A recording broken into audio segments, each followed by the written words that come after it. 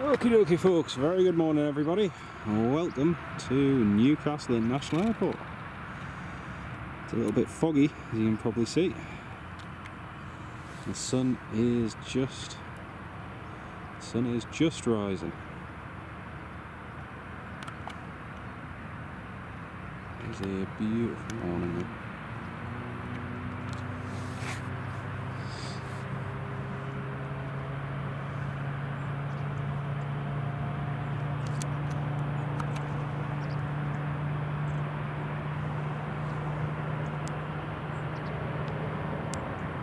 Just rising.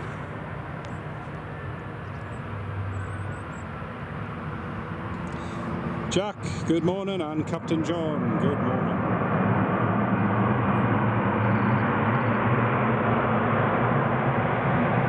There's a loud bit of reverse thrust from the EasyJet there. Mark Sanderson, good morning Mark. How are you doing, mate? Great to have you on the live stream, Mark. And Spitfire RF100, good morning. Neil Russell Hubbard, morning mate. How are you doing? Lovely to have you with us. Oh, that's cool. You can see the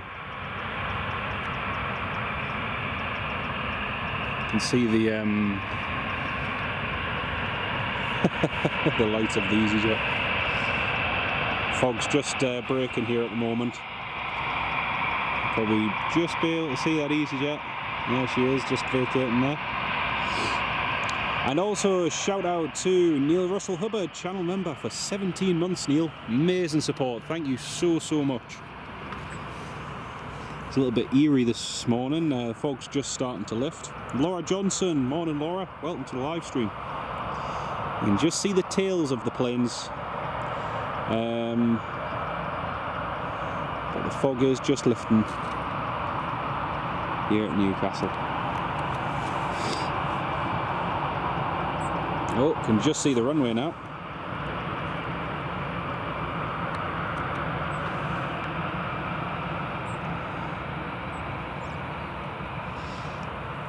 Yep, can just see the runway and the plane lined up at the end. Great to have you all on the live stream, folks. We've got an action-packed day ahead of us. Hope the live stream's all working, audio and video and everything's okay. I hope it's all fine. But yeah, we've got an action-packed day today with a couple of Benfica charters coming later on this evening from Portugal, and yeah, it's going to be a really good day.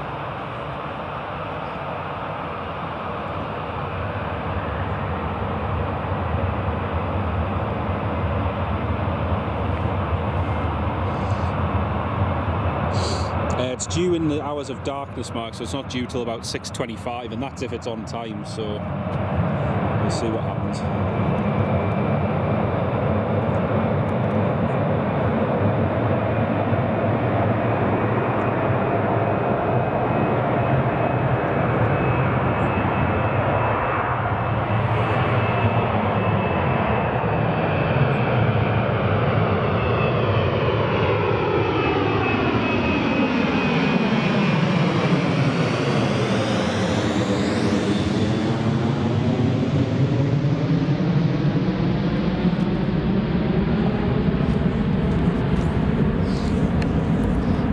Actually, because the fog has only just broken in the last few minutes. It's been very foggy. There's the Jet 2.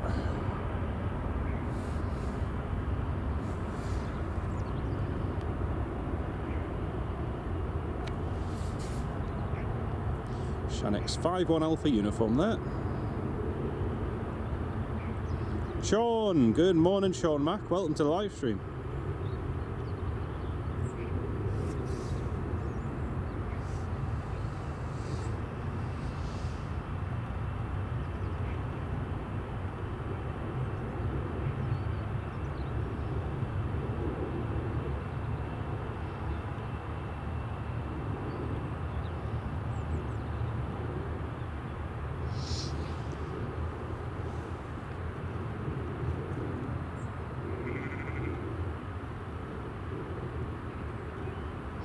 Oh, that's Jet 2 climbing away.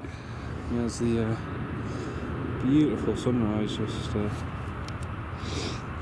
Got another EasyJet just on final now. And there's the runway.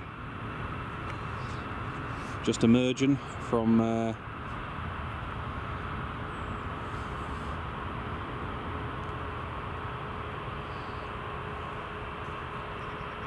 yep, the RVR has rapidly improved. It's much better now than what it was before. You can see the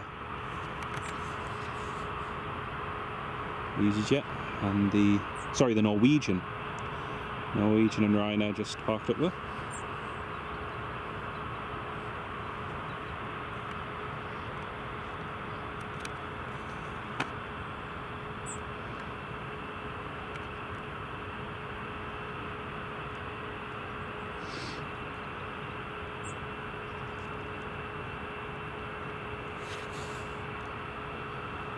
Thomas, good morning Thomas, welcome to the live stream, mate. Great to have you on board, Thomas.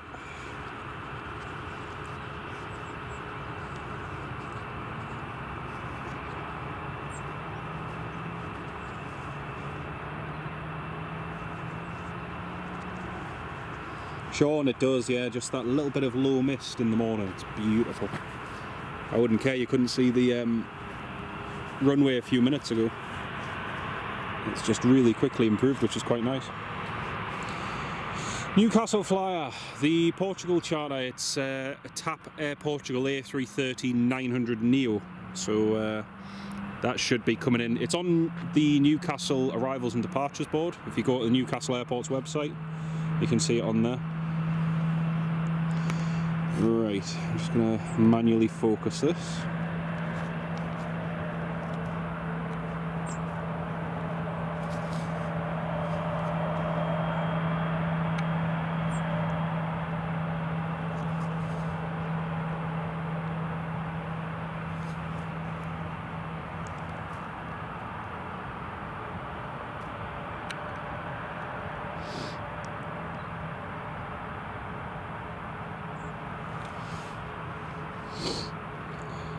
Is it? Nice one, mate. Nice one. Well, it's not too bad here this morning. Actually, it's about 9-10 degrees. It's actually not bad.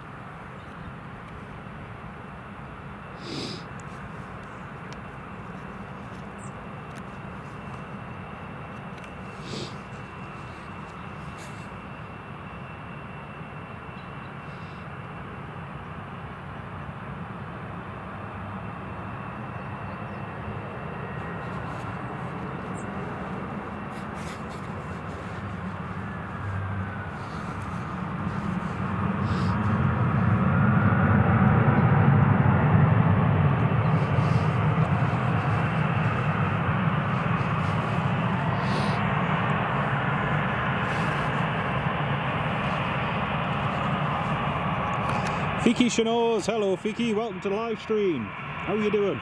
Great to have you on board.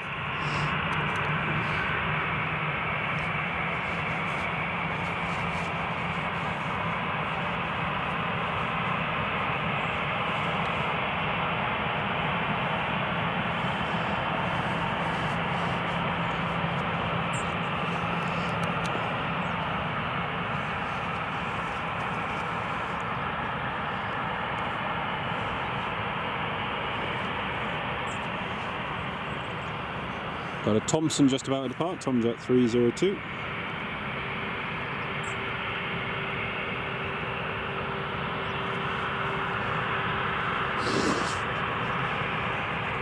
Oh, it's just actually got worse. The fog's just rolling in again. Oh dear. There's the EasyJet. Yeah, the fog's just started rolling in again. Every morning you get up, Newcastle's usually LVPs, it is, yeah. Good old low visibility procedures. Yeah, can't see the runway now.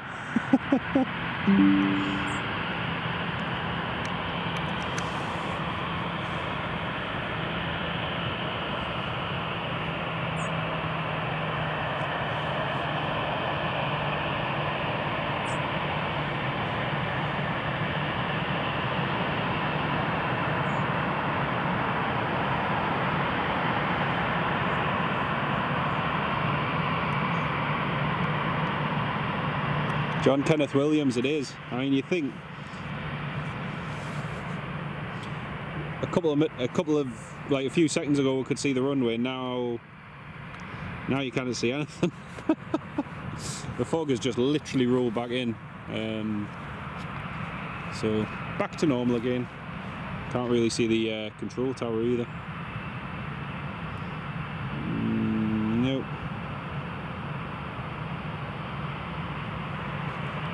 Right, let's see. Tomjet should be taken off.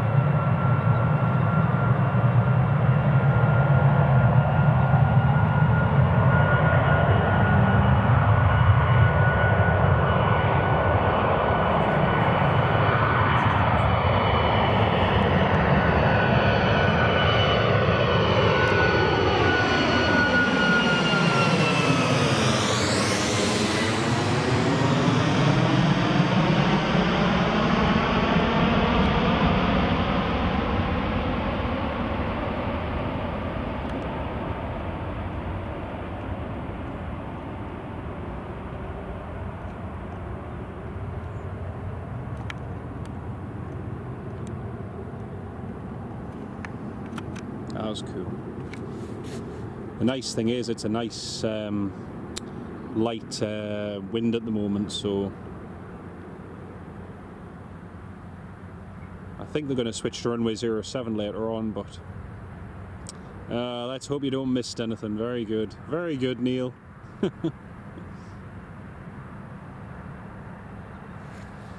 yeah, the visibility's just gone really bad again. It's deteriorated very quickly.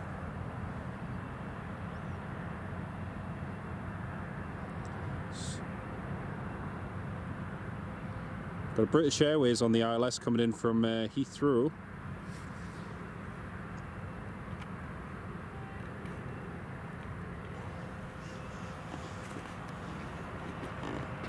Well, there's not much to see there. There's just one big wall of mist and cloud. Oh well.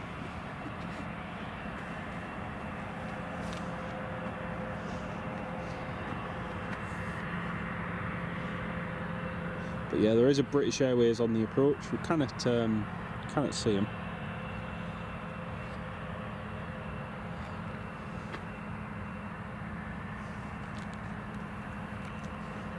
There's the sun just poking through that little gap in the mist there. Visibility's deteriorated to 225 metres visibility. It was 3,075, improving to 4,000. And now it's deteriorated down to 225. The scoreboard, good morning. Welcome to the live stream. How are you doing? It's lovely to have so many of you tuned in this morning, everybody.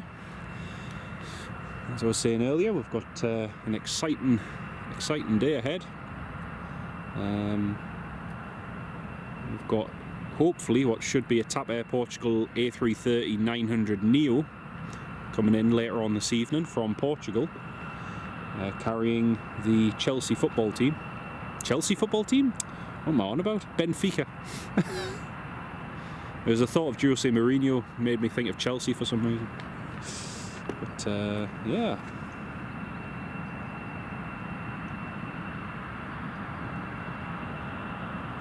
As you can see, it is very, very foggy.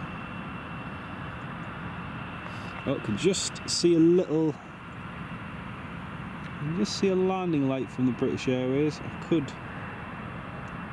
A second ago.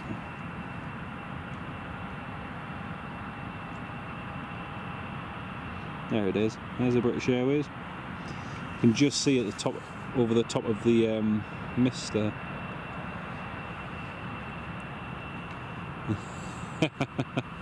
Nah, I'm good, Neil. I'm good. No St. Bernard required today, anyway.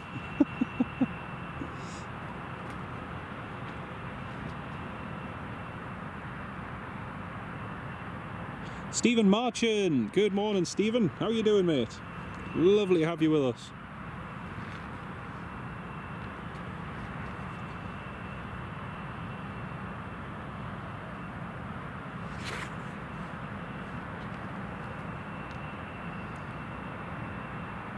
We'll see the landing lights of this British Airways for so long, then it'll probably just disappear into that mist.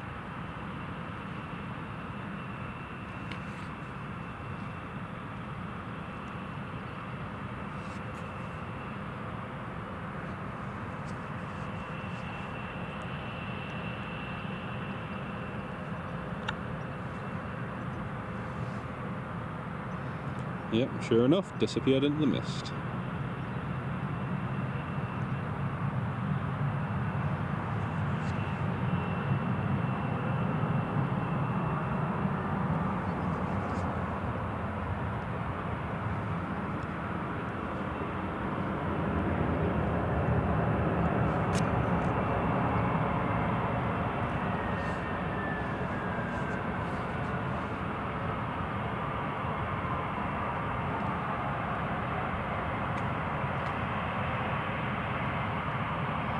AK right, taxi stand 3.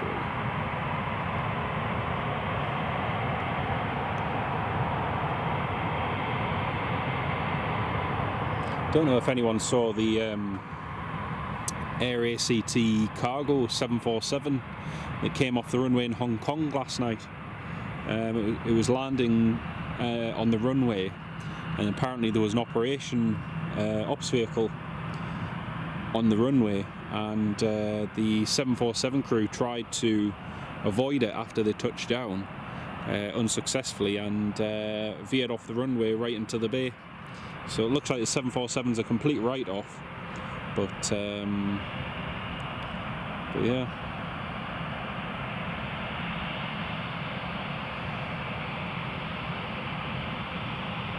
Steve Marchand off to lovely Tenerife week tomorrow. Nice one. All packed and ready to go. I'm looking forward to when we go to Tenerife as well, mate. It's going to be good. A little bit of heat and warmth. Tony, Cat 3 this morning. It is indeed, mate. It certainly is. As you can see, it's pretty rubbish visibility this morning.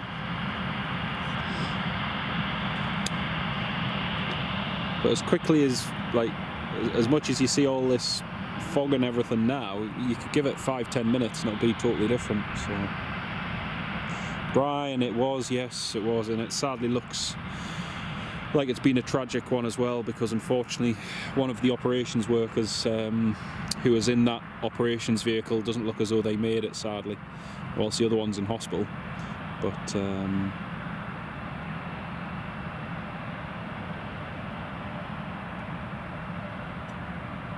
Tony F, it was on the runway. It was.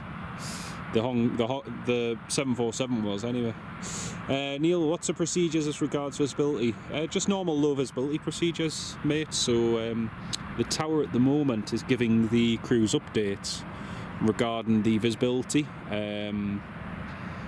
whether it's improving, deteriorating, etc. Right now, it looks like it's improving slightly.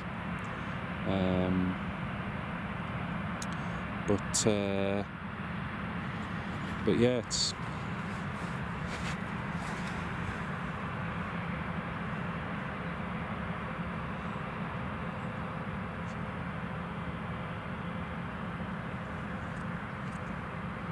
oh yes, oh yeah, I've just seen that.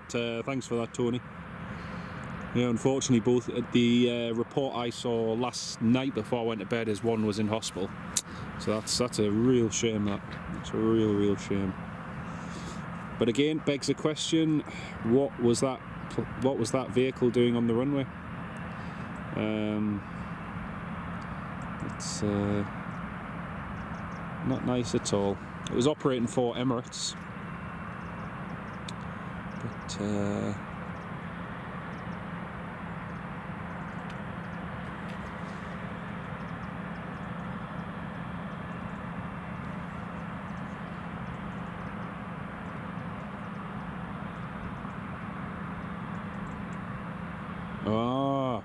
So this, I've just read an update, and thanks to Tony for pointing this out, actually.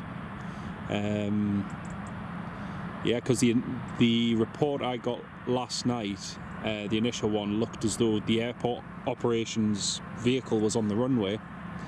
It actually turns out that the airport operations vehicle was where it should have been, on one of the link roads, the perimeter roads surrounding the runway, and that it was as the 747 veered off the runway, it's hit the vehicle. So that's really tragic, really tragic.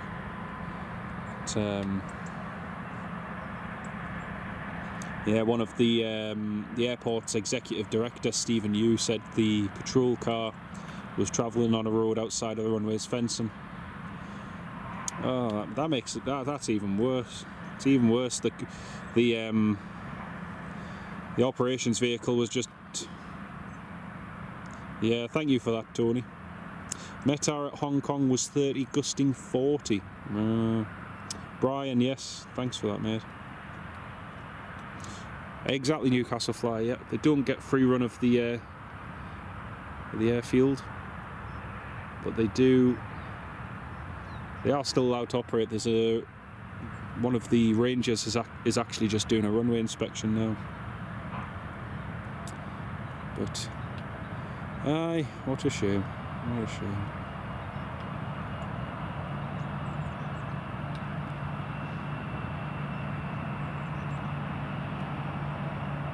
Be interesting to see what the investigation determines for this, the cause of this crash and everything. Because it looks like they landed fine with decelerating and then veered completely off.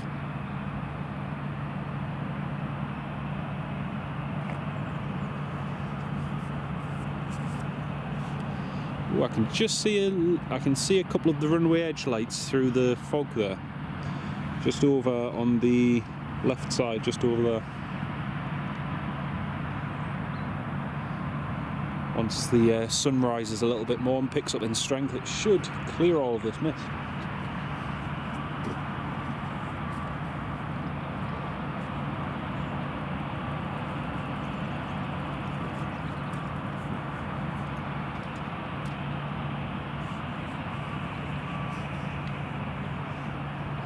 Senseless, yeah, the runway is there. Honestly, I promise the runway is there, you just can't see it at the moment.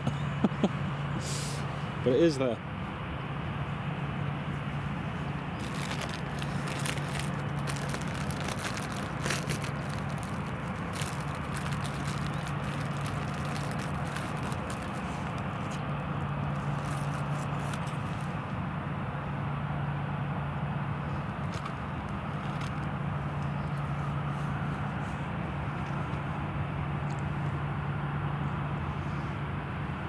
Oh, really, Newcastle Flyer?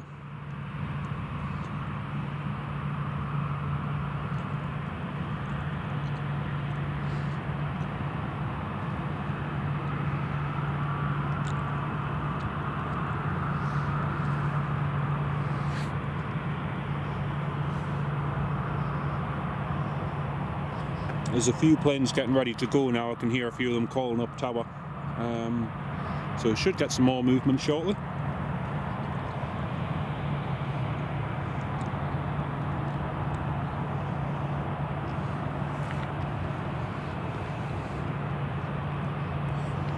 B cycling, very good.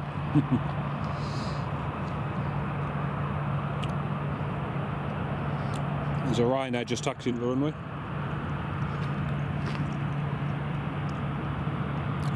To be honest, when I first saw the fog, I was a little bit like, should I just leave it for a little bit? But it has cleared once, and it cleared very quickly. So I'm hoping it does the same again. Big B, hello, morning. It's clear and sunny up in South Shields. Aye, it was driving across here, mate. It was lovely and clear. It was just this side of Ponteland where it was foggy. But still can't see the terminal or anything yet. Ah, senseless. That's brilliant. I hope you have a cracking time down there and get some good movements. Hope so. And the main thing is the weather. I hope the weather's okay for you.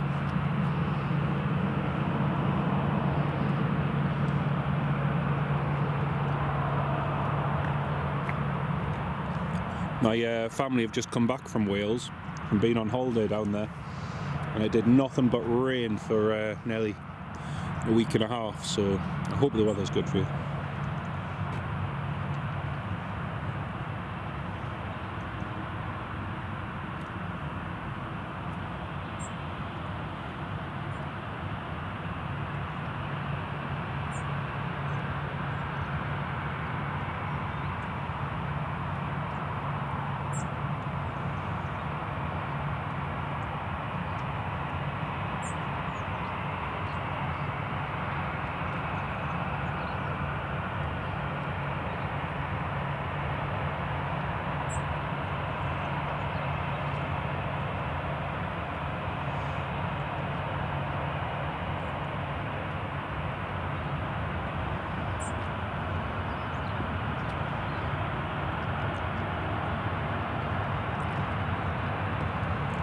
Oh yeah, you always get a constant breeze at RF Valley. You're right. Oh, the Texans are already up. Oh, brilliant, brilliant. Last time I went to the Mac Loop, I only got 2 Hawks, which is better than nothing. But it was just annoying because the next day there was a couple of tornadoes went through, a couple of typhoons, but it's one of them places, very hit or miss. Mark W, good morning, mate. Been ill since you came back from Mallorca, so this is a nice surprise. Oh, mate, I hope you're feeling better soon, mate. There's nothing worse when you're ill once you come back from your holiday. But on the positive side, hopefully you weren't ill on your holiday. You had a good time there. But, lovely to have you on the live stream, mate. Great to have you with us.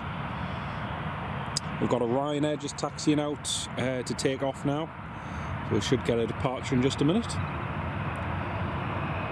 So yeah, still can't see the runway, still can't see the terminal yet.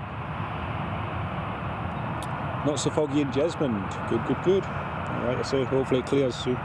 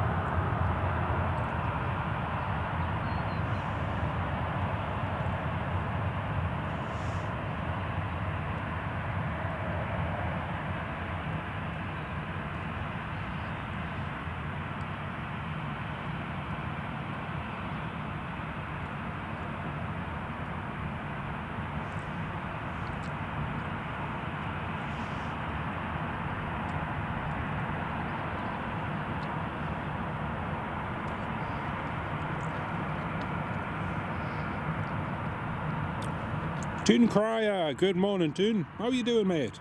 Lovely to have you on the live stream. Hope you're keeping well. Just waiting for the visibility to improve. Shouldn't be too long, hopefully.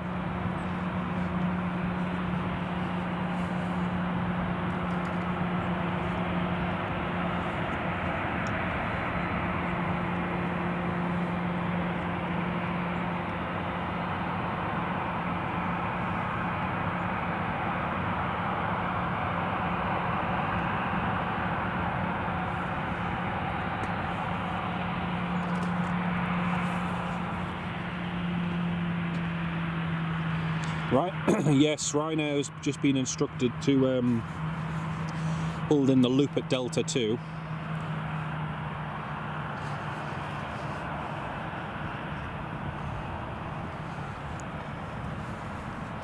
Ryanair 9 Charlie November's just been cleared to line up and wait.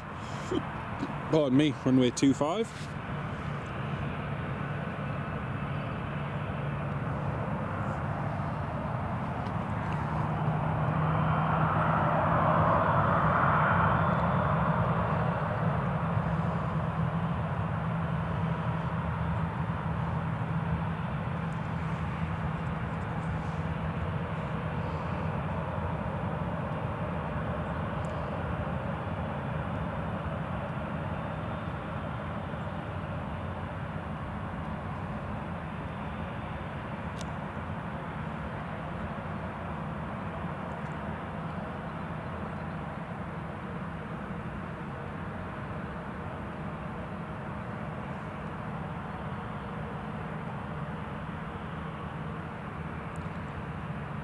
So the Ryanair to Barcelona.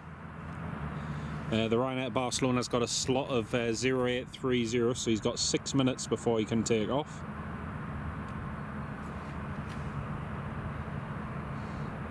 Ryanair 9 Charlie November, Echo India Echo Sierra Sierra, has just been cleared to line up.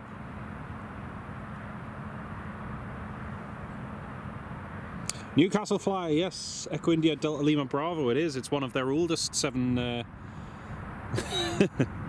which is crazy. It's one of their oldest 737s.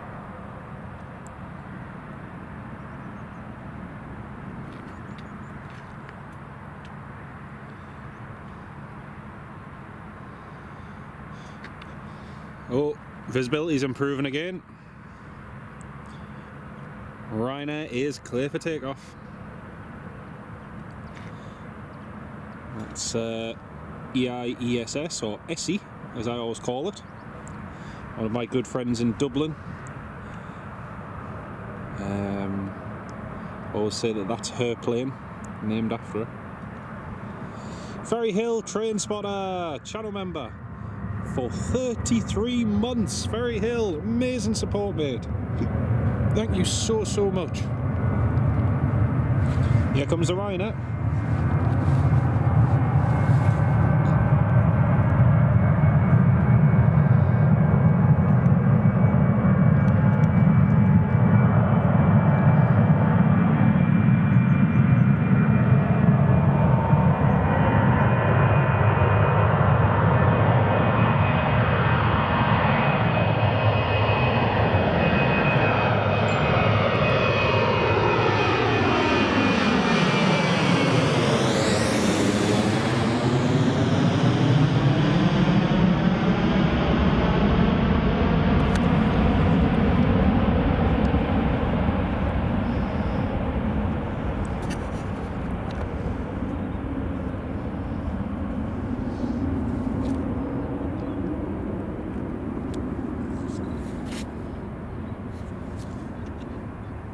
Norwegian's just getting his clearance, yeah. Sorry for the notification there, folks. And him off to Dublin. I need to do another Dublin flight one day, actually. Oh yes, you can see the visibility's improving. You can just see the tail of the Ryanair over there in the distance. See the sun just reflecting off the tail of that Ryanair.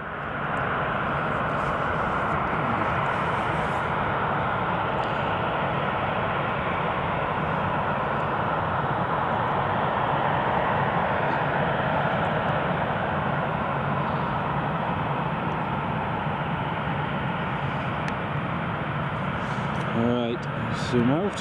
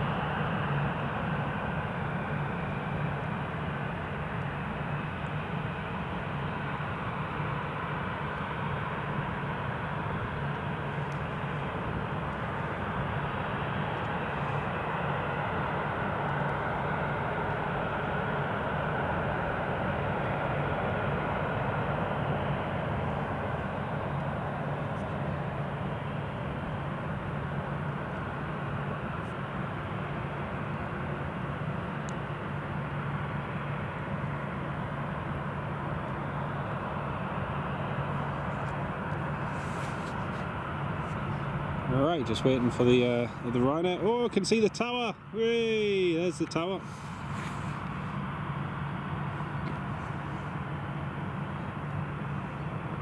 Alright, just waiting for this Ryanair now. I'm really pleased they're using runway 25 at the moment.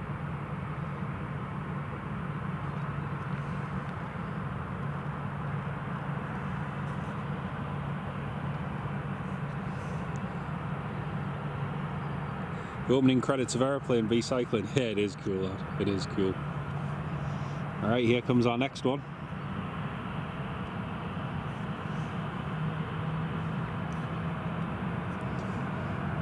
Listen to the engine spool on this.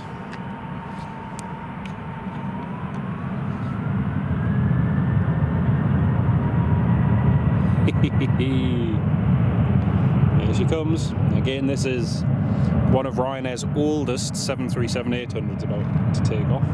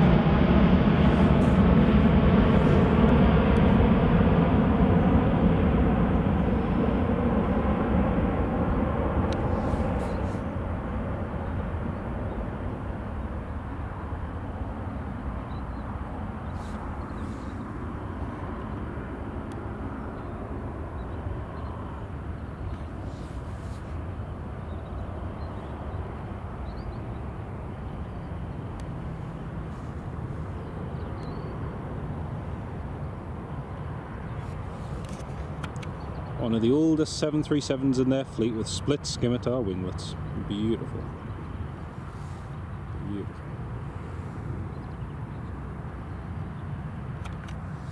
SE, good morning. Welcome to the live stream. Newcastle flyer, I think the fog plus the combination of the light winds.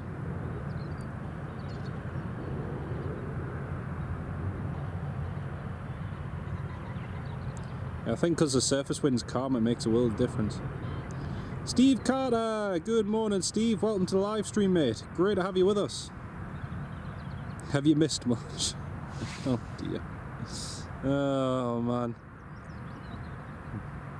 Terrible, terrible. I think that's the second time someone said that. Oh dear. Is there a website showing how many flight cycles? No, I don't think so, Steve. I don't think info like that's publicly disclosed. Unless it's in like the maintenance records or something. Alright, here comes the next one.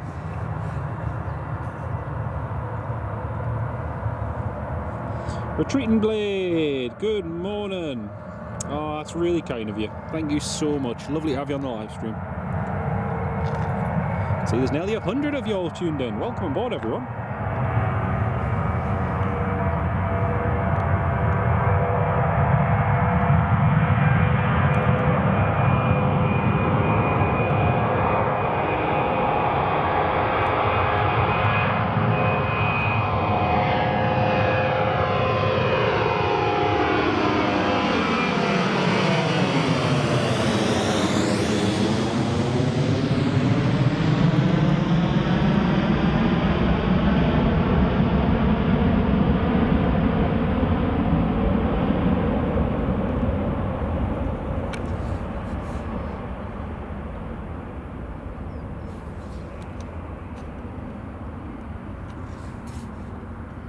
Newcastle flyer, is that right? Oh wow. There you go, I did not know that.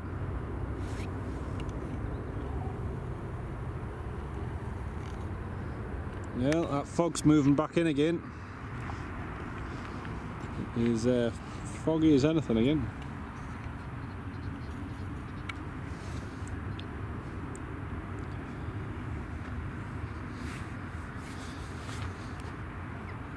Say this, in the next hour or so, all of this mist should disappear.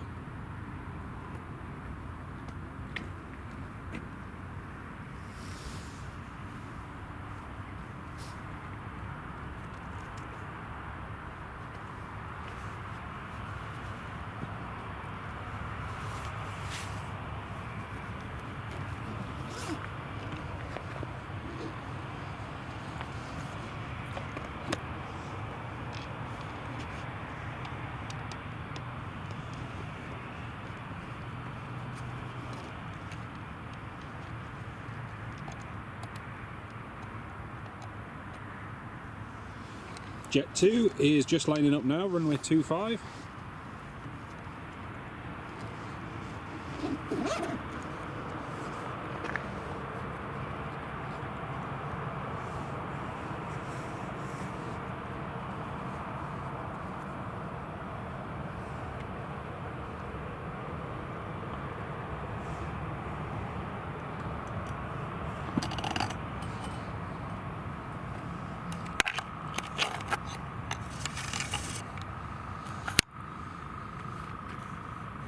Yep, Jet 2 next up to go.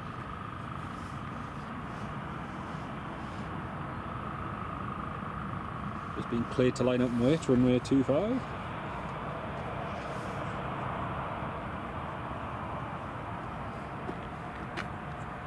Ah, right, so it shows you the hours, but it doesn't actually show you the flight cycles.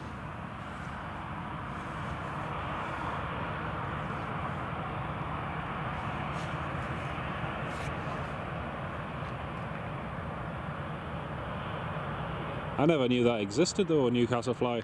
Really good bit of info. It's a bit like checking how much mileage a car has before you buy it. It's really cool, that. Thank you for sharing that, mate.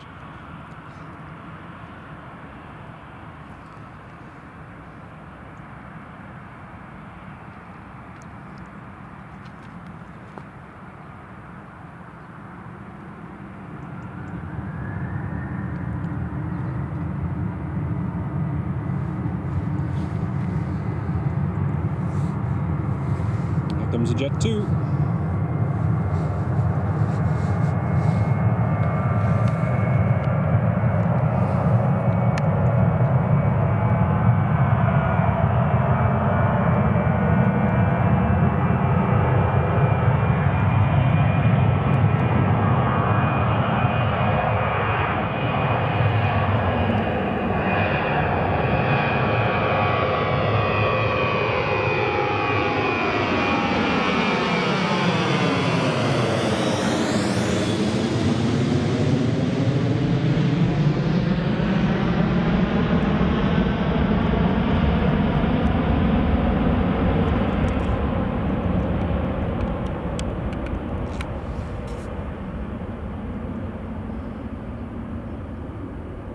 Yeah, by the OEM or the tech records department, yeah.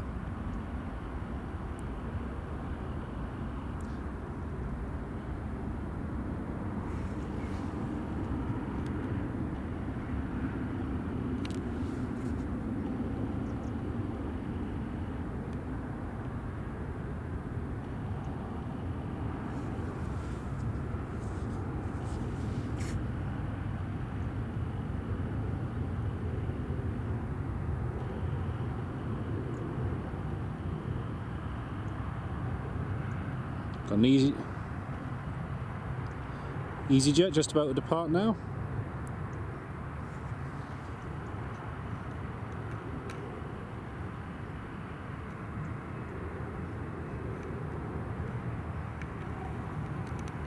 And the Jet 2 just disappearing into that fog.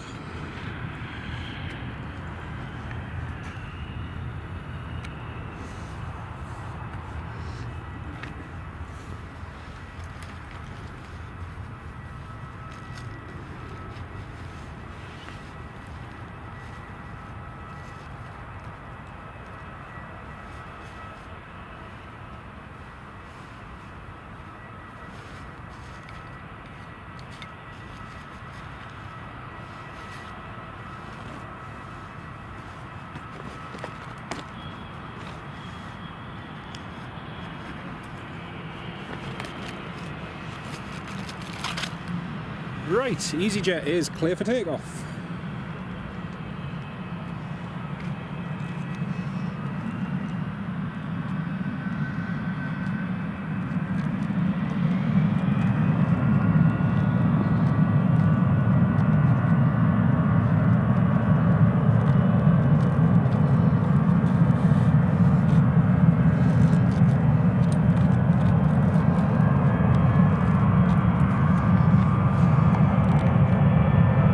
John, it is, yes, it's beautiful this morning.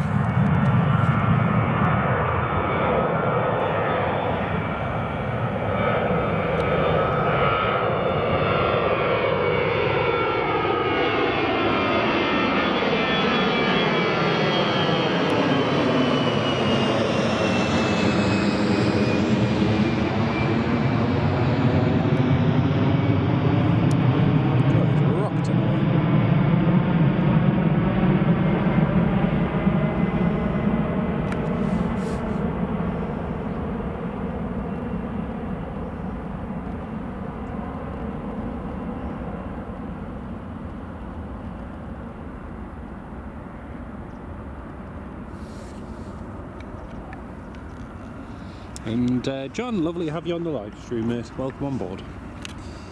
Well, as you can see, still low visibility procedures. Lovely and foggy. A little bit of mist. Carol! Good morning, Carol. Welcome to the live stream. Great to have you on board with us. But yeah, it's the visibility is not the greatest this morning. We've got another EasyJet just taxiing along to the runway, just about to depart.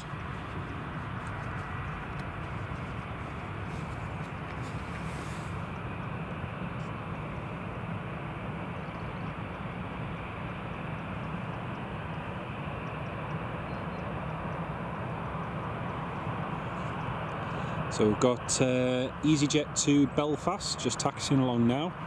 It's an Airbus A319, Echo Zulu Bravo uniform, delivered in May 2007. After that we've got another A319, this time EasyJet Europe, heading down to Amsterdam, to Schiphol, and that's a 16-year-old A319.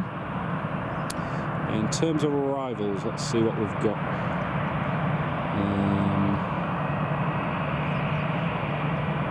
Oh, just see there's a Maltrayer down at Teesside at the moment. That's cool. Big welcome to any of you first-time viewers on the channel. Welcome on board, everybody.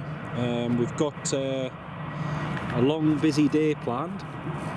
We've also got a TAP Air Portugal Airbus A330-900 Neo due in later on this evening, bringing the Benfica team in for the Champions League game tomorrow against Newcastle United here in Newcastle. So we'll be seeing that later on today.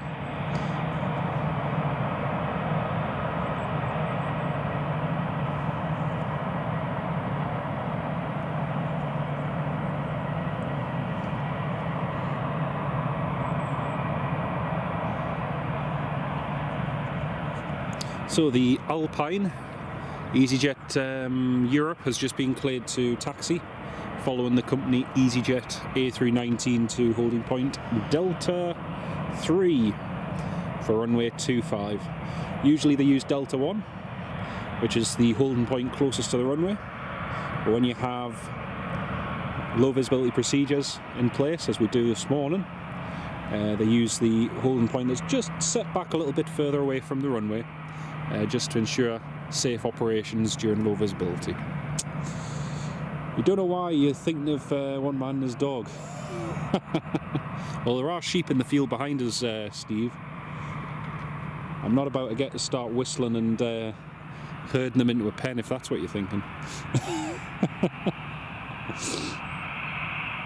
Ah, it's your home airport. Very nice one, mate. Nice one. Managed to rejoin as a member after a couple of months. Brilliant, John. Fantastic, mate. Lovely to have you back on board as a channel member, John D. Problems with your iPad?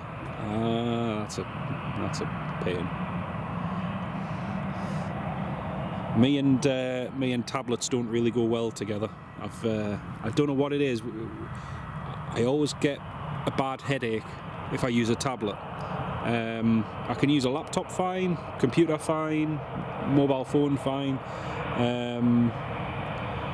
But yeah, tablets, I just cannot get away with them at all.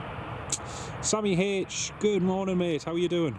What time's the TAP A330 due in? It's due in at about 20 past 6 this evening, mate. So it is going to be in the hours of darkness. I don't know how much we're going to see of it, to be perfectly honest. And the other problem we may have as well, the wind is going to switch round. However, the visibility may deteriorate later on this evening, so there is a chance we might not see it if the visibility deteriorates. So we'll see what happens. Right, the EasyJet is just being cleared to line up runway 25.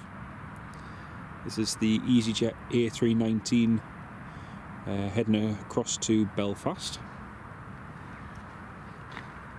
It's It's not long now, only about 4.5 more months until, well, 5.5 months even, until EasyJet reopen their base here at Newcastle with 3 aircraft, possibly an A319 and 2 A320s.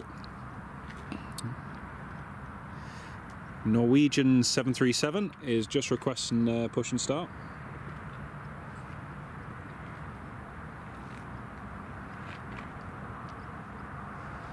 And Steve Carter, welcome on board as a channel member. Thank you so much for joining as a supporter, mate. Really do appreciate that. Thank you so much for your kindness.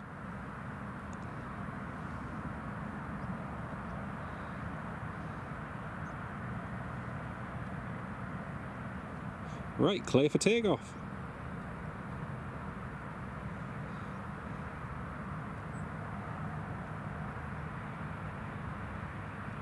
And a massive shout out and thanks to Steve Carter in the chat, everybody. Welcome on board as a supporter, mate. Really do appreciate it. Alright, here comes the EasyJet A319. You'll hear it before you can see it.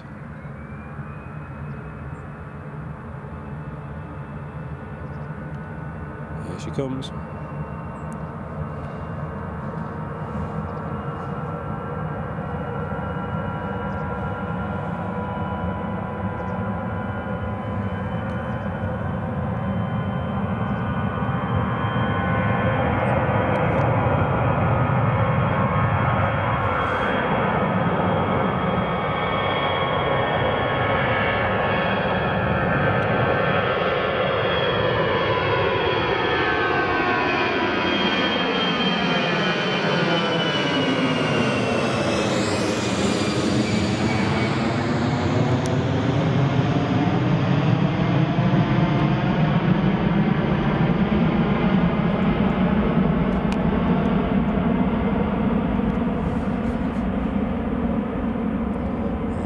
Good old EasyJet.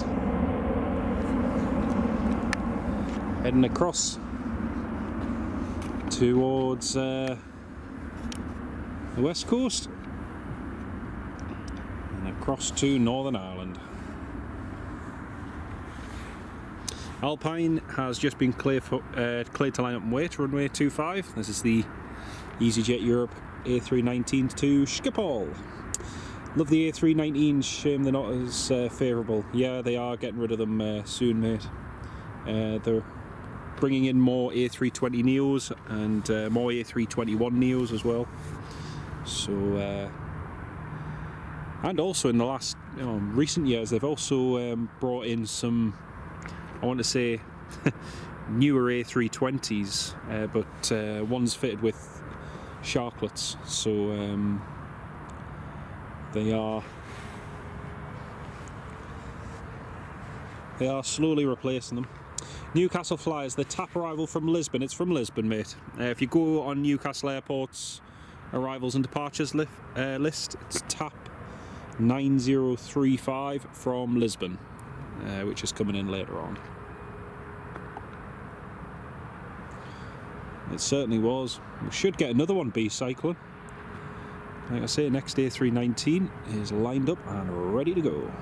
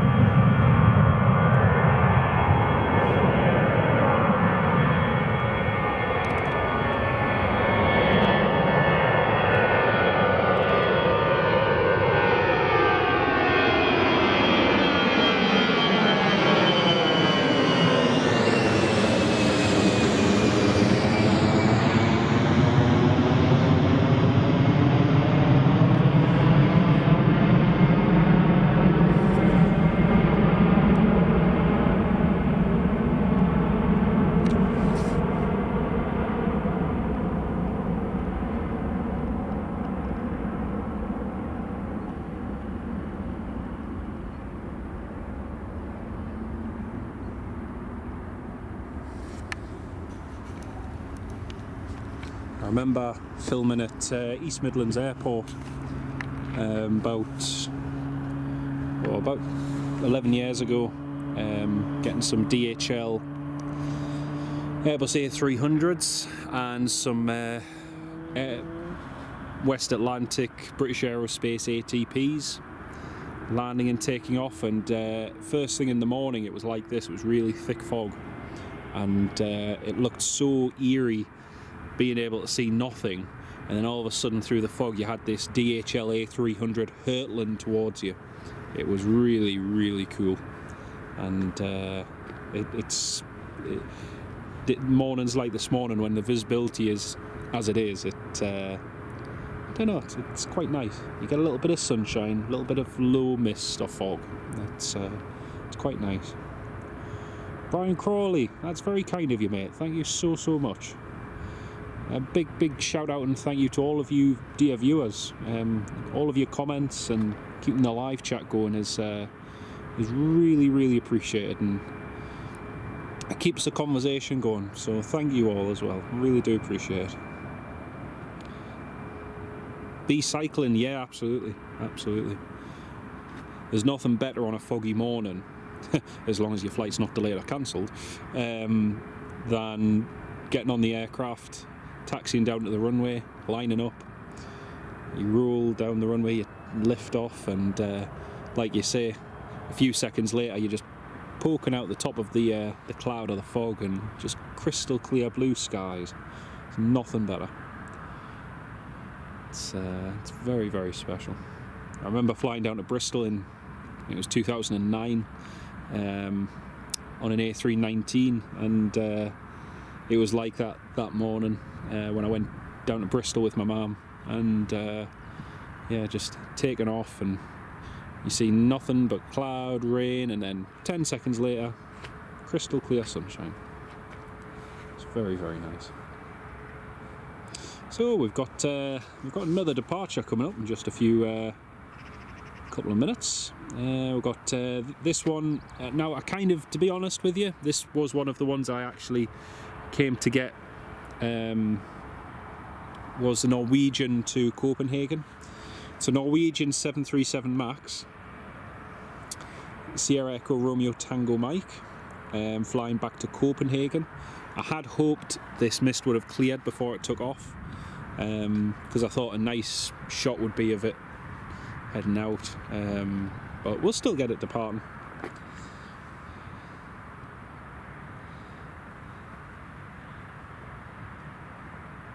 Got a KLM Embraer 190 inbound as well, and Aer Lingus ATR from Dublin too.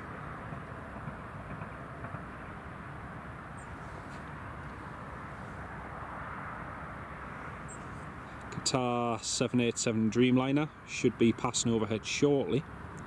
That's heading back to Doha. Heather McLeod, good morning Heather, how are you doing? Great to have you with us. Newcastle fly, went to Belfast a while ago, it was 200 feet fog, 400 feet in the air, it was another world.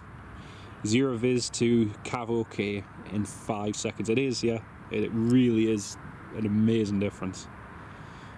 It's funny though, because Newcastle fly, when I checked the METAR this morning before I left, the airport was showing visibility 10 kilometres or more. And then when I actually got here and saw the fog, I thought, this is definitely not this is definitely not 9999. It's and I listened to the ATIS, and the ATIS had revised it to visibility 275. The RVR was 275, but yeah, at which point I was like, that's more like it. Mist is disappearing a little bit. Sammy H, do we know what's going on with Easton's E170, 190 fleet now KLM have taken back the routes? Mainly they're just being used for charters, Sammy. Yeah, mainly just charter flights. I don't know if they'll be able to get another contract, to be honest. The way that they messed the KLM contract up. I don't think it was one single event, but I am reliably informed that it was one of Eastern Airways flights that they did, which was a football charter for a team. They prioritised that over one of KLM's short haul flights, and I believe that really upset KLM, because it was as good as confirmed a couple of months ago that they were looking into a long-term partnership with Eastern Airways into operating some of these routes. And then before you know it, KLM terminates it, having reached an agreement with their own crews. But very strange, very, very strange. Andrew, hello from Glasgow. Doing very well, thanks, mate. How are you doing? It's great to have you on the live stream. Just looking out for this Qatar Dreamliner. Newcastle fly, you're right there, mate. Oh, RVR's improved. It's now 500. 500 and 575 reported at 07 end. That's good. Red Nose is clear for takeoff, heading to Copenhagen. Brilliant. Oh, nice one, Steve. Nice one. That would be a cool experience.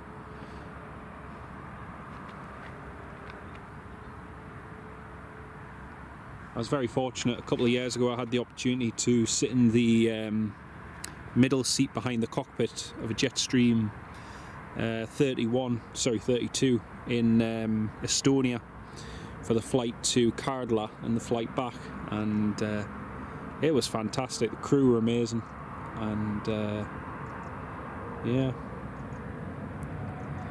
Right, here comes the Norwegian Max.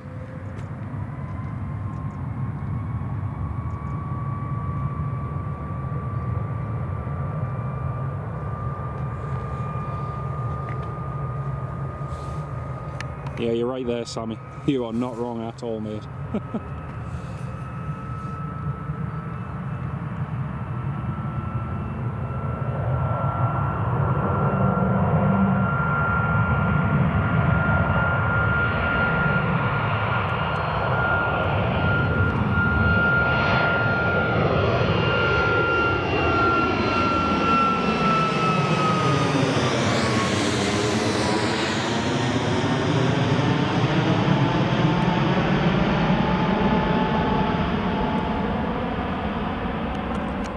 There goes the Norwegian.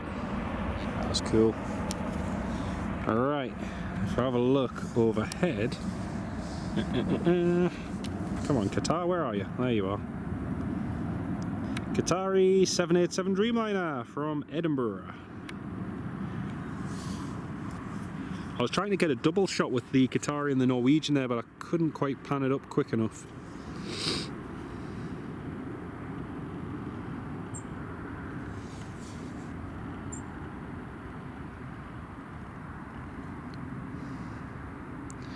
Quite funny that we can't see planes parked up at the terminal that are less than 2,000 feet in front of us, and yet we can see a plane that's climbing up to 30,000 feet above us.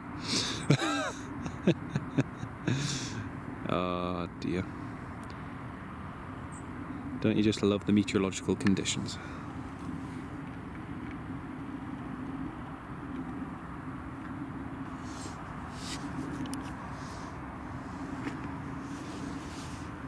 Callum, good morning, Callum. How are you doing, mate? Great to have you on board. Paul Bennett, you live just a few miles south of the airport. Ah, champion, mate. Yeah. Well, I'm hoping it'll be clear, because it was clear when I was driving down earlier this morning. I mean, we've been here about an hour and a half now, and it hasn't really shifted, but according to the forecast it should by about 10-11 o'clock-ish. That's not too bad. Michael Johnson, bright and sunny at Whitley Bay, foggy inland. That makes it, yeah, it is usually the other way around. You're right, mate, you're right. And most of the time we'll be standing here watching the planes, and you look over to the coast and all you can see is a bank of fog sitting over sort of North Shields, Whitley Bay area, and it's absolutely fine here. But yeah.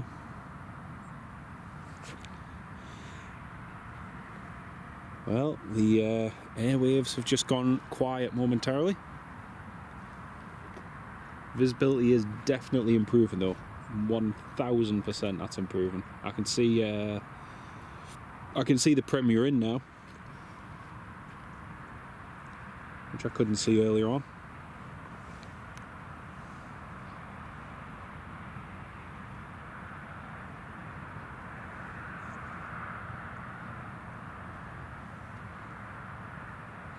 So let's see what the forecast is showing. Yeah, mist and fog at about 5 o'clock again. That's not ideal.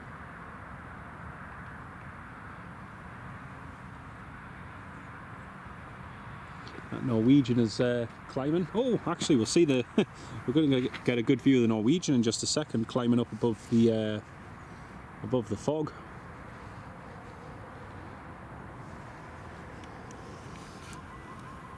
There she is, glistening in the sunshine.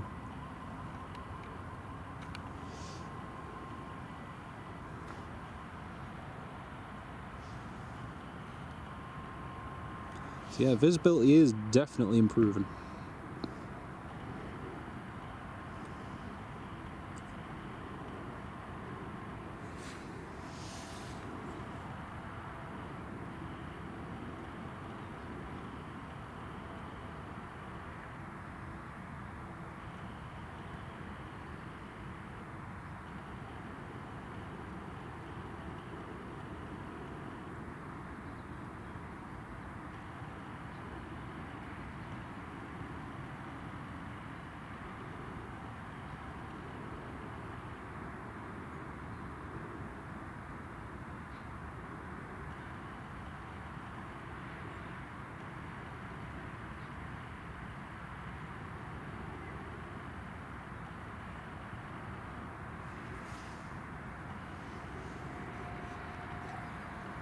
Very nice.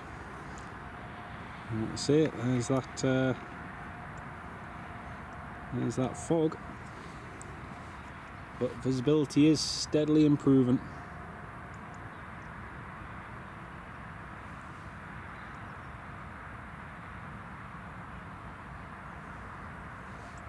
Steve Carter, you deserve a coffee. Great streaming. Oh, Steve, thank you so much, mate. That's so kind of you. Big shout out in the live stream and chat, everybody, to Steve Carter.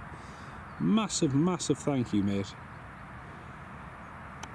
I shall 100% have a cup of coffee, mate.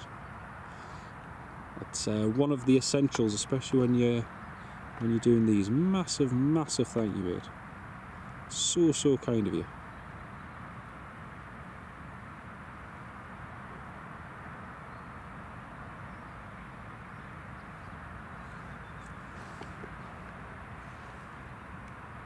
Giant flying lipstick. I've heard the Norwegian called many things, but I've never heard it called the giant flying lipstick. That's a great one. I love that. That's really cool, bee cycling.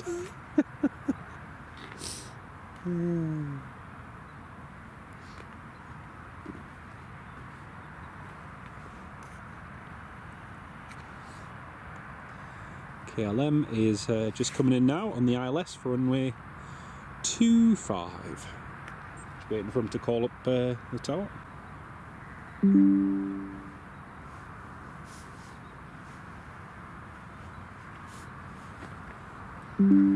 Visibility is RVR is now 550, increasing to 1,500. So it is improving quite nicely now, which is brilliant.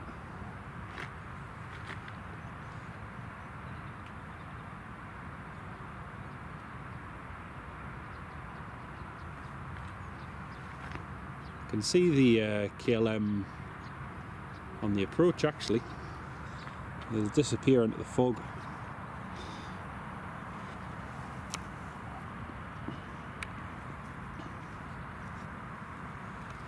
I have KLM's Embraer 190s.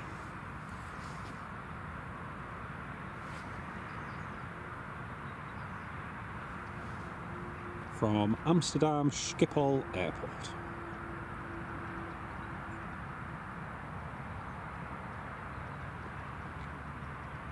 Oh, I can see the terminal now. The mist has just, and fog has just moved slightly, so I can now see pretty much the whole terminal. Which is brilliant.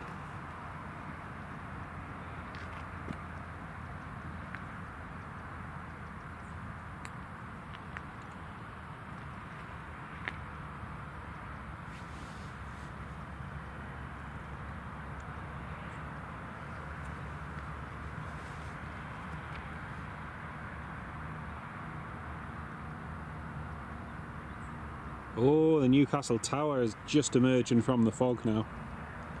I'll have to show you all this. This could be a cool shot.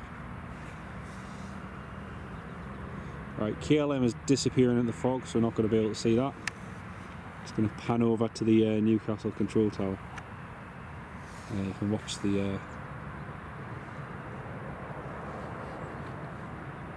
that emerge from the fog.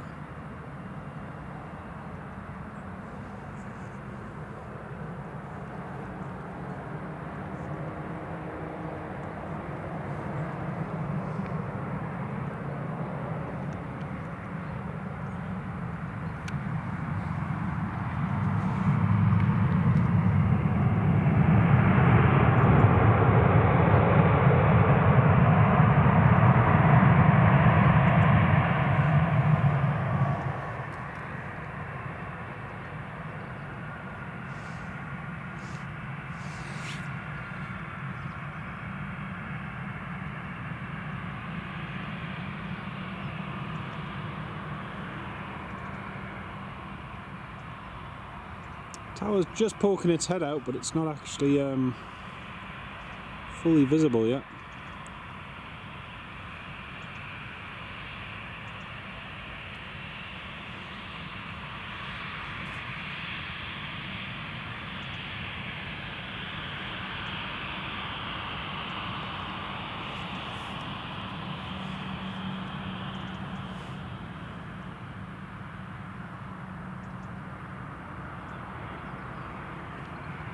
Ken Alloway, good morning Ken, how are you doing mate?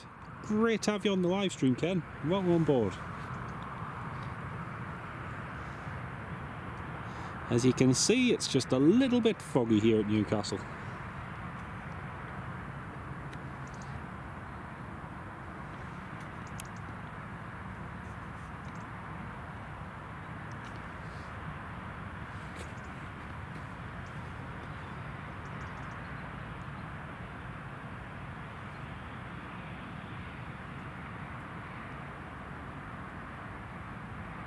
Yeah, the Newcastle Tower is there somewhere. It's gradually coming into sight, coming into view even. It's just waiting for this fog to clear.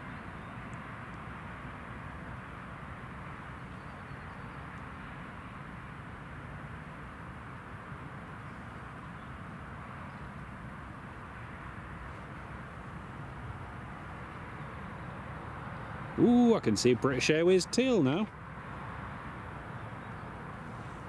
There you go, starting to shift now.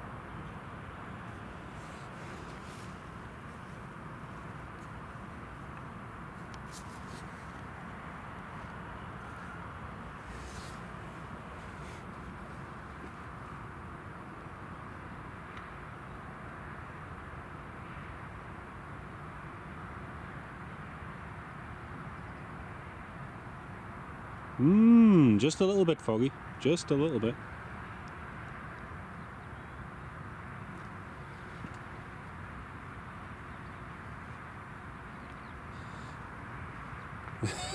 James Herbert remake at Newcastle.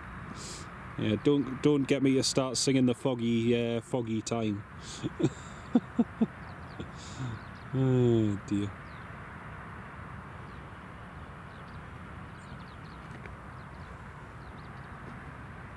Also, folks, we've got a TUI Dreamliner heading out in around an hour. Heading to Cancun, Mexico. These next couple of weeks are going to be our last few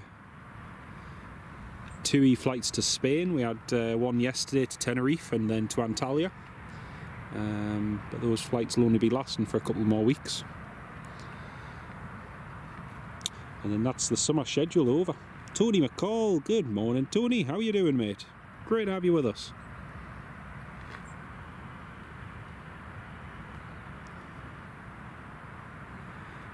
Yes, it is clearing.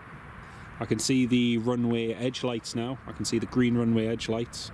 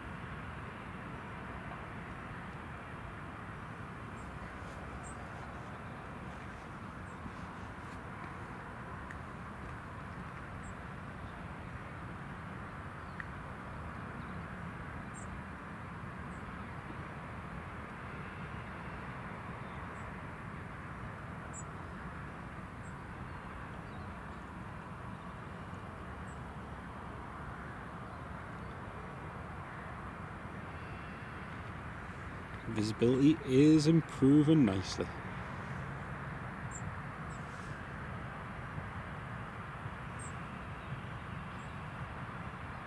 So we've got an Aer Lingus coming in shortly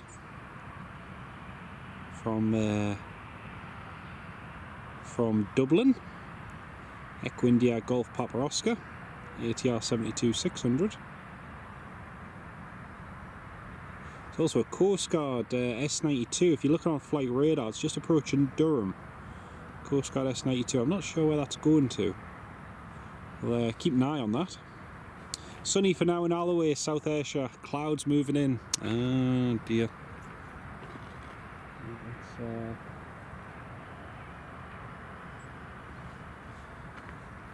It's really improving now, the visibility.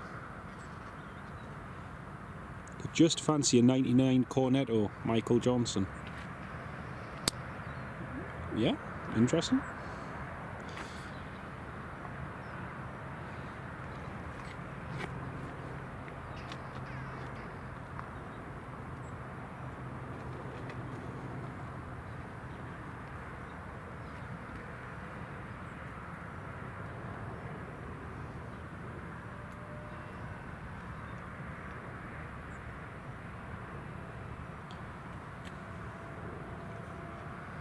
Alright, we can see the Aer Lingus now.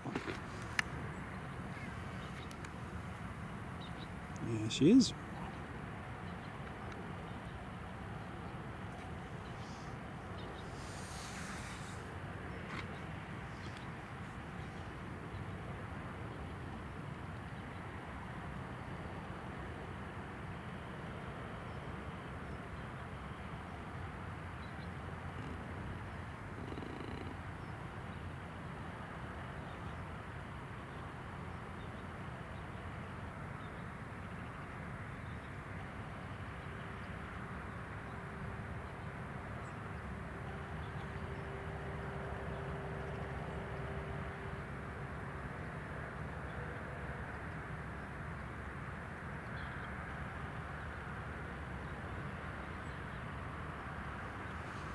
Very, very nice.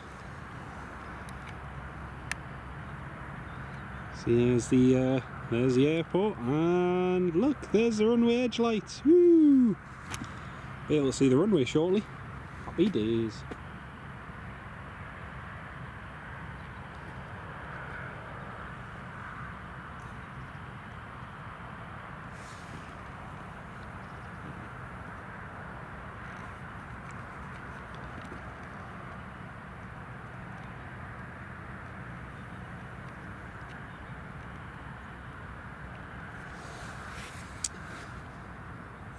You think the Pratt & Whitney 19 on the KLM cleared it?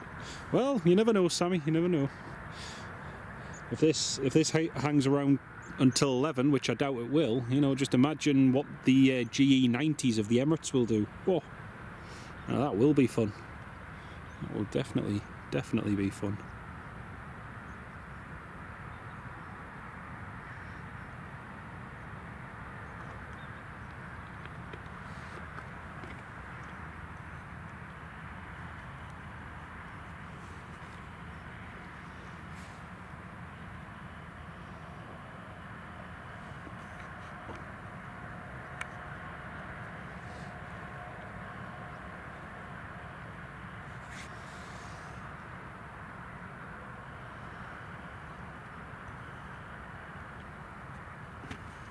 Ken Alloway, any sign of the not so special one? He should be, hopefully Ken, he should be landing at about 6:20 tonight on a TAP Air Portugal A330.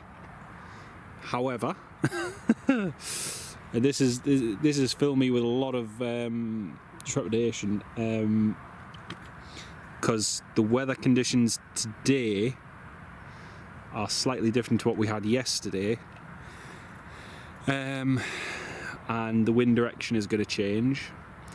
So later on when they arrive, this mist that we've just had for the last couple hours is meant to roll back in at about 4 or 5 o'clock, and he's due to land at about 6:20. So there is a chance that we won't actually see him. You might be able to hear the plane, but I doubt you'll see it. Even more so if the plane parks up at the terminal and disembarks. So we'll see. We'll see. Right, British Airways has just been told he's got a slot.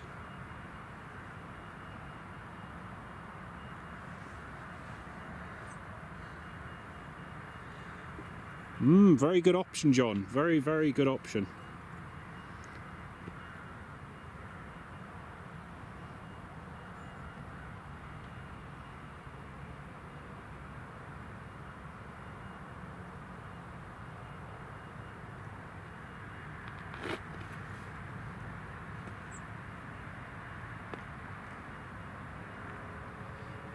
Sammy, no, they're arriving today. The football game is tomorrow, but they're arriving today.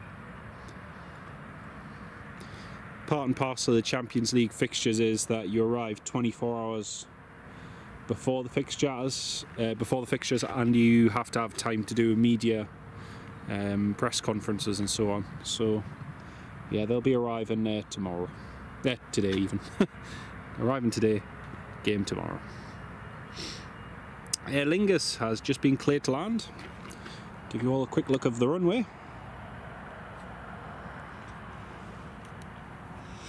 Excuse me.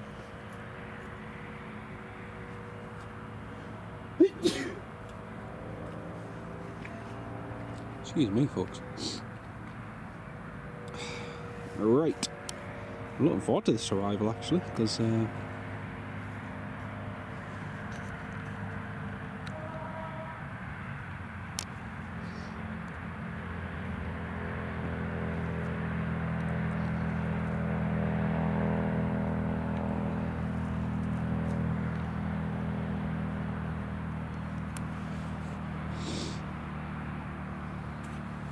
thank you, Steve.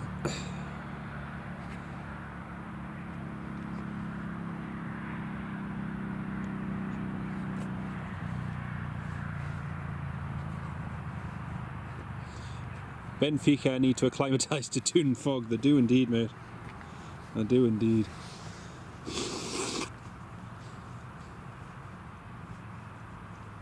Yeah, definitely today. Definitely today. Be cycling, yes. Yeah, I do today. I do.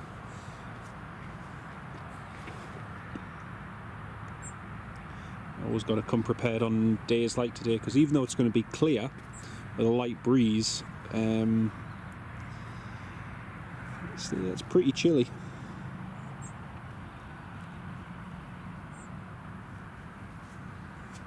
Right, now this should be a cool shot.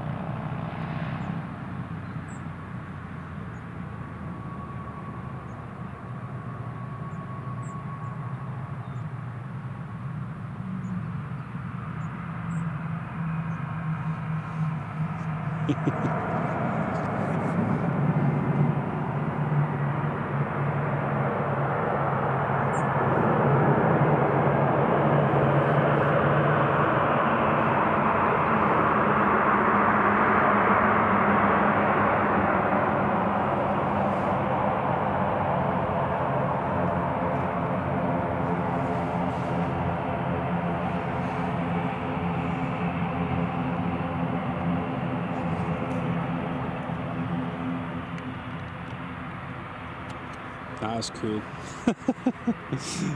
First you see it and then you don't. In fact, look, it's left a gap in the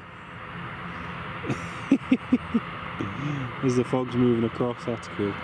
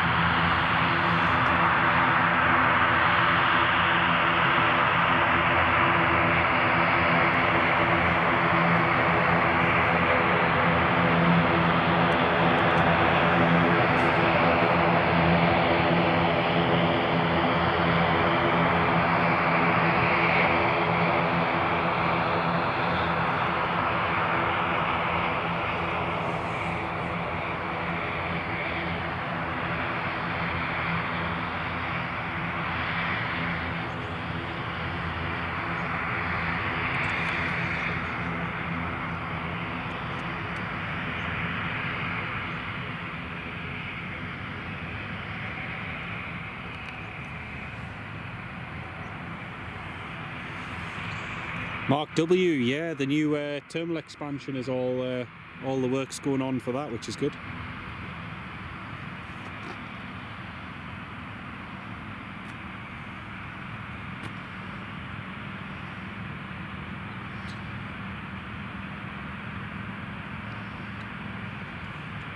Don't think the shuttle quite understood that instruction from the tower, but he's read it back correctly now, so they're ready to go.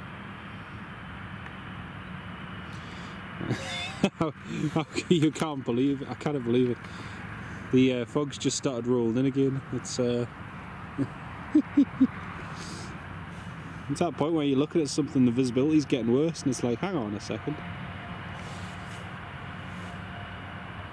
But yeah, if it's like this later on this afternoon, once the sun starts to go down, then yeah, the visibility will get a lot worse quite quickly.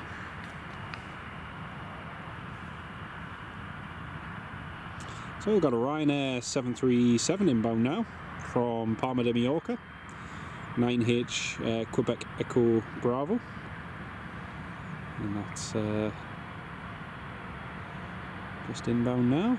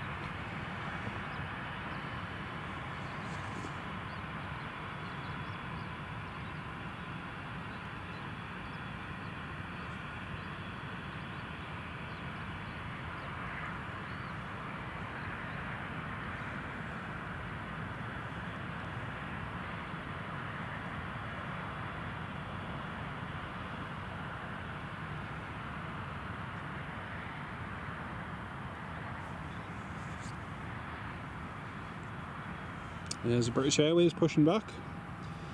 Push and park to stand 25. And the Ryanair 737 is just turned on to final now.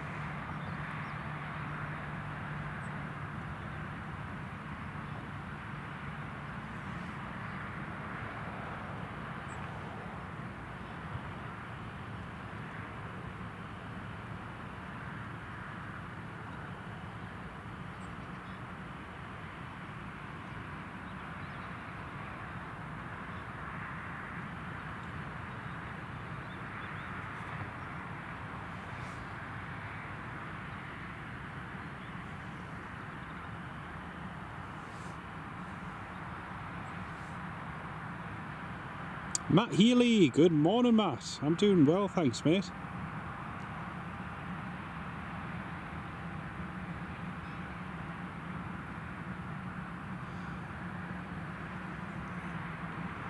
Yeah, like I say, the visibility will probably get worse again this afternoon, so we'll just keep an eye out and see how it goes. Fog on the Tide is all yours.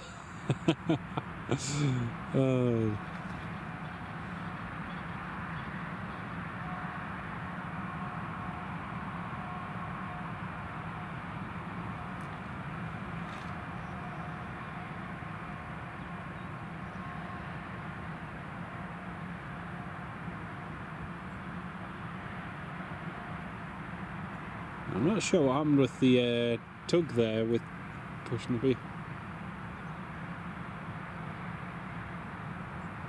They've got a problem with the tug. Oh dear.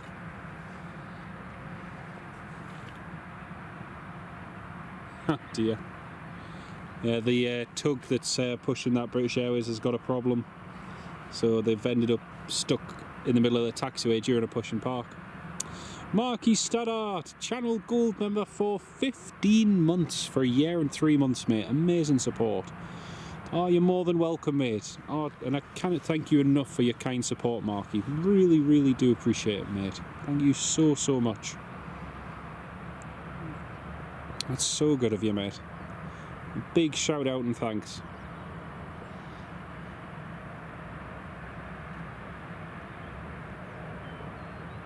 I thought the direction that that tug was going in just seemed a little bit off. Yeah. Right, we'll pan back to the approach now for the Ryanair.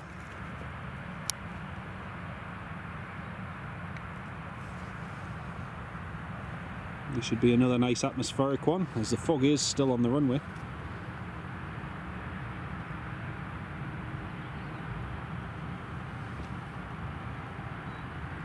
I think that British Airways might be stuck.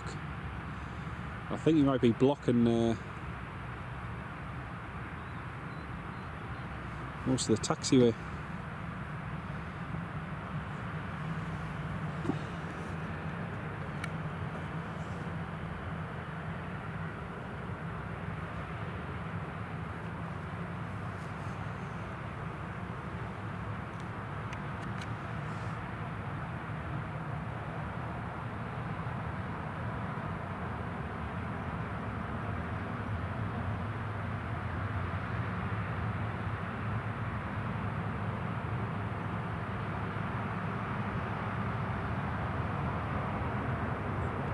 Nicely done, Ryanair.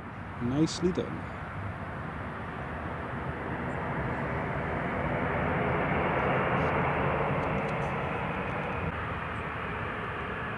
Oh,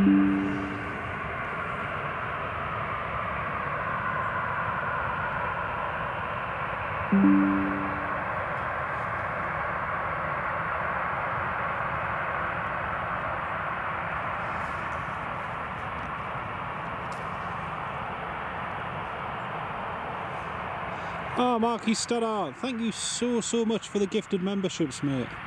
And a shout out to Matt Healy, who's received it. Thank you so much again, Marky. That's really good of you, mate.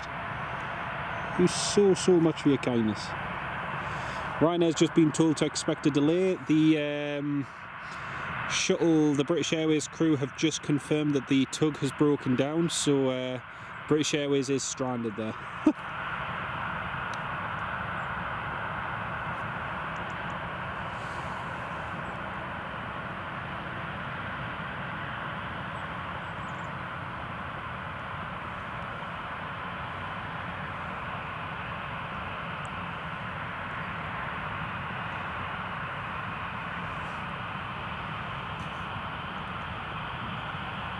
So yeah, Ryanair, great ribbons on the approach, there were you. It was just nice being able to see them through the fog. So Ryanair is there, British Airways is there, and like I say, the tug is broken down, so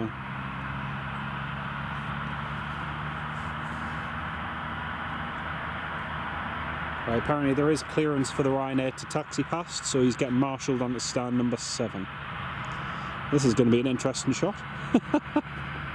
Flight Image, you're working from home today, multitasking. Oh, great to have you on the live stream, Flight Image. Welcome on board, mate.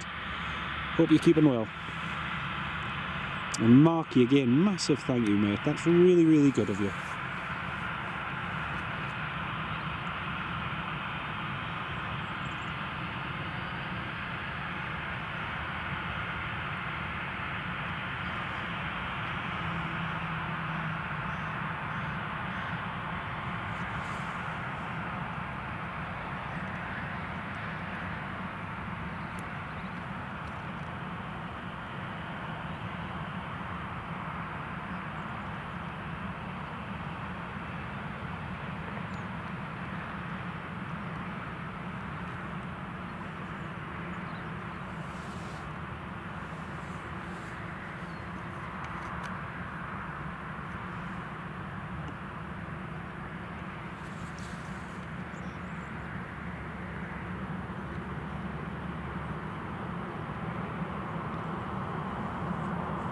You don't see that every day.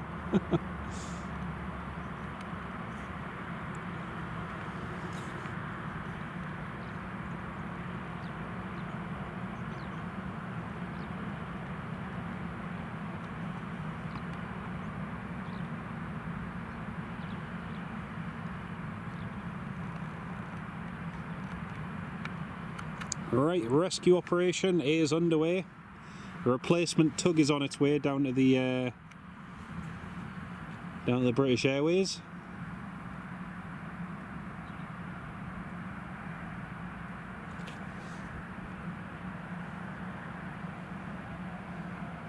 So the replacement tug's just been given the all clear to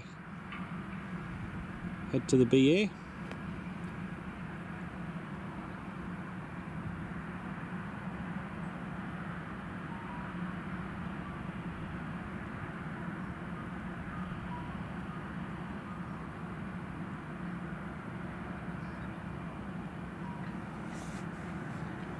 Yeah, there we go, there's the other tug connected.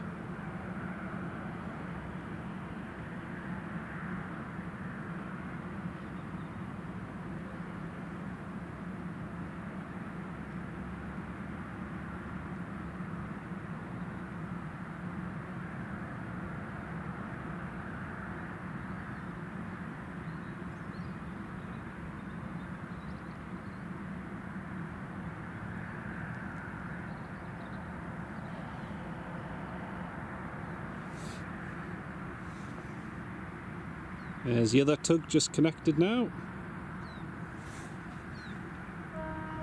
Next in, Loganair Embraer from Southampton, 5 minutes out. Ken Alloway, thank you very much, mate. Not too long to go. There we go, British Airways ready to move again.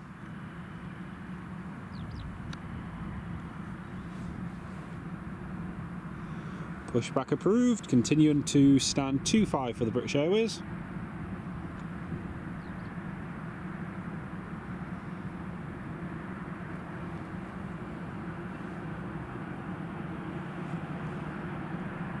Hopefully this one doesn't break down.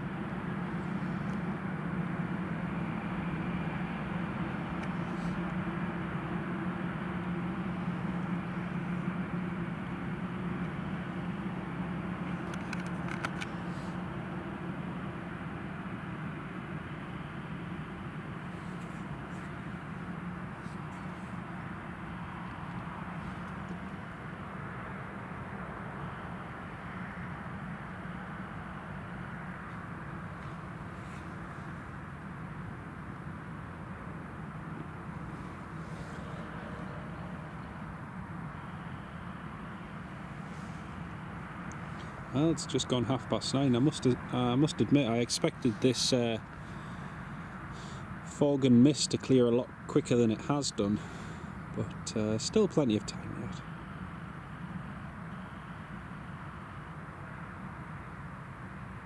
Very interesting, Marty. Never knew that. Very interesting.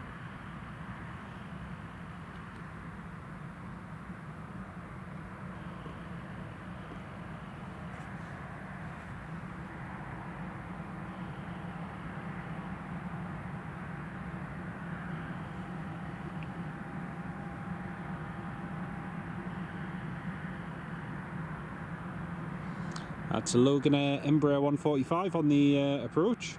Just called up tower.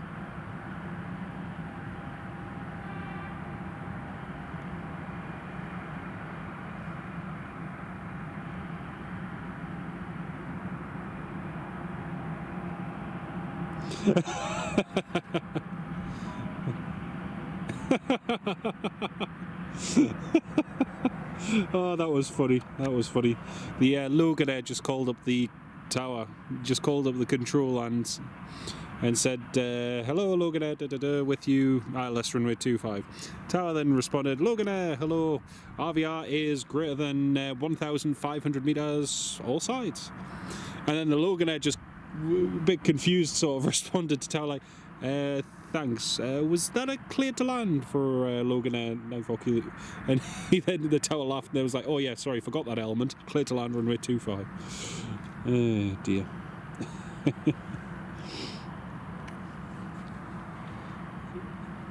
Oh my goodness, the fog coming in just to the south of me from the right hand side. I can't even see to the other side of the field now, the fog's that bad. Wow.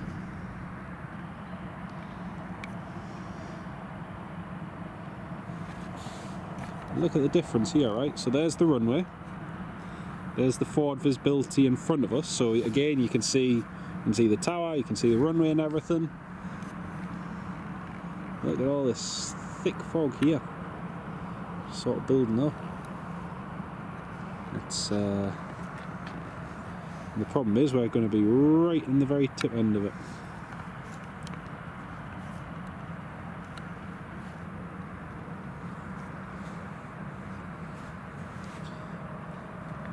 I'm hoping for the TUI departing to Cancun it's a little bit clearer than this, but we'll see. Here comes a Loganair. Can just you'll probably be able to see a single landing light. There it is, just on the approach there. Can't see much else, unfortunately. I say the fog's just comes straight back in.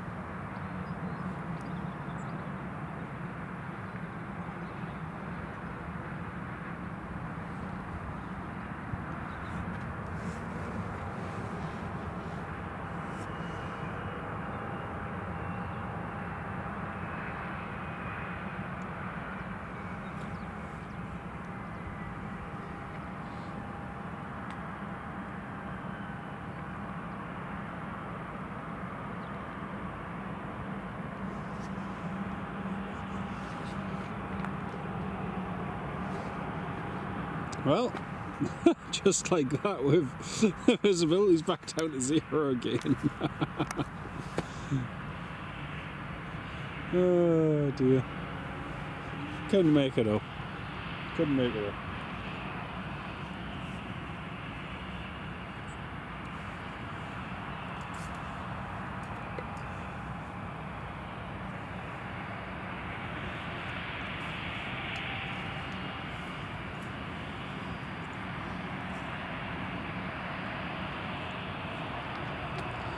Just as the RVR had all improved as well to over 1500 metres, and now it's going back to this. Oh well. Not to worry.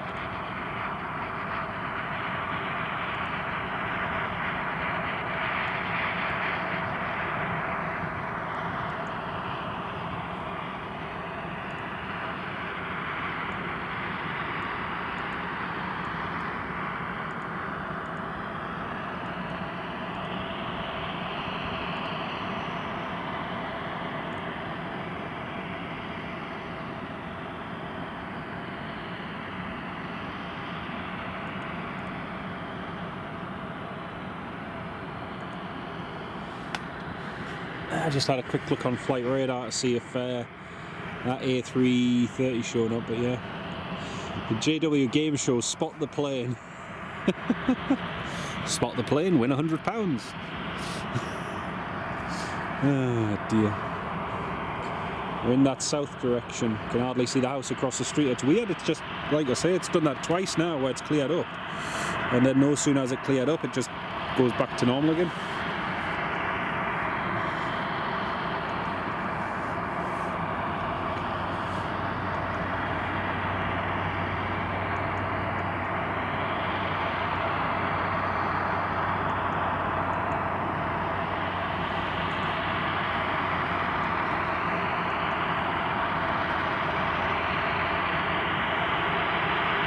Nope, can't see a thing here, mate.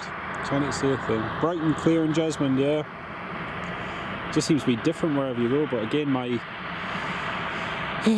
worry is, thinking of the movement later on, is that if the weather's this bad, it's not going to be great this evening. Let me have a look at, because the forecast right now, so just to give you an idea.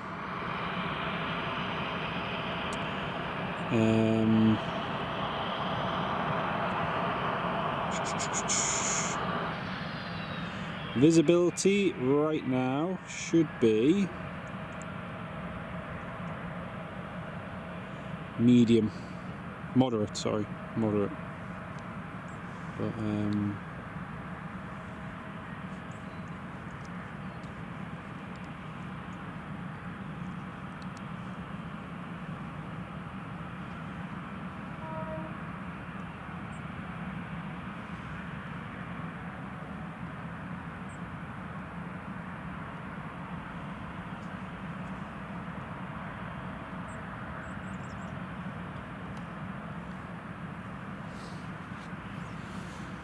let's have a look at how wind is forecast south, southeast. Plus the wind isn't going to shift it, because the wind is actually going to get calmer, and there's not even a breeze at the moment. The wind is going to be even calmer later on. So going to be interesting. It's definitely going to be interesting.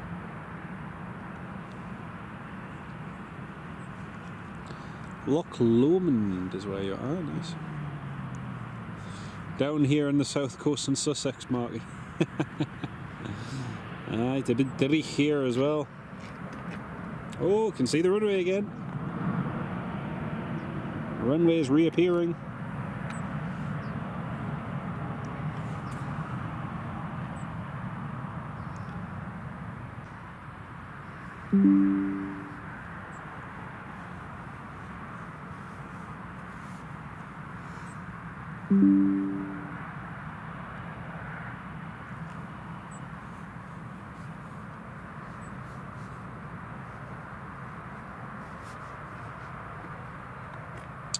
A400 over the Peak District, call sign Blenheim 30. Thanks, Sammy.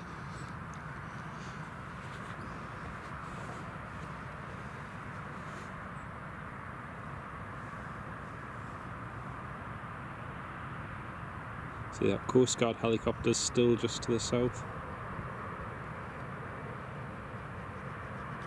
Oh yeah, Blenheim 30. I imagine he's going low level somewhere.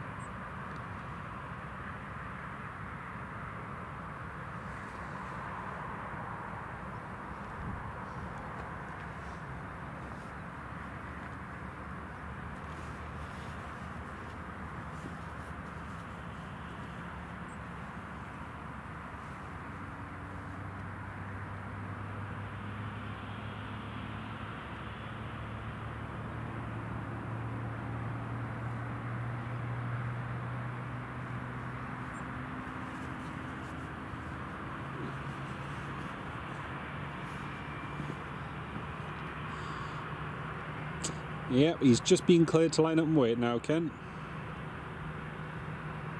Mark W, yeah, you're right, mate. Like I say, this morning driving down, there was no fog or mist. It was perfectly clear. But,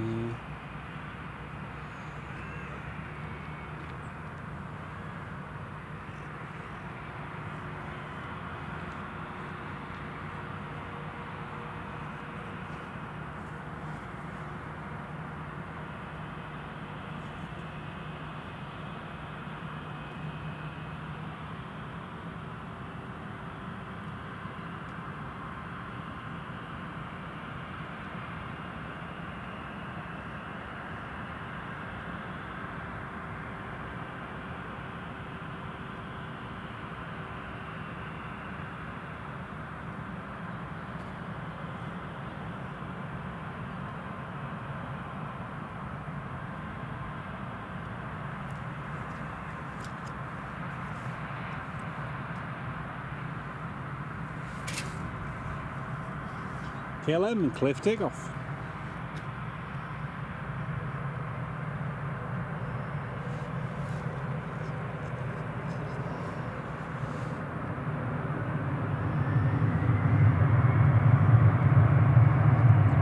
Here comes the KLM.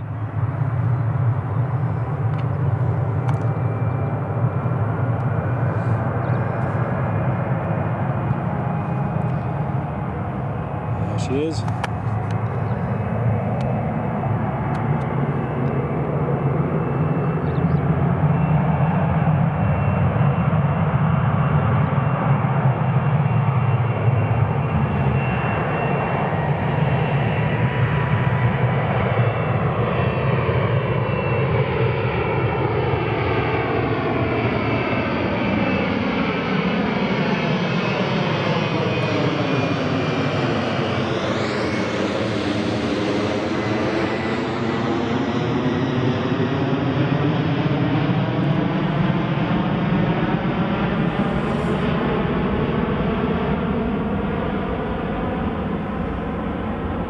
Likes to 100. Wow, that's amazing. Thank you, Ken. And thank you all so much to everybody who's hit the thumbs up button. Really do appreciate it. It really does make a big difference to the live stream and to the channel, so thank you all very much.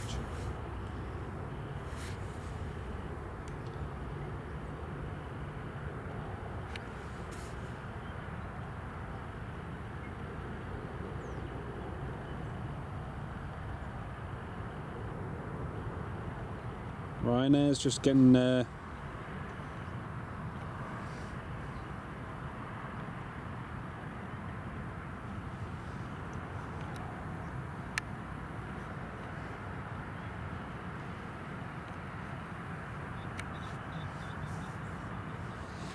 Yeah, Ryanair to Palma de Mallorca's just getting his ATC clearance.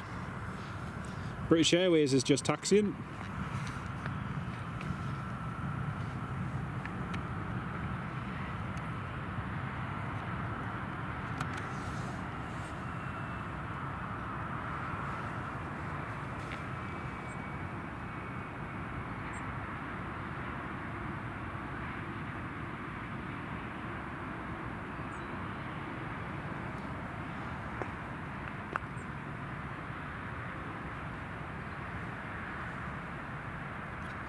Well, less than an hour to go before the TUI departs to Mexico, and again I am hoping that this fog and mist clears.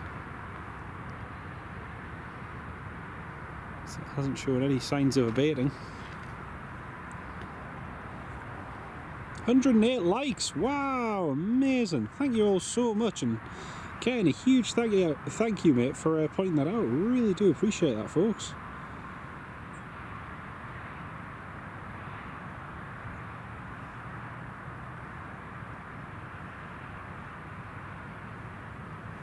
Massive thank you, everybody.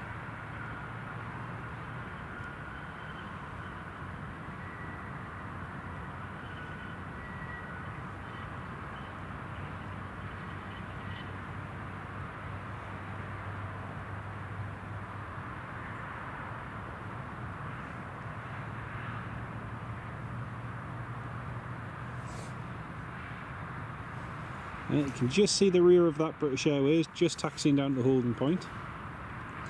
Oh, Mark W, really enjoyed the content over the last 3 months.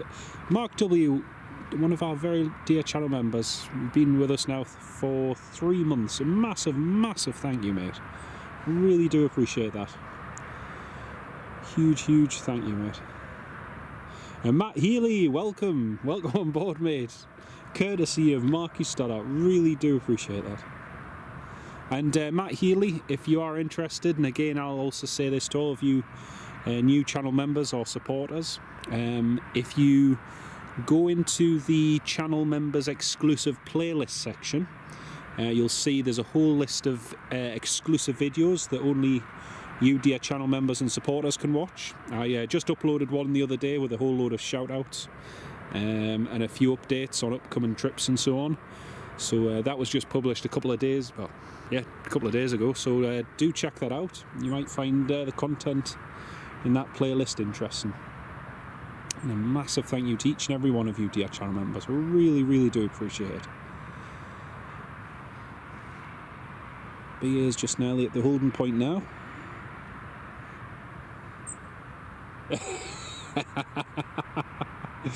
Oh, very good, mate. Very good. Oh dear.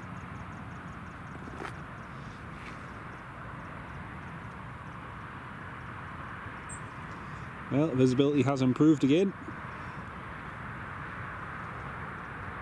It's funny because every time that the sun makes an appearance, the fog and mist just lifts and pretty much disappears. So could do with the sun being out all day, but that doesn't look as though it's going to happen. Right, British Airways cleared to line up and wait, runway 25.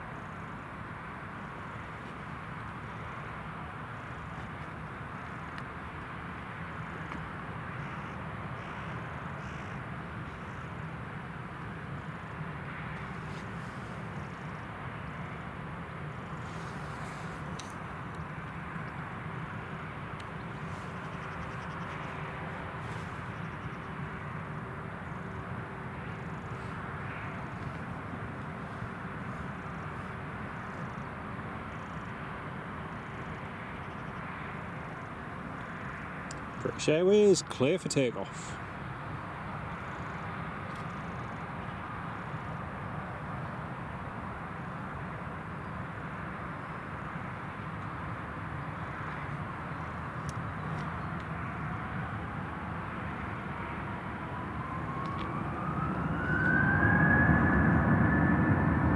Toga.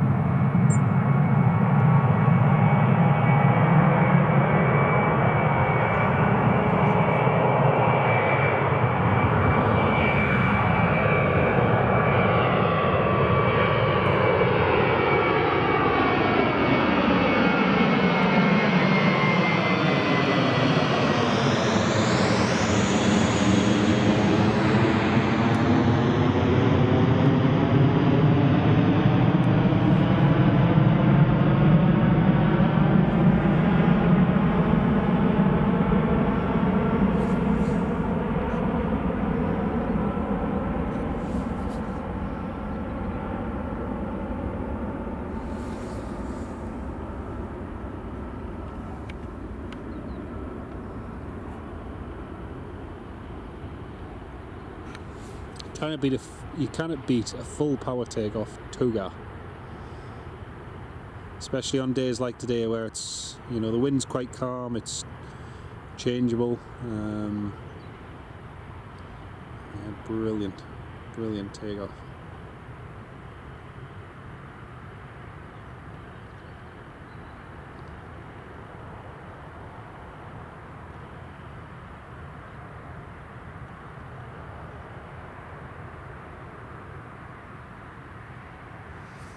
Oh, brilliant, Ken. Oh, fantastic. What a beautiful sound. Beautiful. You can see that the fog is gradually disappearing. It's looking over toward the town over there. It's yeah, visibility's improved nicely. And again, we'll see how long for. Very atmospheric sort of day, but it's subject to change. Ryanair, Loganair parked up over there, and then TUI Dreamliner is on stand as well.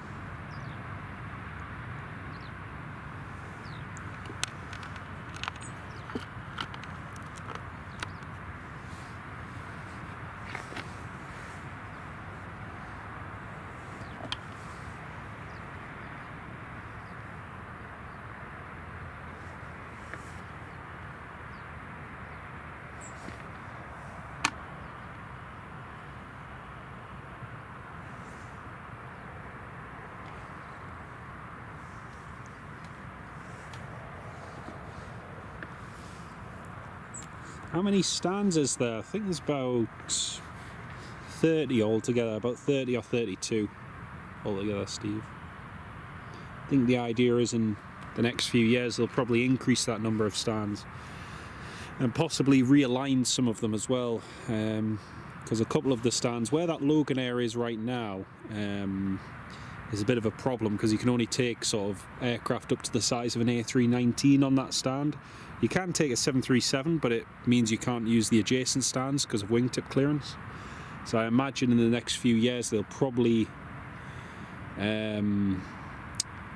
shuffle some of those stands around and try and make it so that there's enough wingtip clearance. But yeah, we'll see. We'll see what happens. Ken Alloway, massive thank you, mate, for your gifted membership. Huge thank you, Ken Alloway. Please give a massive shout out in the live stream, folks, to Ken. Massive thank you, mate. And also to Flight Image, who's been the recipient of it. Welcome on board as a channel member, mate. Massive thank you again. So kind of you. Really do appreciate your kindness, mate. Oh, massive, massive thank you. And what better a person to go to than Flight Image? Massive, massive welcome, mate.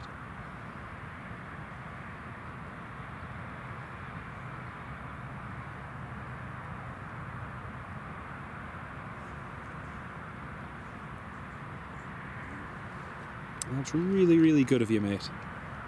Really, really good of you. Well, just waiting for the TUI Dreamliner to call up for clearance, which shouldn't be too long.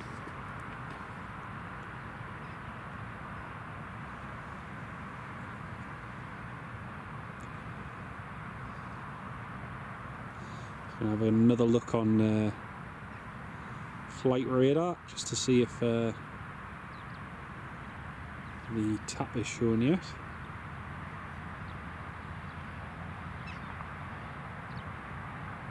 Nope, still nothing on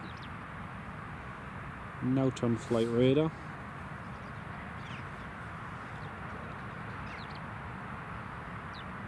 There's not many planes flying over today, actually. It's just gonna look to see if there's anything transatlantic wise coming up. There's not. I think there's a lot of military activity going on, which is why there isn't as much happening.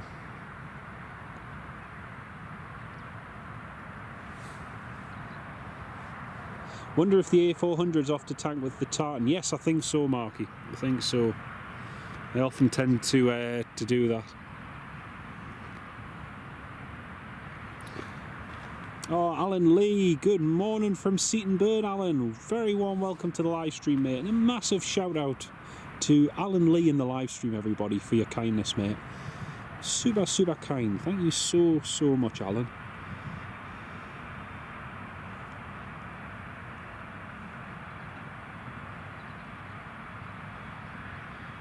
I think the Aer Lingus is getting ready to go.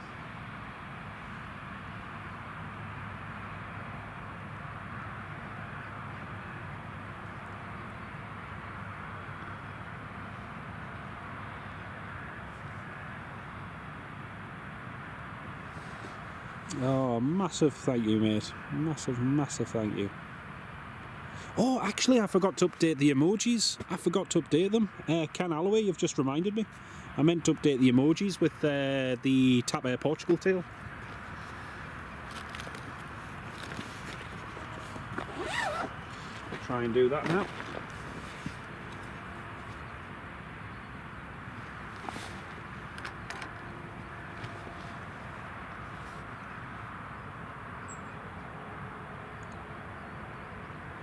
Oh man, I think I've left it.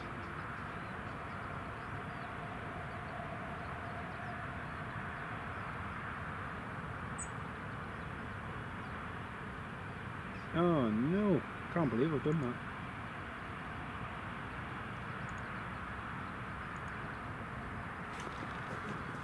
Right, the Aer Lingus has just been cleared to push and start.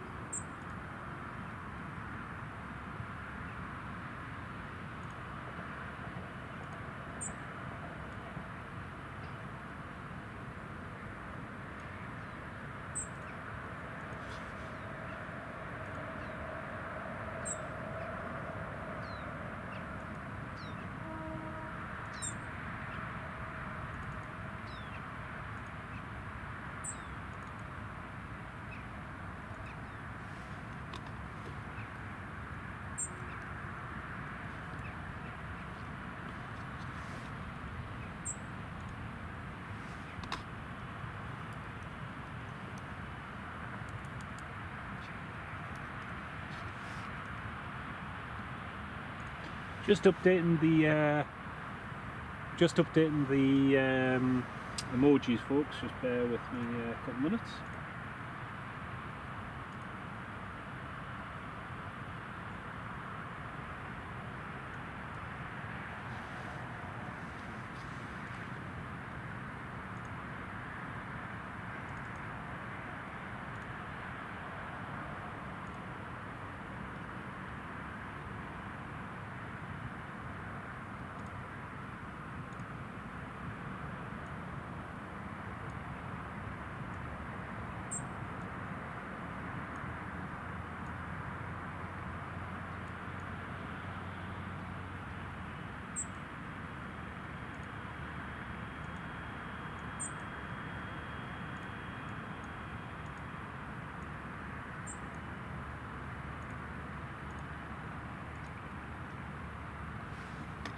Can't believe I forgot.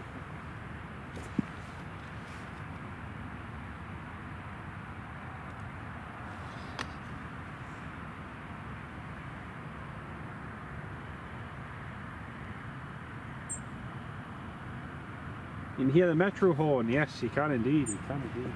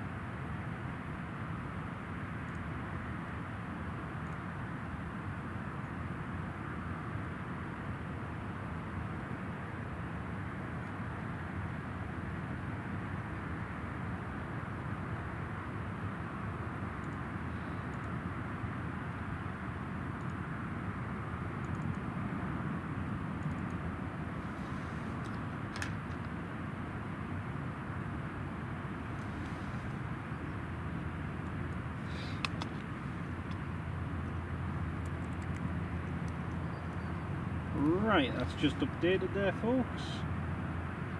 I think that's all done.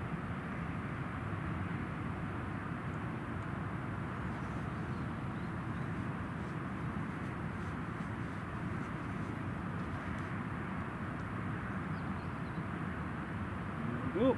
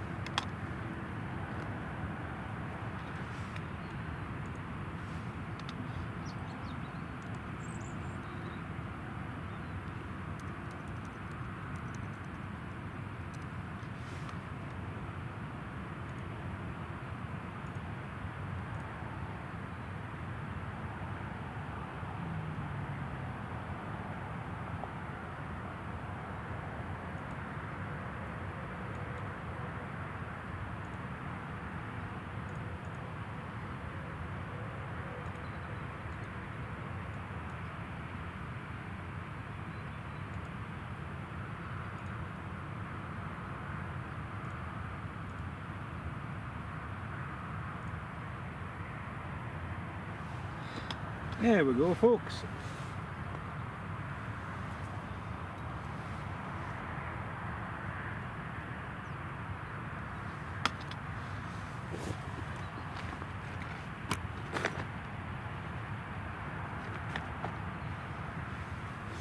There we go. So Aer Lingus is clear to taxi following the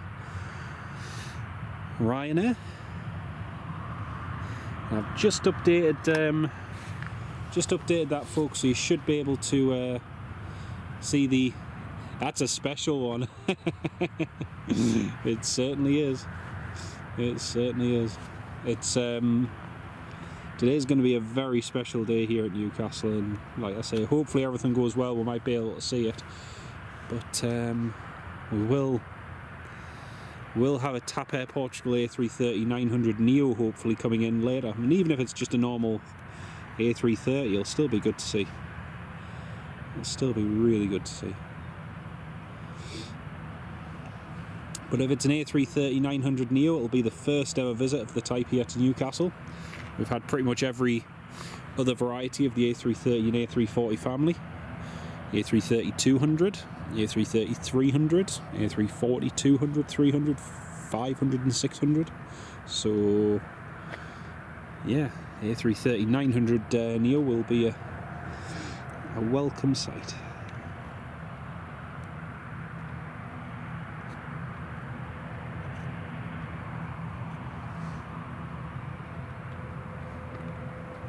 And Ian Hearn, welcome to the live stream. Great to have you with us.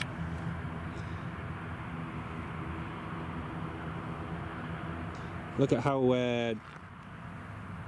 calm the wind is. That windsock is giving nothing away at all. Like, the wind is literally calm. It is supposed to switch to an easterly later on this afternoon, but at the moment the wind is very, very calm. 135 likes, amazing support. Thank you so much, Steve. Thank you for pointing that out, mate.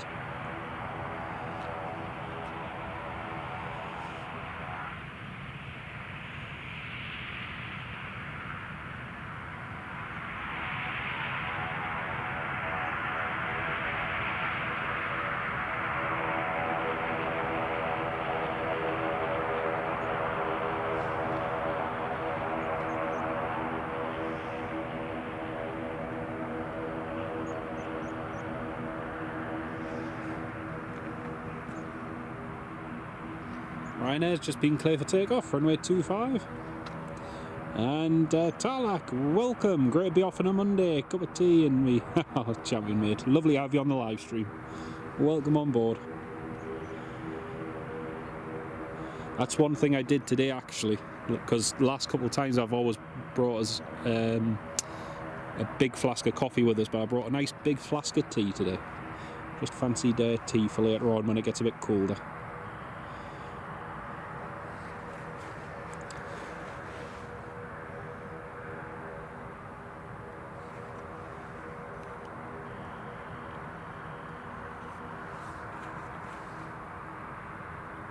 So we've got the Ryanair 73 that's just been clear for takeoff. He's heading to Palma de Mallorca.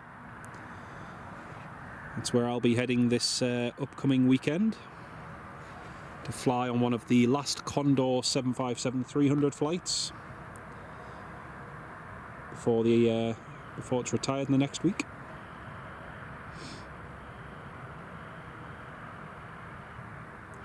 Heard Pompey fans chanting, "Who needs Mourinho? We've got Mourinho." Gotta say, Jose Mourinho is a very special manager. He really is a special manager. There's been a lot of commentators and different ones give him stick over the years, but he's an outstanding manager. I was very surprised at the weekend there on Saturday, Nottingham Forest. Getting rid of Ange Postecoglou, the Australian, who has done remarkably at every club he's been at, and they just didn't give him the time. So, great big shame. He's a real character. Power! Sammy, the last one's going to be Dusseldorf. There she goes.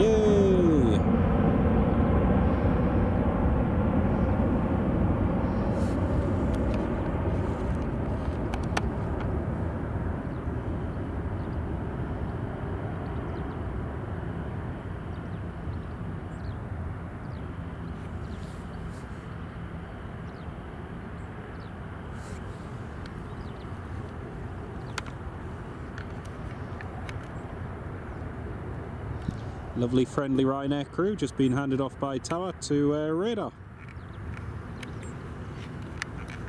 Very nice. Stoffel Bill, hello Stoffel, how are you doing, mate? Great to have you on the live stream.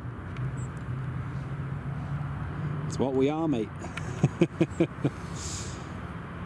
I liked him. He was very, you know, he was very honest. He could be very tough, but great manager, really good manager. Very, very underrated. I think even when he got released from, when he got booted out of Tottenham, I should say.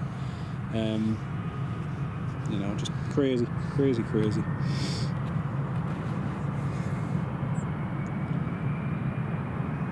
Oh, beautiful.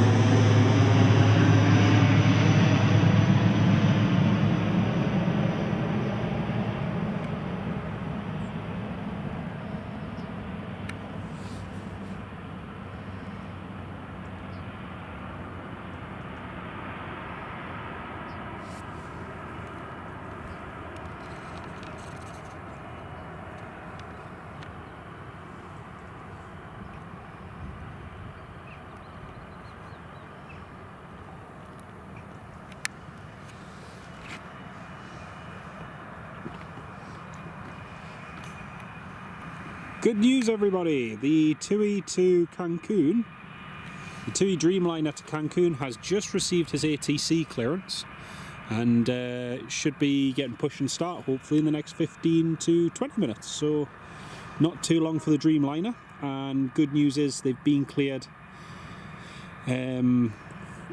for runway 25. Meanwhile, as I'm speaking, the Loganair just there is calling up for his clearance.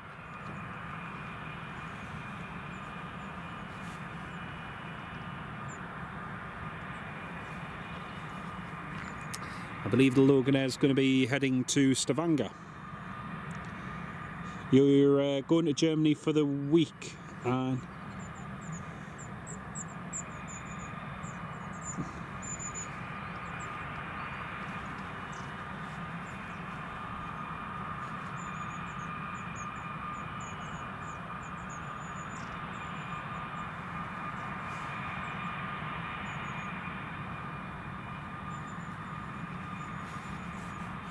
Loganair 44 Lima has just requested runway 07 for departure.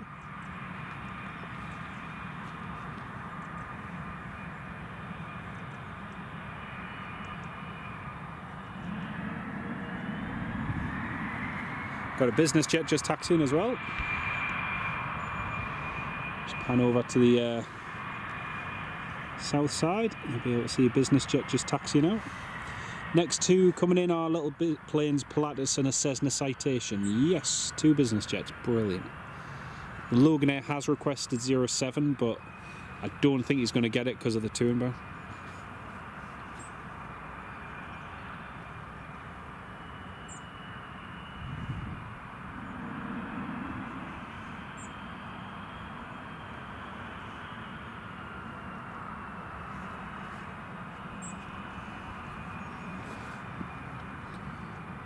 Alright, so I can't see the business jet yet. Oh, there it is. There it is. I think it's Tango Tango Charlie Kilo, I think. Yes, it is. Tango Tango Charlie Kilo.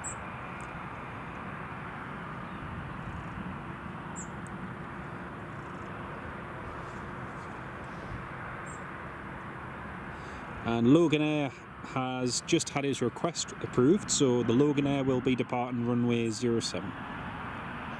So that's good. Nice and easy for them.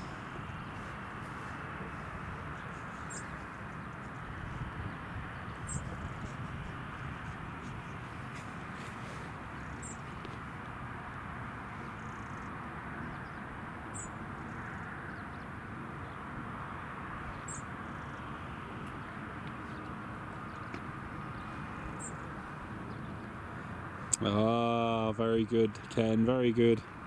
Says in a citation, heading to Nice. Very nice. Sammy H, you going to Germany for the week, flying Dusseldorf, so hoping to spot some. Yeah, you should get some of the last ones, mate.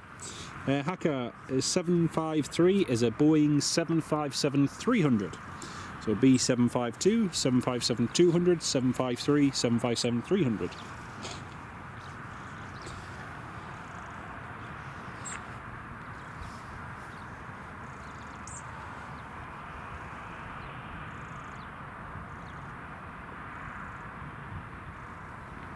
Right, Apex cleared to enter runway 25, backtrack, and vacate via Charlie, and then taxi to Delta 1.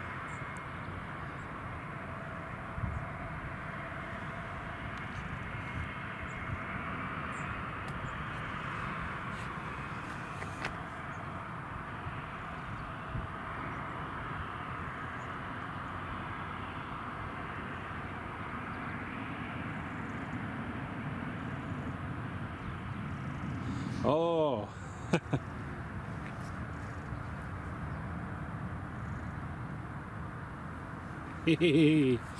This Apex flight is going to take off from Charlie. There's traffic on final, and he's just said to Tower that they can take a departure from the Charlie intersection. So he's going to backtrack down the runway, line up, and then take off.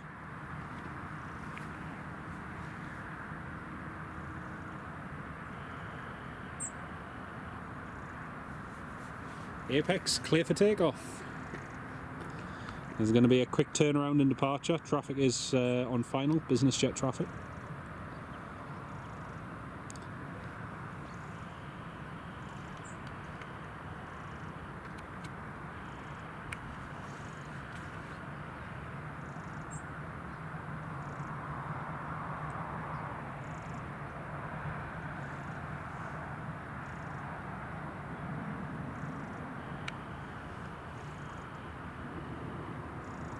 Here we go.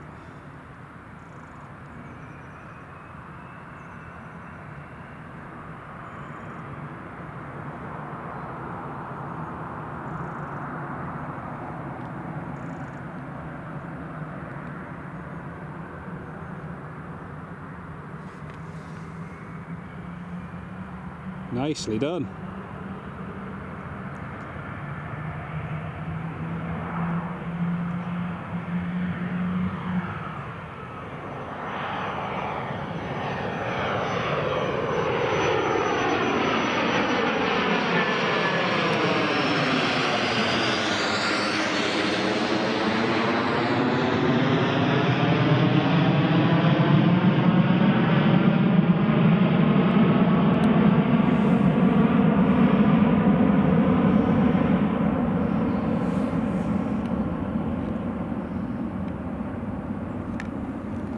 Chris Marshall, hello Chris, how are you doing?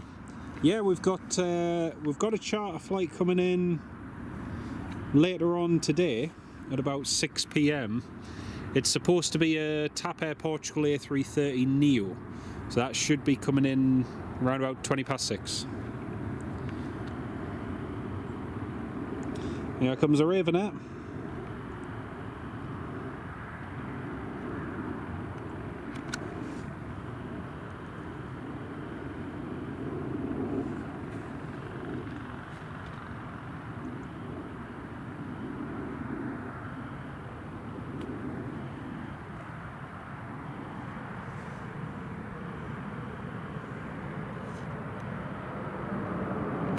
Richard Taylor, welcome to the live stream, mate. Great to have you with us. Can't remember if I said hello already or not. Alan Lee, the next live stream, Alan, should be in the next couple of days, hopefully. So yeah, stay tuned. It should be in another couple of days. That was a really impressive takeoff from the Apex citation. Very impressive. Logan Ayres holding short of runway 07.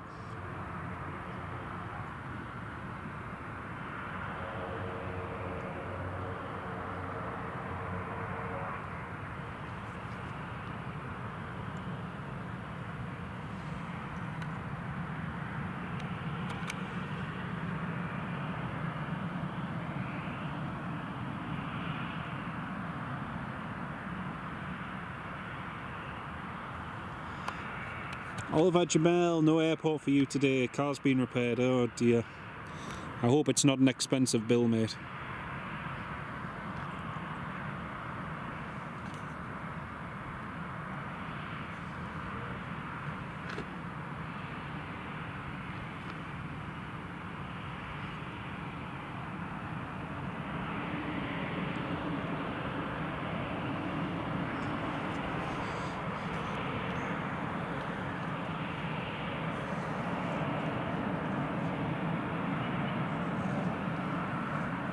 Right, next up, another business jet. It's just coming in now. You can see there's 234 of you all tuned in at the moment. Good morning, everybody. We've got a TUI Dreamliner heading to Cancun, departing shortly. And then in around about an hour and a half, we'll have the Emirates 777 coming in from Dubai. Our next arrival is an Air Service Liège from Liverpool, Oscar Romeo Kilo Sierra. It's a 16-year-old Cessna Citation. First flew in April 2009, so that's just inbound now. A lot of these charter flights that are coming in are charters for the Champions League game tomorrow of Newcastle United versus Benfica here in the northeast at St James's Park. So that's tomorrow evening. There's our next business jet.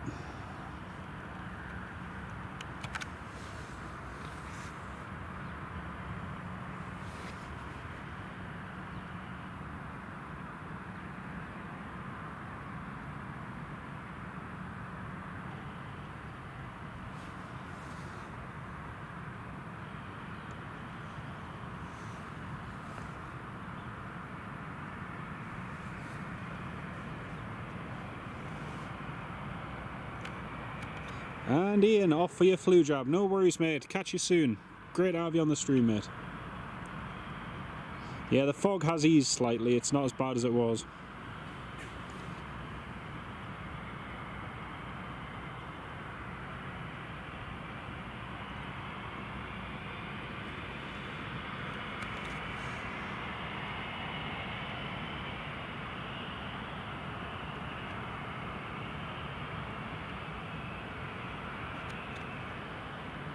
I always think that those Cessna Citation Mustangs look quite ugly.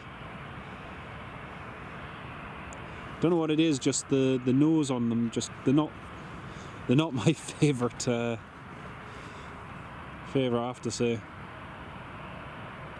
Yeah, Arcs.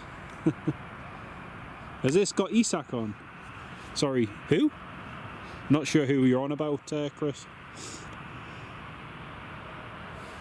I had to laugh yesterday. I had the Liverpool versus Man U game on, and it made us laugh in the 72nd minute. And they're like, "Right, we're pulling Isak off now," and you think, "Oh dear." Here goes the Loganet.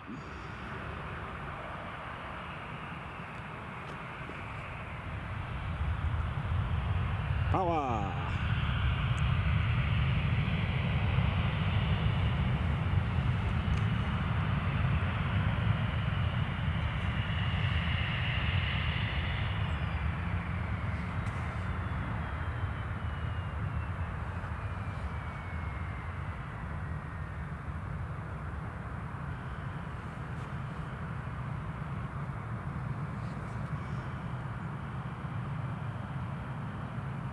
Ah, you love the Mustang flight image, yeah. I don't know what it is. I love the Cessna Citation, but just the Mustang isn't my favourite. Yeah, I agree, Mark. Yeah, I agree. It does look out of proportion for the fuselage and everything. I love the Dassaults as well as the Bombardier, like the Global Express family, and the Hawker. The Hawkers are really good as well. I always like to remind people that the Hawker is a British design. Yeah. Chris Marshall, the wind's nice and light and variable. So realistically, they can choose any side. See, they're just pulling the stairs on the Emirates stand. Love the Avanti, the Piaggio. Yeah, the Piaggio is nice. I like it, but I wouldn't say it's my favourite aircraft. I've seen quite a few in Italy. Saw one here a few years ago as well. That was an interesting one. They pull Isak off and then live us. Yeah, exactly, Chris. Exactly. Coincidence? I think not. But it made us laugh. It made us laugh. One of the phone-ins on oh man, on the BBC. I always have it on the radio on 606 after the match, and one of the callers phoned in, Liverpool fan, and it's the second time I've heard it now where they've phoned in and said, you know, we've signed all these players, we've spent all these millions of pounds and this, that and the other, and they're not doing the work, they're not pulling the weight and this, that and the other. And one of them phoned in yesterday and, oh, Isak this, Isak that, we've spent 125 million, where is he? And it made us chuckle. It did make us laugh. You know what, for all the to all intents and purposes, like on Saturday Newcastle lost to Brighton, and Sunderland won against Wolves, and yet it's funny because for whatever reason, the defeats just don't feel that hurtful, which sounds stupid because at the end of the day, it's about points, it's about winning. And yet, it's a bit like the other year. You can see all the ingredients are there for a really good sort of season, and we're only 8 games in. There's still loads and loads and loads of games to come, as well as the Champions League and everything else. So it's quite strange, actually. Oh, TUI's just put his beacon light on. Yay! TUI Dreamliner's ready to go. But yeah, even though we lost to Brighton, I don't know, seeing Voltemard and the goal that he scored, I mean, oh, just phenomenal. One of the guys that I work with, who I should stress is not a fan of Newcastle United. He loves his football, but he's not a fan of Newcastle. When Newcastle first scored Voltemard, his first thing was, oh, you know, what a waste of 65 million and all this, that and the other and whatnot. Went to work yesterday and we were just talking about the games from the day before, and he said, hey, he says, that German fella's pretty good, isn't he? And I thought he was having a laugh at first, and I was like, oh no, I says, he's decent, isn't he? Oh, he says, I watched that goal. Oh, he says, absolutely brilliant player. And I'm thinking, crumbs, you've changed your tune. But, eh, dear. It was, it's just nice to see a little bit of quality and a little bit of potential there, which is nice. It's really, really nice. Stephen Marchand, obviously something wrong with Isak at LFC. Not fit, style of play, not to his liking. If he'd stayed at the Toon, he'd have... Yeah, exactly, Stephen. Exactly. It's true. I don't just think style of play. Style of play is one thing. But you're going into a totally different team, totally different culture. Yeah, it's still a Premier League football team, but again, it's a totally different setup and everything.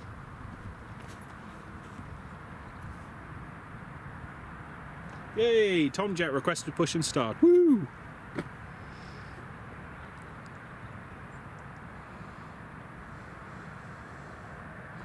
Marky up the Seagulls. 11 to Sussex seemed a chance worth taking. Don't worry, Marky, we're open and tolerant of all. Oh dear. But no, it's it hasn't gone well for him so far at Liverpool, and I go back to I agreed with one person who phoned into one of the talk shows the other day, and you know, you get a player like that who went on strike, who didn't fulfill his contract, who, like a toddler, just stood there, stamped his feet and said, you know, it's my way or no way. To have that, and the Swedish national football team manager backed him, who's since lost his job because of how badly Sweden performed in the World Cup qualifiers, of which he was a fundamental part. So, you know, they say there is no smoke without fire. There's no smoke without fire. There's the TUI pushing. Dreamliner is now going. Woohoo!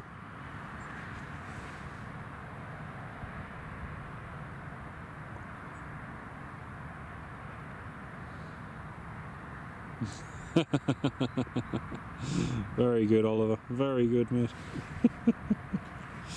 Oh, I bet he loved you.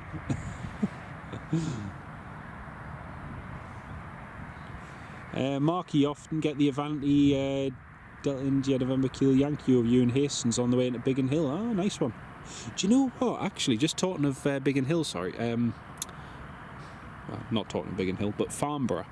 I found a really interesting flight last year, and I don't know why it flew to Farnborough, but a British Airways A320neo positioned, I think it was Tango Tango November Foxtrot, from Heathrow across to Farnborough last year. Now, it must have been some sort of charter. I don't know what for. If anyone does know, it'd be interesting to know what it was for. I was just looking at some of the BA positioning flight codes. I think this one was BA 9250, and yeah, I'd never seen that before. A British Airways positioning just down the road to Farnborough. Yep, that's the Dreamliner pushing.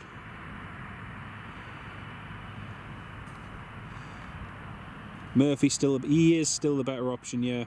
I think Alanga's still got a little while to go till he beds in, Stephen. He's getting there, he's got the potential. He hasn't been as good as initially expected, but then again, it's, you know, funny because neither was Harvey Barnes. Harvey Barnes was, initially when we got him, was quite underwhelming, but he took a while to fit into the system. And he's fit in really, really well. So, you know, it'll be interesting to see once of likes of Wissa and that are all fit and playing, and it's going to be interesting to see how it all comes together. The good thing is we're not in the position we were a few years ago, and even likes of, you know, with Callum Wilson, the amount of times he would go off injured, and you'd think, all right, that's how many months till he comes back. You know, at least now we've got a fairly good squad. And yes, all it takes is a couple of injuries, but, you know, the potential for a lot of them is there. And they've got the opportunity to shine not just in the Premier League, but in the Champions League as well. So, quite unique, really. And to Harry Potter, I know I've seen that, Steve. I saw that, Steve. Oh, dear. When I saw that Graham Potter was in for the job, I thought, oh dear. I think Graham Potter's funny. He's a good manager, but he's just, I don't know what it is. There's something about him which turns off a lot of players and and fans. I don't know what it is. But yeah. I think he means very well and he's got the know-how to do well, but yeah. JW, you think it was a press event for their new interiors, Club Europe and new first. Ah, right, Flight Image. That's interesting. That's very, very interesting. Thank you for that, mate.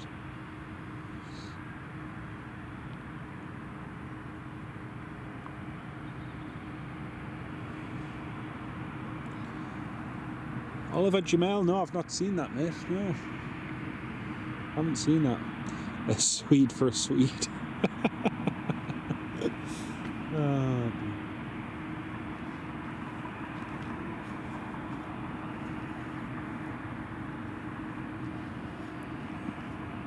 Tomjet 726 requesting taxi. Clear to taxi to runway 25.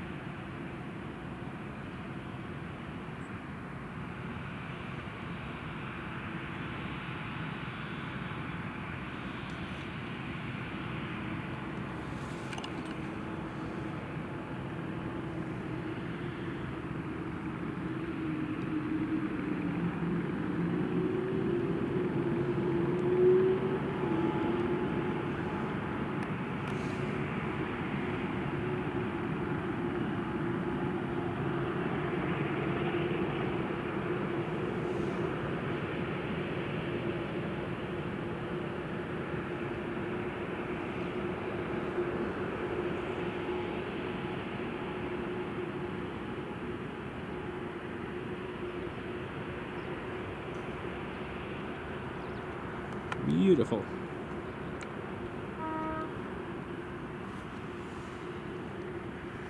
Sorry if the frame froze just momentarily. I was just getting a couple of quick screenshots.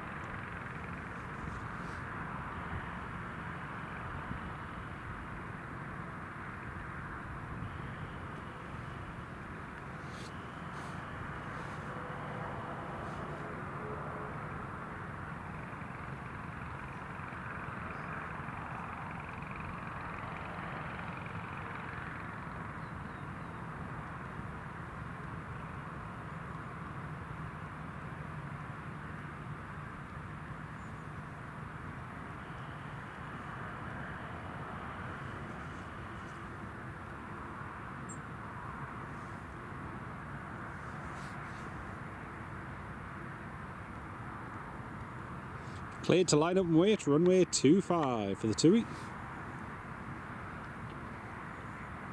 Steve Carter, you're off to visit your dad in hospital. Oh, I'm sorry, Steve. Really, really sorry, mate. It's the best sort of time you can spend, though. I know it sounds awful, but it's the best thing you can do. But we've got all our thoughts with you, Steve, and I hope you take care of yourself, mate.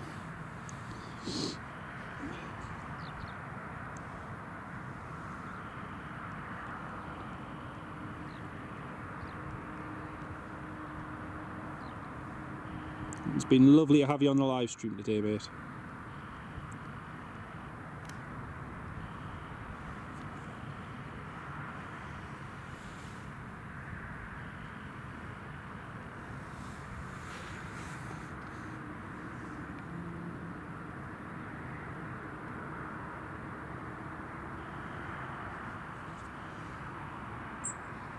Right, this should be a full power takeoff.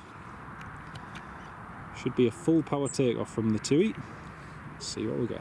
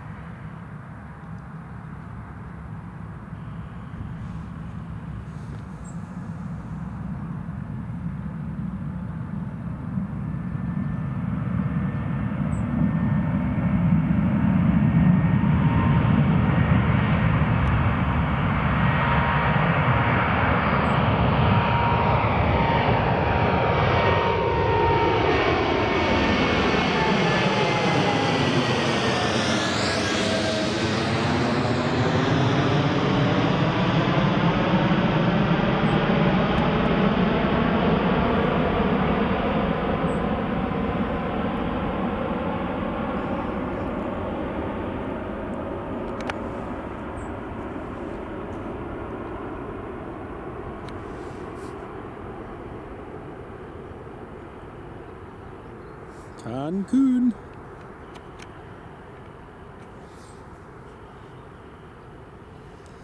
don't think that was a full power takeoff. It was a nice sounding takeoff, but I don't think it was full power.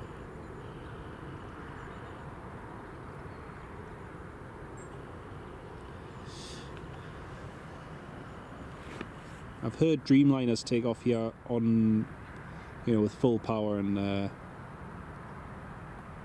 it's always very impressive.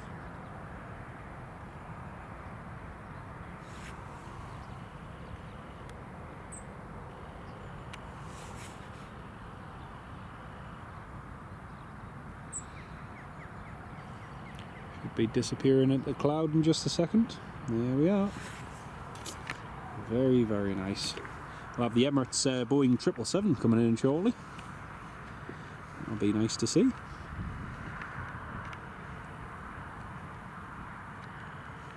It's gone rather quiet here now. Gone rather quiet. I'll have a look on flight radar in just a second, see what movements we have coming up.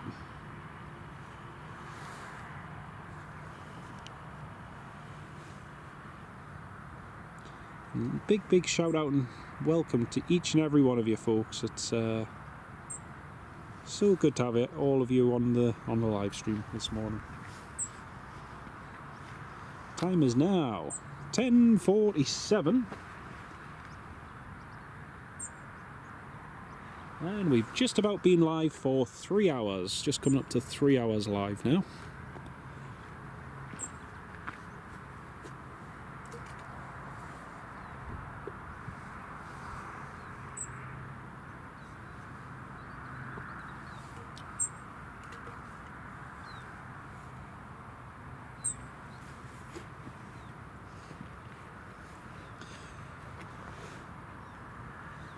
Look, A320neo 4 minutes out, brilliant. Ken Alloway, thank you mate, fantastic. The question is, which A320neo is it?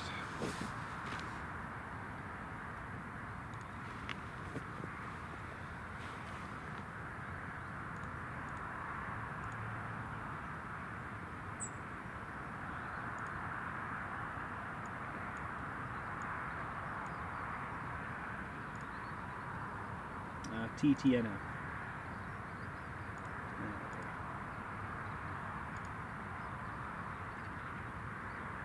Yay! She's on the board! Woo! Haha! Yes!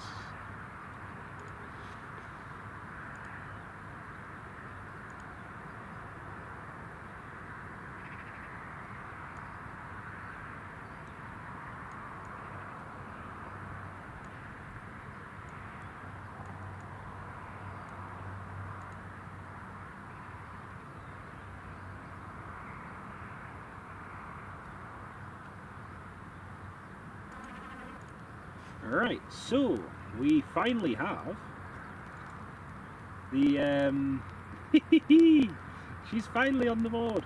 TAP Air Portugal A330neo Charlie Sierra Tango Uniform Hotel. Woo! Oh, fantastic. Due in at 6:17. Now the problem is the sun sets at 5:58. So light is going to be very, very poor.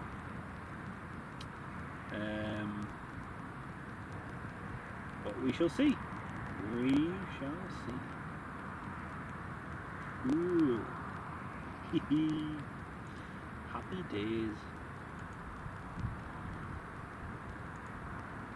Hawks is going out and then coming back to Dublin. Lufthansa later on. KLM later on. Another KLM. Another KLM.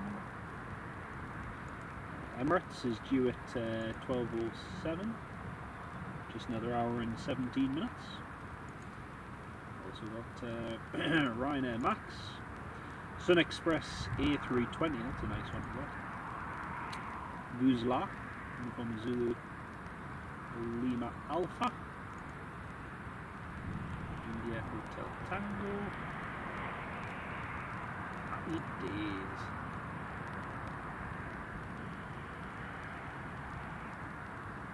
Oh, brilliant. Brilliant, brilliant. Brilliant.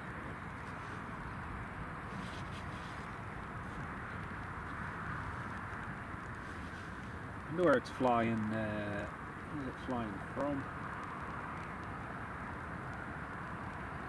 So it's currently flying from San Salvador, to Lisbon, TAP 28. It's about a 7-hour flight. Due to depart Lisbon at 3:35 again. That's if it gets out on time. Hopefully it does. Hopefully it comes in early.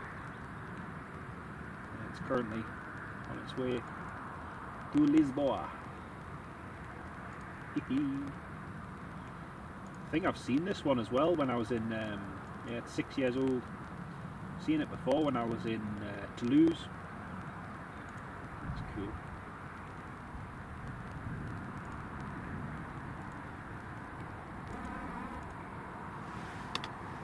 Scheduled for 18:17. Happy days.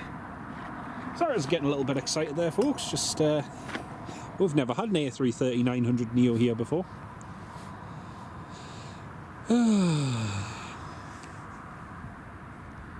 Oh, it's going to be good to see. Shuttle on finals, Stephen? Yes, got that in sight, mate.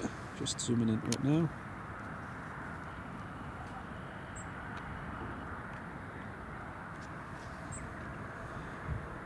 There she is. Tango Tango November Foxtrot. I think this, along with Tango Tango November Bravo, is one of my most seen British Airways A320 Neos. So,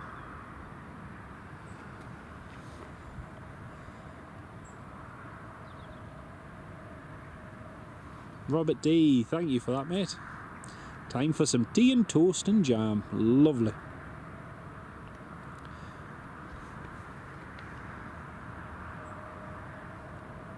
Tea break time, you see the high vis, yeah it has, it's improved massively, retreating blade, massively.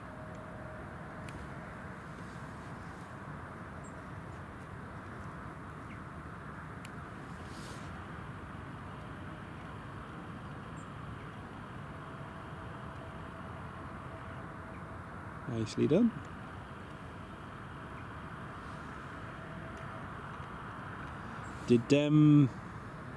Did anybody see BigJet TV's video of the DHL A300 tail strike? It was a really good video. It was a really good catch. You can just see the pilot flying has just overcorrected and pitched up far too much in an effort to lose speed. But yeah, it was a great video. British Airways vacating, and the sun is just coming out. What perfect timing.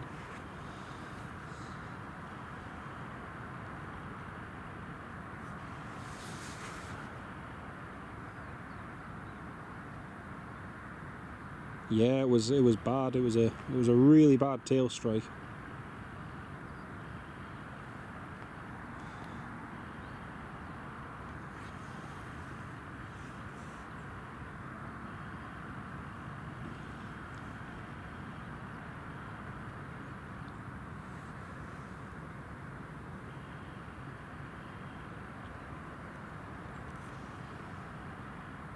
Look at that windsock. Not a gust of wind at all, not even a slight flutter. Oh, I tell you what, that sunshine's just retreating blade. Oh dear. Oh, he gets some fantastic stuff, but yeah.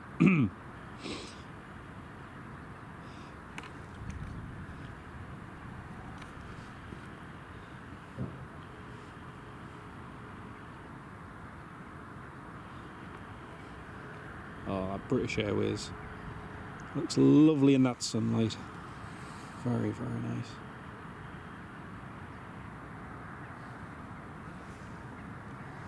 The soggy sock. Certainly is, Stephen. Lorna Julian chucked it down in Wiltshire. Oh. See, that's what we had yesterday. The wind really picked up and it was lashing it down yesterday. But today's actually turned out to be quite a nice day. It certainly has turned out to be a lovely day.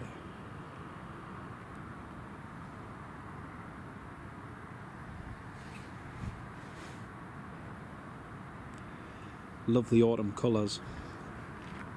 I think particularly in the last couple of weeks, all the leaves that are still left have just changed that beautiful orange goldy colour. Just as the last few of them hang on till the end of autumn. Scary where the time goes through the air though. Just another week and well, not even 2 weeks left of October, so. Oh, Donna Abbott, Nicky Lacrosse, hello mate. Is it sad that you can spot Speedbird TTNF by the sound? Not really, no. I was just saying that Tango Tango November Foxtrot, along with Tango Tango November Bravo, two of my most frequently spotted A320 Neos here at Newcastle. But great to have you on the live stream, mate. Hope you're keeping well. Sorry if you just heard a notification sound there, folks. I just need to turn that off on my laptop.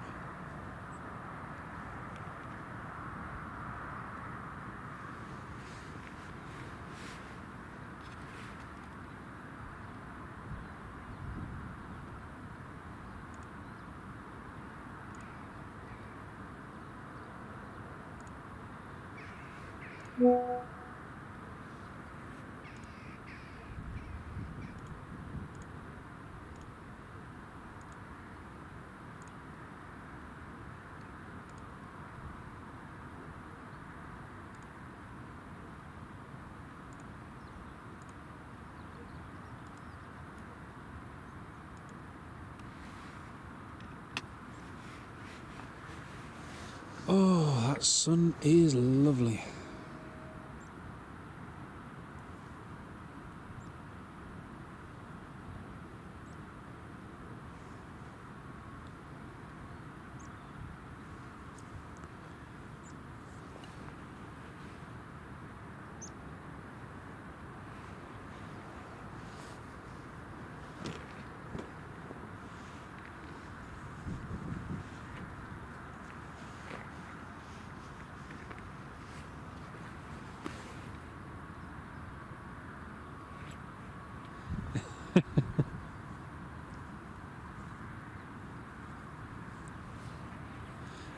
Good question, Marky. Very good question.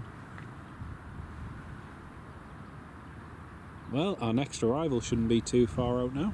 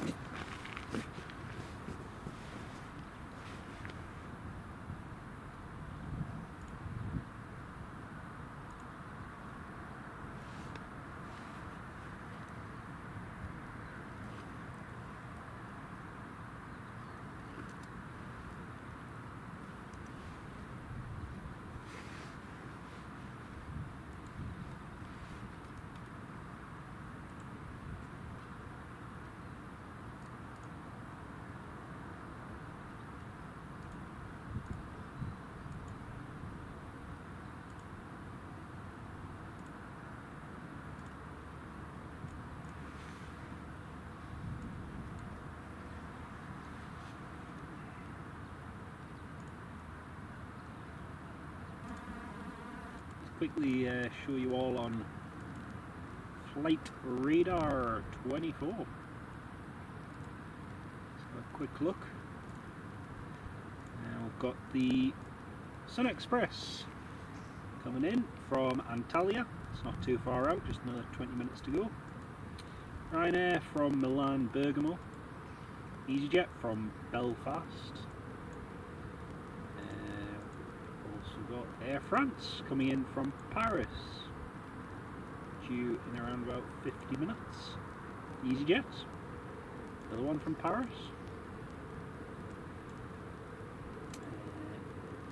The Emirates is just over Germany. Eurowings just passing over the Netherlands.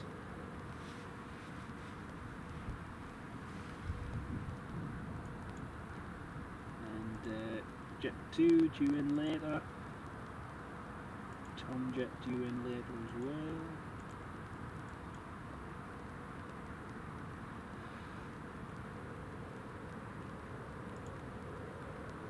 Plenty of movements to see.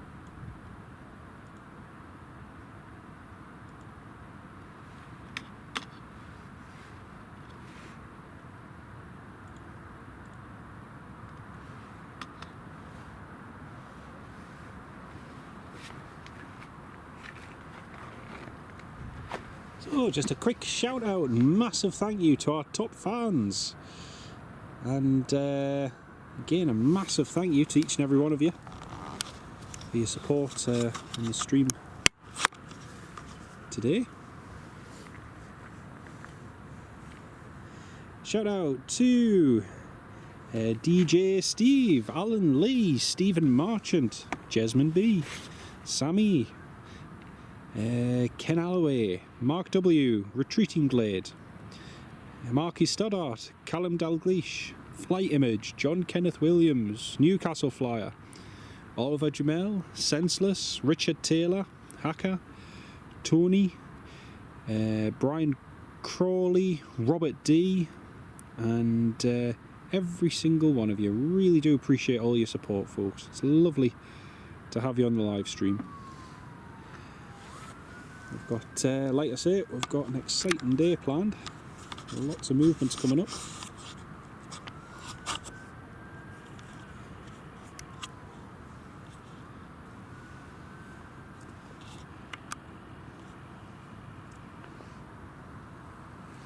So British Airways, I think, is going to be heading out shortly. Just waiting for them to call up.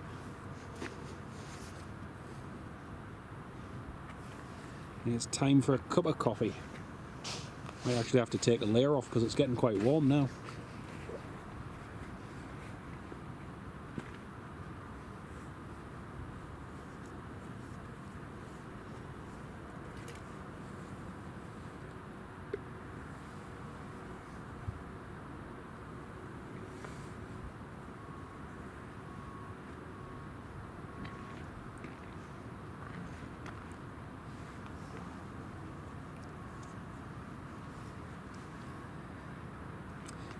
And Gav on tour, welcome to Livestream.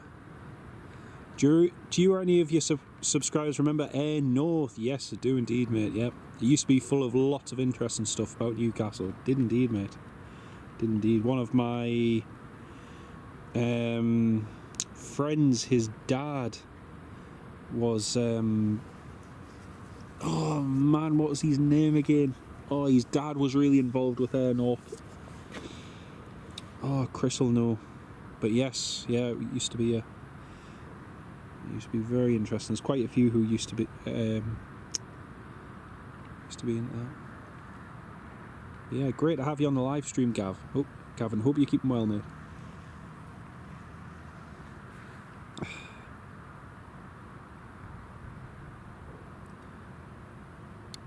I don't know if you've ever used the Northeast Aviation, the NEAM website.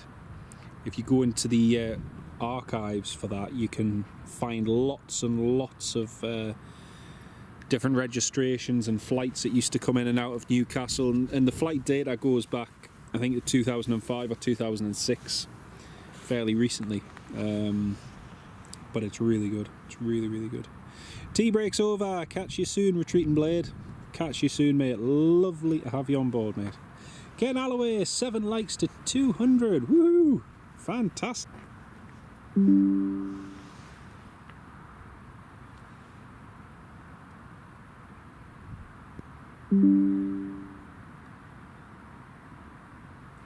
OBS just disconnected and reconnected there quite quickly, folks, so it might have just gone off momentarily. But yeah, 7 likes to 200. Amazing support today, folks. Like I say, we've been live for over 3 hours now. Amazing support. But the best is yet to come. Like I say, we'll be seeing Jose Mourinho and his Benfica team coming up from Portugal later on. I say we'll be seeing them. We'll see them as long as this fog keeps away, but I'm not holding out much hope because it is not burning off at all. Just further along, so the one worry is that if it stays the same for later on tonight, once the temperature drops at about 5-6 o'clock, then it's literally just going to come straight back again, same as what it was before. So we'll see what it does. Yeah, right. But we'll see what happens.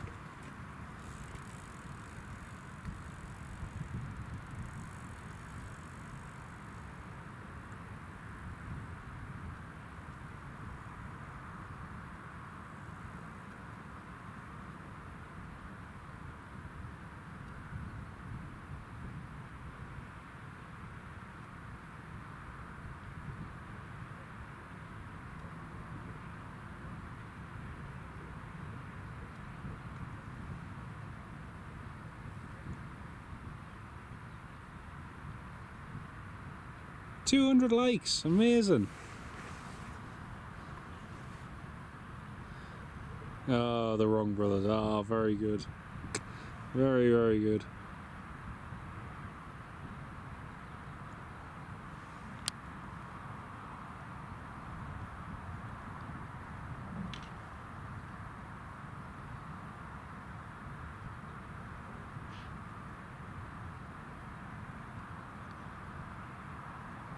$200 likes, amazing. Fantastic.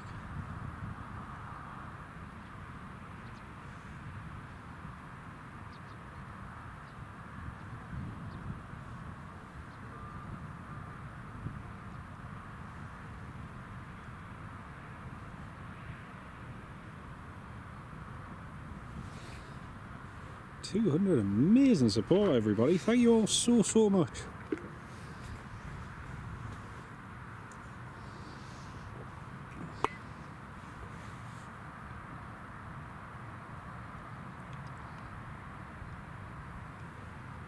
Well, that Sun Express should be about on final. In just a moment.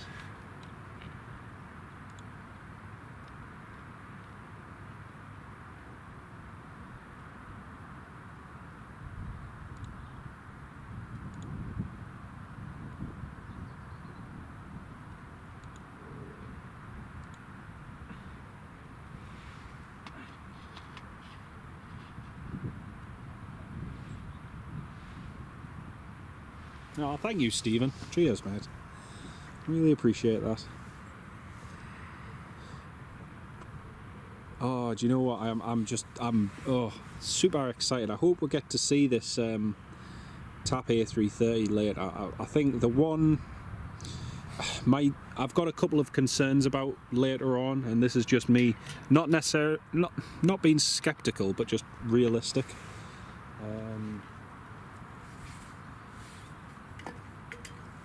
If it was coming from any other airport other than Lisbon, I wouldn't be quite so skeptical, but it's coming from Lisbon, which is notorious for delays. It really is. I've flown in and out of Lisbon a couple of times, and it is bad.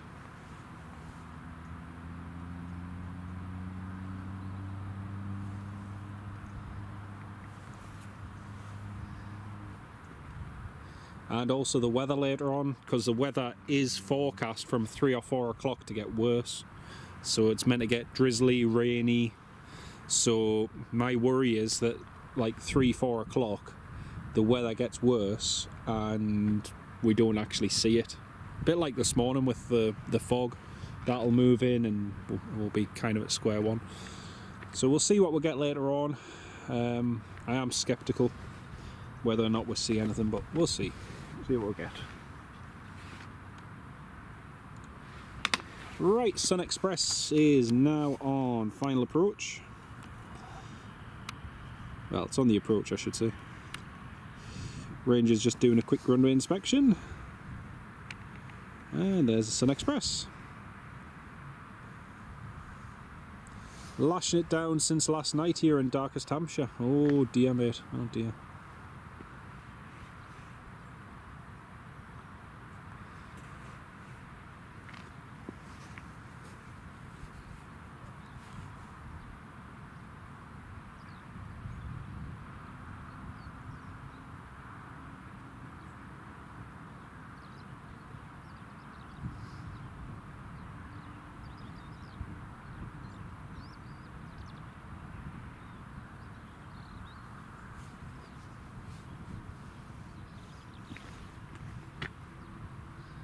Oh, Ken Alloway.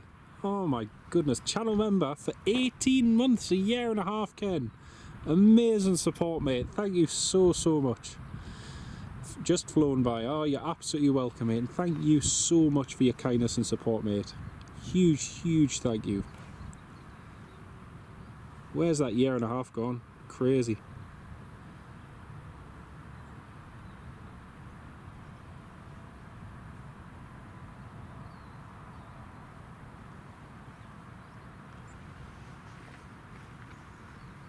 Right, Sun Express just being cleared to land.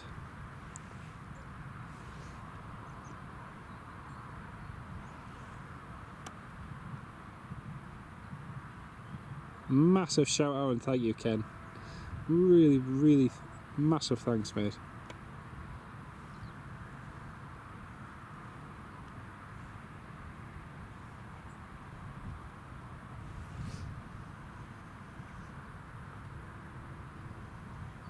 Well, here we have the Sun Express A320. It's operated by Avion Express. These won't be coming in for much longer once the summer schedule ends. It's coming in now from Turkey. Oh yes, I need to come across to Prestwick, mate, for that new Chinese carrier that's just started. Capital Airlines, I think it is. But yeah.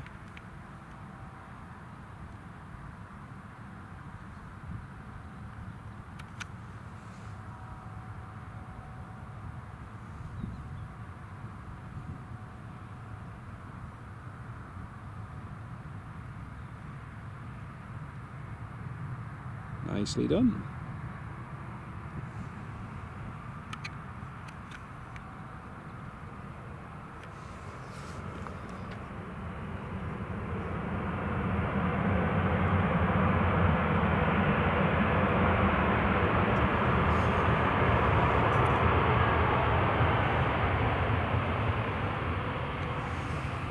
And Hacker, welcome back, mate.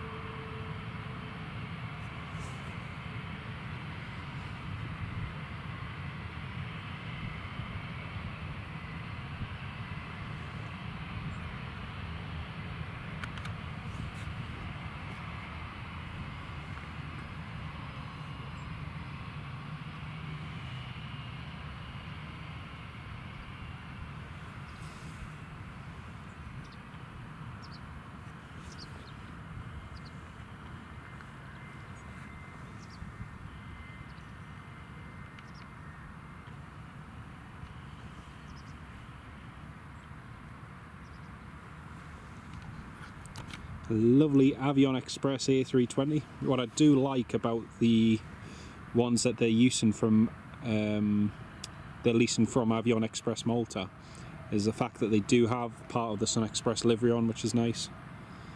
Because some airlines are just leasing planes and they're not getting painted or anything. So.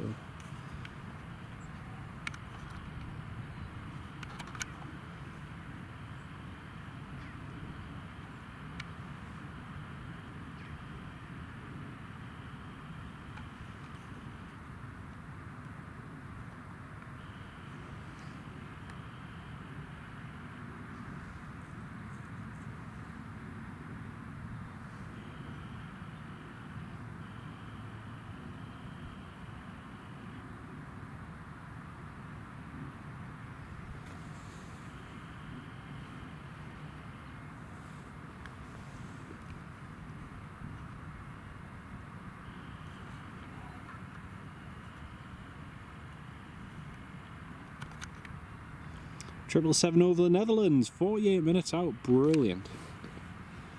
Not far to go now. For the mighty EK.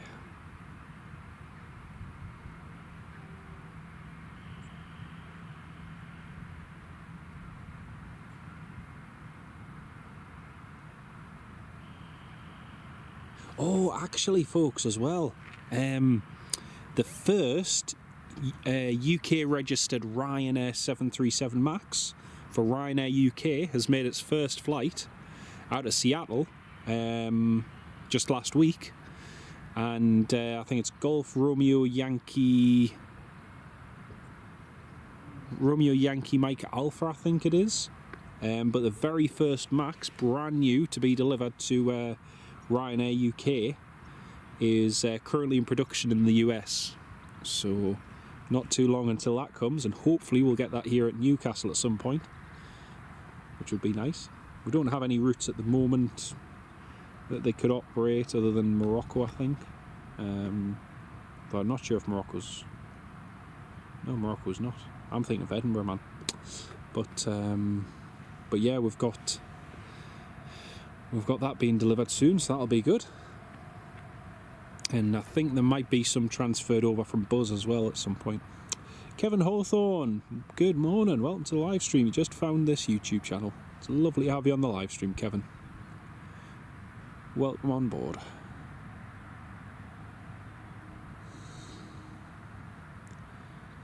You've noticed quite a few Ryanair with the Malta flag. Yes, there's a lot of Malta Air regged Ryanairs going about at the moment, and quite a few with the full livery, which is good.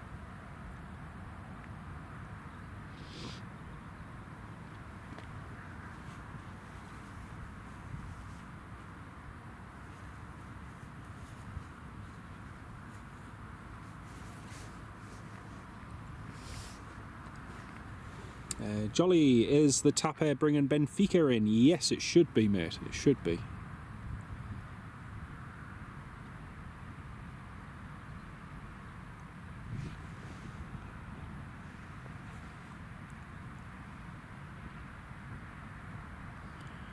So the next arrival should be the EasyJet from Belfast.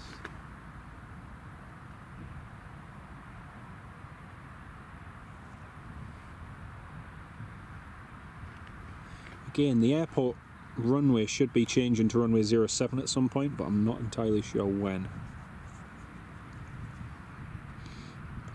Ryanair's just coming in now from Milan Bergamo, actually.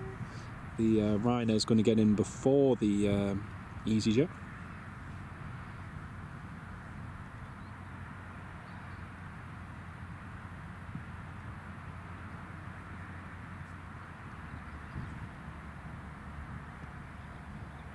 Yeah, wind is still currently calm, although I can now feel a bit of a breeze coming straight towards us from the east.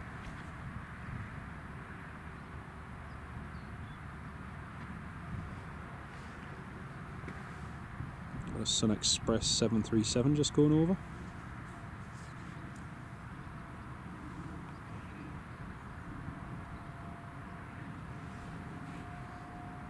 You know, it's funny because we've done so many live streams in the last few years, and I've said it time and time again that, you know, when Newcastle United does well, it's days like today where you get good charters coming in and more passengers, more teams, and, you know, just thinking of Benfica coming in with Jose Mourinho, and you know, not his first outing up here in the northeast by any means, but you know, still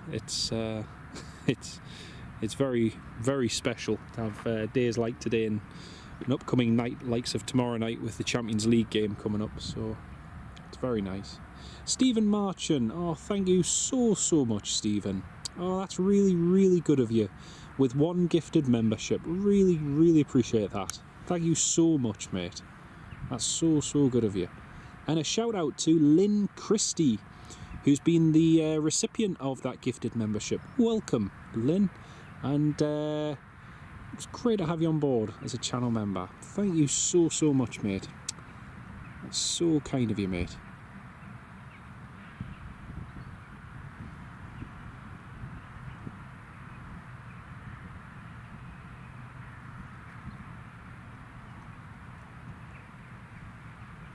Huge thank you, and big shout out in the chat to Stephen March and everyone for his very kind gifted membership.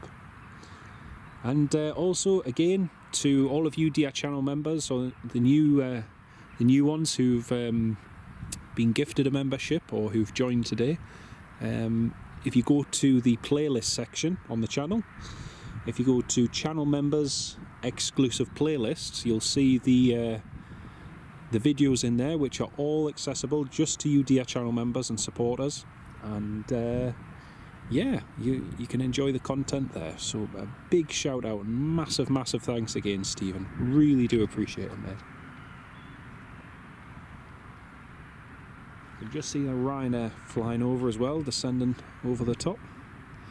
There's all the passengers disembarking.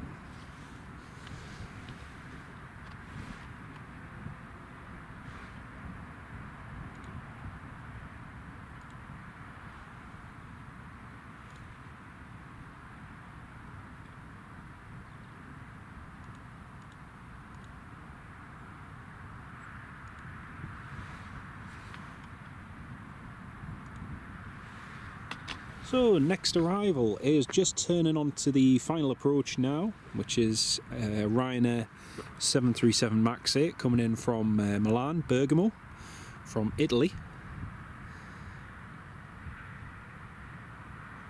I'll be flying there this week, and that's just on the approach now to runway 25. You're on one. Yes, Stephen, actually you are. You are. I felt bad actually, because when Mark was departing the other week and we were live, I missed him. Excuse me. I missed him boarding up the stairs because I was distracted by something, but I just missed him boarding. But yeah.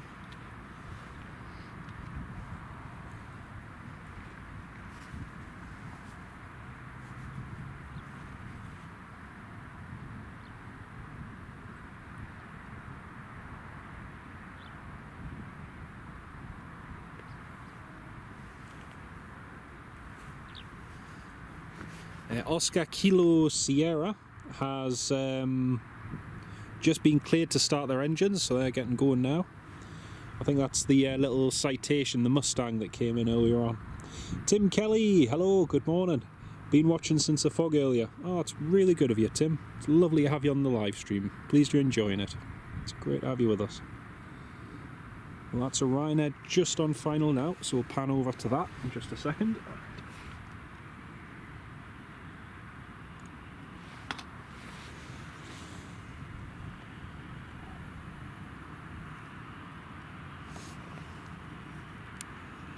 Yeah, that fog was very thick before, but it's funny because the fog hasn't completely gone. It's still over over toward Kingston Parkway at the moment when you look over that direction. There's a Ryanair Max coming in to land. Do you know what? I haven't flown with Ryanair that much this year, and I've got, I think I've got 3 flights with them booked in the next week and a half. So lots of Ryanair flying in coming.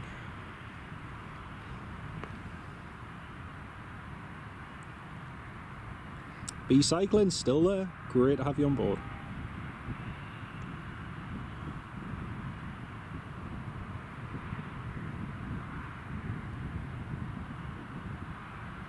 Nicely done.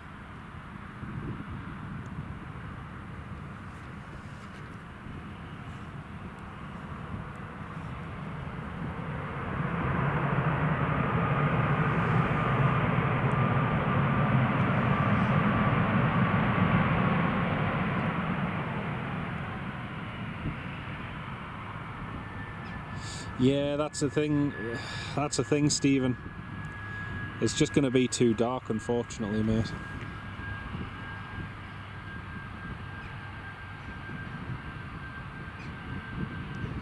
Unfortunately. Saying that, it will actually be lighter in the morning because next week the clocks go back, so it will be lighter, but it won't be light enough, unfortunately. I'll be having a lie in on Tuesday anyway because I'll be getting back from my trip then.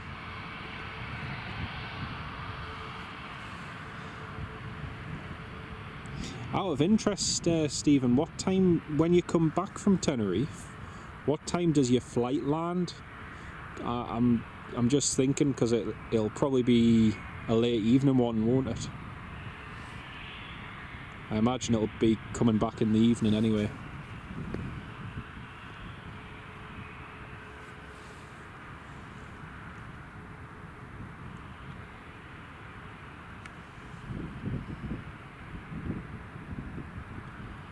Night vision cameras.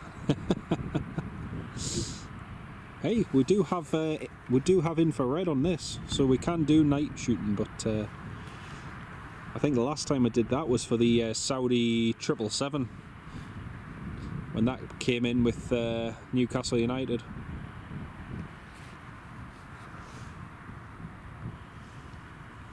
Nah, 7:35. Yeah, it's too late. Be dark by then, unfortunately.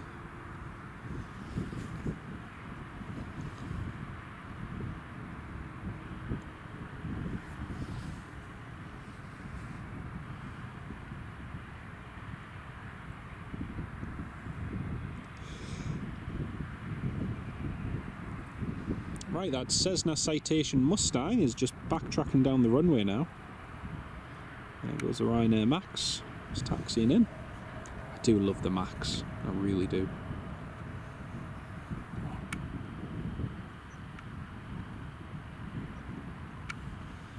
There's a Mustang just backtracking now.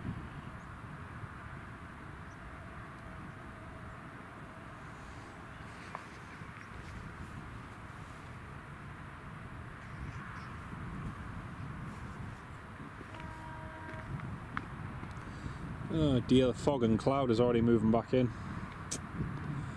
Oh dear.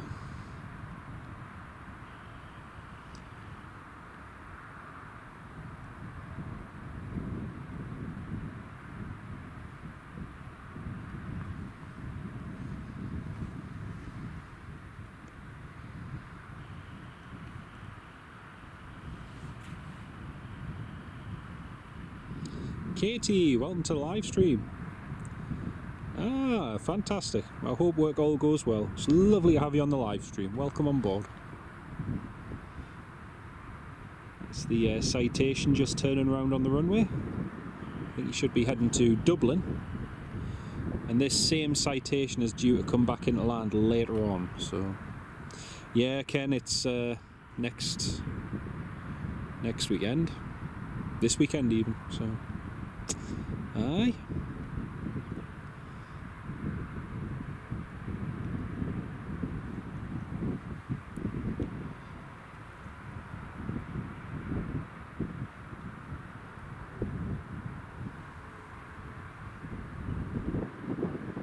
Yeah, back on this Saturday night, Hacker, yeah, that's right.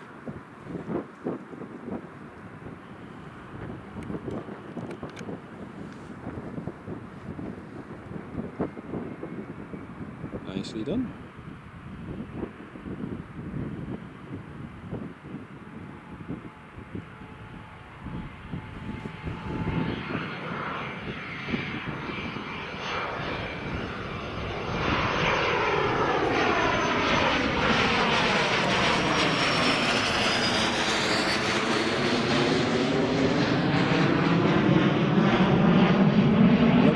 Look at all the fog and cloud.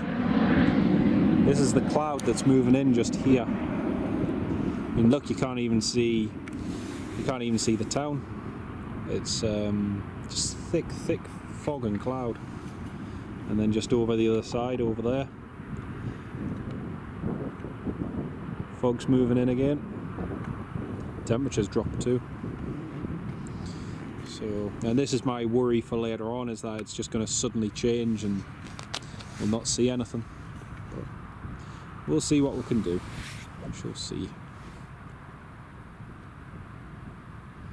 I was so nervous to fly in your Max the first time after what happened in the past. Now you find, yeah, they're perfectly safe. I think that is. I think it's the tragic thing, is that those two crashes should never have happened in the first place.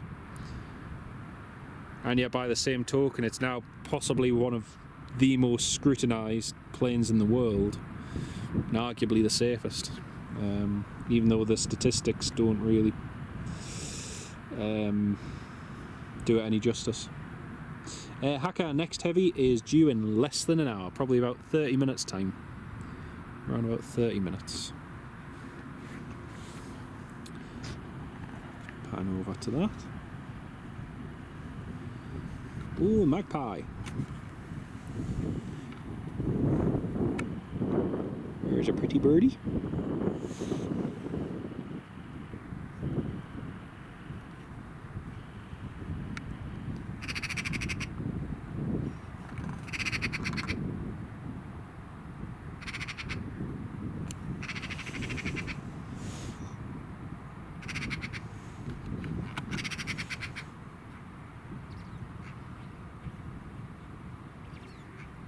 Just come to have a little chat with us.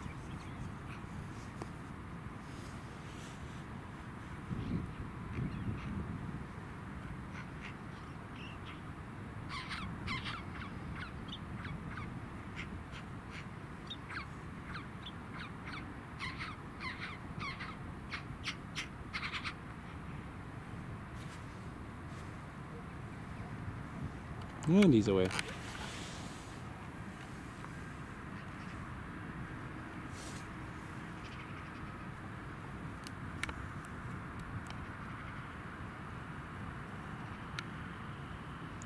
There's the cleaners on the Sun Express. Gonna pinch your bait, he better not. There's a magpie on your street who keeps flying. Oh dear. Oh, here's our next arrival. No, they missed this. EasyJet from Belfast. Whoa! Last minute correction.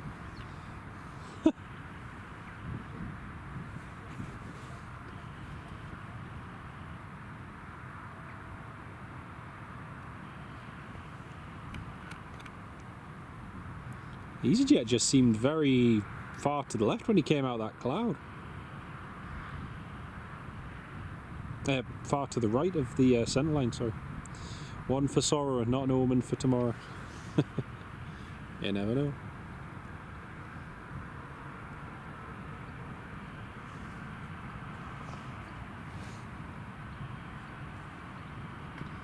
There we go.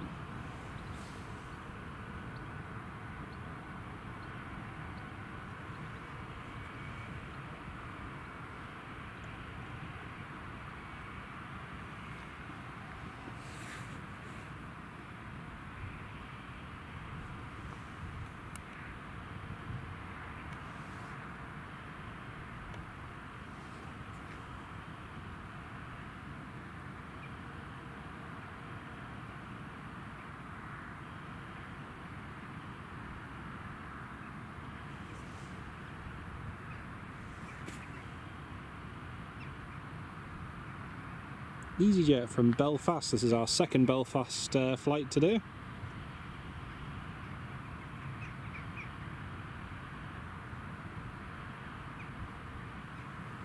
You can see the breeze is picking up, the windsock's slightly inflated.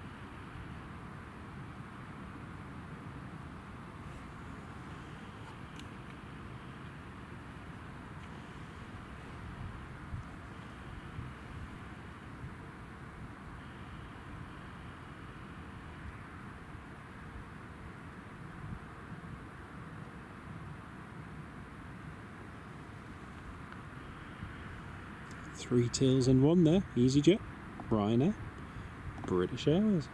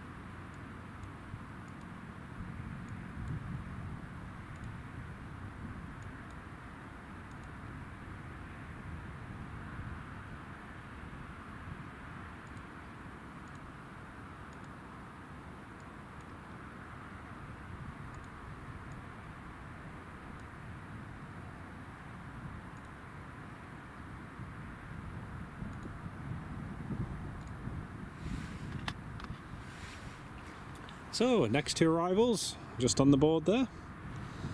Just on the screen, I should say. And we've got the Apex jet coming back in from Edinburgh. I just did a short flight up to. And then we'll have Eurowings coming in shortly as well.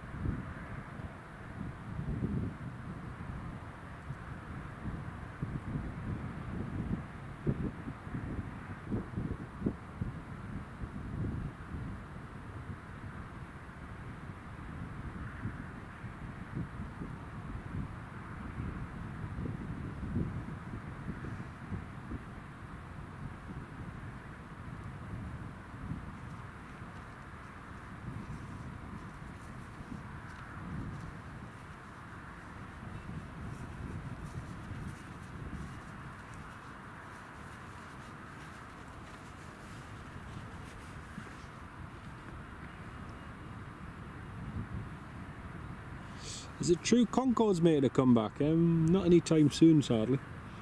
There is a company in the US called Boom Aerospace, and they're designing a commercial passenger plane / business jet capable of transporting, I think, about 44 to 79 people in business class, basically. And that will have the capability of flying supersonic. But again, how well it does or how far it gets in development is a question at the moment.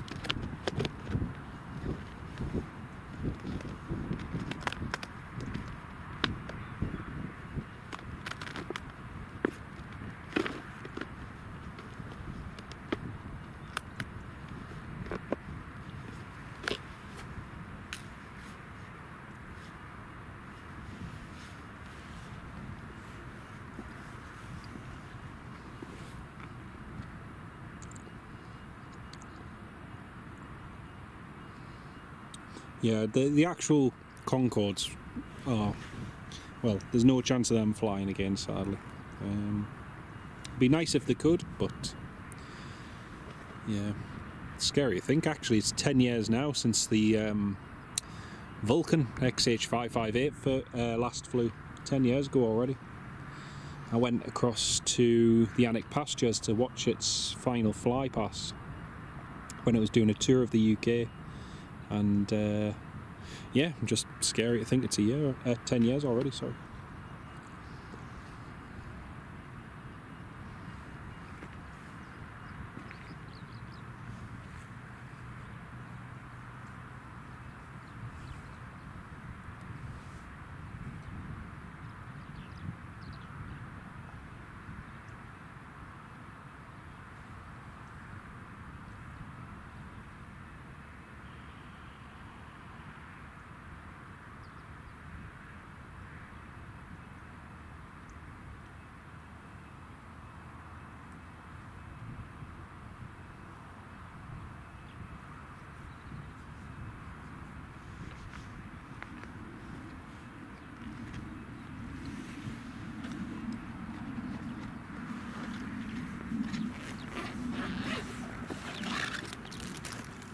I can hear a plane overhead, but I can't see it.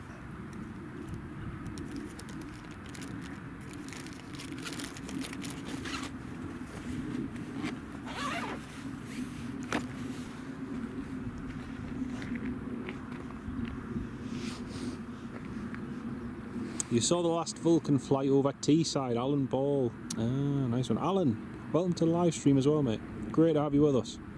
777 just past Grimsby. Now there's a team that last beat Manchester United. That was an interesting one. Marquis Stoddart, that's the daft thing. And it kind of annoys me in a little way, but if we learn anything from the pandemic, one of the things we should have learned is that, you know, meetings like in person, yes, they're good, but there are certain meetings that can be replaced with Zoom calls or, you know, online basically.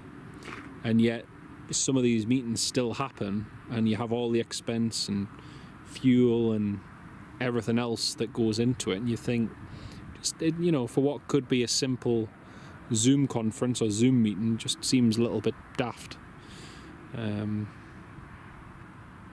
So yeah,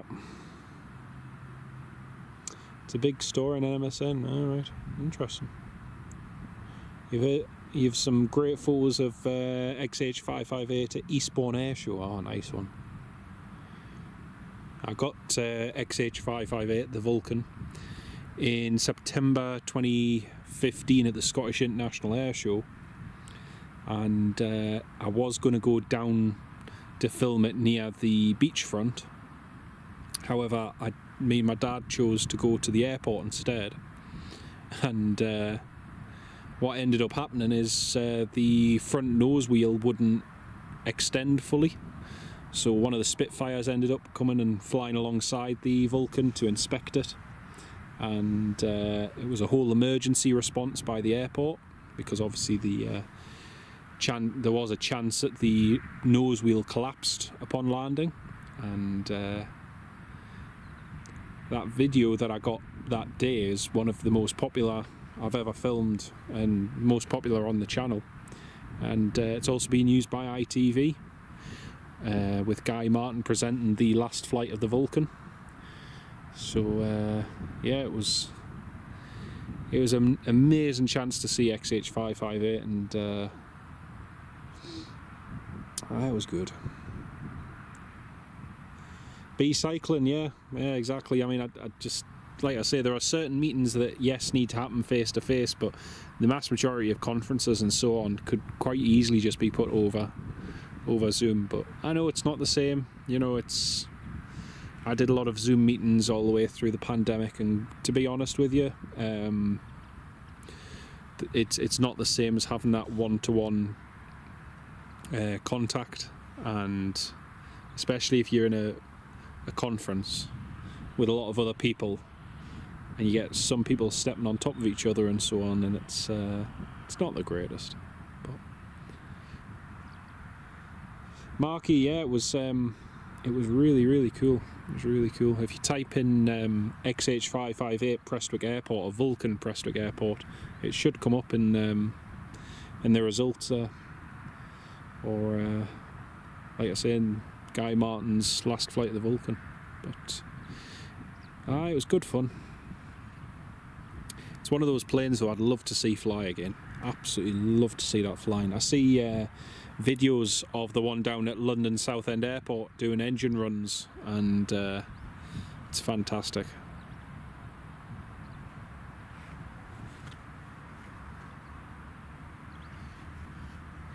The Ryanair 737 MAX is just getting his clearance back to Bergamo.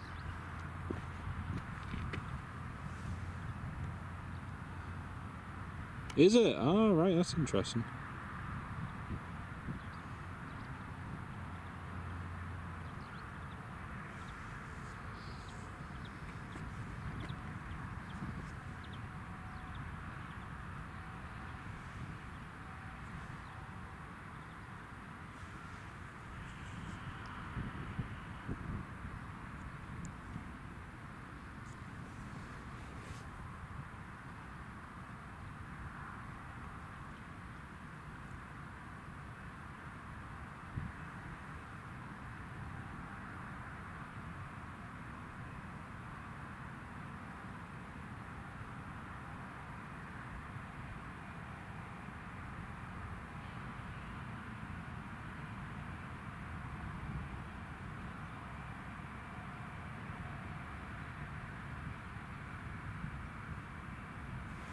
Oh, I just missed. Sorry folks, I was that distracted. I just missed that biz.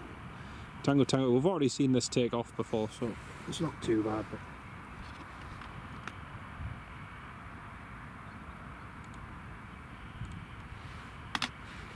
that's the one that departed from Charlie heading up to Edinburgh earlier on.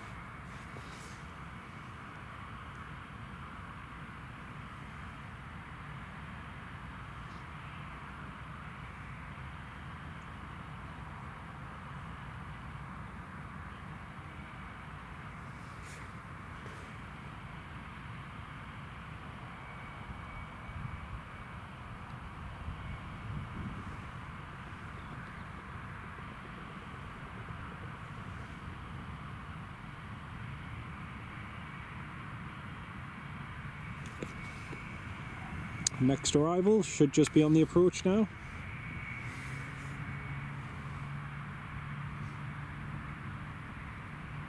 British Airways A320neo is just pushing back as well.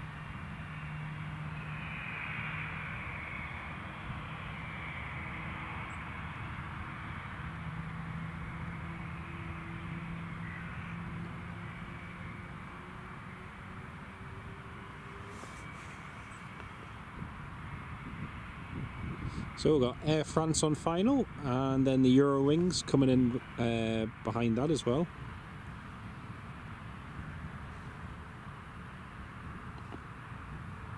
There's an RAF Typhoon just doing some low-level flying up north, but looks like he's climbing away just because the cloud's so low.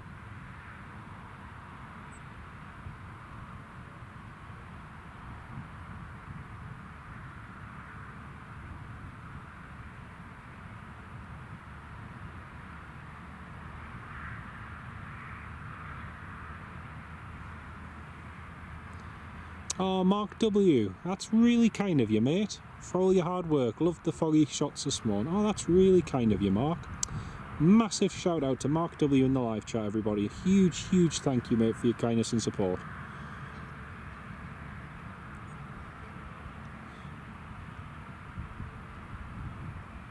Oh, that's really kind of you, mate. Thank you so much.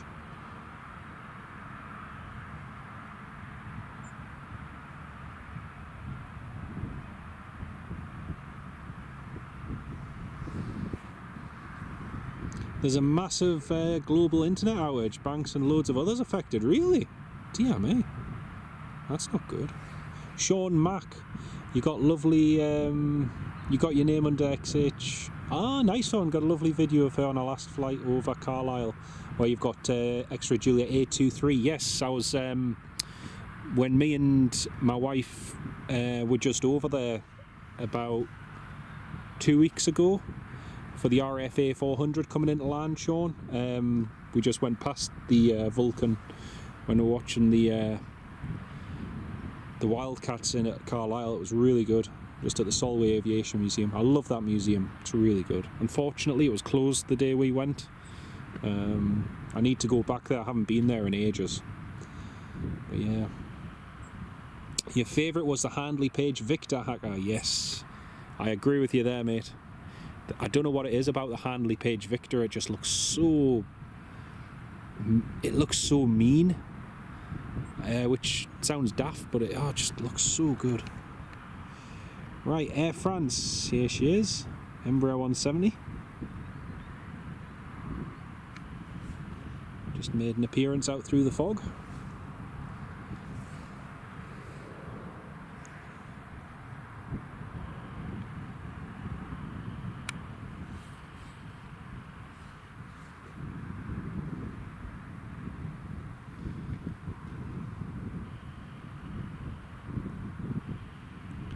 Nicely done, nicely done. Oh, you can feel that northeast breeze now. That breeze is definitely coming straight towards us. Yeah. Yeah, massive thank you and huge shout out to Mark W. Thank you all, thank you so much. Amazon Web Services having issues, oh dear.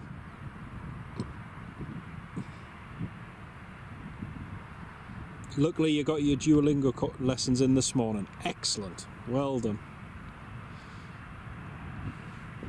Alan Ball, going to hear a KC-135 tanker overhead soon. Brilliant heads up, Alan. Thank you for that, mate. We might actually be able to see it because it's clear over my head at the moment. What altitude's he at? Ooh, he's at 27. He could be tanking, you know. He could be tanking. I need a contrail up. Contrail.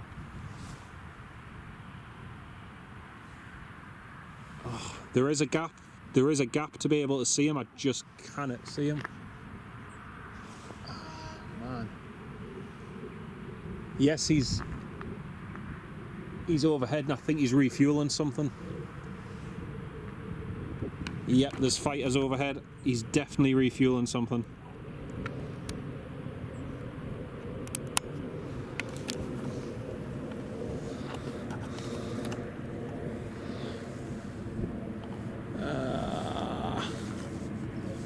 Can't see it.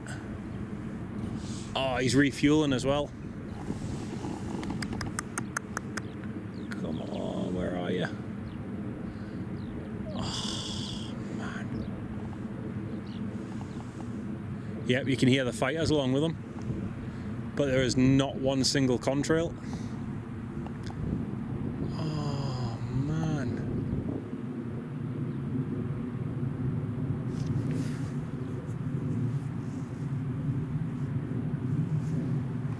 See, it's clear enough to actually see, but I kind of, through that wispy cloud, I kind of see him.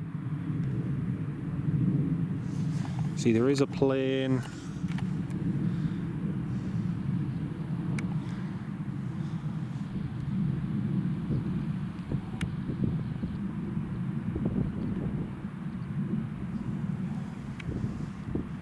No. No.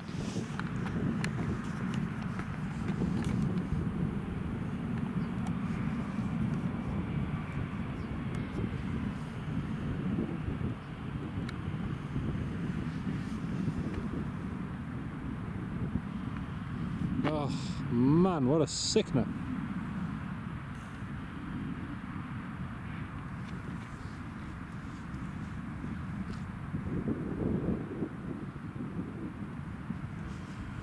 Nah, still can't see it. Still can't see it. Brilliant heads up, Alan. Amazing heads up, mate. Thank you for that. Well, we couldn't see it. Oh, man. Yeah, the Voyager will be going back without anything, but oh man, I hate it when it's like that, when you can hear that there's fighters along with the refueler, but you can't see it. It's so frustrating. It's heading straight for Rothbury. Paul Buxton, yeah, he is. There was no contrail or anything coming off them, sadly. If he'd just been a little bit higher, we would have seen them. And he is definitely refueling something, but I couldn't hear what he was refueling.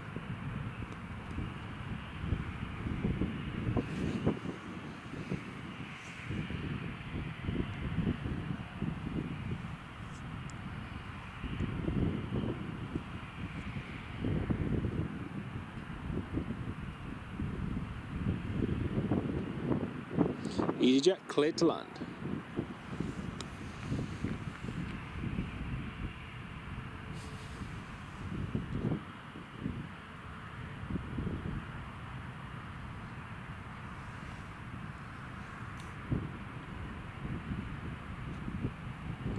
Yeah, just seen that RAF A400's popped back up as well, so the A400's obviously done whatever they were doing with the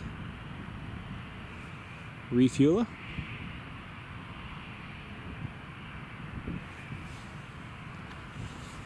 Right, next arrival, EasyJet.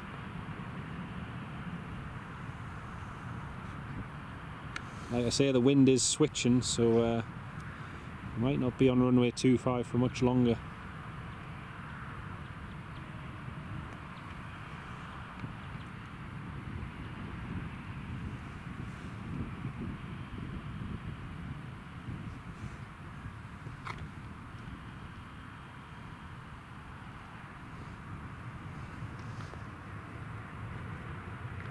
Hey, Marquis Stoddart and Ken Alloway using the Eurowings logo. Love it.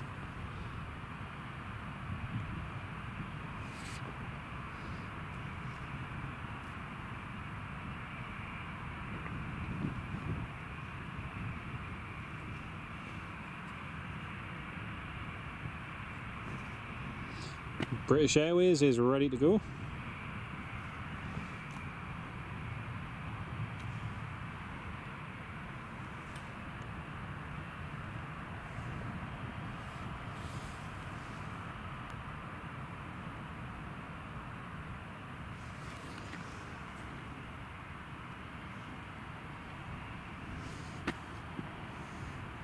It's the only bit of consolation I have. There's a Lufthansa going over, which so far I cannot see.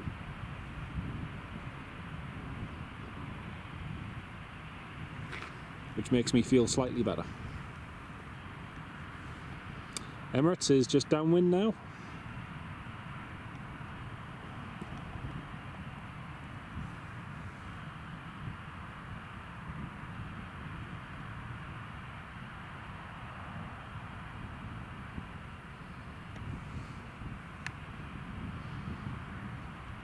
British Airways, clear for takeoff.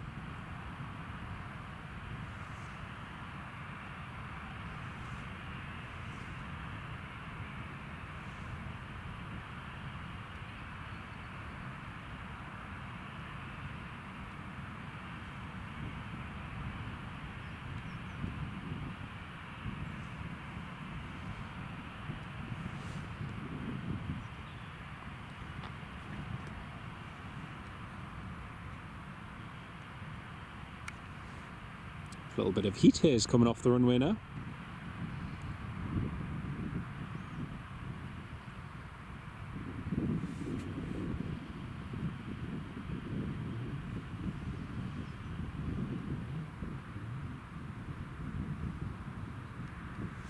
Talk about Tokyo drift.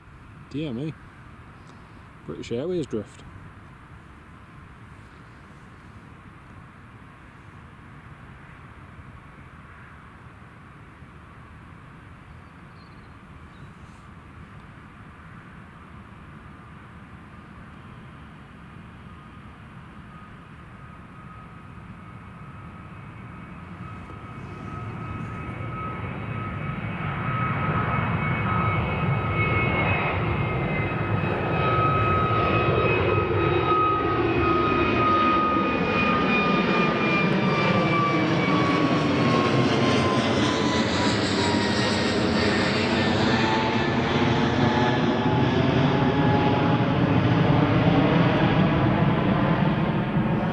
Disappearing into the cloud again.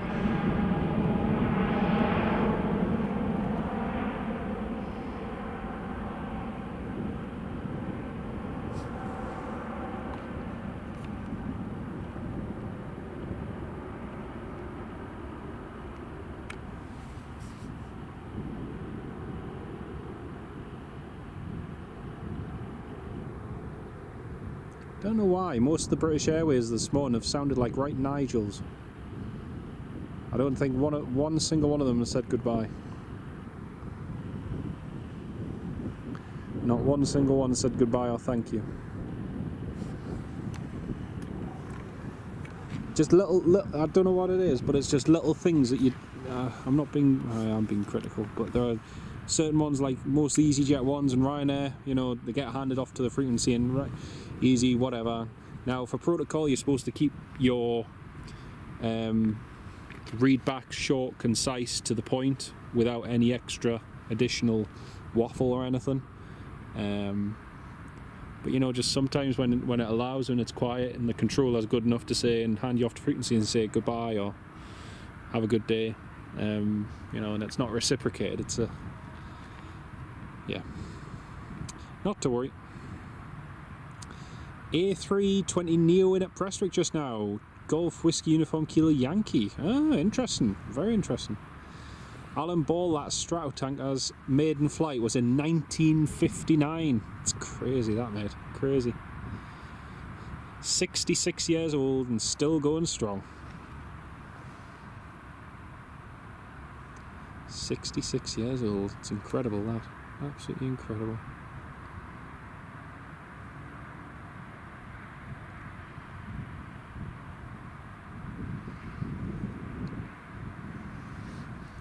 Right, our next arrival has just been cleared to land.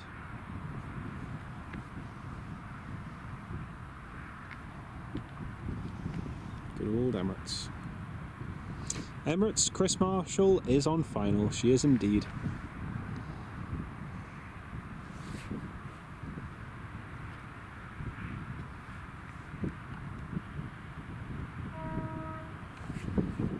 It's the sound of the metro in the distance.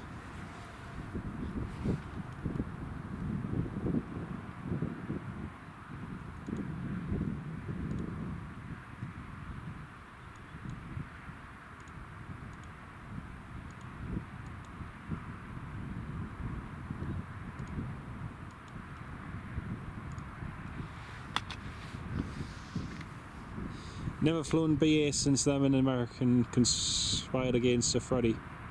Not that I hold a grudge. Oh dear.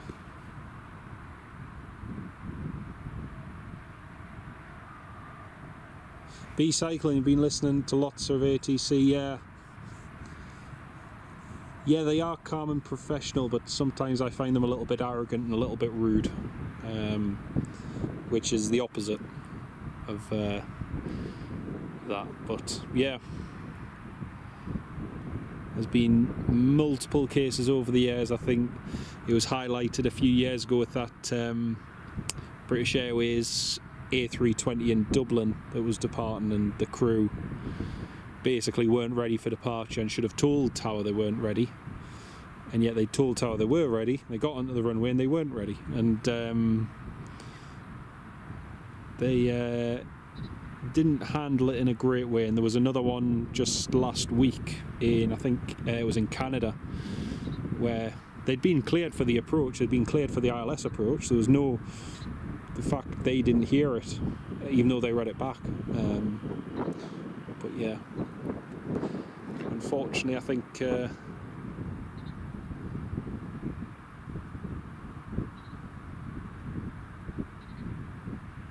there's yeah. Right, there's the Emirates just coming through the cloud now.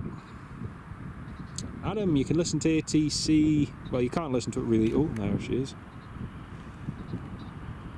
You can use a NetSet scanner to listen to the ATC, but also liveatc.net has a lot of good feeds.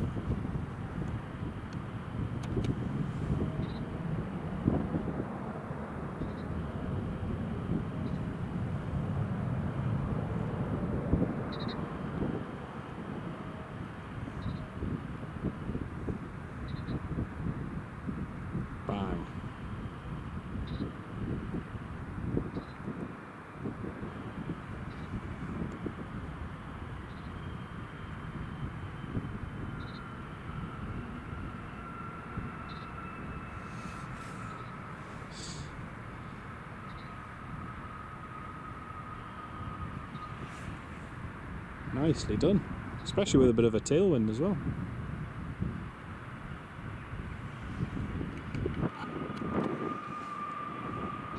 First officer Jordan, nice use of the lovely use of the Emirates tail.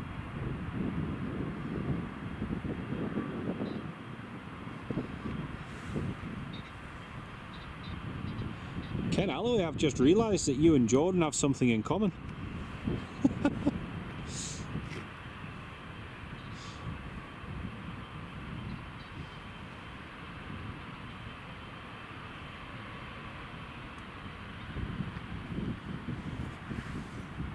Thank you, Alan.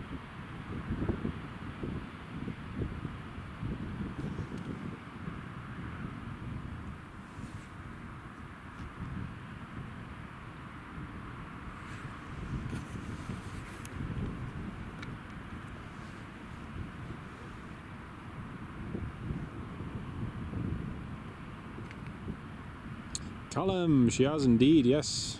She's landed with a big thud. Quite impressive actually, given they had a bit of a tailwind on that approach as well. Done very well.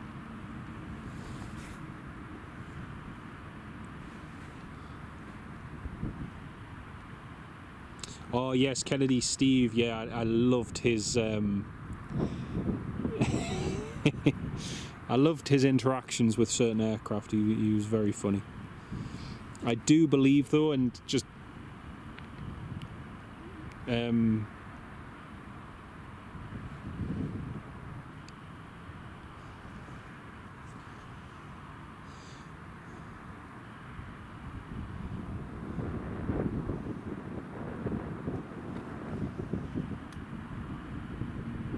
yeah, just on a professional side, in terms of the communications and stuff, like New York is one of the worst places in the world I've ever heard for ATC, and for the way they go on at pilots, particularly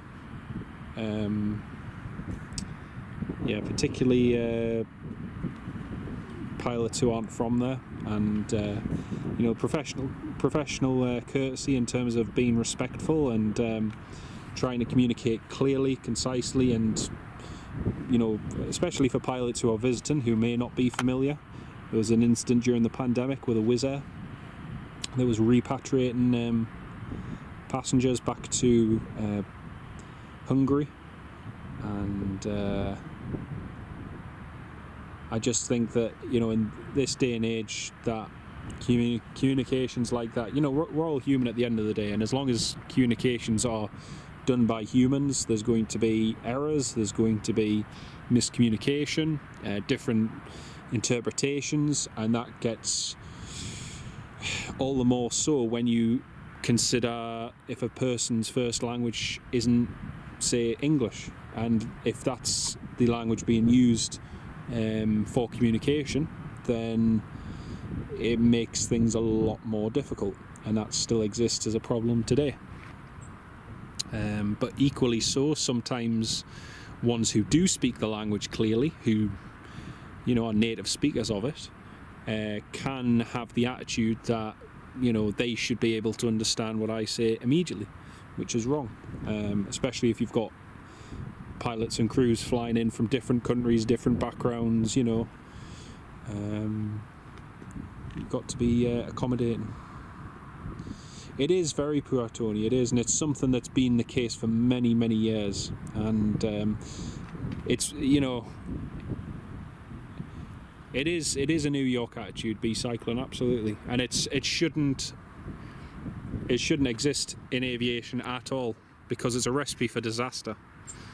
And it's all well and good shouting at a pilot and saying, you're terrible, you should be doing this better, but at the same time you should just reflect, the ones saying that should reflect on their own statements and think, if I was in that position, and again, it's why pilots and controllers need to work together. You know, if I was in that position, landing at an airport that I've never flown to before, how would I feel if I got a whole load of charts and a whole deluge of instructions and had to get from A to B in what the controller might think is a very simple instruction? I'm trying to coordinate that with the person I'm flying with, and we're trying to navigate safely around around an airport, so it's like everything. There's always room for improvement, but I do think some places do stand out, and New York to me is one of them, where there is a particularly low tolerance, and some other US airports too, particularly low tolerance to certain airlines and pilots, which is sad. Your favourite was years ago when a Lufty flight was given priority to take off over a BA flight. When the BA captain asked why Lufty pilot, we had our towel on the runway this morning. Brilliant. Absolutely brilliant. But, you know, I've seen cases here at Newcastle where we've had visiting crews who, you know, it's quite clearly more than likely their first time flying into Newcastle, and the controller has had to repeat the clearance multiple times. Now, for those of you who don't know, a few years ago, before Newcastle Airport had what we call SIDs and STARs, standard instrument departures and standard arrivals, we had non-standard arrivals and non-standard departures, which were Ken Alloway, no worries mate, lots of leaves to sweep, no bother mate, hopefully catch you later on, have fun. Yeah, we had these non-standard departures, non-standard arrivals, which the arrival side was fairly easy, just vectors for an approach and so on.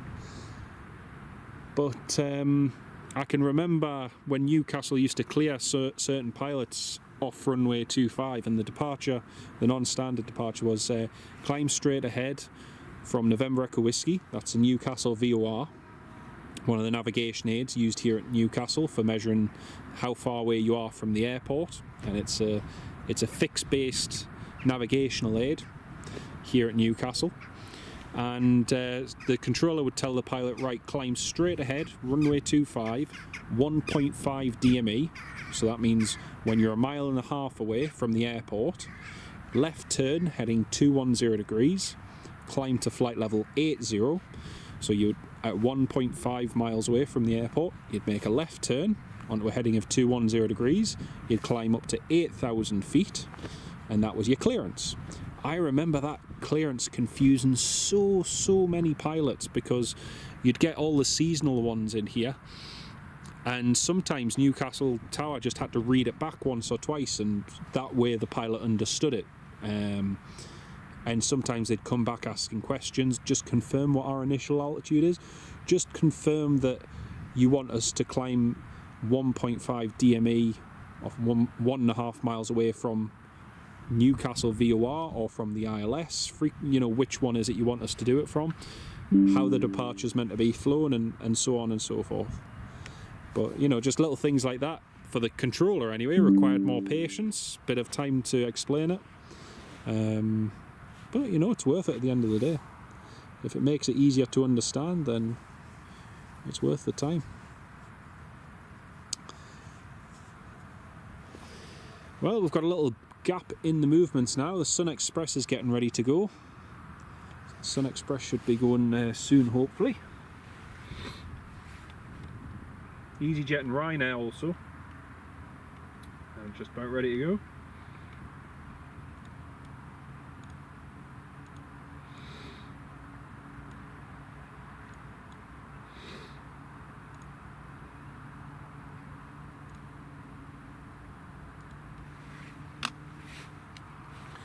You can see on the screen there now we've got TUI coming in and a Jet 2 very soon. Ryanair 737 MAX is just starting his engines up, getting ready to depart back to Milan Bergamo. So he'll be going shortly too.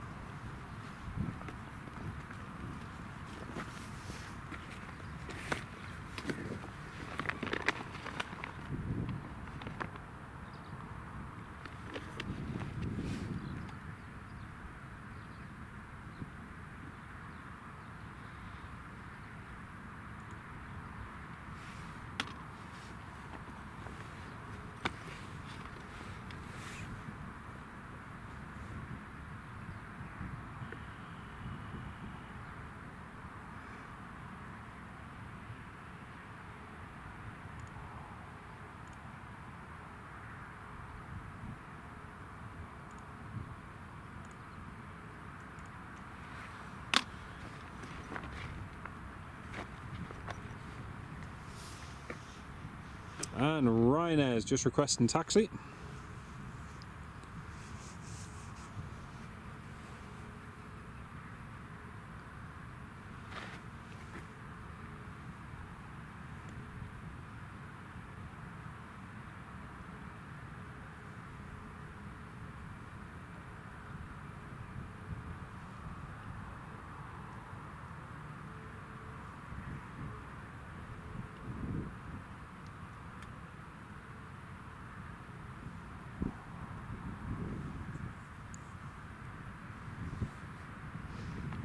Use a Panasonic 4K camcorder shown, an HC VXF 990.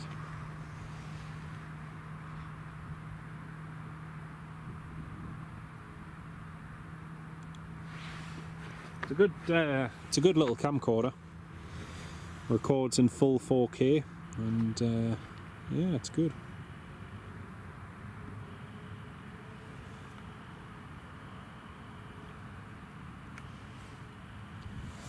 So Ryanair just taxiing along.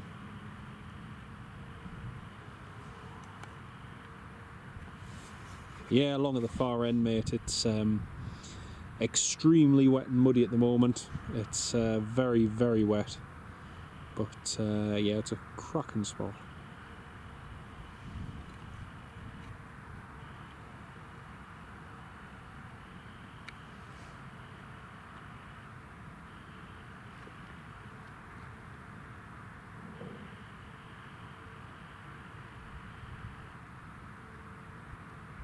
Ryanair is ready for departure on reaching.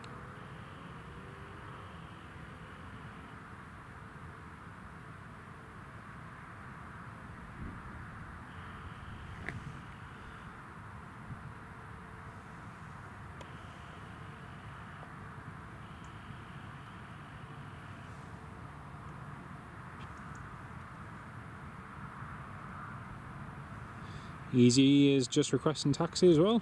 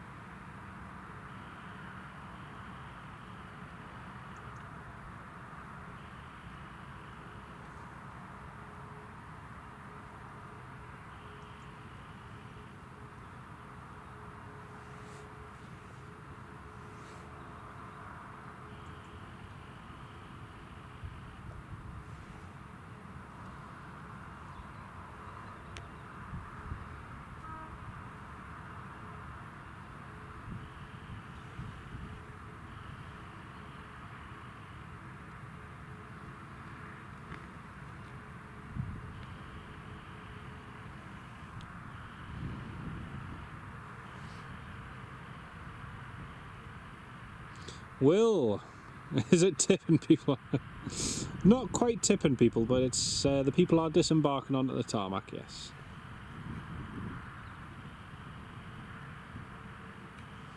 There goes Ryanair.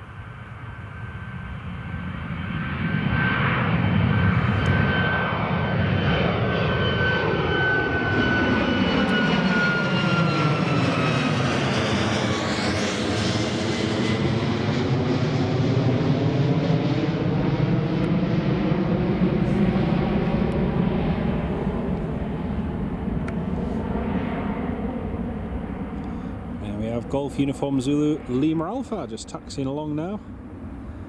This one's heading off to Belfast.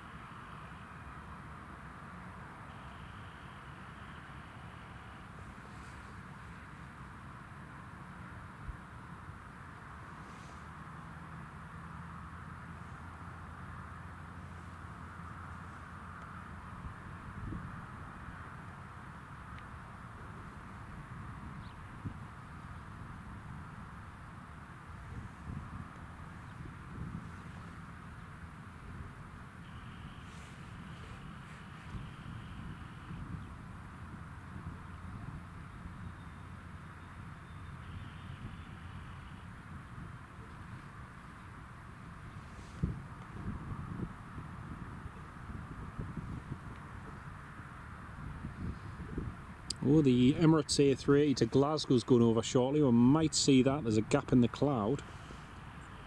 Might just catch that going overhead, hopefully.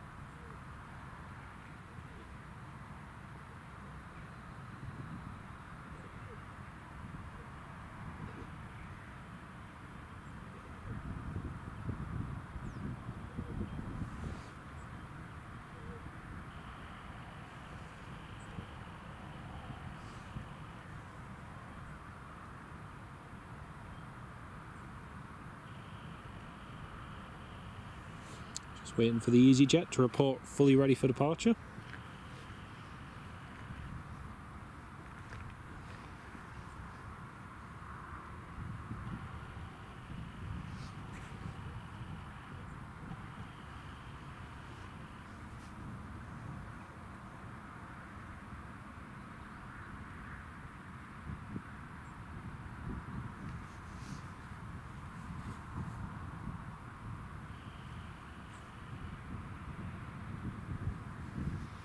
Says they're not quite ready yet, but they've just been cleared to line up and wait at runway 25, so they're just going to line up and wait.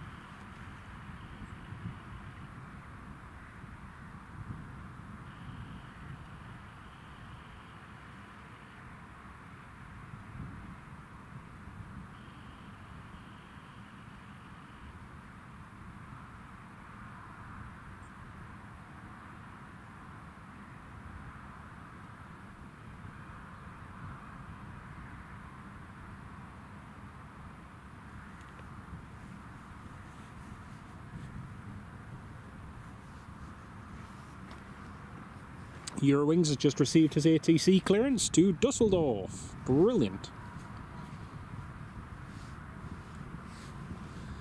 Emirates A3 is just going over now. Might just see it after this EasyJet takes off.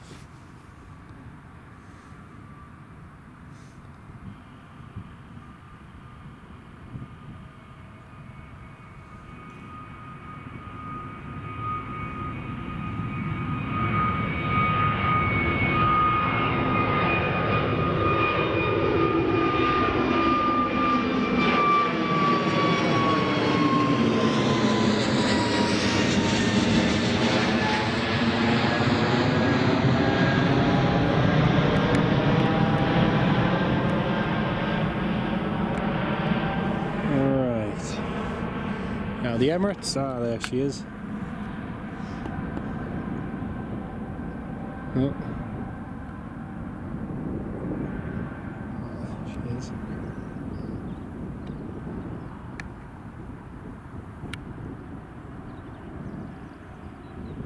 Come on, autofocus. There we are. There's the Emirates. Oh, only just managed to catch it. I couldn't quite focus in on it there. There we are, there's the Emirates. Just descending into Glasgow.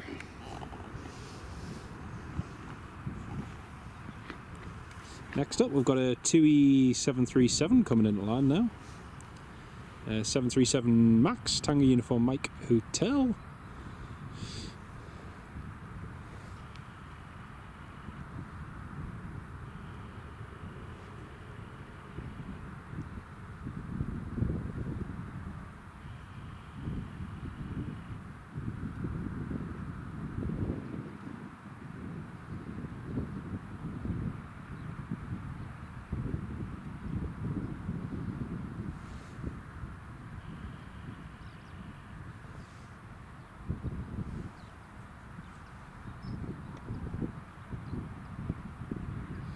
So TUI and Jet 2 just coming in now.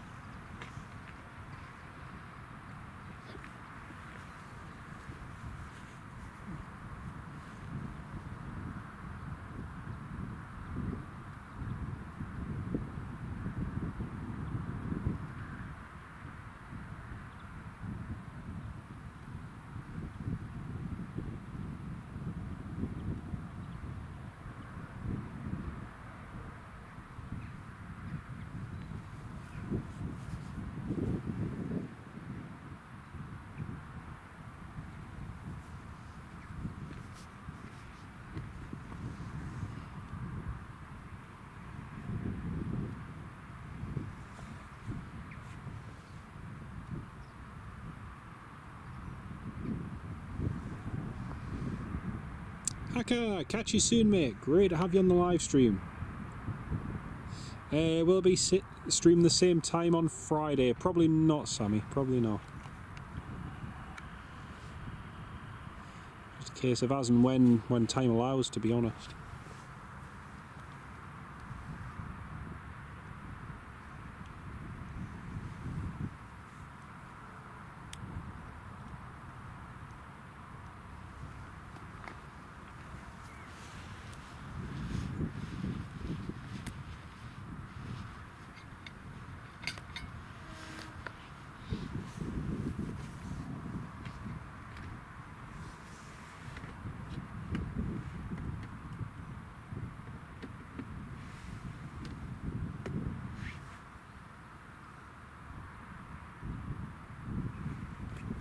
Right, here's the TUI 737 MAX. You can see that cloud just over the coast there.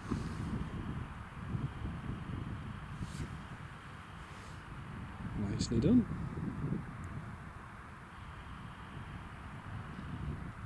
The Sun Express A320 is just pushing back into the Bravo 2 holding point, so they're just doing that now. And TUI has to roll all the way to the end.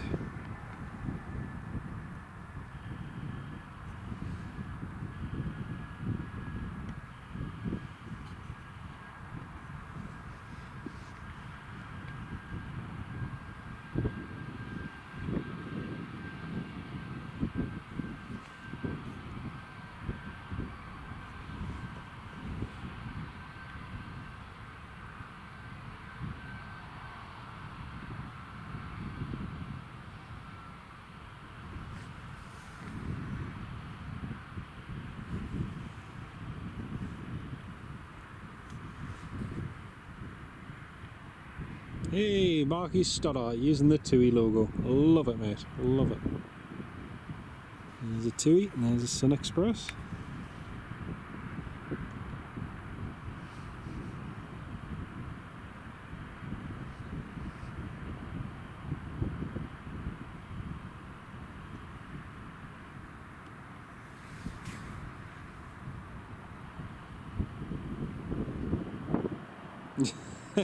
Exactly, man. Exactly.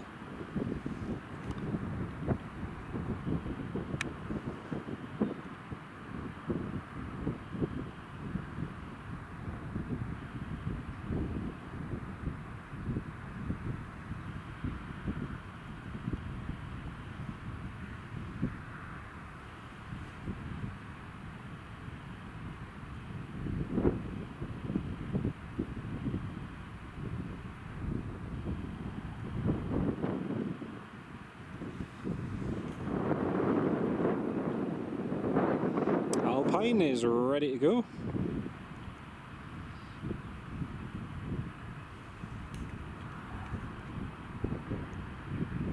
So the EasyJet, the Alpine, has just been clear for push and start. Whilst the Sun Express has just been pushed back to Bravo, ready to go back to Turkey. I think they do have a slot delay though. I think it's 1248 their slot delay. Might be an improvement on that, we shall see.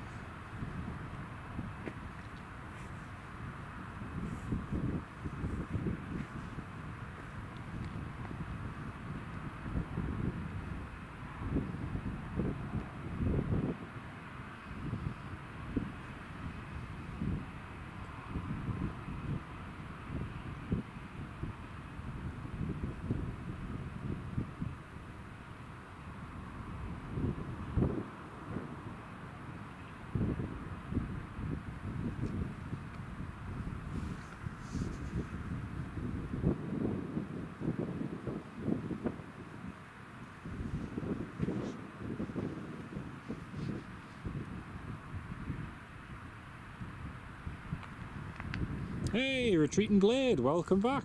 Great to have you back with us.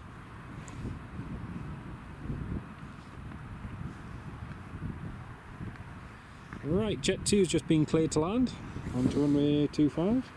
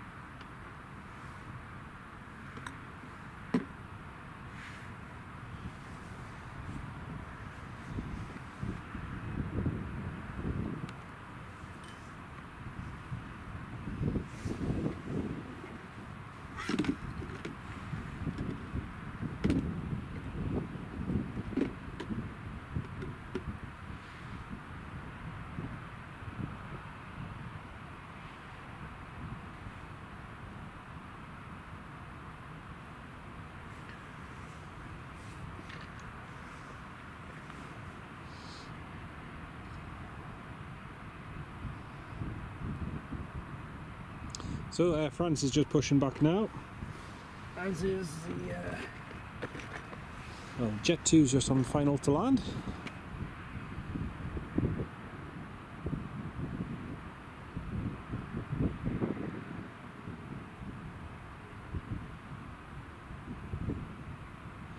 Half an hour lunch break while hey, just watch this, Retreating Blade. She'll have a list as long as your arm. of stuff to do.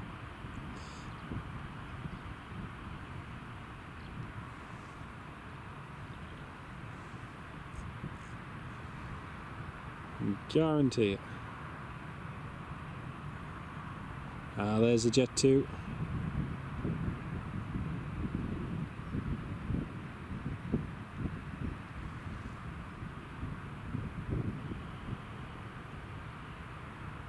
There she is.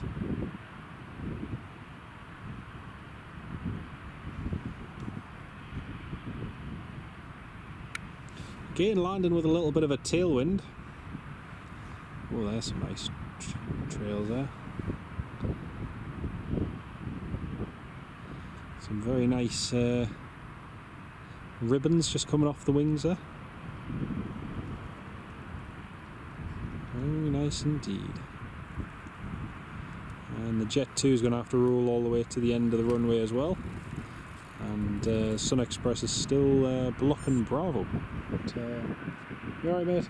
How are we doing? How bad are you? Alright. Good, good.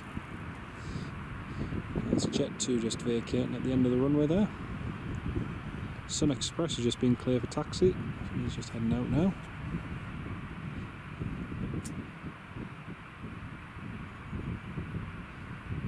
And the Air France should be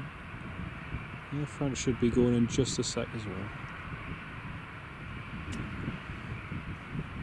And Megan, welcome to the live stream, love. Great to have you on board. Marky Stoddart, I think I'll have to change that logo, add another Jet 2 tail one for that. That would be good. There's the Sun Express just heading out now. Sean, you were in Skiathos a few weeks ago. At 360 cams on poles. Yeah, they're quite good, Sean, especially the new ones, because you can get some really good angles, and the quality of them's pretty decent as well. The only thing is the file sizes are quite large. They're a bit larger than some 4K files, but if it's quality shots you're after, then they are pretty decent. Unless, of course, it's long range shots, then yeah, not so much. It's EasyJet Europe A320 just heading out as well. And Jet 2's heading in.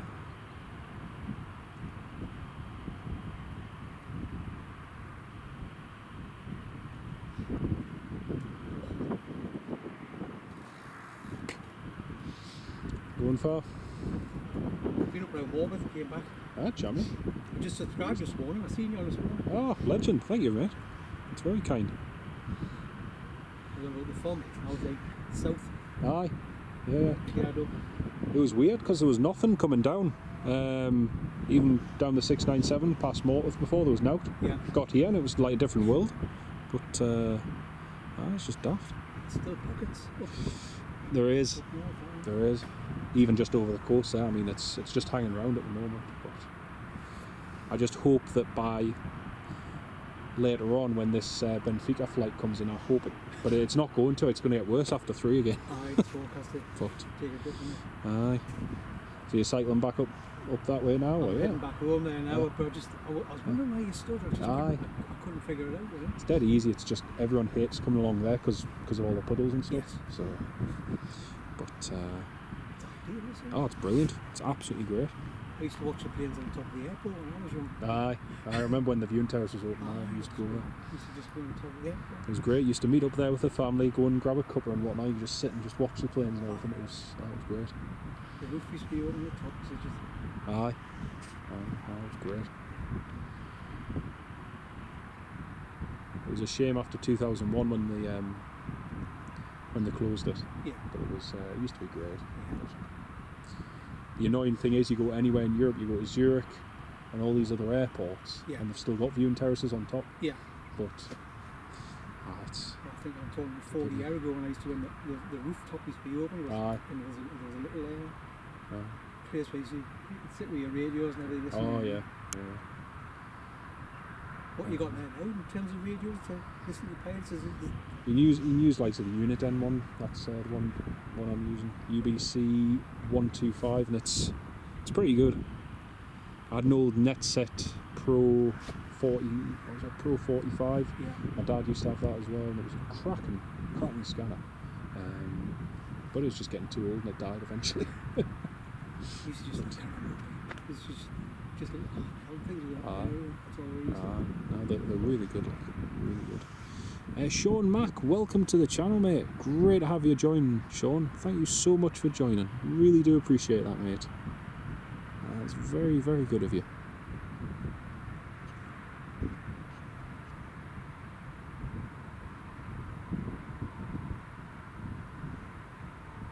That's really kind of you, mate. Thank you so much for that. So we've got the Sun Express departing next, and then the EasyJet. Air France is just heading along there now.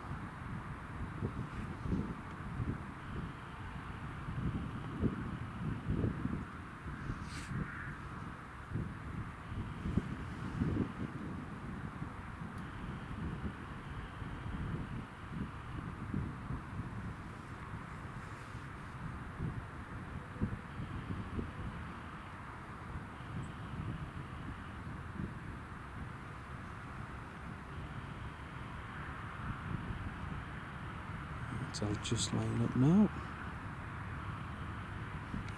Again, Avion Express Malta. It's the first time I've seen this Maltese reg one in here.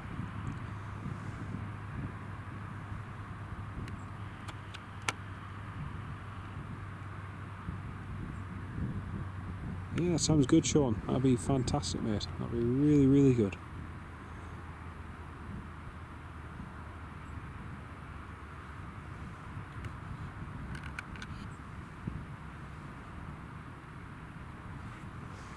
See if we've got anything coming overhead as well. There's a Corendon Airlines going to Glasgow from Antalya. That will be going over in about 10 minutes. And we've got a Loganair about 20 minutes from Stavanger as well, so that'll be good.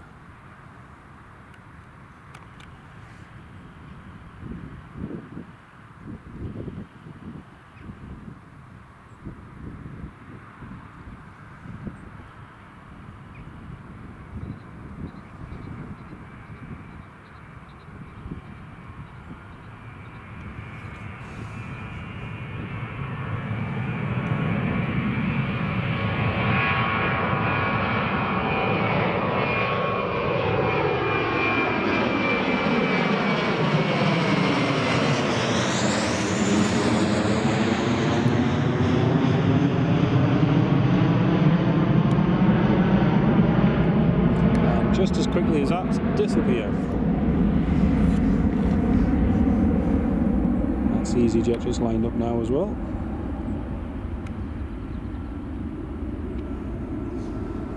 EasyJet's heading to Paris Charles de Gaulle.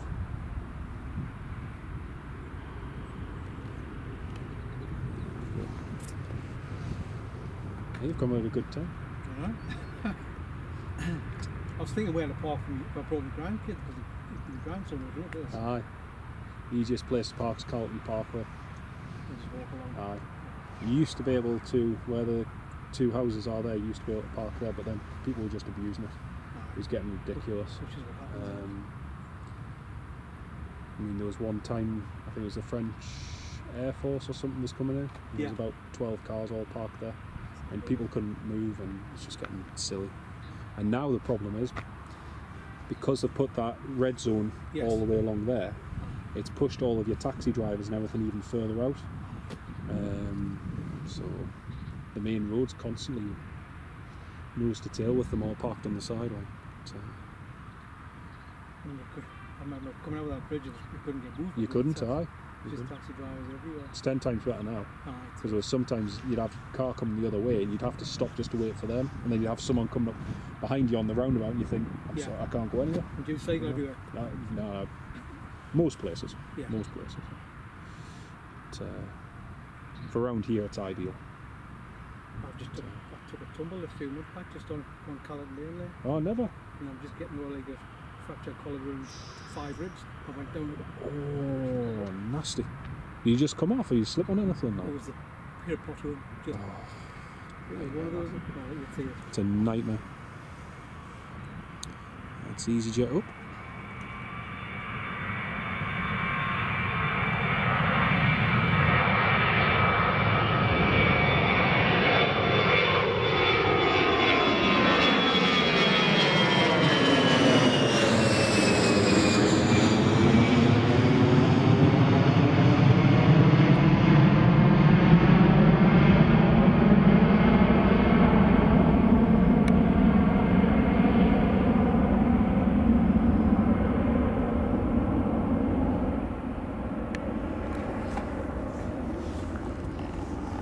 I think the worst ones are the ones where you're going along, you can't see it until you're literally on it.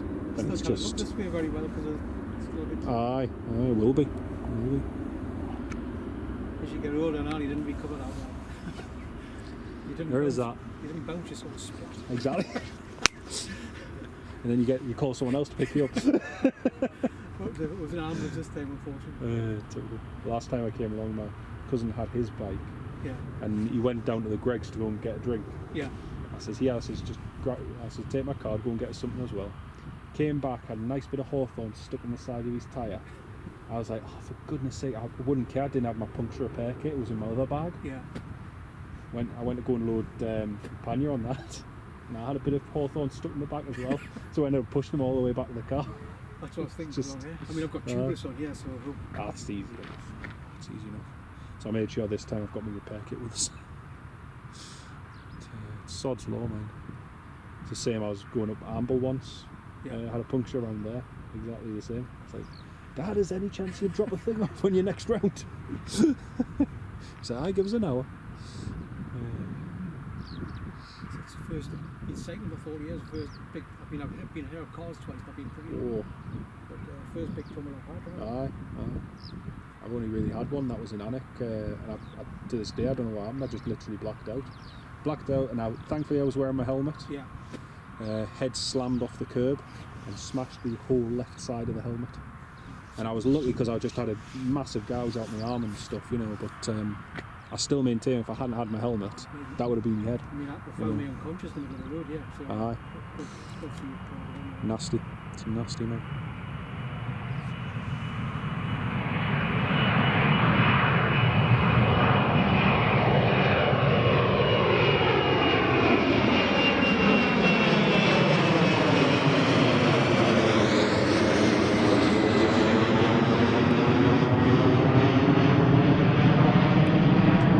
Air France.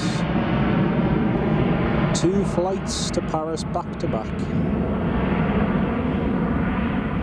Frying Travels, yes, absolutely, mate. Absolutely.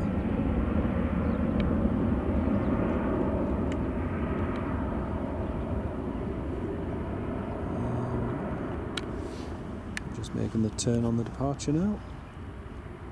And disappeared.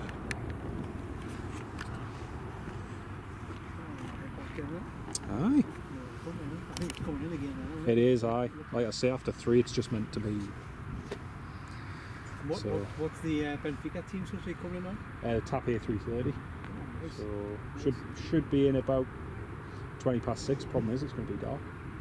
So it will be back in, I think, on Wednesday. Right. Pick them up. So just a splash and dash, drop them off and away. Aye, literally. Because I think they were going to stop overnight, but they're not now. They're just flying straight back to Lisbon once they've dropped them off. So that should be good. So if you're free on Wednesday, Not back to work. join the club. It's my deal for later. Typical, man. Spot on, mate. Good to meet you, though, mate. Aye. I'm Jonathan. Sorry. Paul. Paul. Good to meet you. That's it. Just subbed this morning. Oh, top man. Thank you, Paul. Really good. Good to meet you, mate. Top man. Watch what you're doing. See you in a bit. And Auntie, welcome to the live stream. Anything rare today? We do have the rare TAP A330 coming in, yeah. First ever visit of an A330 Neo, so that's going to be special. Got the Eurowings almost ready to go there. And also lovely to meet one of our subscribers as well, Paul. Great to meet you, Paul. Farang Travels, mega live stream day, absolutely, mate. And Farang, hope you're keeping well, mate. Lovely to have you on the live stream. Yeah, we've been live now for 5 hours and 3 minutes. 5 hours, 3 minutes already. And we've still got plenty of action to come. All the exciting stuff's coming later on.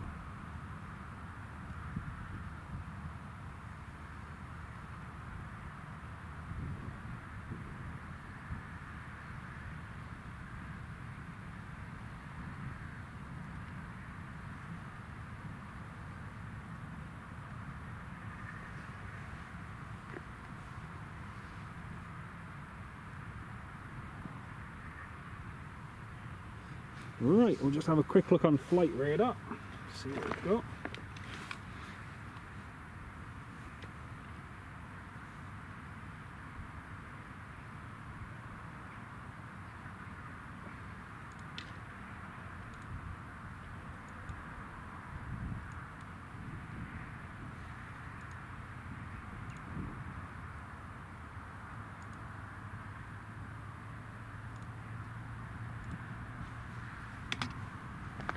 So as you can see on Flight Radar, our next two arrivals are coming in soon. We've got Loganair from Stavanger, and we've also got KLM from Amsterdam, from Schiphol. Tony McCall, you're going to go out on a limb and say the 330-900 is the best looking aircraft. I would agree with you, mate. I would say the A330-900 and the A350. I don't, to be honest with you, and it still to this day makes us laugh, because when Airbus first announced the A330neo, I was one of the most sceptical people, because I looked and I was like, why would you re-engine the A330? The A330's sold really well. Like, why not just concentrate all of your resources onto the A350? You know, why feel the need to put new engines and new inlets on the A330? Just seemed very weird to me. I was completely wrong though. I mean, the A330 the Neo has sold so well, and when you compare it to likes of the Dreamliner, how many sales it's stolen probably from the Dreamliner, it's yeah, it's crazy. It's absolutely crazy. I mean, Airbus just pulled an absolute blinder. They re-engined the A330, got more sales, likes of Delta Airlines and Virgin and lots of other airlines. But yeah. Farang Travels, you tried to get a hotel in Newcastle tomorrow night, all sold out or very expensive. Farang Travels, if you're looking for a hotel, just a suggestion for you, consider having a look outside of Newcastle, up in, say, Tynemouth, not Tynemouth, try looking for somewhere in either Blythe, Morpeth or Alnwick, because there's some decent prices. You can get places overnight for like 69 quid, £69 including breakfast up in Alnwick, and you're only not even an hour bus ride away. So if you do need to stay in Newcastle, and I know it's mega expensive, but you're far better paying £2.50 to get a bus up to Alnwick, stay overnight in Alnwick and then get the bus back the next day.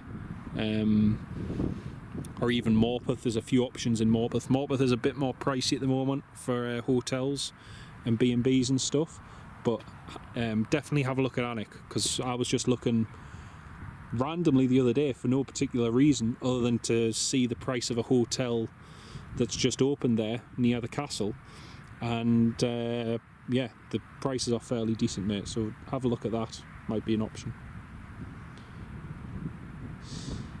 Tried to get a hotel, oh sorry, I've just read that, mate.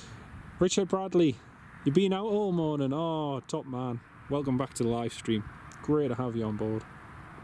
Tony McCall, it is, yes it is, and like I say, Airbus have just played it so well. They've got a proven established aircraft that's reliable, economical, all of the above, and you know, they've just switched everything over to it. It's so good, so good how they've transitioned, and I have no doubts that it's going to do really well.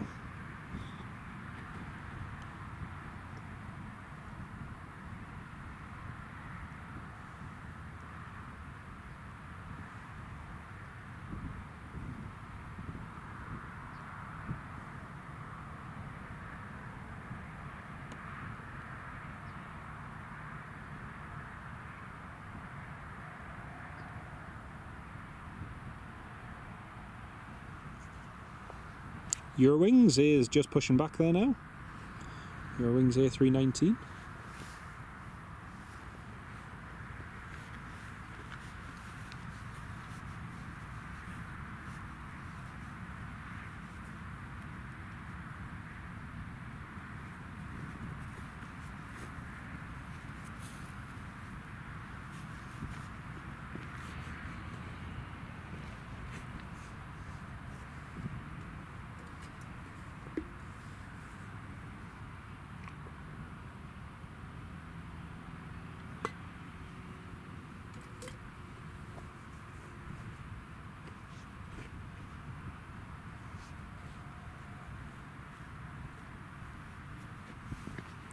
Oh, Richard Bradley, a forfeit for missing your stream. Oh, you're an absolute legend. Thank you so much, Richard. That's really good of you, mate. Oh, thank you so much.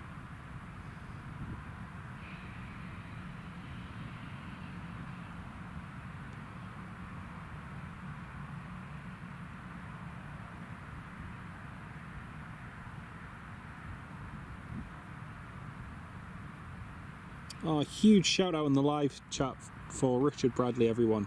Really do appreciate your kindness and support, mate. Thank you so much.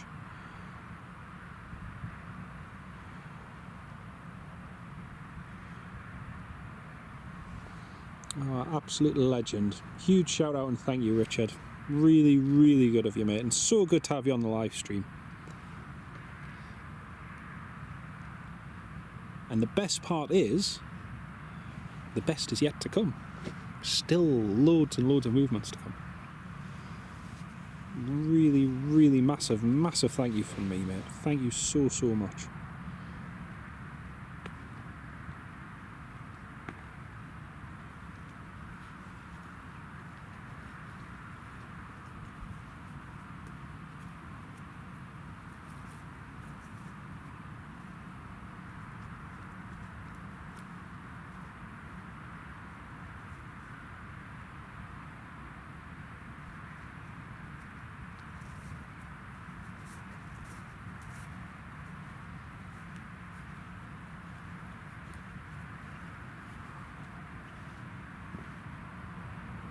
Flying out of Newcastle to Belfast with EasyJet on the 13th of November. Brilliant, mate. Brilliant. Well, if I am here and I so happen to be live streaming, we might catch you. Depends what time of day your flight is. If it's the early morning one, possibly not. Oh, we've got Loganair just landing. Loganair from Stavanger.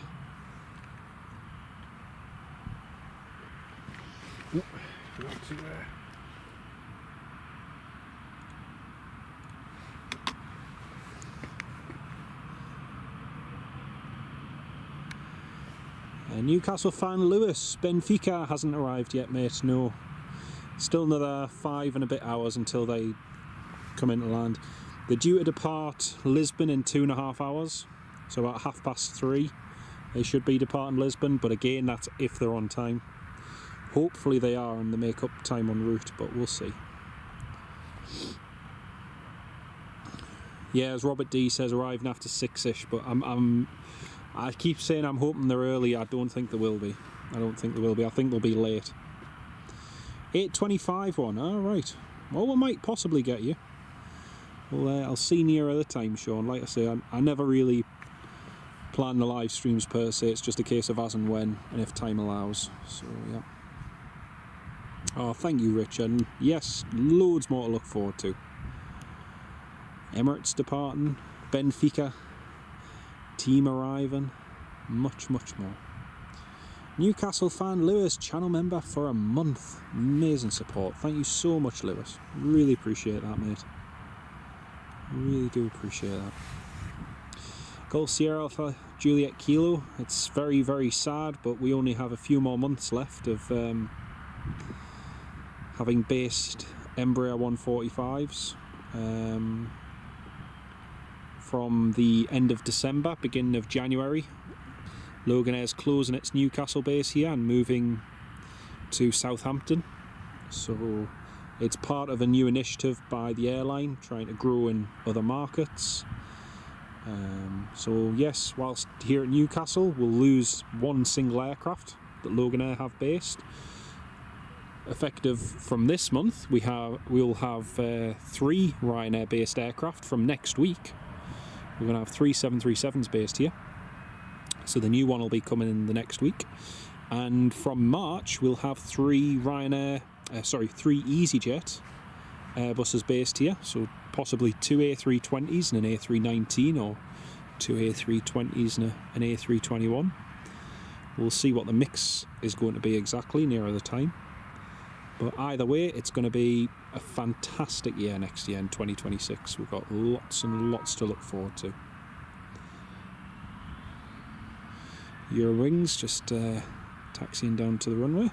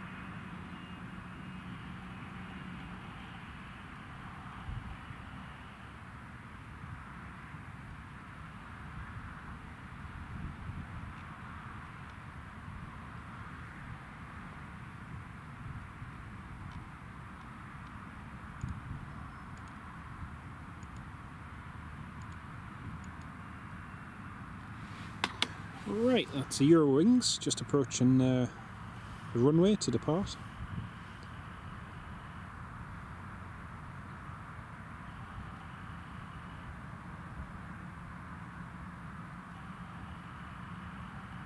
Yeah, it's going to be good to have them back, Lewis. It certainly is going to be good to have them back.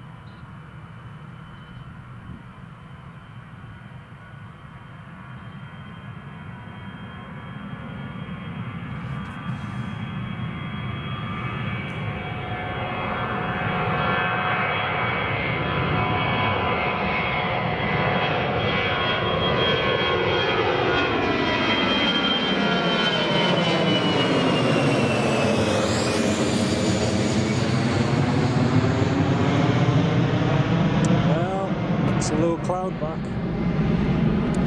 You can see low cloud is back again. It's a bit of a pain. Wish Loganair would come back to Carlisle. Yeah, I don't think it was just the pandemic that kind of scuppered the flights for Loganair.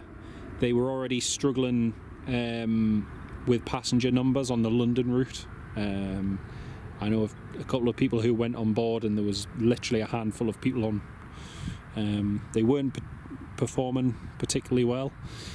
Also, it was around about the time when Stobart Air was starting to go, and the options flying from Southend were basically nil. If they'd been flying to Stansted or somewhere, it would have been better. But yeah.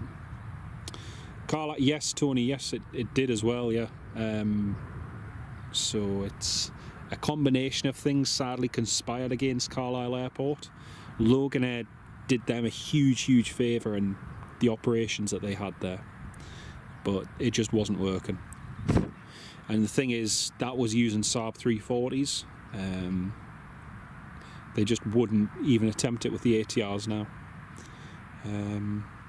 The other thing as well is that Carlisle had frequent problems with, and the West Coast, because it gets hit by the Atlantic weather first, tends to get the cloud and rain worse before we do. We frequently had Loganairs diverting from Carlisle across here to Newcastle because of the weather over on the West Coast. I remember being here. In fact, there's a video, if you go on my channel, one day when we got the Loganair Saab 340 coming in, and again, just it was one of them things that from an operational standpoint it was really a struggle for Loganair. It could possibly open up again in the future, I don't know. It's the kind of place where I don't think flights like that will work unless it's someone like Ryanair flying to Carlisle from likes of London. But again, you'd need a flight to London every day or every couple of days, and I just don't see it happening.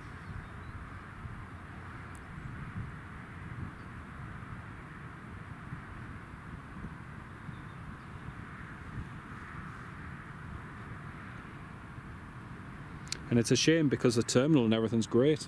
They've just reopened the terminal part with a cafe there. Me and my wife were going to go there the other week, but yeah, it's good to see that side of things opened up again. Yeah, that's right, Jenkinson do, yeah.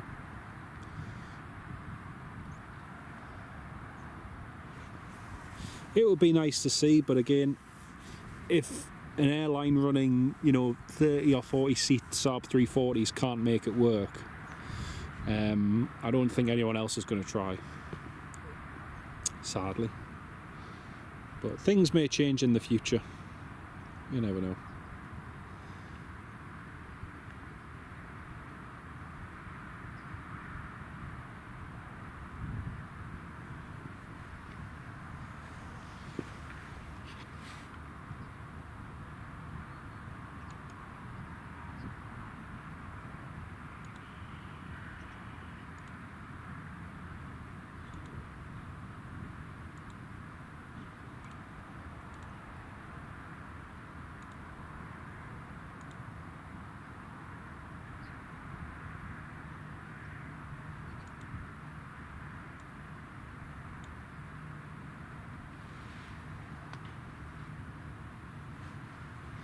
Next inbound, as you can see on your screens, is KLM's Embraer 190 from Amsterdam Schiphol Airport. That'll be coming in soon.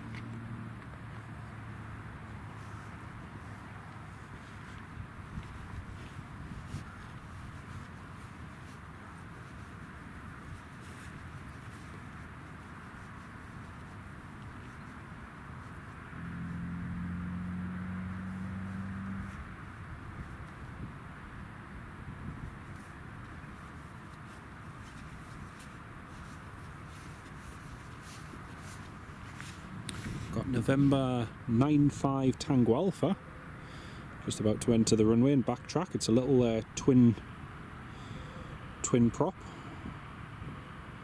It's quite an ageing one as well, just about to backtrack there.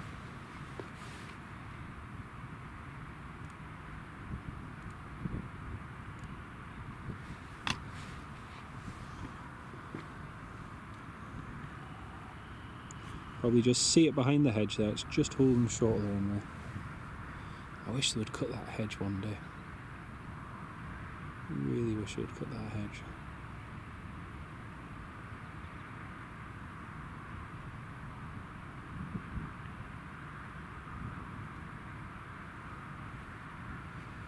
Michael, this is your first time on this channel. Ah, it's brilliant to have you on board, mate. Thank you very much. Lovely to have you with us.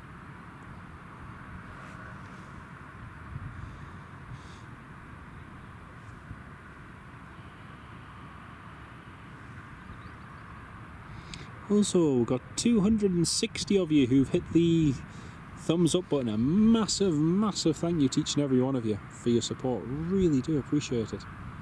260 of you. Amazing.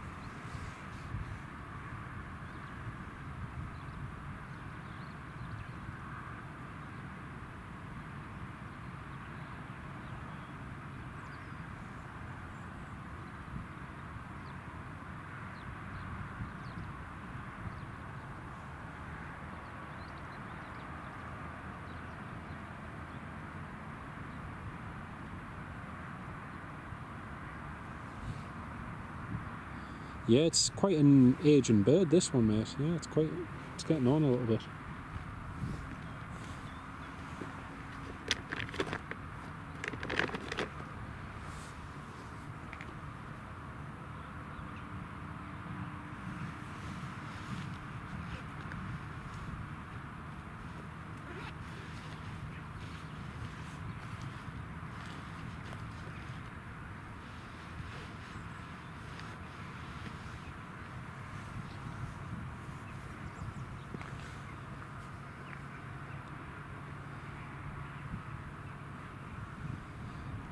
Just doing some engine run-ups at the moment.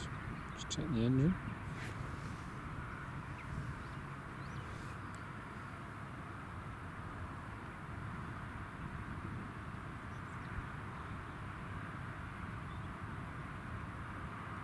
Yeah, flight radar's brilliant for information, Lewis. It's really, really good.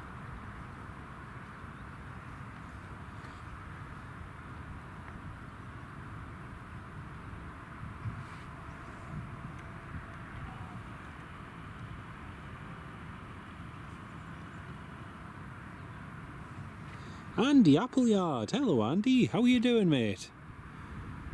Great to have you on the live stream. I'm doing well, thank you, mate. Hope you are as well. Just waiting for a November 95 Tango Alpha, which is just about to depart.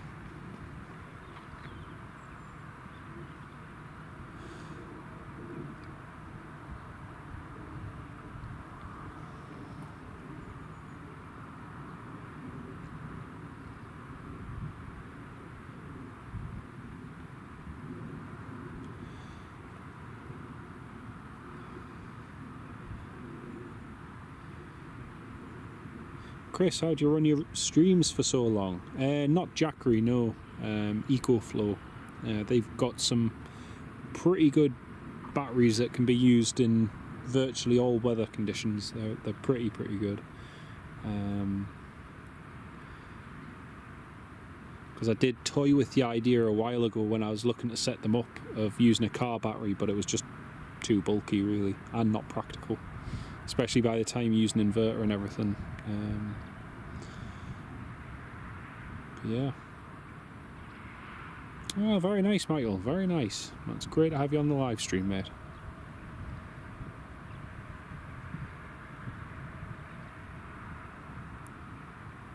Right, November 95 Tango Alpha is now just about to line up.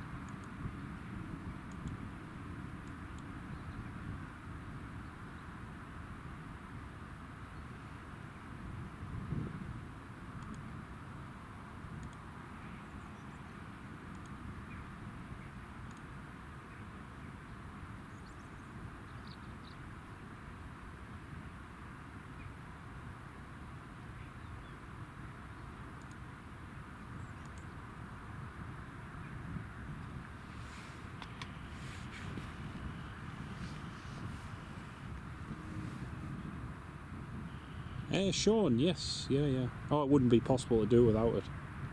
It would be completely impossible to do without that. Michael, yeah, it's looking a little bit blustery on Thursday, yeah. Just gone overhead is the Norwegian. You chuckle at the Rudolph livery. Oh, dear.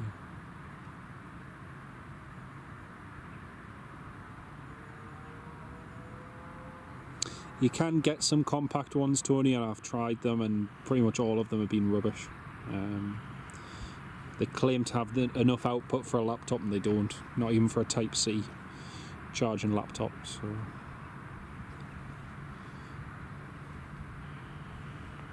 woohoo, spicy.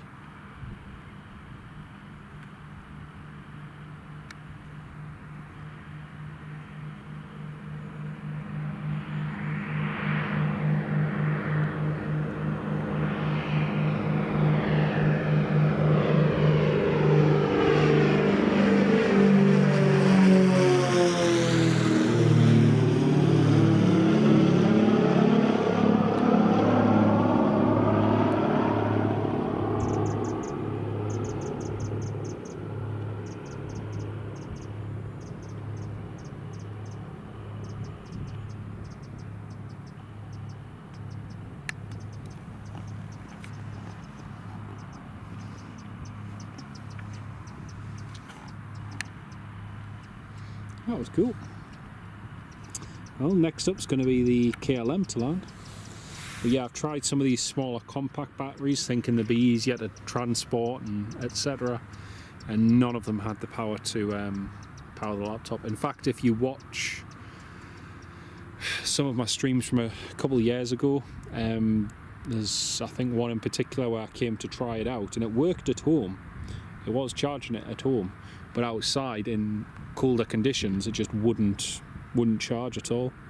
It was good enough to charge your phone and stuff, but not a laptop or anything like that. So yeah, it's just a case of trying to fine-tune it and find which setup works best. KLM is now on final approach. KLM's just on final for runway 25.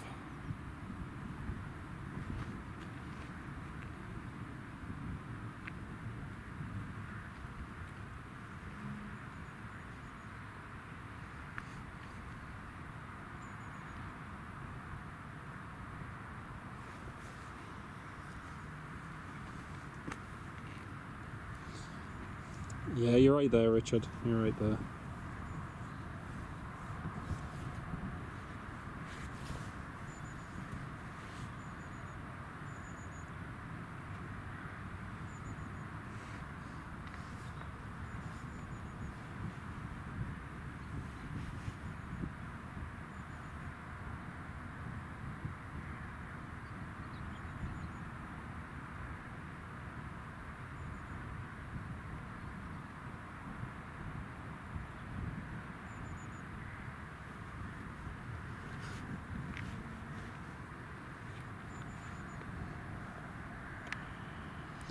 Right, we'll just pan over to the runway. So we should see the KLM landing any second.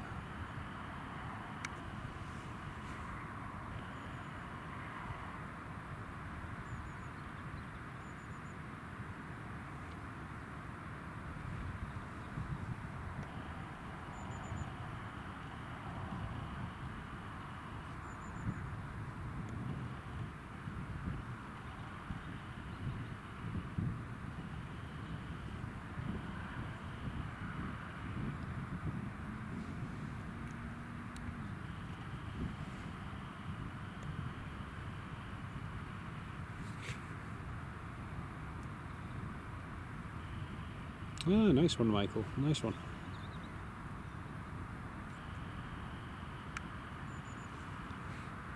Nice touchdown by the KLM.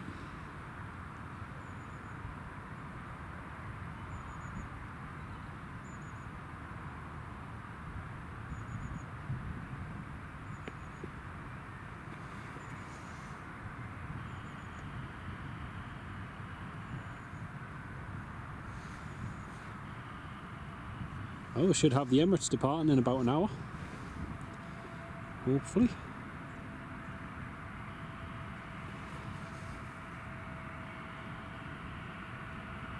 Marquee Stoddart using the KLM logo. Love it. Absolutely love it, mate. Chris, smallest aircraft you've been on is the E145. It is a fantastic plane, Chris. It is a fantastic plane. I love getting one of the single seats on the left hand side because it feels like you've got tons and tons of room. It's really good.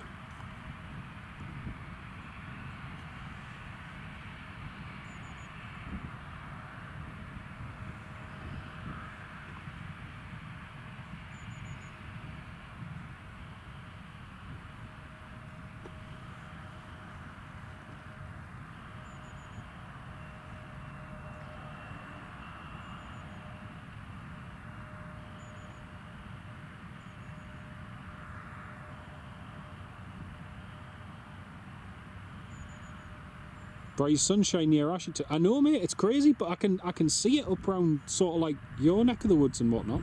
It was the same north of Morpeth this morning. It was absolutely fine and clear. Virtually no cloud, and yet down here it's just like, see, if I pan over to the north, just there, look, the sun's shining on that field over there. When you look up further north, it's pretty clear.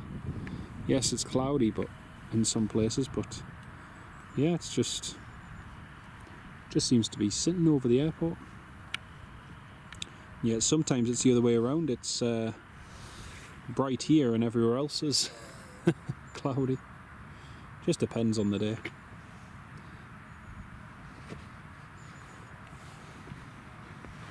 Right, we've got a Jet 2 coming in next.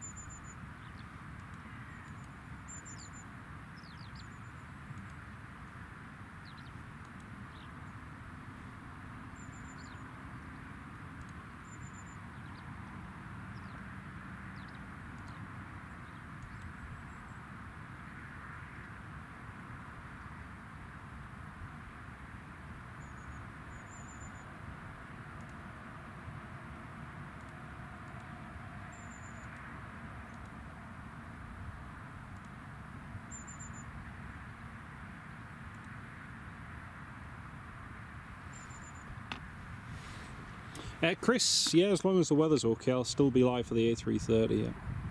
Carl, terrible weather down here in the south. Oh dear, mate. Anyone had the chance to use one of those passport scanners yet? Which one, mate? Which one? If you're on about the ones here in Newcastle, yeah, I've used them quite a few times, yeah. Sean, yeah, the Qatar will be overhead, but we won't see it. It's just completely overcast, so sadly no chance of seeing it. But yeah, Chris, I should be live for the A330 if it's clear enough. The weather is forecast to change after 3 o'clock, and it's going to be an easterly breeze. And if it's like this morning, when the temperature drops, the fog really was a pain. So we'll just have to wait and see. Just have to wait and see. And good news, the TAP A330 will be departing Lisbon in about 2 hours' time. So only 2 hours to go till it departs. The new EES ones in the EU. Just thinking, have I? Yes, yeah. I know I did use them.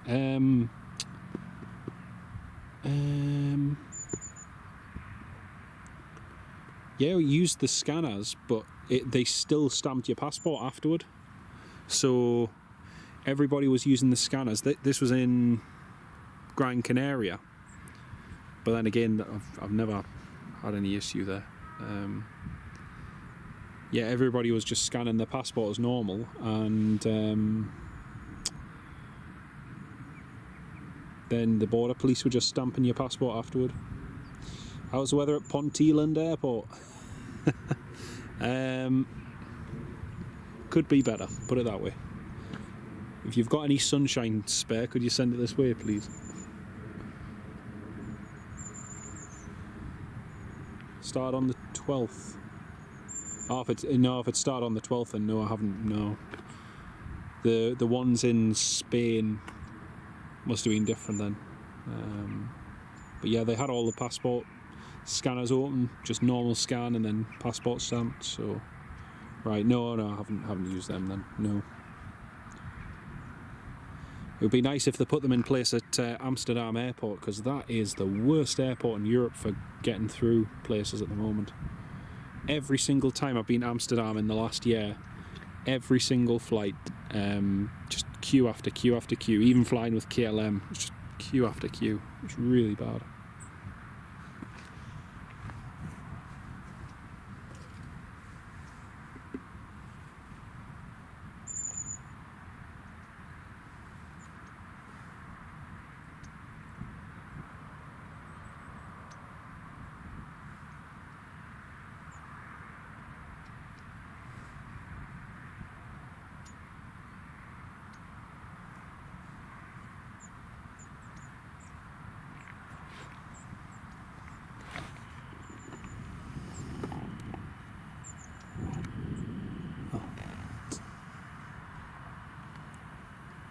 Just flown away. I could have just sworn I've just seen a woodpecker.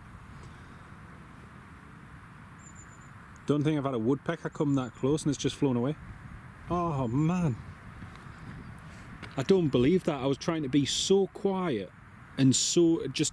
I was just having a sip of my drink. I just turned and sat on top of the fence post there was a woodpecker. Can't believe that. I just thought if I'm really still and really careful and just edge toward the tripod and move it around, you'll get a nice view of a woodpecker. I can't believe I missed that. Oh, as soon as I just moved toward the tripod, he just up and flew away. Oh man, can't believe that. Here's the Jet 2 coming into land.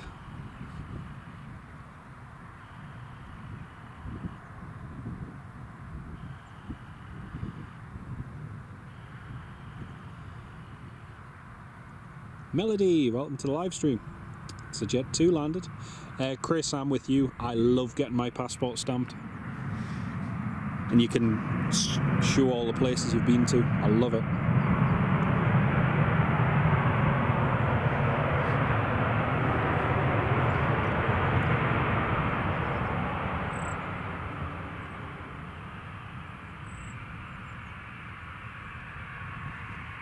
Alan Ball, they are, yes, they are. The slightest movement and they're away.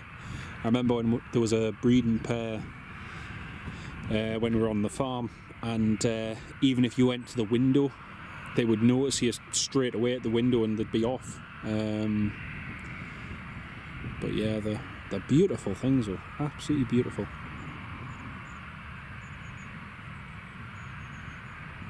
But no, Chris, I love looking in my passport and seeing all my stamps from like Poland, Ukraine, and France, Germany, everywhere. I love it. Spain. Just builds up a little profile of places that you've been to. No, I went to this place on that day. I went to this place on that at that time. You know, it's pretty cool.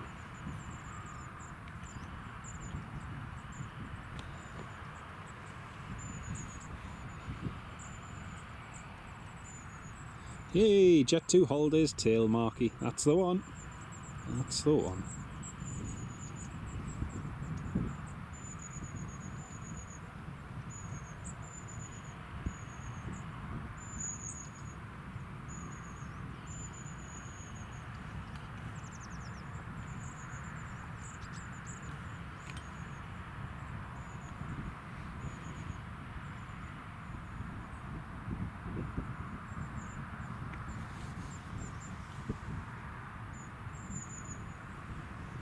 Well, my cup of coffee, I have just finished.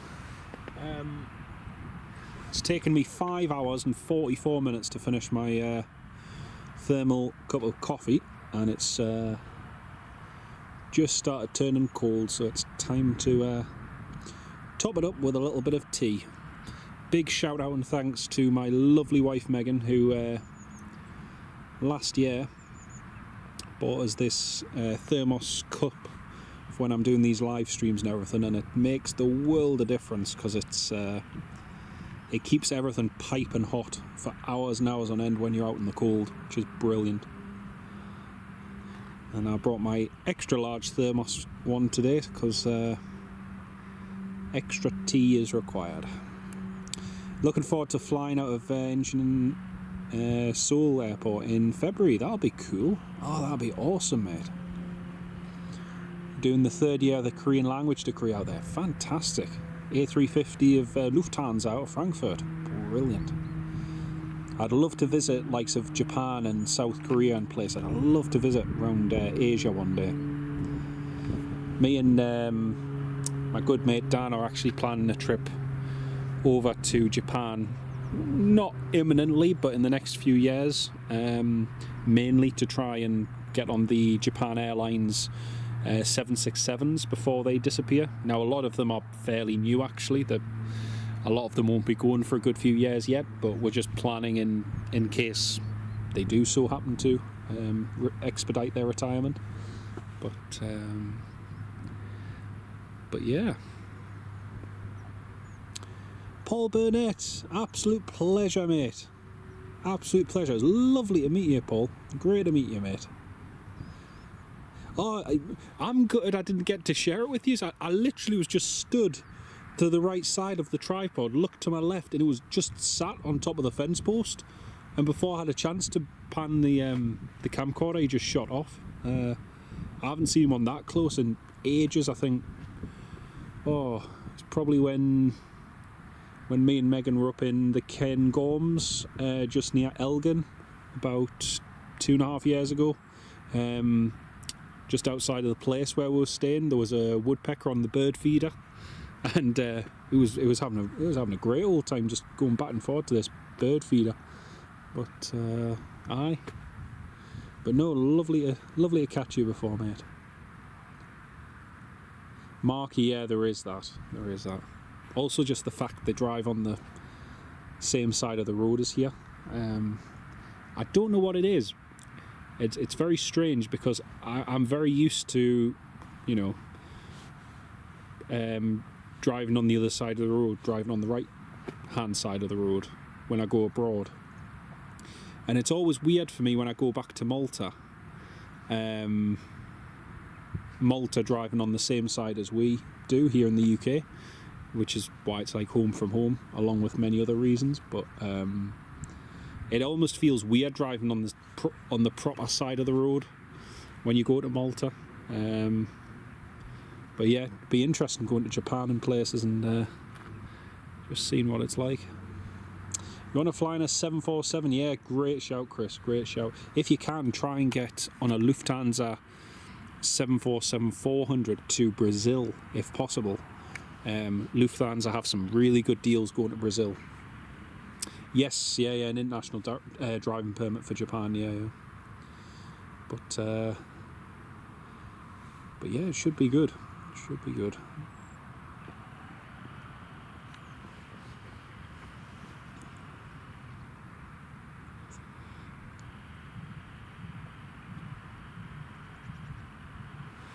Beautiful ribbons on that. Lovely ribbons on that Ryanair coming in. Beautiful. Oh, you kind of beat the Kestrels, Stephen. They're fantastic. We took the dog out for a walk the other day, and there was one hunting in the field just beneath where we're walking, and you saw a little bit of movement in the ground. Must have been a mouse or something, or a shrew. And the next thing, he just went from hovering and pounced straight on his lunch. But they're beautiful birds, so absolutely beautiful. We see quite a lot of buzzards up round our ways, which is nice. Newcastle fan Lewis, it is, yeah. It's getting a bit foggy now. It can keep away. But like I say, it's going to get worse after 3 o'clock, so.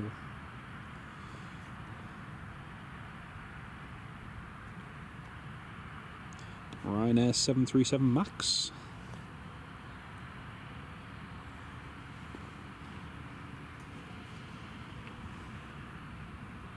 That's come in from Malaga.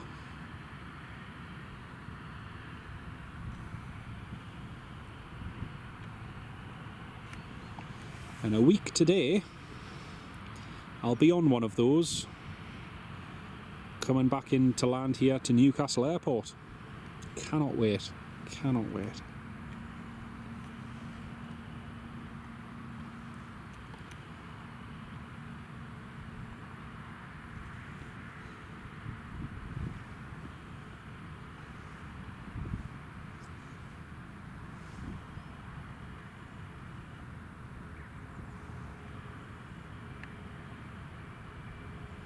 Ryanair just parking on stand.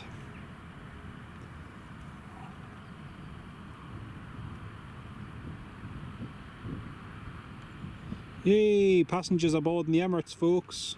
Happy days. There's everybody getting on board the Emirates. See all the passengers there.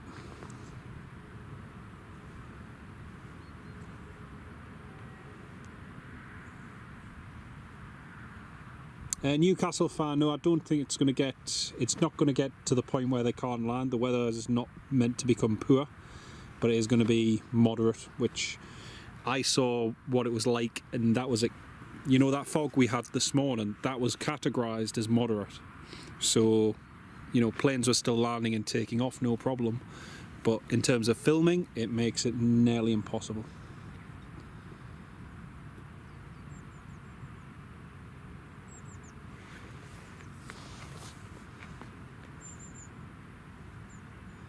Oh, the sun's just made an appearance. Oh, that's nice.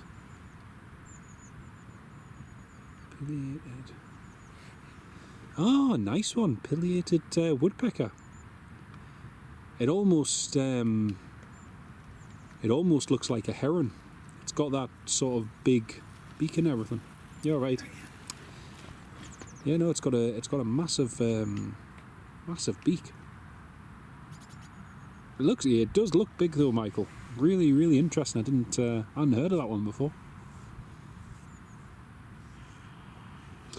Stephen Marchant, really, really good question. And that subject regarding that flight really annoys me. Really, really, really annoys me. Before I have a rant on that, I'm going to top up my flask with tea. Sorry.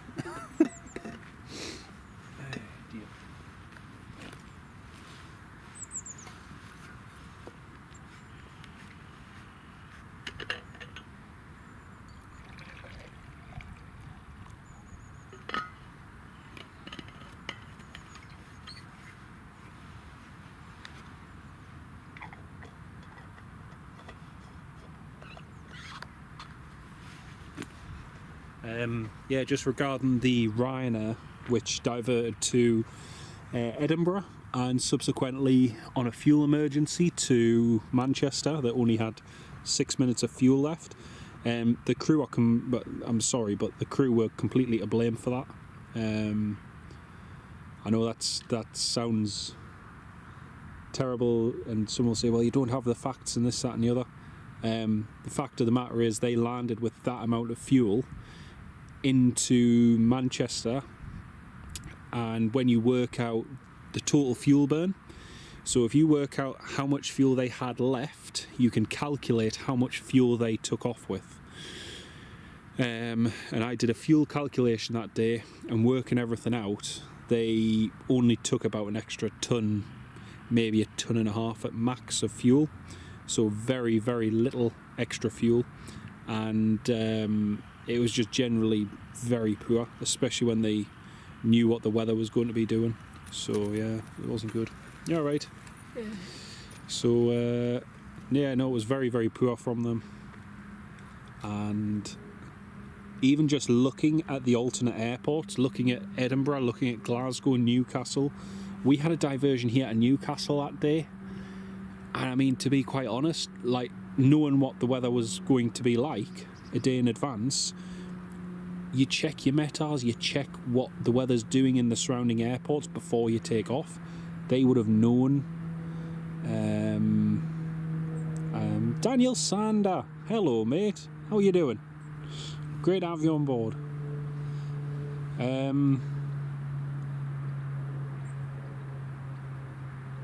But yeah, it's just absolutely really poor on the flight crew's behalf, and the captain.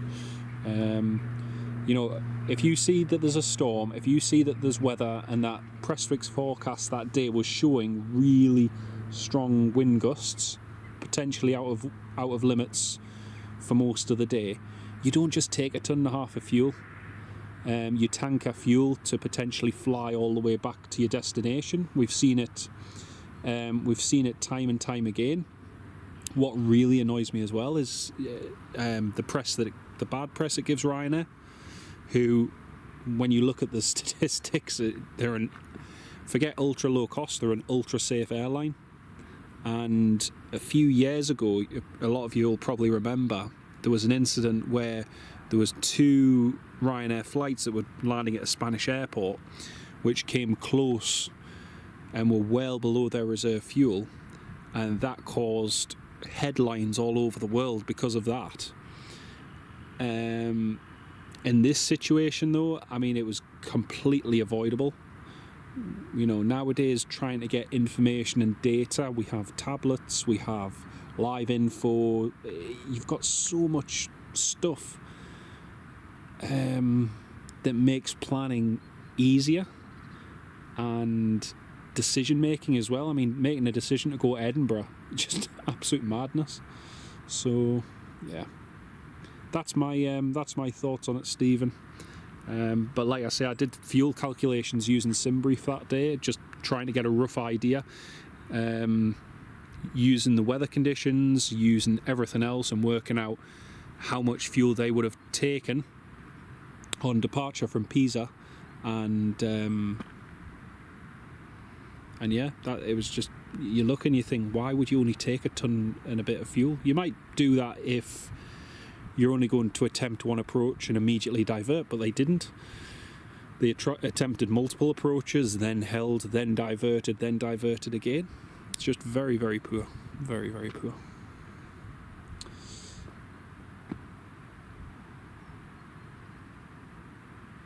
Tony McCall, yeah, there is that, but again, if you looked at the Edinburgh TAF for that day, the terminal area forecast, if you looked at what Edinburgh was forecast, you know, wind-wise, and Newcastle, you would automatically say, right, we're not diverting there, so let's take an extra ton or two of fuel. Give yourself more options. And then likes of Manchester, all it takes is for one plane for something to happen at Manchester, and then your alternate's gone. Then you're in an even worse predicament. So it's just a catalogue of errors, and you know, I've seen 1 or 2 different pilots who've done videos on this and been very explicit in saying that, you know, that is as close to a potentially fatal crash you can ever get. And when it comes down to poor decision making, you know, it's not good. It's not good at all. But I've no doubt that the captain and first officer will probably end up doing some form of retraining, because yeah, stuff like that just cannot happen at all.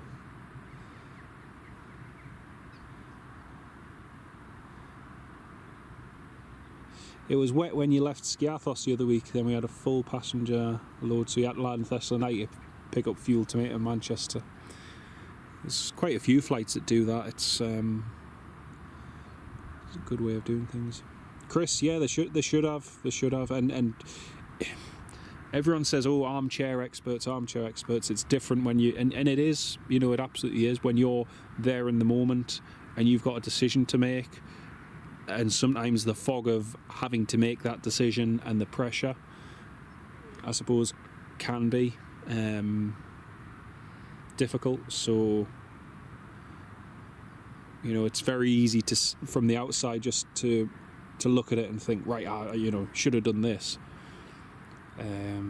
But you don't know what goes through people's heads or what they were thinking. What were they thinking on the ground when they were sat there in the briefing room in Pisa, going through the material, looking at what information did they have, what information were they given? Because all that information, it's publicly available. You know, it's not like it's super secret and they were handed out of date weather information. All the weather information in that was would have to be cross-checked from both pilots and along the route as well. So it is what it is.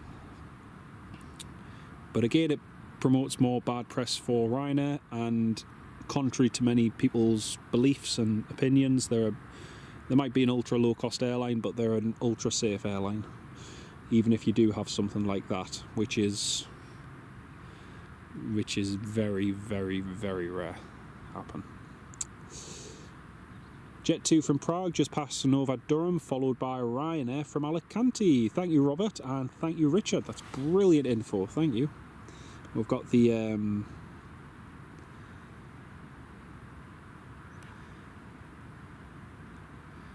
Emirates just boarding there.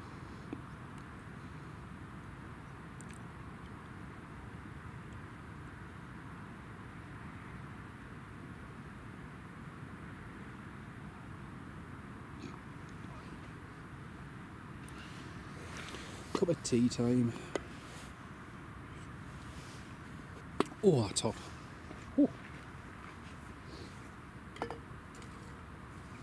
Yeah, they are, mate. They're absolutely one of the safest airlines. They are. And I think whenever a story like this happens, you know, it gives the media something to, you know, stick the knife in and start having a go, when in reality there's no need to. An investigation will be completed, an investigation will find all the facts and the contributing factors that led up to this, but more importantly, what could be done to prevent that happening again. And I've no doubt from an operational standpoint that there were probably some things that happened that shouldn't have, and whether that goes back to, again, training and possible lack of experience, you don't know.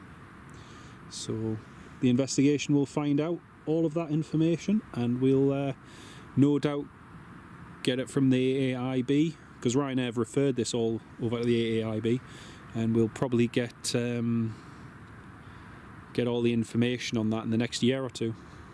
It was the same with the Ryanair Max, the Ryanair Max landing at Stansted a couple of years ago. That was, the reporting of that was very interesting. Yeah, Farang Travels, you're getting worried. Oh no, don't let me worry you, mate. Please don't. Like I say, they are the safest. If you go by probably statistics, they are the safest airline in the world. Along with EasyJet, which is crazy. And you people will say, oh, but what about Southwest? What about British Airways? What about United and all this, that and the other? All of these legacy carriers have had fatal accidents in their history, and you can't erase that. You know, EasyJet, Ryanair are top examples of, yes, ultra low cost carriers, but with models that are absolutely incredible when you consider how much utilisation their aircraft get. It really is amazing. And yep, I wouldn't bat an eyelid at taking the family, you know, in fact, exactly what we'll be doing very soon, you know, with Ryanair. They are a fantastic airline, as are EasyJet. Here comes NPAS, the National Police Air Service. Just heading out.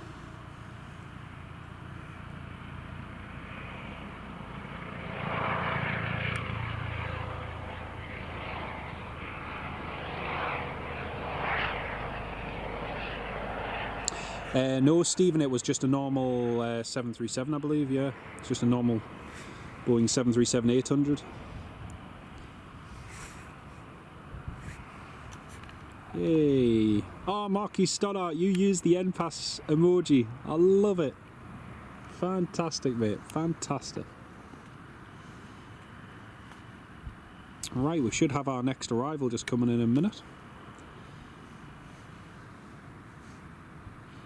Right, Jet 2 has just turned on to final approach. We've also got November 95 Tango Alpha coming back into land as well. And Ryanair is just there as well. I'm just going to tune into the control tower. Chris, to be honest, I'll be brutally honest with you, Chris, up until 2015 I refused to fly with them. I was not a fan of their model. I didn't like, but again, I was, you know, taking what a lot of media was, particularly bad press was written about them. So yeah, and then it was strange because one of my friends encouraged me and was like, why don't you just take a flight with them to Dublin? So I booked a flight with them to Dublin, and I think I paid like 10 or 15 quid, something like that. Took off on time. I got a seat. I think what probably won me over to Ryanair straight away is I 99% sure, but on my first ever flight with them, on the random allocation thing where you get your seat automatically randomly allocated, and again I only paid 10-15 quid for my flight, I got an allocated window seat. So, you know, if you want to win me over, give me a window seat for free. I'll fly with you any day of the week. But you know, got from Edinburgh across to Dublin, landed there, zero issues, got there nice and early, and I just suddenly had this, I want to say this revelation, but I had this moment of why have I been so anti-Ryanair? You know, cabin crew were friendly, flight departed on time, seats were comfy, there was no less legroom on that flight than there was on a British Airways flight, even though they'd say, oh well, there's another half an inch on a British Airways flight. Great. But yeah, and ever since 2015 I've flown with them continuously. This year I think I'm up to 100 and... So in the last 10 years since I started flying with Ryanair, I think it's 110 or 112 flights so far in the past 10 years. So an average, yeah, pretty much an average of 10 to... Yeah, about 10 to 12 flights a year I've taken with Ryanair in the past 10 years. But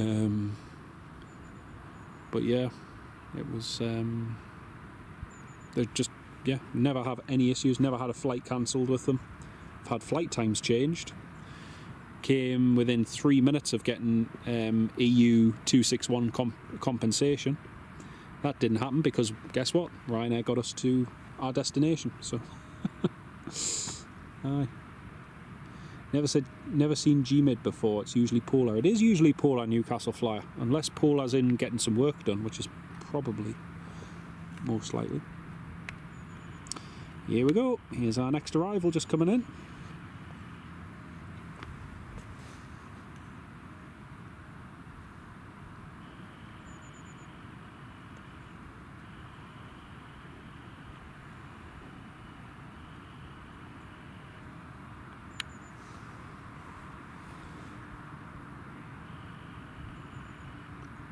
Nicely done, Jet 2.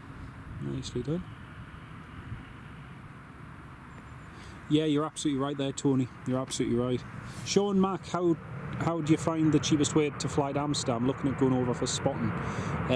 Cheapest way will be with EasyJet, mate, from Newcastle. If you go into Skyscanner, have a look on Skyscanner, type in Newcastle as your origin, destination Amsterdam, select it for one person, and then when it asks you for a date, select the whole month, and whichever month in spring, say March, April, May, select that whole month, and the green days are the cheapest days, orange are more expensive, and red super expensive. And it shows you when the best time is to fly, and a lot of the early morning flights you can get for like £23 from Newcastle to Amsterdam. It's really good. It's really, really good. But Tony McCall, yeah, exactly what Rory Sutherland says, yeah.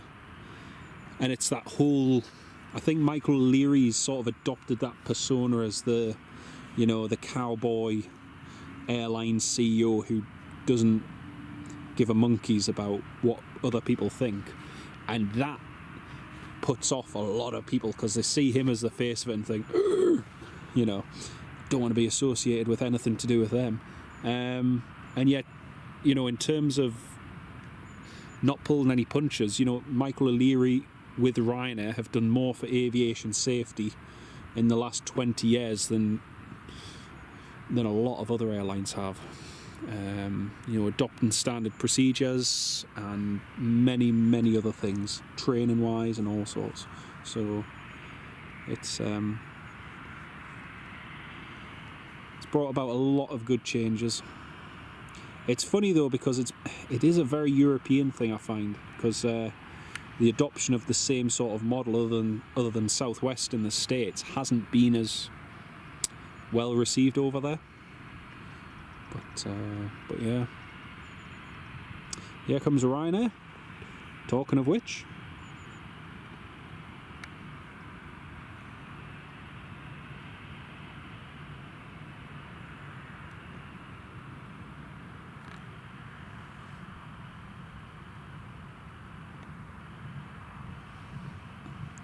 a Newcastle flyer he has, and he also predicted that Wizz Air would start to struggle.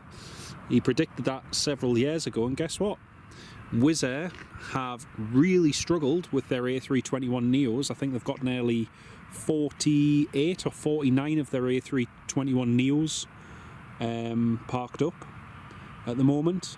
Wizz Air have just closed their Abu Dhabi side. EasyJet have made a number of cuts whilst trying to grow the business at the same time. He's not entirely wrong. He knows exactly what he's talking about. I found it quite interesting, some of his interviews post 9/11, predicting how things, what sort of trends we would see potentially in the upcoming years, and we saw exactly that. Different mergers, different airlines going under, legacy carriers really struggling. But yeah,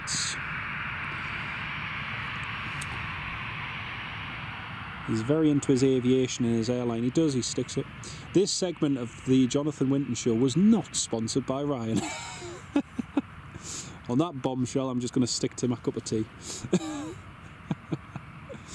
Got a KLM Embraer 175 just taxiing out there. Yeah, it'd be nice to do it on the ATR 72, yeah. You see, with Aer Lingus, when they first resumed flights here to Newcastle, their fares were pretty decent. They were about $29.99 each way on the ATR, which, you know, you can't complain about. But the early morning flight used to get you into Dublin for just after 9 o'clock, but they've changed the flight times. But yeah.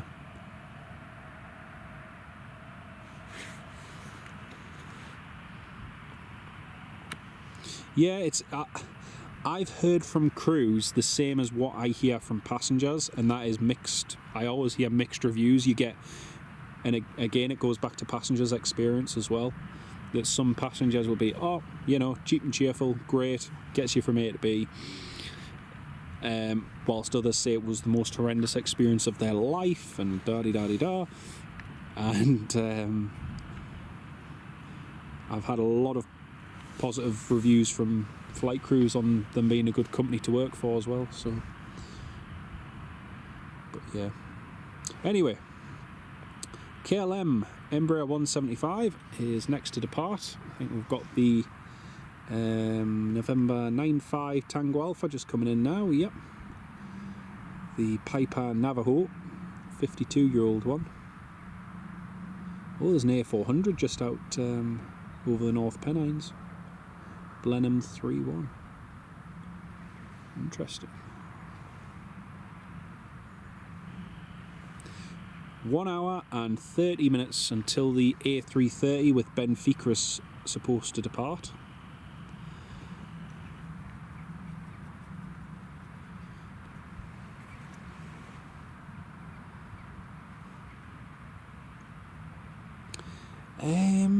I don't really think there's many other airlines. I think Southwest do. I think Southwest in the States do, Stephen. Don't quote me on that. But it does definitely enhance the turnaround times. It really does.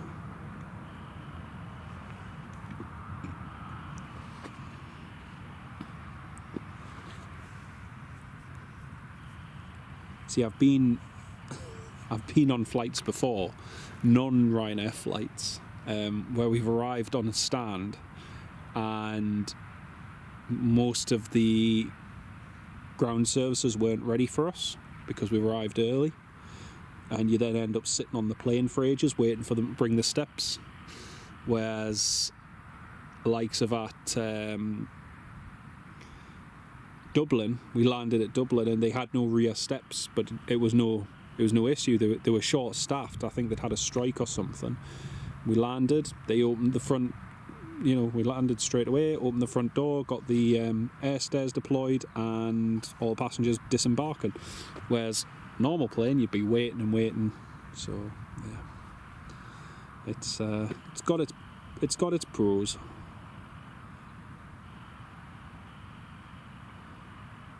Yeah, it's November 95 Tango Alpha, vacated. It is getting very dark here right now. I'll just give you a comparison if I zoom out. That's it up north there, nice and bright and bit of blue sky. Look over to the right and it is getting dark, cloudy, and yeah, not very pleasant.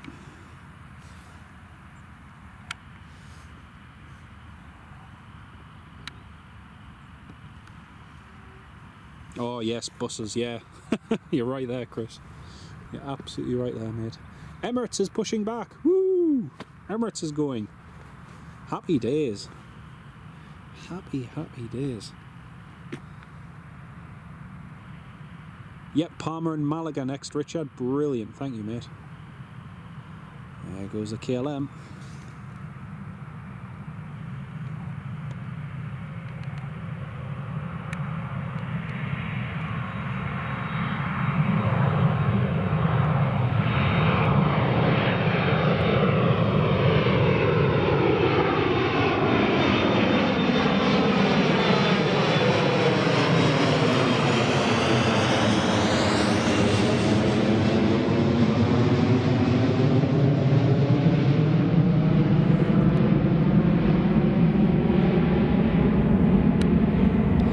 I'm not really a fan of them myself, Pazan. It's one of the reasons why I quite like going away for a week or so over the winter months. Just it's far nicer just to get a little bit of a break and a bit of sunshine.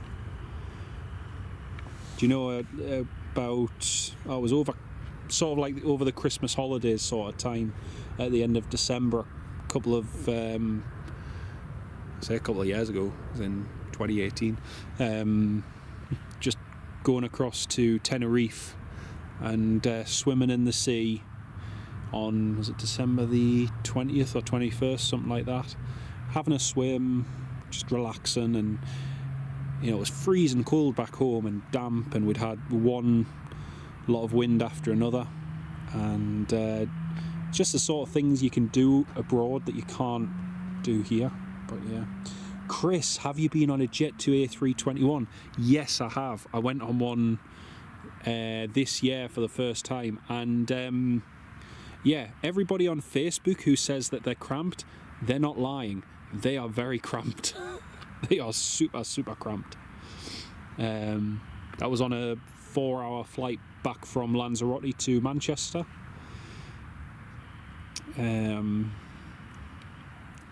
And what scared me, right? What really scared me is the fact that the A321 I was on was one of the ex-Thomas Cook ones. So the configuration on that isn't so bad. The newer A321 Neos are even worse, apparently. But, yeah. That one was bad enough. Here comes the Jet2.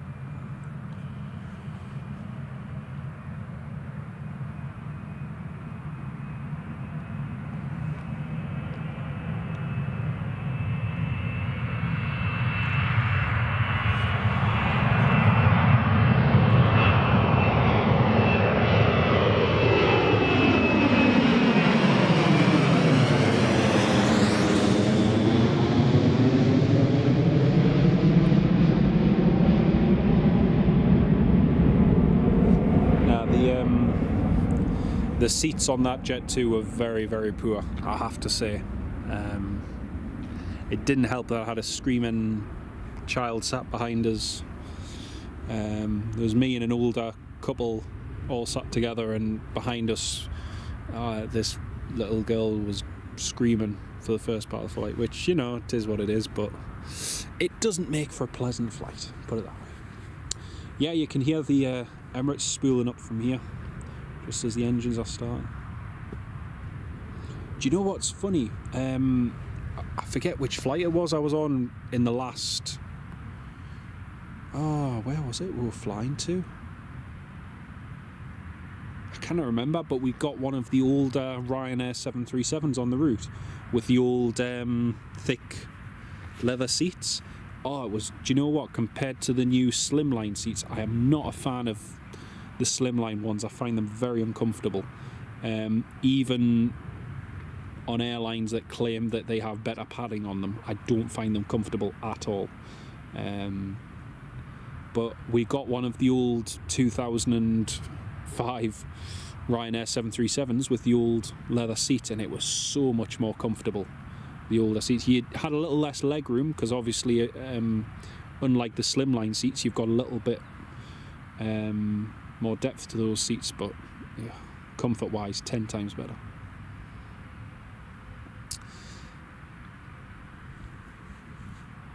Well, Emirates is nearly ready to go.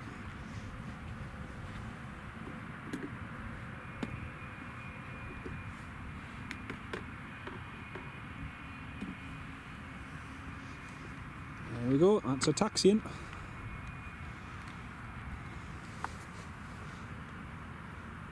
Nicely on time for Emirates today. Due to depart at 2:15, it's 12 minutes past, and they're on their way. Doing really well.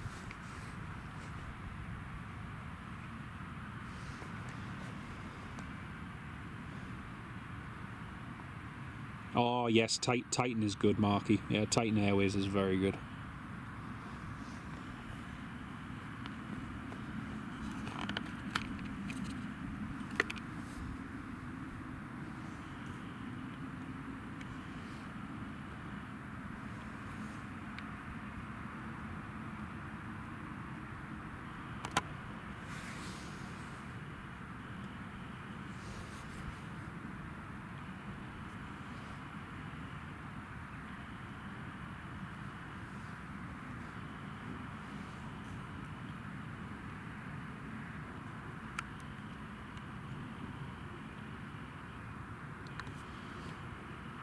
Sammy H, you're right there.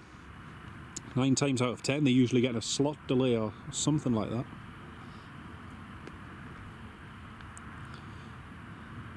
And they're going to be taken off. You see the windsock there? The wind's very, very light at the moment. But it is a slight tailwind that's just brewing right now. So got 2 Jet 2s just on the approach now.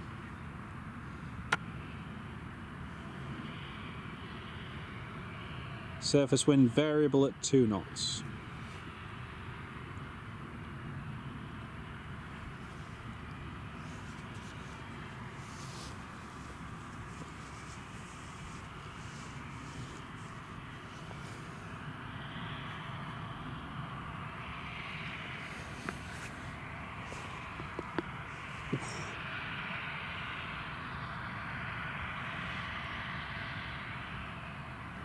Michael, they are. Yeah, that's right, Sammy. Yeah, usually it's 15.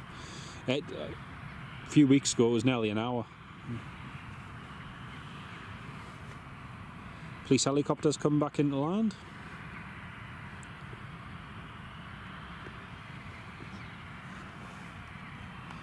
Now this should be a nice takeoff from the 777. Like I say, the wind's variable at 2 knots, so not much wind about. Looks like he's got quite a high flap setting there, actually, when you look at it.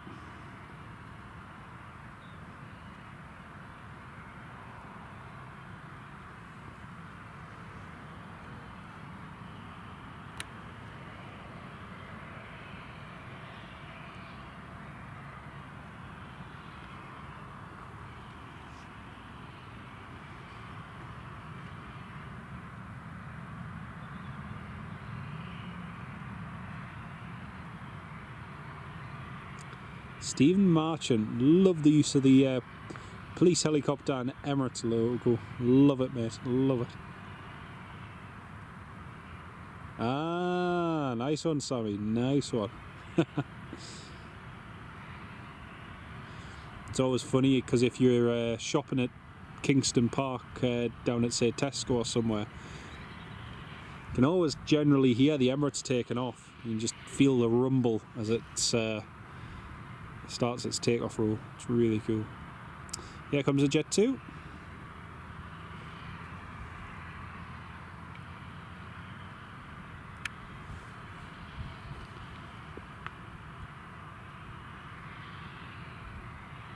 Nicely done.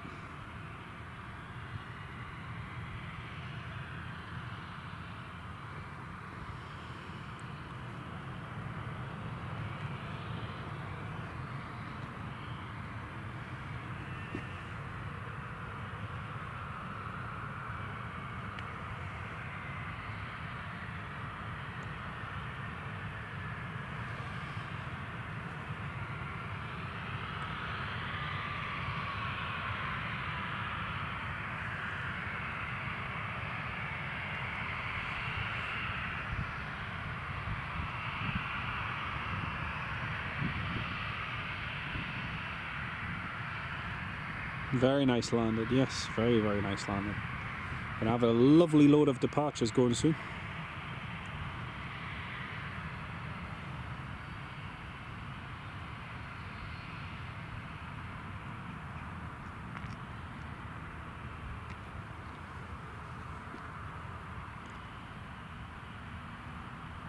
Next Jet 2 is coming in to land.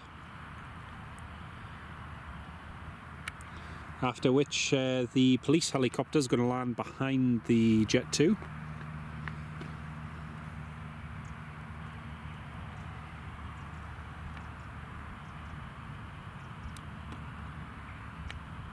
There it is, there's a Jet 2 on final. And the police helicopter will swoop in behind this. And once a police helicopter's landed, the Emirates should take off, in theory.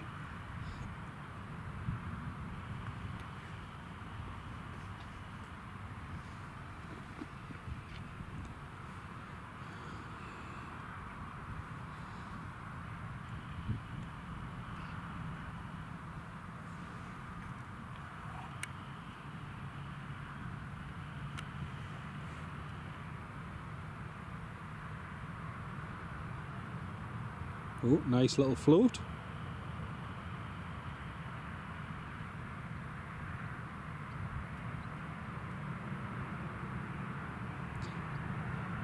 Yeah, it just depends on the landing. I mean, likes of that one, that was fairly far down in the touchdown zone, so they'll probably use most of the runway.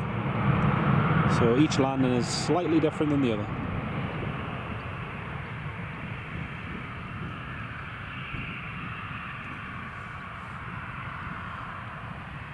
Ah, nice one, Lewis. Nice one.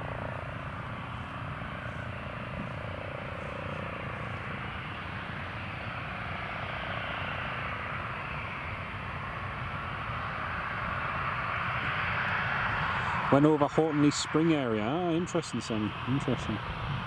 There she is. There's a police helicopter. Jet 2 vacating. Police helicopter coming out.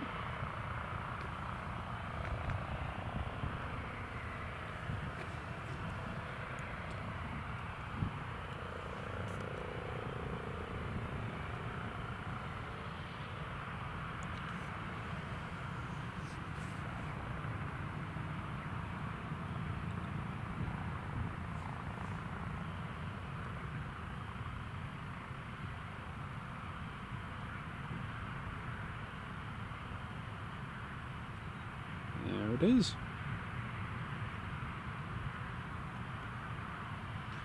Alright, time for the Emirates.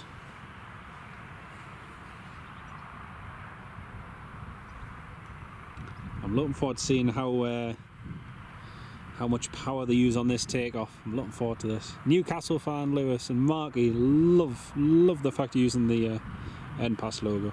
Love it.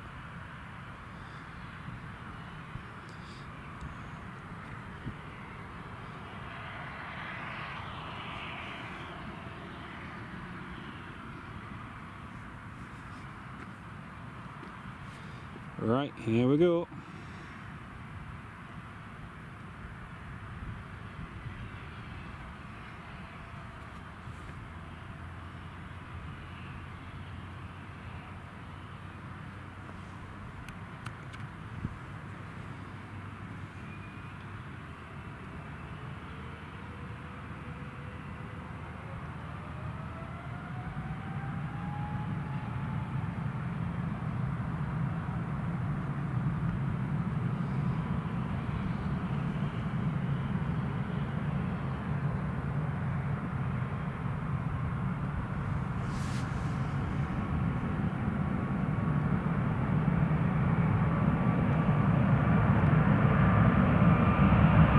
Oh, nice.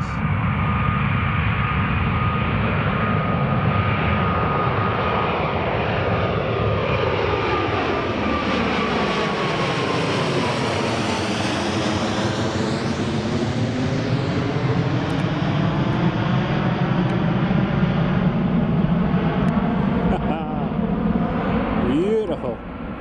Look at that. You can see the trails.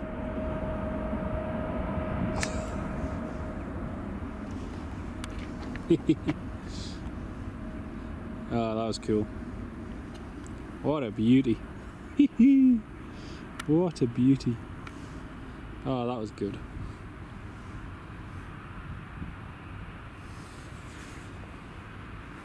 Oh, can it beat that sound? Thing is, on days like today when it's calm, it's sometimes a better takeoff shot than when it's windy, because they have to use that extra bit of power to compensate for the lack of wind. Oh, that was really cool. That was really, really cool.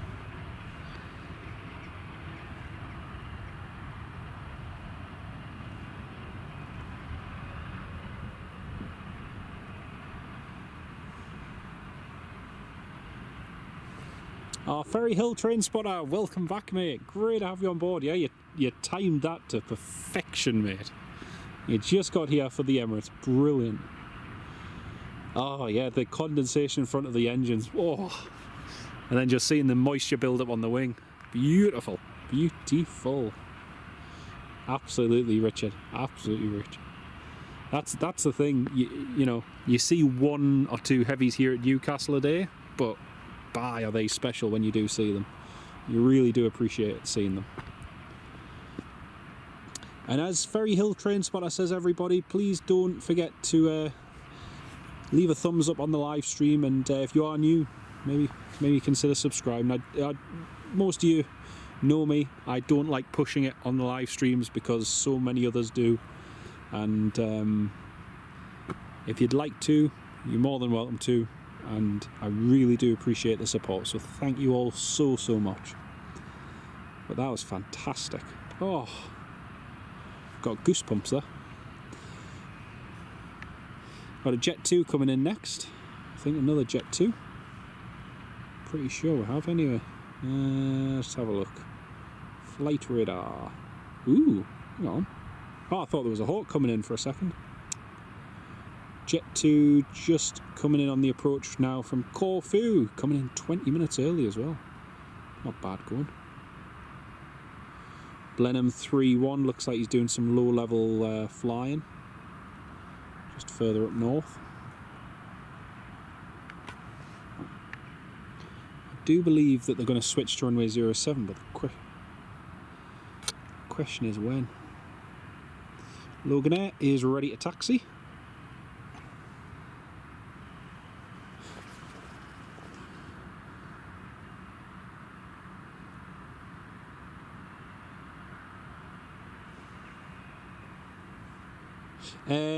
How long you live for? Should be live up till the tap Air Portugal, Ferry Hill.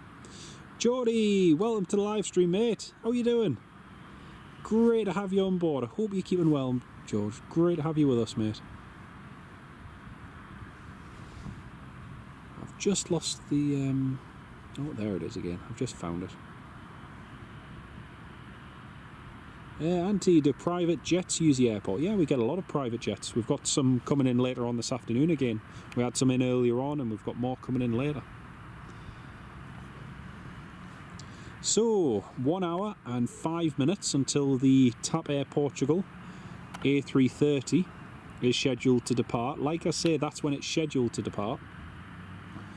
I think it will be delayed. I still maintain that, but we'll see. We shall see. Hopefully it departs on time, comes in early, but we'll see. We've already had quite a few business jets in today, actually. We've had some Citation Mustang, Pilatus PC-12, Cessna Citation, Piper Navajo, yeah. BA Better World livery due on the London shuttle next flight. Oh, fantastic. Thank you, Ferry Hill. I haven't seen that one in a little while. That'll be good to see. Brilliant. That'll be really good.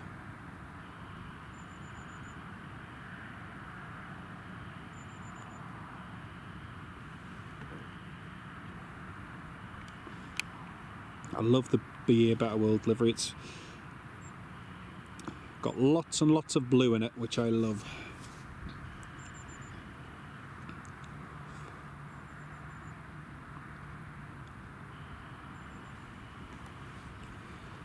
I think it's Tango Tango November Alpha, isn't it? Or is that? Let's have a look. Arrivals. Oh yeah, the next one's shown as Echo Uniform Uniform Juliet. Yeah, I can't see the BA Better World livery on. Oh no, you're right. There it is. I apologise. Ferry Hill, brilliant spot. It's delayed by an hour. Tango Tango November Alpha. There it is. Brilliant spot.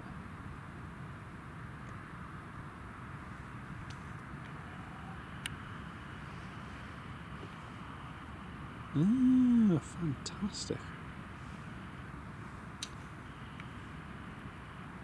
Oh, can't wait to see that. It's only just over Leeds at the moment. Fantastic.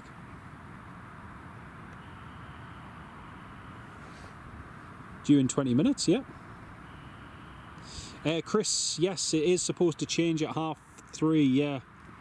I'm just wary of the fact that the cloud is meant to really get worse as well, so we'll see.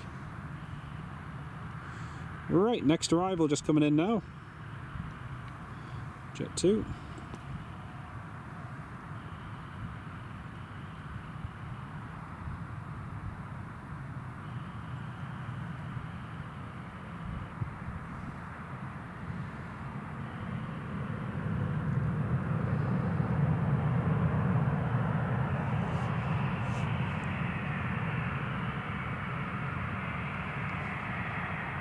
You know what, the temperature's dropping quite a bit now. I'm going to have to put my gloves on.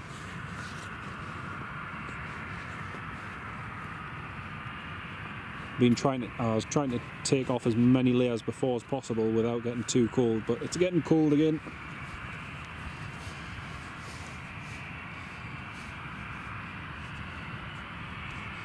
But yeah, Chris Marshall, yeah, it's going to be, yeah, we should be switching in the next couple of hours in theory. We'll see what time exactly that switch happens. At the moment, from where I'm standing here, it still feels light and variable, and sometimes if it's light enough surface wind, they'll just keep it on 2.5, particularly if it's low visibility, but we'll see. We shall see.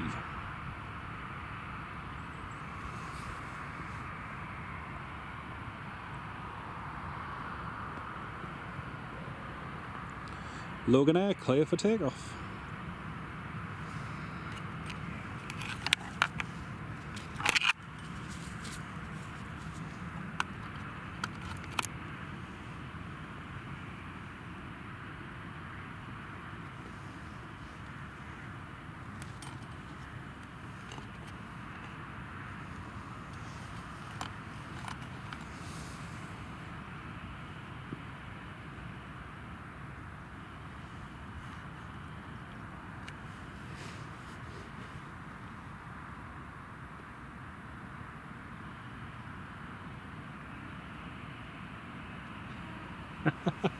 Neil Smith. No. If you're getting cold, we'll call you Frosty the Snowman. No, you don't call us that. You call us Frozen. Oh dear. Very good though, Neil. Very, very good. Oh dear.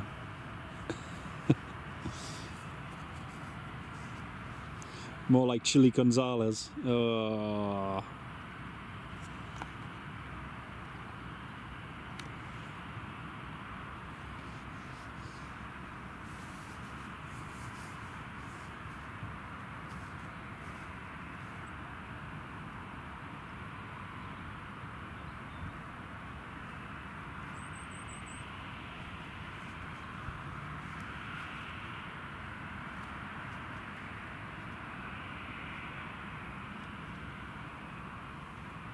Oh no!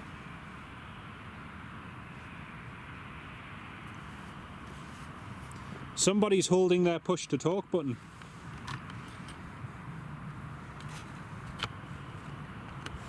Somebody on frequency's got their push to talk button held. Nobody can transmit. Oh no!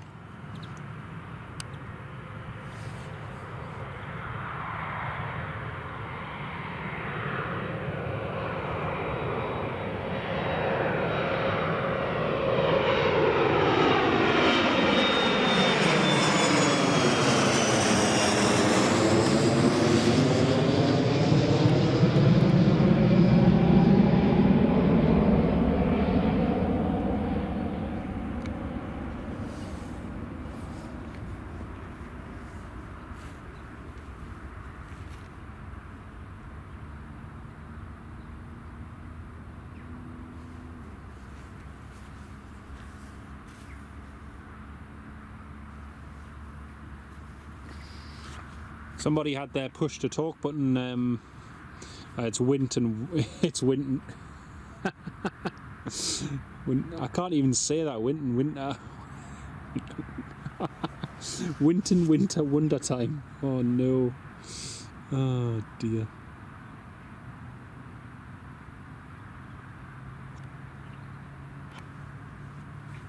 Oh dear.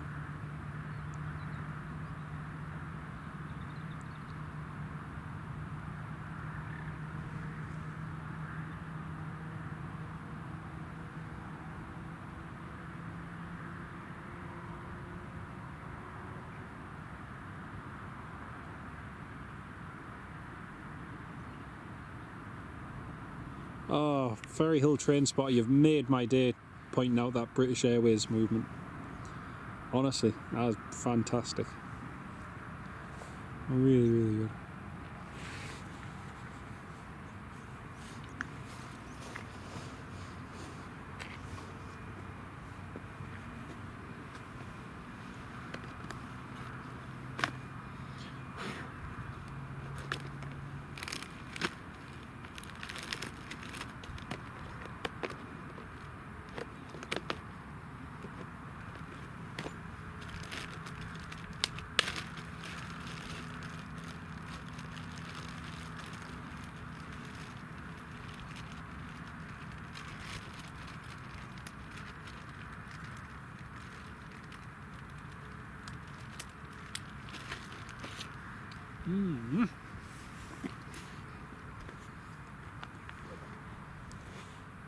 Ryanair is ready to go.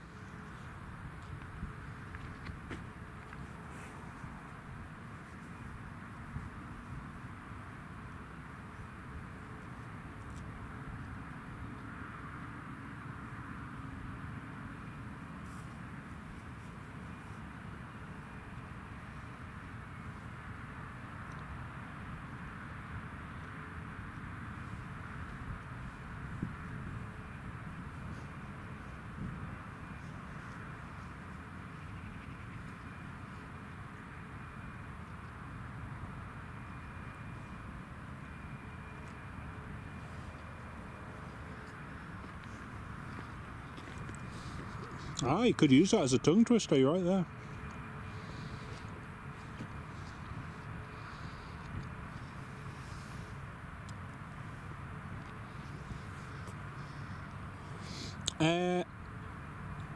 Xbox fan. No, not the full experience. No.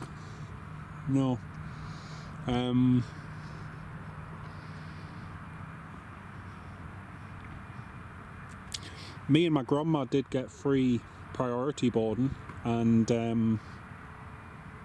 what else?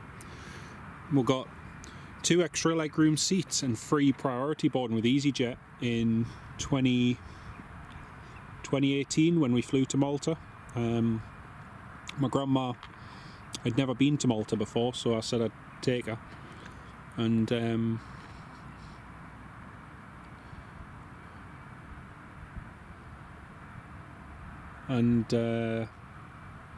we got to the EasyJet check-in to drop our bag off, and the woman was super helpful, and she was like, "I've just changed your seats to priority, and also the extra legroom seat." And I was like, "Oh, okay." But yeah, it was good. And 62 corner, hello, you're on the Emirates leaving Newcastle tomorrow. Brilliant. Hope you have a fantastic flight. Lovely to have you on the live stream. But yeah, we didn't get full passenger assistance because she didn't really need it. But yeah.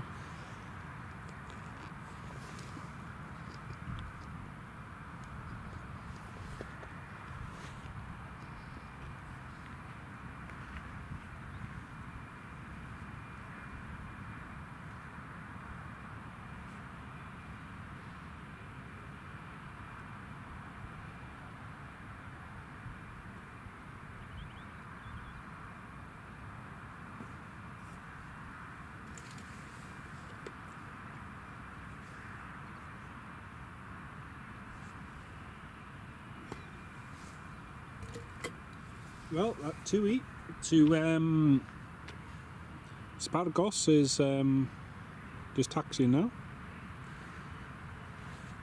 Malta's brilliant for spotting Sammy. It's really good. It's really, really good. I'm going there next week for a couple of hours. So yeah, looking forward to that.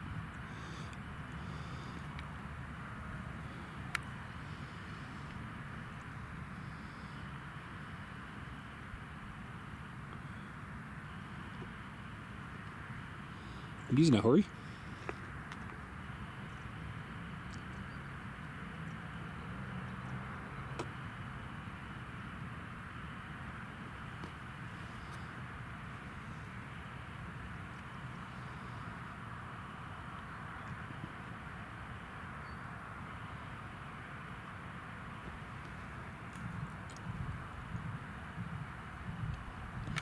This is definitely, oh, excuse me.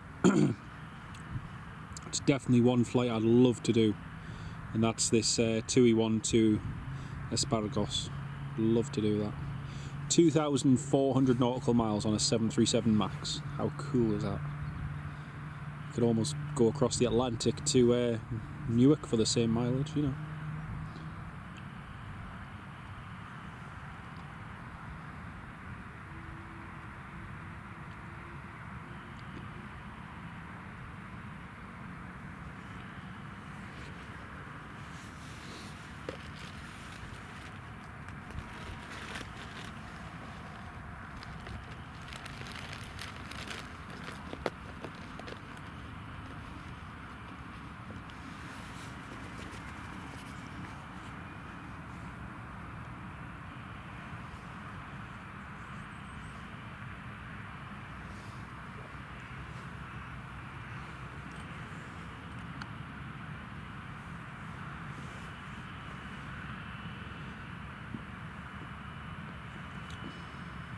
BA over Durham, brilliant.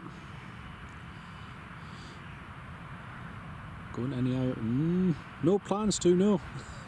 No plans to.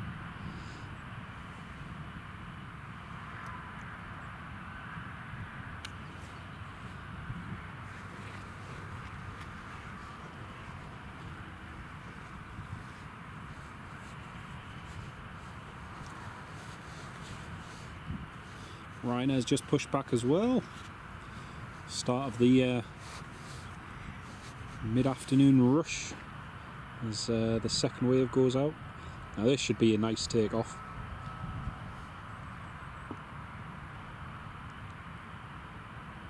Yeah, it's about 5 hours, yes. Yeah, it is.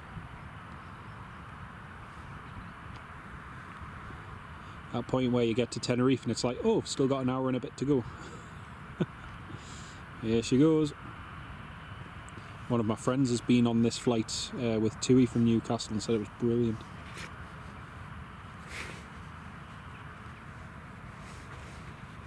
Yeah, I saw that, Tony. Yeah, Dan, my mate Daniel Sander, he sent us that yesterday or the day before.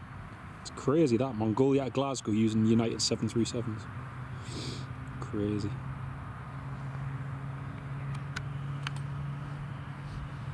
This doesn't sound like full power.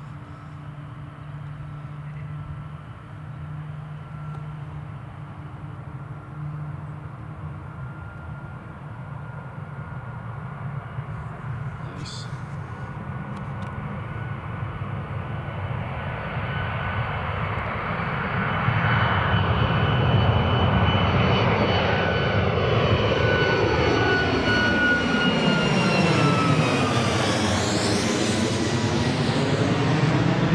Had a bird strike. Did anyone else see that, or was it just me? Did he just have a bird strike? Swear he did.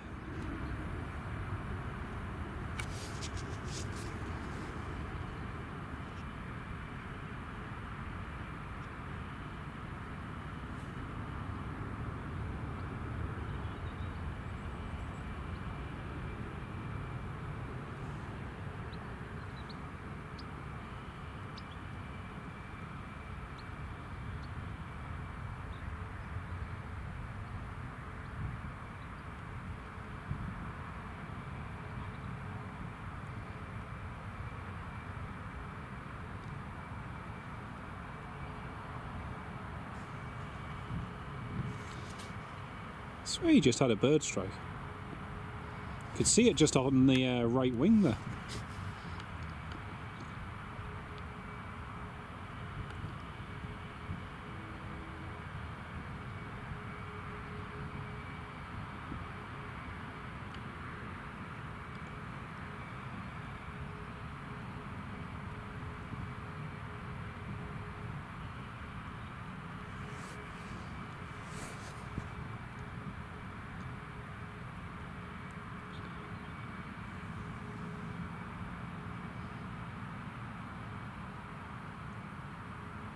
Yeah, I just had a look, he did. Yeah, you can see it.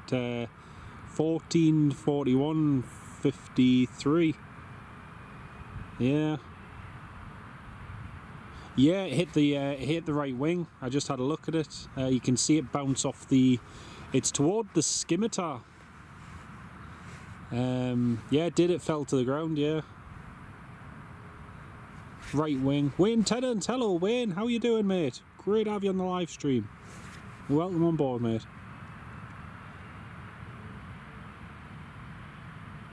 Yeah, it's not due back in till 3 in the morning. Yeah, it's a long flight. Toon Crier, yes, I've just played it back on, and you can see it on timestamp 14:41.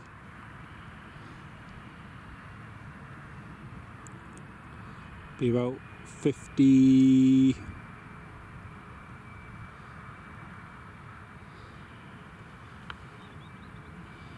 Yeah, 14:41:49. And if you look at the right wing, just as it hits, you can see the bird come off it.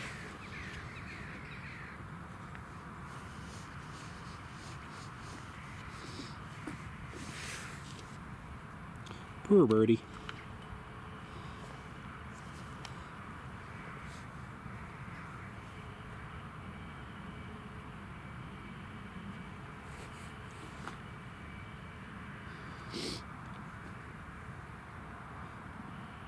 I'm just wondering what the wind's doing at the moment, because it should be shifting. It's still crosswind.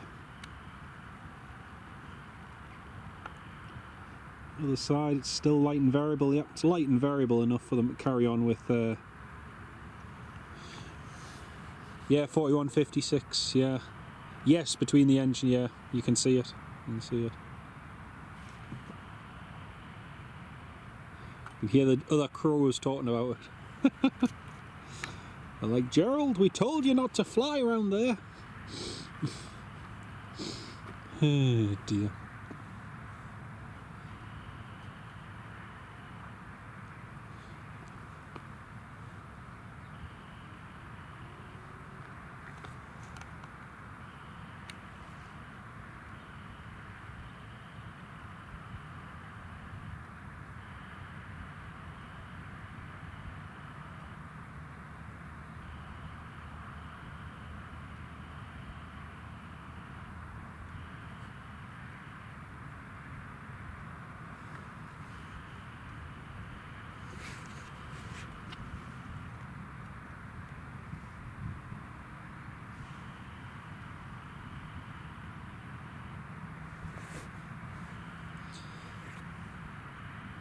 I know, it's crazy.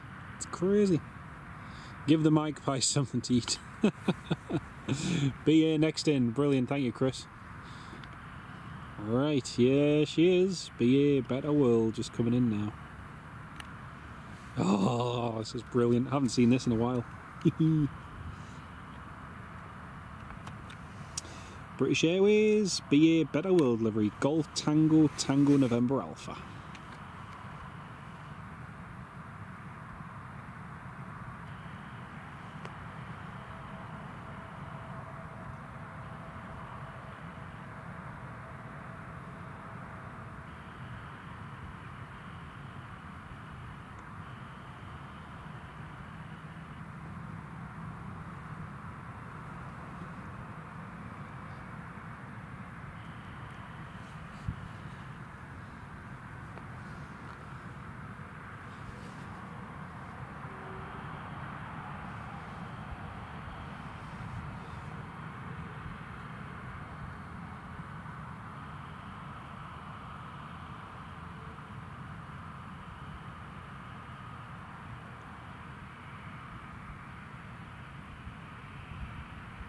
Very smart.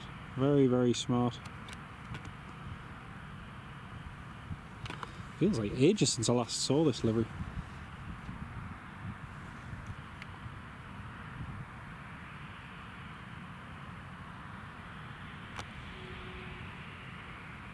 Yeah, the Golden Dove BA never lasted long actually, during the Olympics.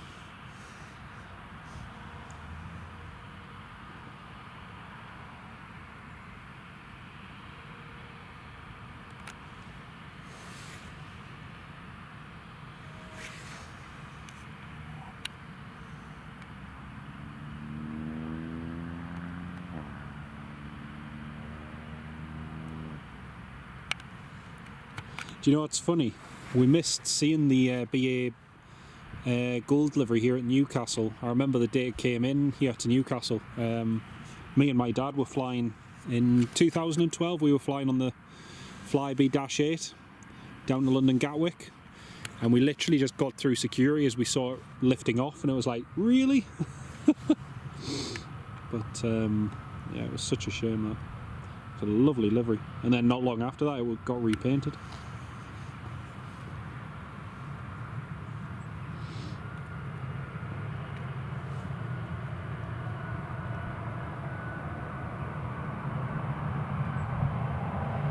Beautiful.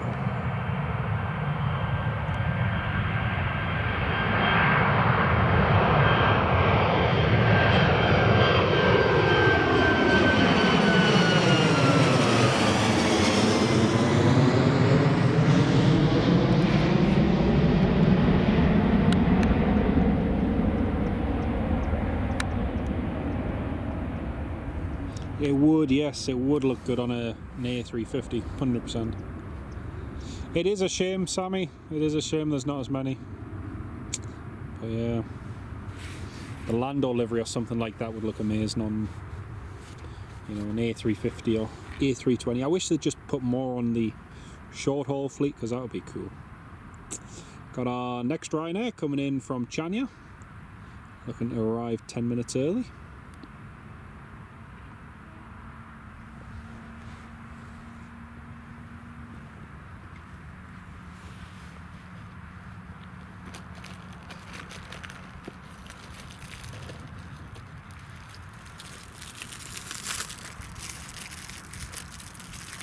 Time for a cup of tea. Time for a cup of tea and a biscuit.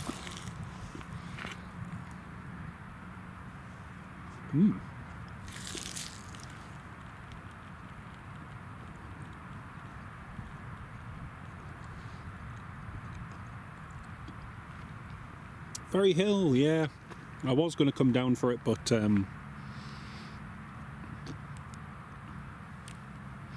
unfortunately the way my work route has been the last week, it's been pretty hit and miss, so I've been doing early mornings instead of late evenings, and those particular 2 days I went from doing a late evening to a midday shift, and it's been really knocking my sleeping pattern. So Saturday was actually supposed to be a lie-in day for me, so I had to have a nice long sleep.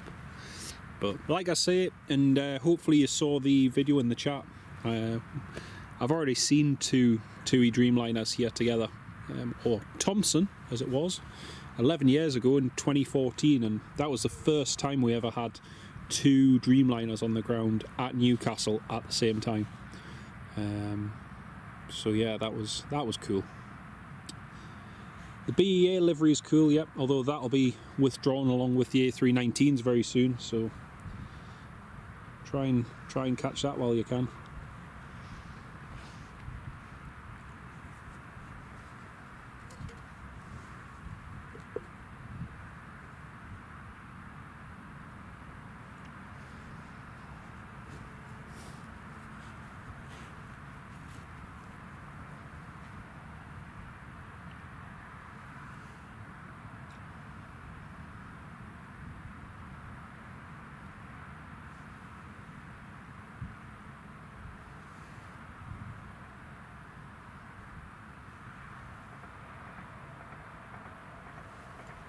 Oh, they've started a fire at the fire training ground. Ooh, let's have a look.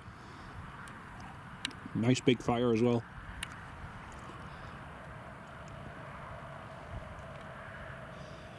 I always love it when they put the fires, extinguish them on the fire training rig.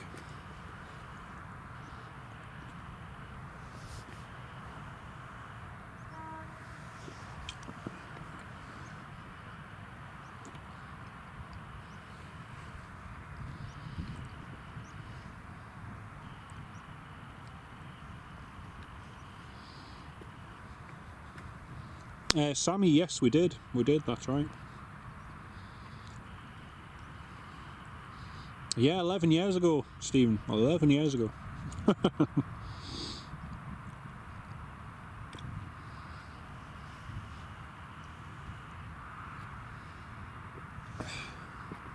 Well, yeah, get the sausages and burgers on.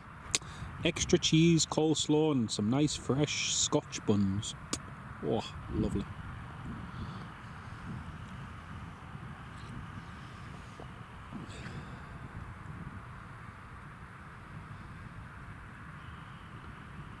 Oh, thank you, Michael. It's lovely to have you on the stream, mate. And every single one of you viewers, it's fantastic to have you on board.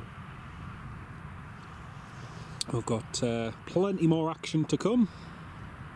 You can see the firefighters there just trying to extinguish it. Andrew Jackson, you'll have...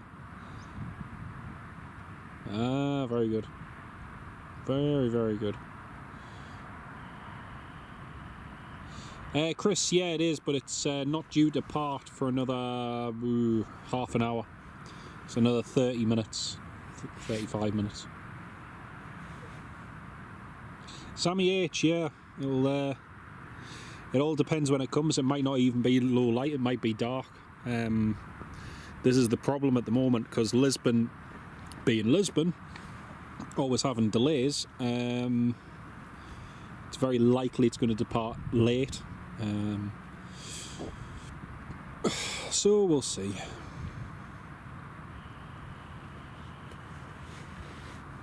Neil, have you got your own portable loo? Sadly not. And there's not many bushes either. Oh dear.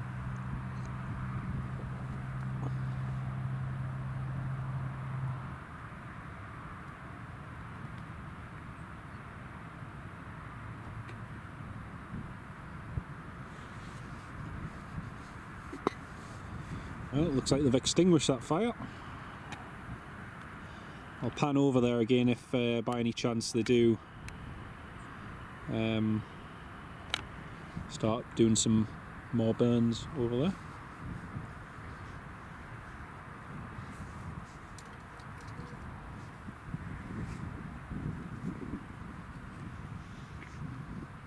Almost 300 likes, wow, it's incredible. Thank you all very much, folks. Right, here comes our next arrival, Ryanair, 3 minutes out. Brilliant. Ryanair's just on the approach right now.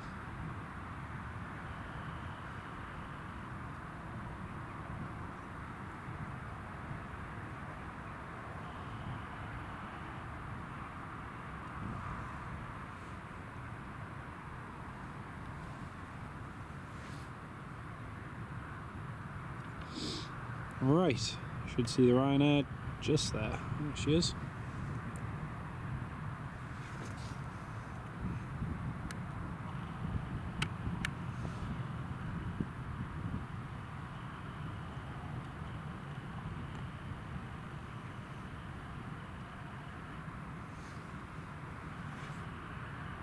Nicely done.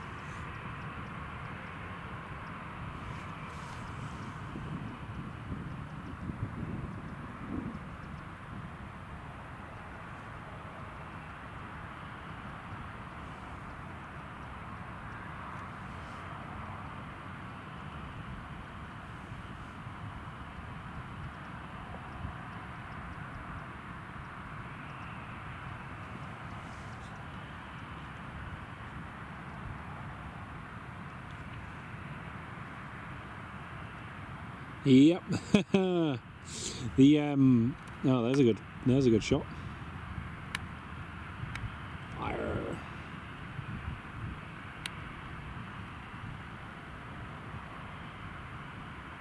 The TAB Air Portugal already has a 20-minute slot delay in Lisbon. Now not departing for nearly another hour. Brilliant.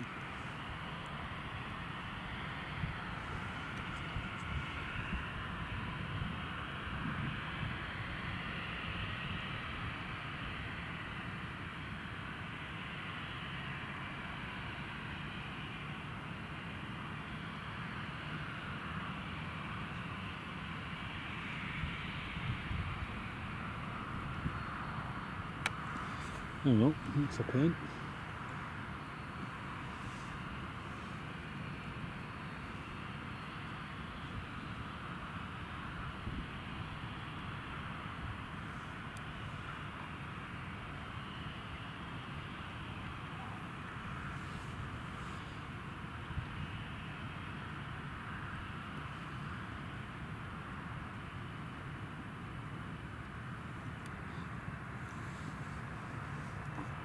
Well, that's who the Ryanair in.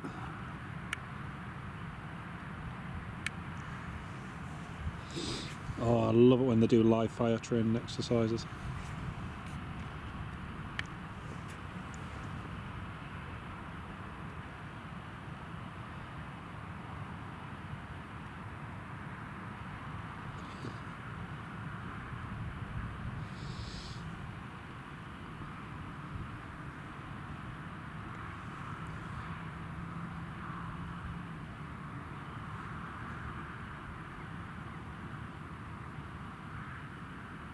Yeah, could do, Sammy, yeah.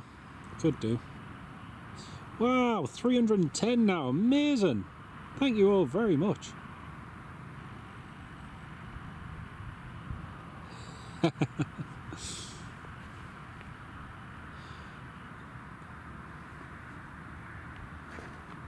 Yeah, that's right, we have a flight from Brazil with a stop at Lisbon due in, that's true. It's very true, mate. But yeah, I've just looked on Flight Radar, and the A330 is now delayed departing Lisbon for nearly another hour, 15:51. So, which is not ideal, but I did think that would happen. Like I say, Lisbon, TAP, great combination, just always late. Toon Cryer, how far off 25k subs? I'm not sure, mate. I don't know. Let's have a look.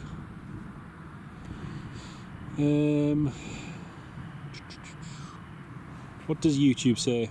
Oh wow, we've passed 24,000. Flipping heck. We're now 968 subs away from 25k, which is incredible. Wow, amazing support, everybody. I think the other day when I checked, we were at 23,000. Whoa, let me remember. 23,950, and we're now at 24,032. So absolutely incredible, amazing support, everybody. Thank you so much. Oh, that's amazing. But yeah, just 900 off 25k, which is crazy, absolutely crazy.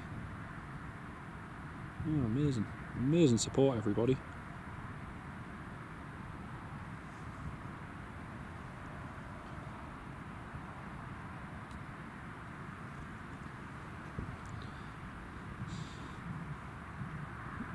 Oh, absolutely. Jet 2 from Ibiza coming over Bishop Auckland. Wayne, fantastic, mate. Thank you for that. But again, a massive thank you, everybody. We've hit Michael just pointed out we've hit over 300 likes on the live stream. Amazing, everybody.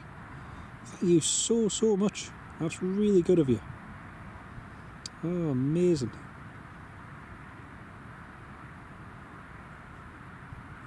Thank you all so much.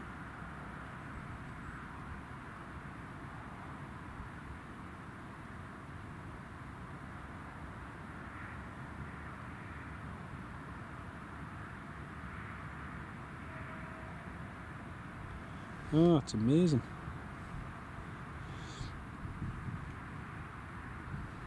Yeah, Ferry Hill, it was nice that Newcastle used one of your pictures for the Emirates. Yeah, that was nice. I got a message off, I think it was their Instagram account, asking if they could share it, and I was like, yeah, absolutely.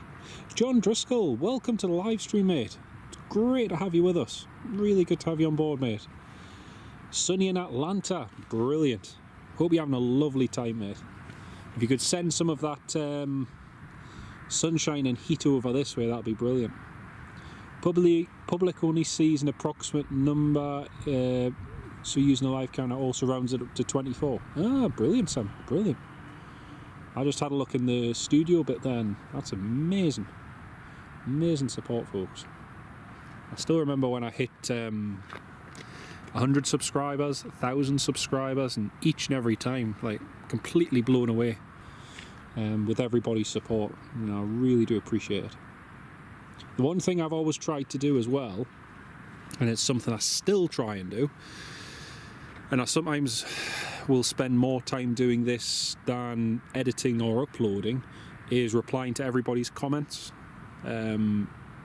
Because I've always, every single time someone comments, whether it's on the stream or on the video, I always like to respond to everyone's comments, because the fact that you've taken the time and the energy to leave a nice comment or ask a question or make a comment on the live stream, you know, the least I can do is answer it, you know, and it's really appreciated. So good, everyone. So good. Ryanair's just asked for a ready message because they are ready to go. So they should be going shortly. Jet 2 is just about to turn on the approach for runway 25.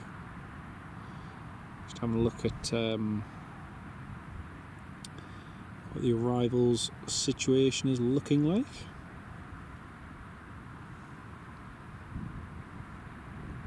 So we've got Jet 2 about to land, we've got another Jet 2 over Leeds from Heraklion, we've got another TUI coming in from Tunisia, from Enfida, got another KLM coming in from Amsterdam, got another BA coming in from Heathrow, he's about 45 minutes late, another TUI coming in from Dalaman in about an hour and 8 minutes. Who else have we got? Ryanair coming in from Paphos. Echo India. Oh, India Lima Oscar. Have I seen this one? Ooh. Echo India, India Lima Oscar. How's that? Have I seen that one? Just having a look through Flight Radar. Oh yes! Oh, happy days! We've got another brand new Ryanair coming in, Echo India India Lima Oscar, which was delivered to Ryanair brand new on October the 7th. So it's not even 2 weeks old. That's inbound from Paphos now. That's cool. Oh, happy days. Oh, that's really cool.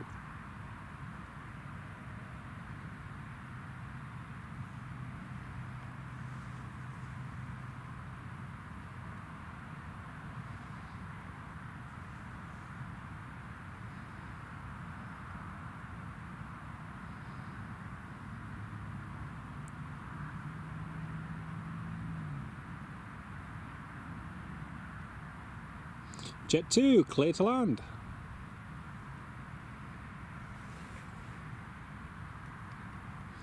Sammy, it was delivered on October the 7th. It was flown across to Dublin.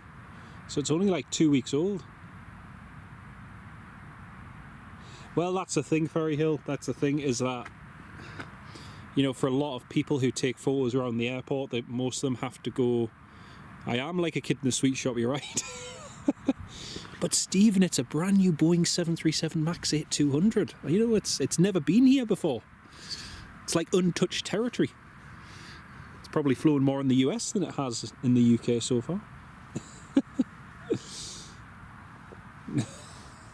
Very good, Charles, very good. Yeah, it was probably delivered to Dublin. Mark Sanderson, afternoon, mate. Welcome to the live stream. Your sister-in-law and Argadja were aboard the Emirates en route to Thailand. Oh, champion, mate. That's brilliant. Well, we got them departing earlier on. It was a brilliant takeoff. But hopefully your sister and her lad have a lovely time. Hopefully they'll have a grand time.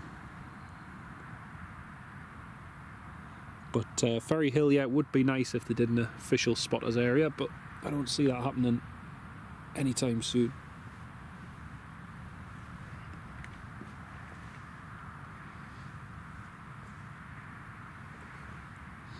Got to get on it. Hey, I'm just thinking, Stephen, 1 week from now and I'll be on one. 1 week from now. I'll be on a Ryanair 737 flying back to Newcastle. Cannot wait. Oh, Sammy, I remember in 2013 or 14, they put out that master plan thing of, oh, we're going to have a viewing area and this, that and the other. Never happened. Never ever happened. But yeah, it's a bit like the dueling of the A1. It's been promised since 1971. 54 years later. Wayne, you've never had a flight on a MAX 8, have you not? Wow. Well, you'll have to fly on one, mate. You'll have to fly on one. They're very good. The only thing I don't like about the MAXes or the Neos, this is just one criticism, I don't like how long it takes to start the engines on startup. It takes an age sometimes just to get the engines started. Mark Sanderson, I always get excited about flying back to the northeast. I always get excited, mate. Flying back home, back to the northeast, back to Newcastle, home to Northumberland, you know.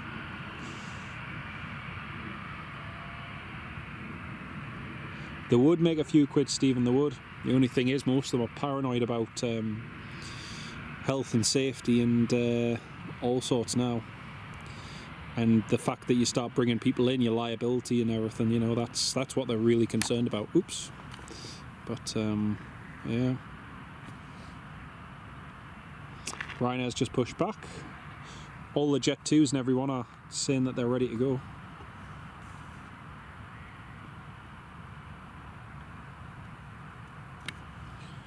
No, there's a fair few, Ferry Hill.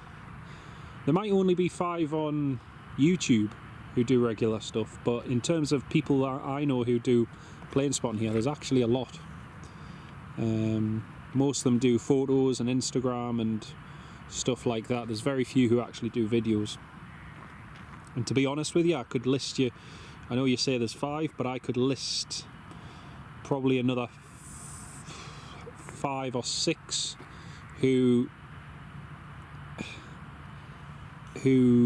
started videos and then got bored with it and then just gave up. I don't think they were particularly interested in the plane spotting side of things, but yeah. Ferry Hill, I would be over the moon. I'd be absolutely over the moon. I'll tell you all a story, which some of you may have heard before. I took my mum flying from Liverpool to Dublin on a £1 Ryanair flight from Liverpool to Dublin. We flew out, went and had a lovely day there, had some food, had a look around the Chester Beatty collection, had a walk in the city, and we then got back to the terminal, had a drink and everything, ready to fly back to Liverpool. And I looked on Flight Radar, and lo and behold, our scheduled 737 for that for our flight from Dublin back to Liverpool was a 1-week-old 737-800 that had just been delivered to Ryanair, Echo India Foxtrot Oscar Golf, EI FOG, and it had the brand new, and it was brand new at the time, they were only just rolling it out, the Boeing Sky interior, and that was one of the first ones with it. So me and my mum got on board a brand new Ryanair 737-800 from Dublin to Liverpool for the pricely sum of 99 cents on one of their newest build aircraft, which was just amazing. It was absolutely amazing. It was only a 20-30 minute flight, but still fantastic. John Hume, you remember as a young lad that had a viewing area at the airport? Yes, it's been closed many years now, mate. That closed just post 9/11. So yeah, we used to go up to the viewing terrace and the viewing area and meet up with family and have a drink and whatnot. But unfortunately, with the clamped down on security and everything, it was one of those things that quickly disappeared, and it was a shame. It was a fantastic area. It was fantastic, and the view you got just overlooking all the planes parked up and everything was brilliant. I mean, my dad remembers when you used to be able to walk out on top of the roof and everything as well. That would have been amazing. But yeah, that's right, it's 9H Quebec Bravo Sierra now, Sammy. Yeah, it's a Malta Air one now. Newcastle fan, it was the first time I think I've ever been on a plane that was so new that literally you had that new plane smell. It was so good. It was so good. Just like getting into a brand new car, but the whole plane just smelt new.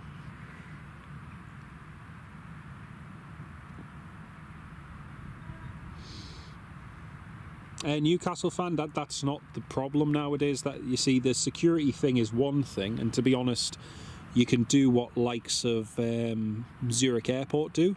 So Zurich have a dedicated scanning area, so your bag has to be scanned before you go to the plane spotting area, and that's all well and good, but the thing a lot of airports are worried about is the liability, because if anything happens or anything, you're potentially liable for it. So I think that's what puts a lot of them off. Yeah, it was brilliant.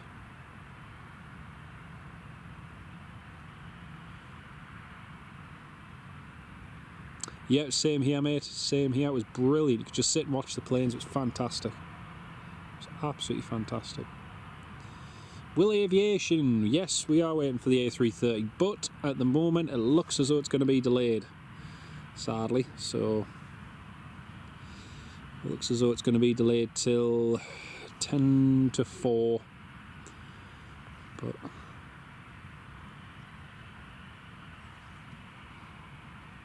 just having a look at the delay index for a lot of the flights. A lot of the flights are leaving delayed.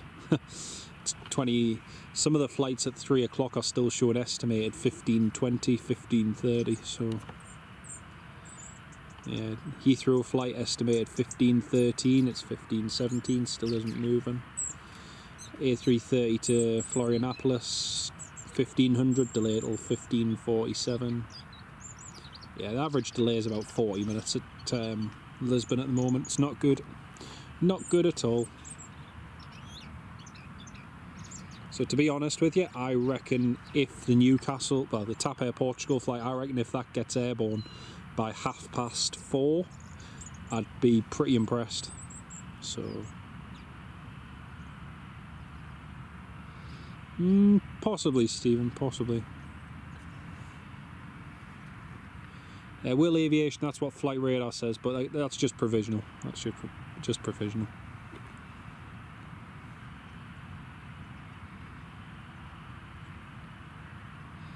Well, that'll be nice, Lewis. That'll be nice. It was like when Arriva started upgrading all of the buses on the X15 and X18 routes. That made a massive difference. I remember one of the first buses that had Wi-Fi. And I mean, granted, it was slow Wi-Fi, but it was just the fact. Richard Taylor, thank you very much for tuning in, mate. Catch you soon, mate. Take care. Yeah, it was so weird being on a bus with Wi-Fi. It was like, what is this? You know, don't have to use my data. I can just tune in and watch videos and do all sorts. It's great.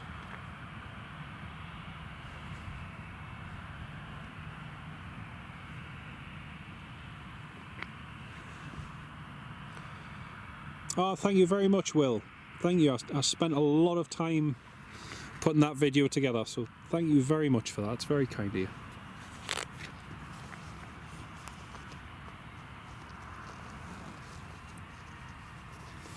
Jet 2 is just taxiing now.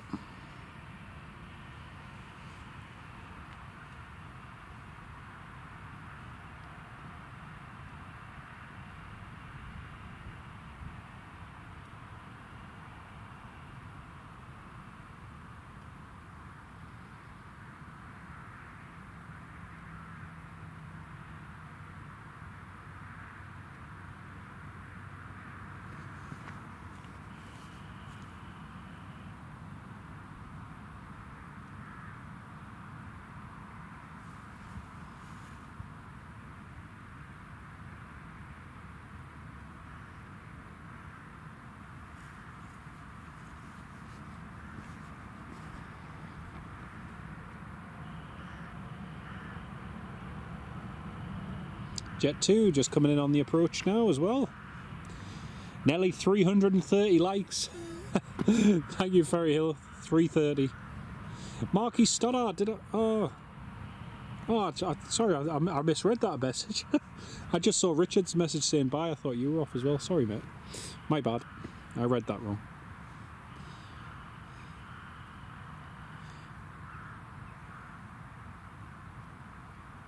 Yeah, it is a long route, and it's not a fun one. I can tell you, it's the worst. Like the X18 is the worst route. I hate it. I absolutely hate it. If I ever missed the X15 to get back up to Anik and I had to take the X18, my heart just sunk, because it was like, oh, I've got to go through every little village and every little place just to get back home. It was depressing.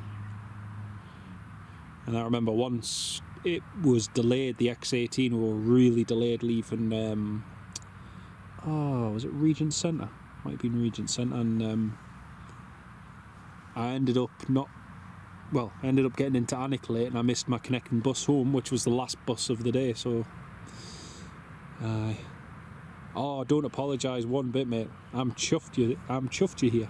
Absolutely chuffed. Here goes the Ryanair, just ahead of the Jet 2.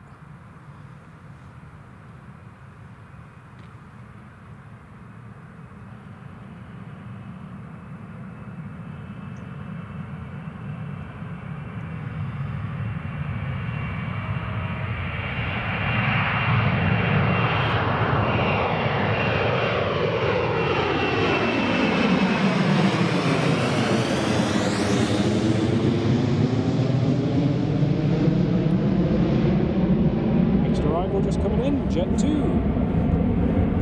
That was a nice quick departure.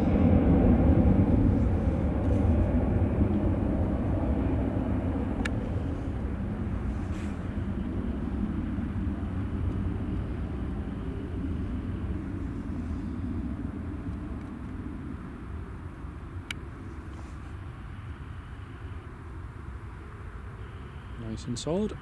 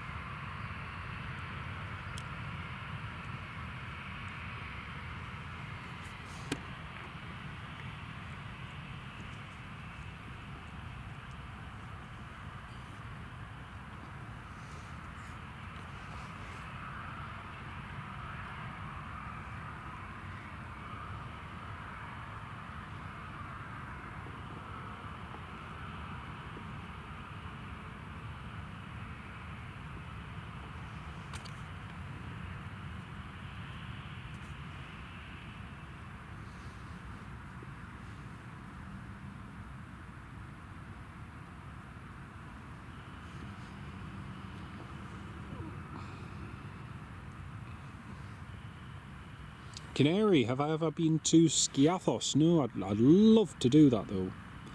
It's on my list of places to go to one day, hopefully.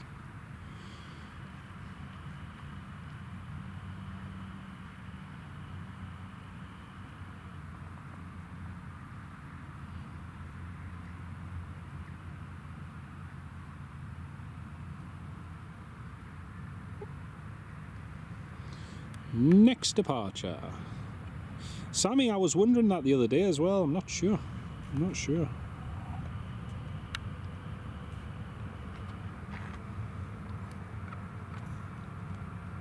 Wayne Tennant, catch you soon, mate. Great to have you on the live stream. Take care.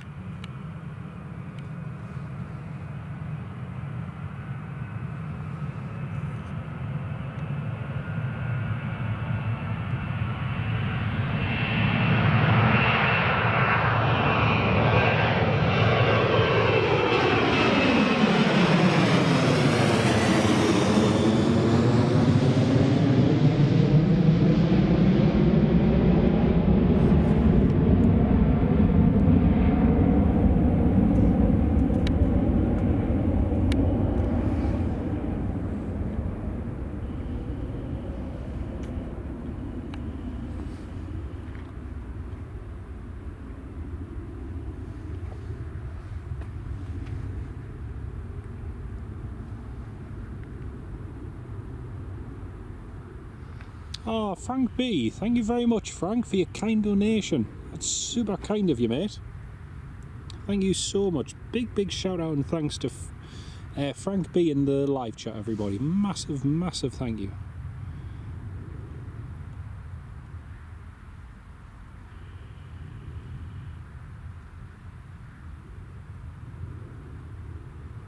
That's really kind of you, mate. Thank you so much. Yeah, I'd love to go to St Martin as well. Newcastle fan, that would be fantastic. I think close at home though, Skiathos is definitely attainable one day though, definitely. Well, 30 minutes to go till the TAP Air Portugal departs.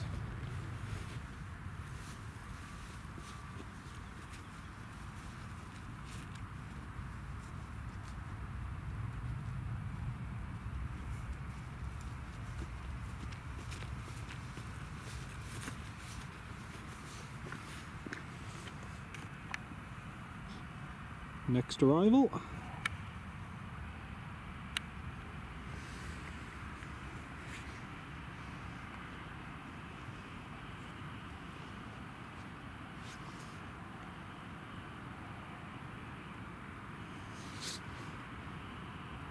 Yeah, the blue BA is in Newcastle fan, Lewis, yeah.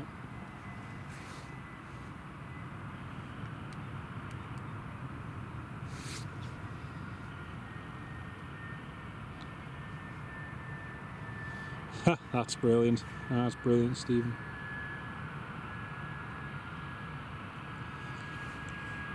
Oh, you're in Dinnington, so you can see most of it. Ah, fantastic, mate. Fantastic. It's great to have you on the live stream. Lovely to have you on board, and thank you so much again, mate. It's really good of you. Only reason you want to go to St Martin is for the beach. Yeah, that'll be good. Sammy H, yeah, same here. Saba would be amazing. I don't know if you saw Noel Phillips did a video of that recently. He did a fantastic video flying on the Twin Otter. That was really good.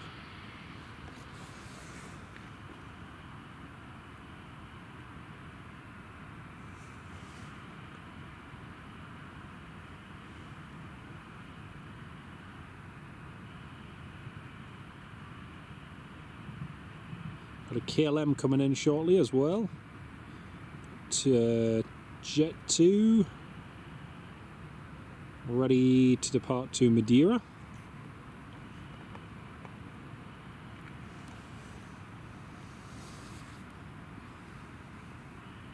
Say he's ready to depart. He's pinging anyway.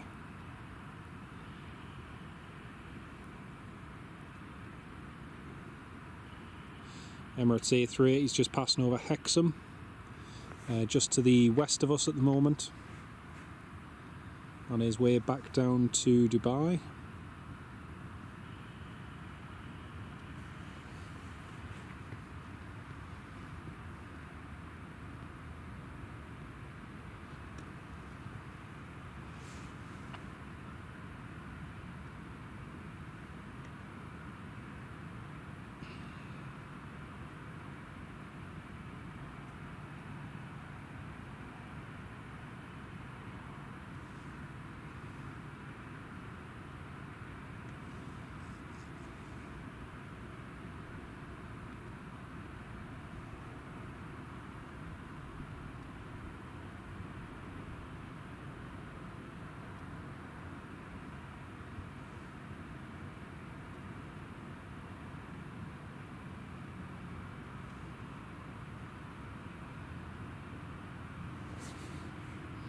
Okay, so he's just waiting for the 737 to taxi out, and he's cleared to stand number 7.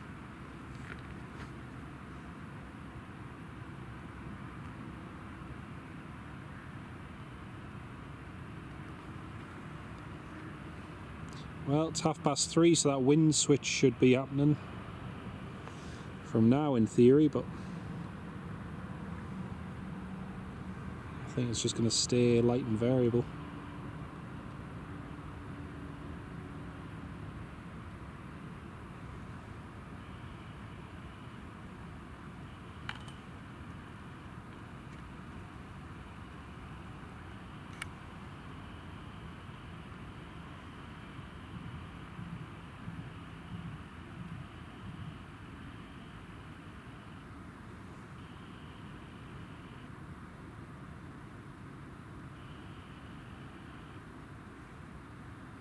And Frank B, thank you so much for joining us as a supporter, mate. That's really kind of you. Thank you so much, mate.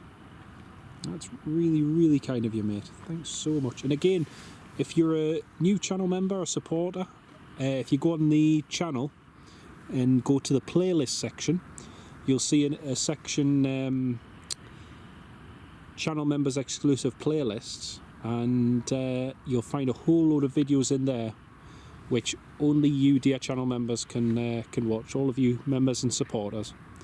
So you might find that interesting. But a massive thank you, Frank. Thank you so much.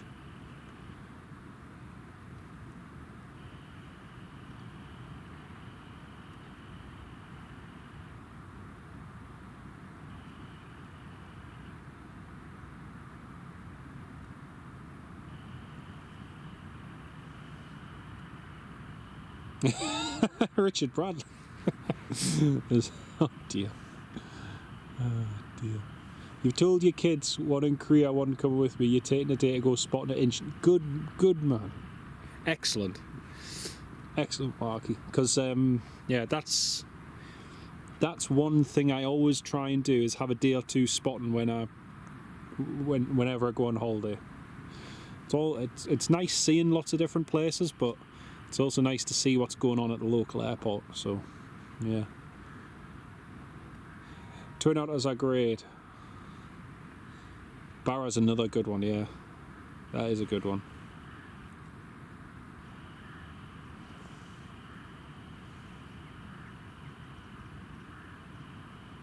Jet 2 just about clear for takeoff now. Lufty CRJ picking up Frankfurt. Brilliant, Robert, brilliant.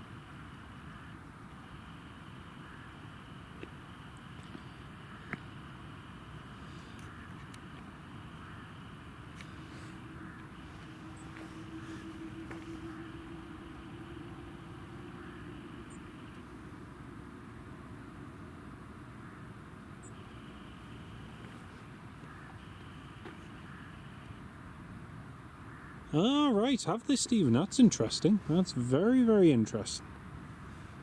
Ah.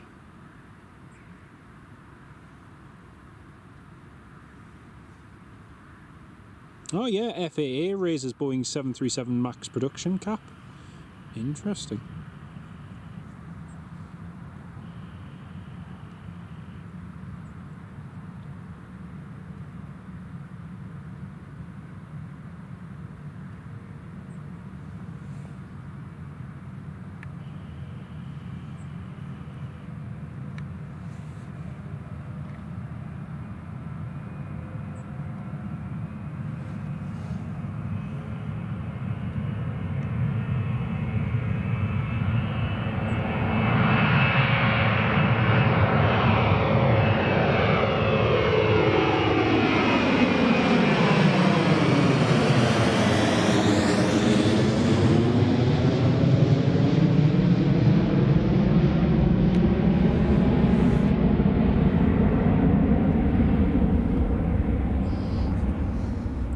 I bet you didn't know that we lived in Indian territory. Look, there's a smoke signal over there. Don't ask me what the smoke signal means, because I've not a clue. Oh yeah, they've increased it from 38 to 42 a month, Tony. Brilliant news, brilliant.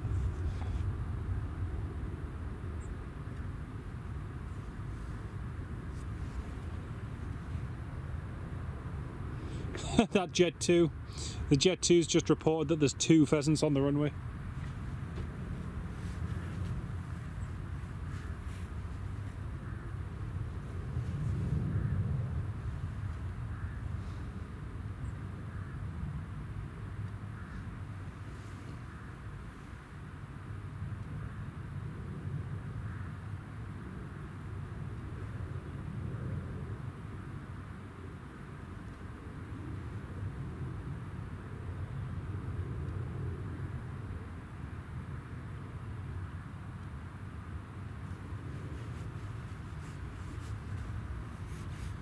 Haven't seen a Ranger. Haven't seen a Ranger heading out there. How? Yeah, 2 pheasants apparently. 2 pheasants on the left side of the runway.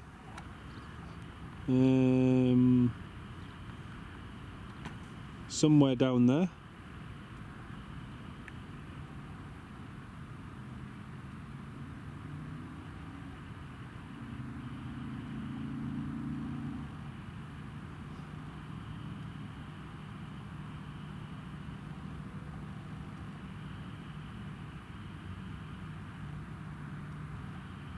No, can't even see them.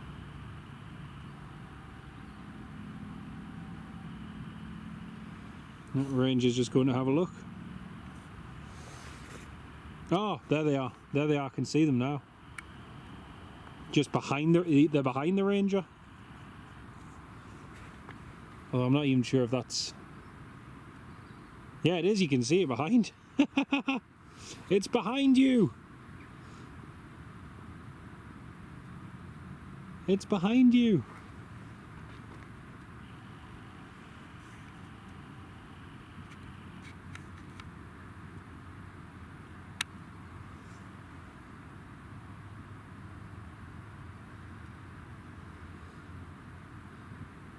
You didn't expect a peasants' revolt.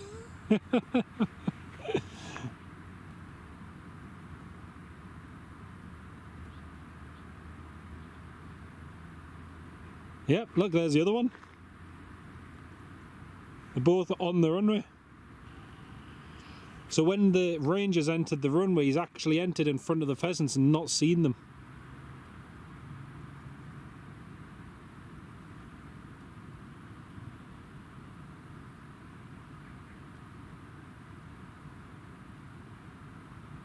Yep, they're now in the touchdown zone.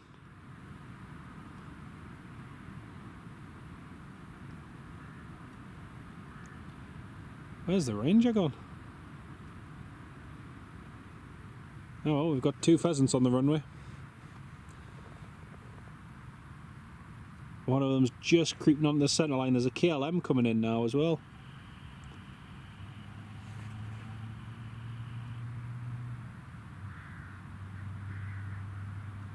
Yeah, you can see. Can everyone see that little black dot in the middle that's moving? The pheasant at the end.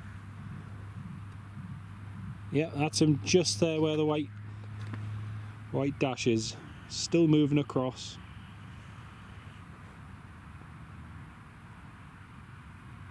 Yep, he's just on the sideline there.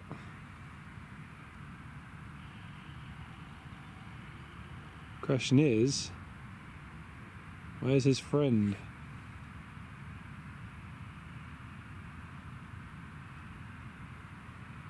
KLM on final approach, yep.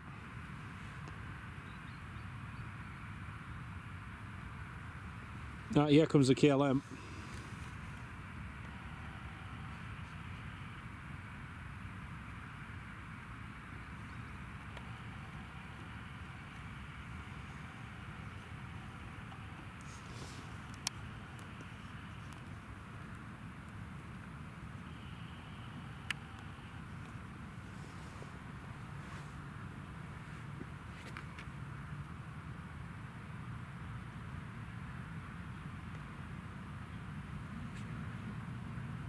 More food for the magpies, you're right there, mate. You're right there.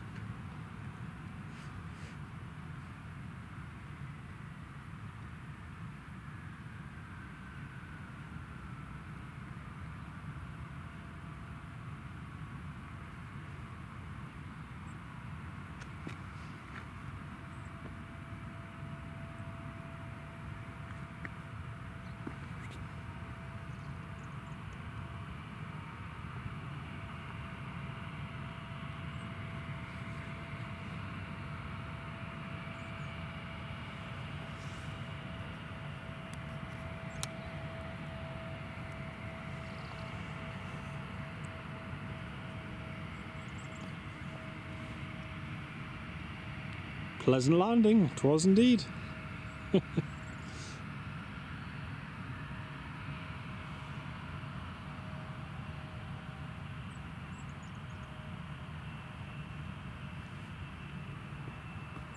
Ah, nice one, Sean, nice one. Ryanair Chania pinging, 'tis indeed. Jet 2's ready to go, but he's going to get pushed and parked by the sound of it.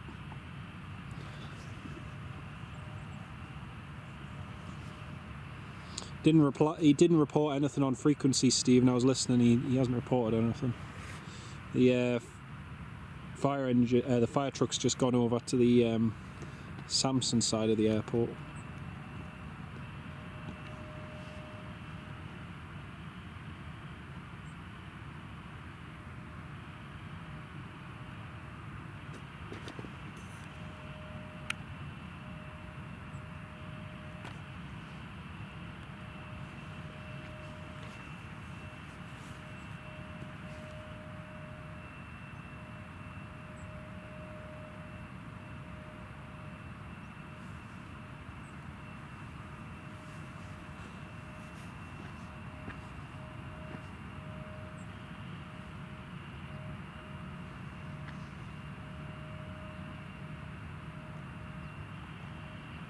BA Better World delivery is not due out till 8. Oh wow, crumbs.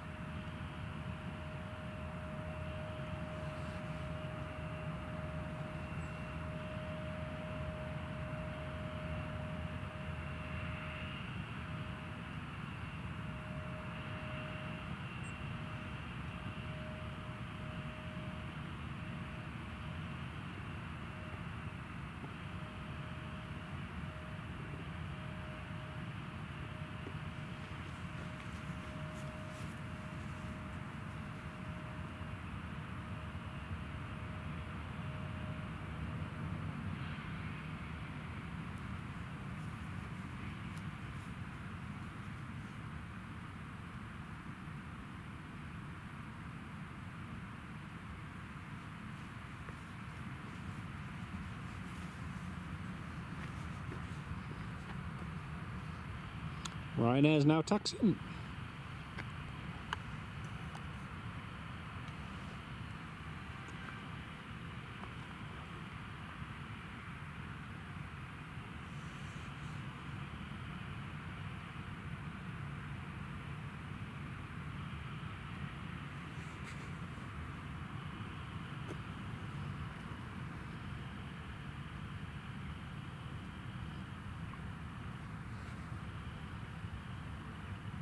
So, 2 departures on the move there. I've got a Ryanair and a Jet 2 just heading out.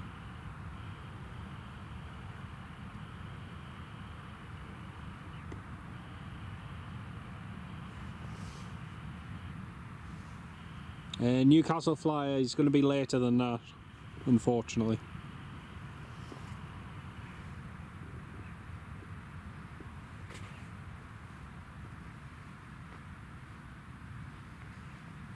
Sadly, could have done with them departing bang on time, but if you look at all the delays coming out of Lisbon at the moment, it's an average of 35 to 45 minutes at the moment, on average.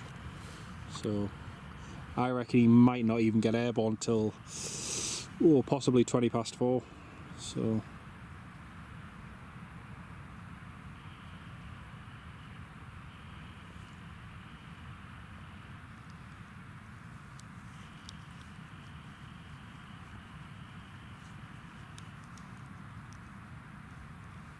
And the fog is, well, that mist is starting to creep in again. You can see the mist on the other side of the airport. It's starting to cool down again.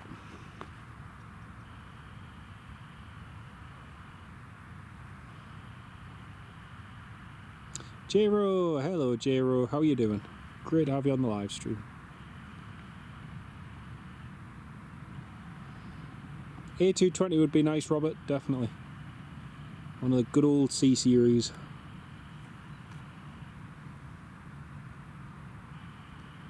British Airways just coming in now.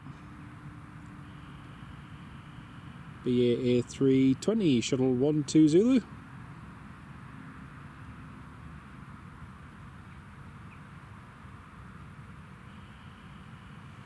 Look at how quickly that mist is coming in. It's just like it was earlier this morning. Not to worry.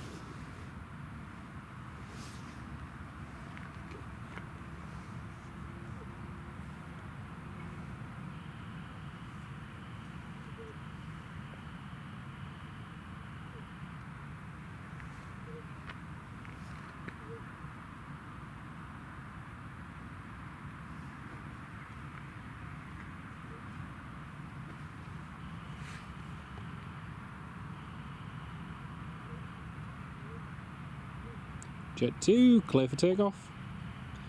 Losing light and mist creeping in, yeah. It's getting quite bad now.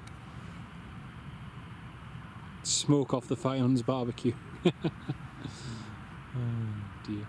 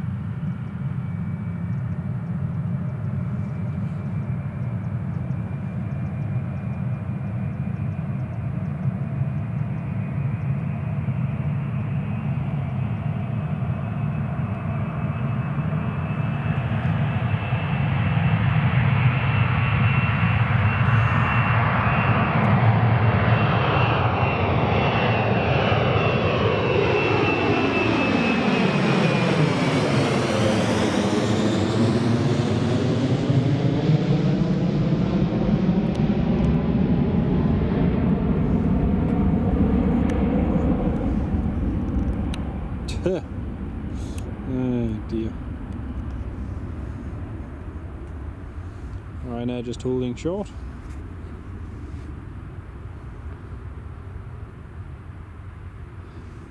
Well, nearly 10 to 4. Still no sign of that A330 yet.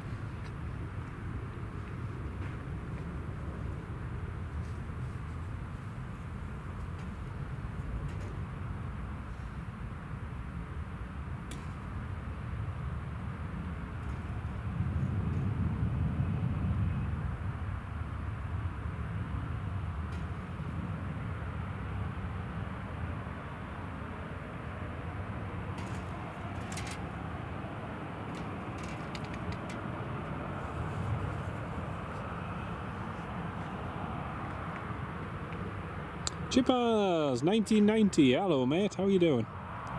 Great to have you on board.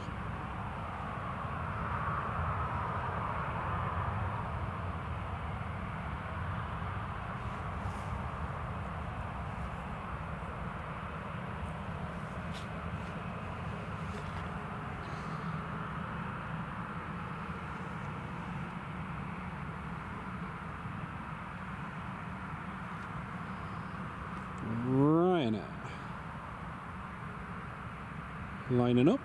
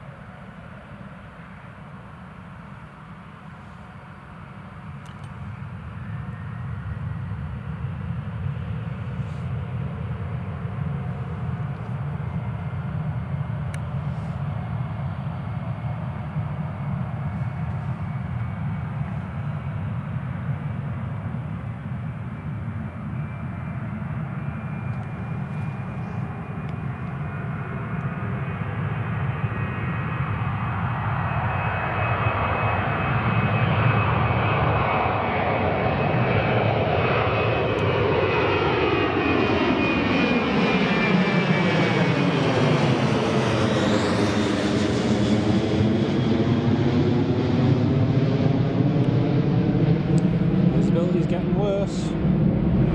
Robert D, yes, brand new Ryanair's just over an hour away. Long to go now.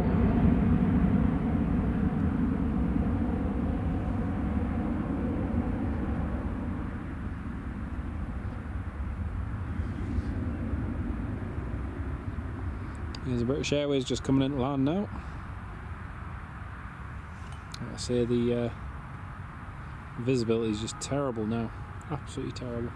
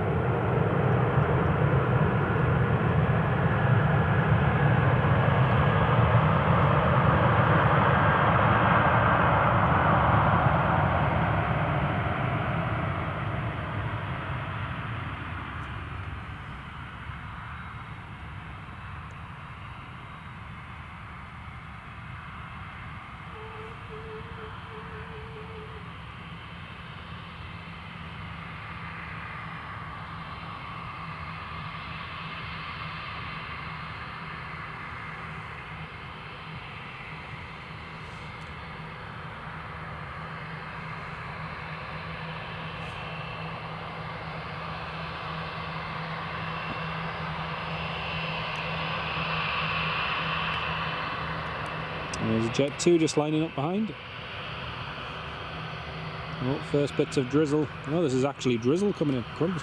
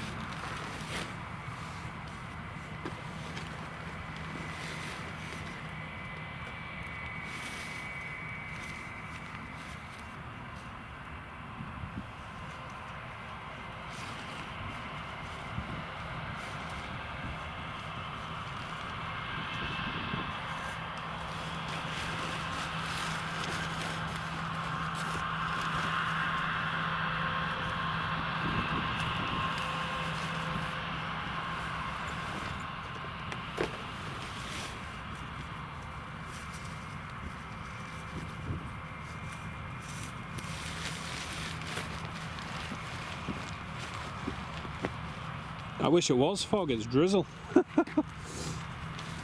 I need to waterproof everything now.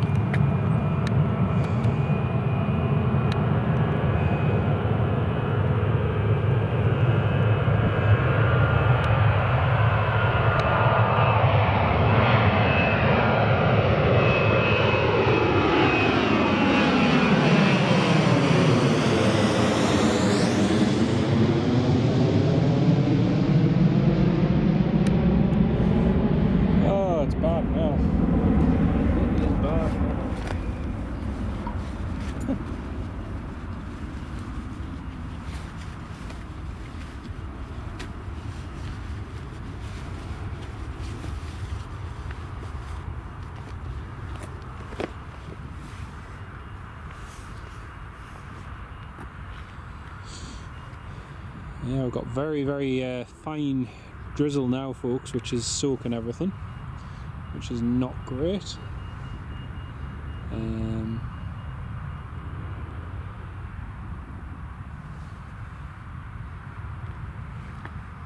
But yeah, if the visibility deteriorates like in the next hour and there's still no sign of it coming, then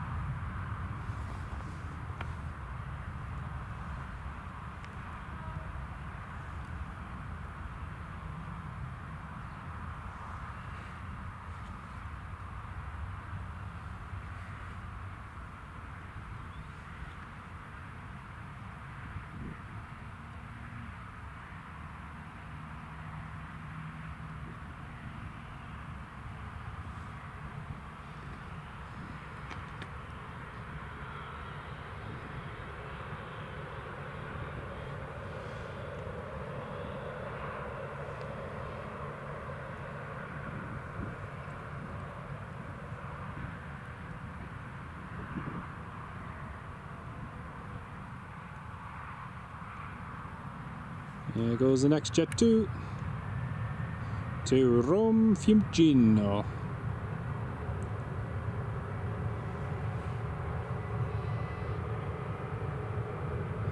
Newcastle fan Lewis, that's just a flight radar estimate. The plane isn't even airborne, so it's not going to be near that time, sadly.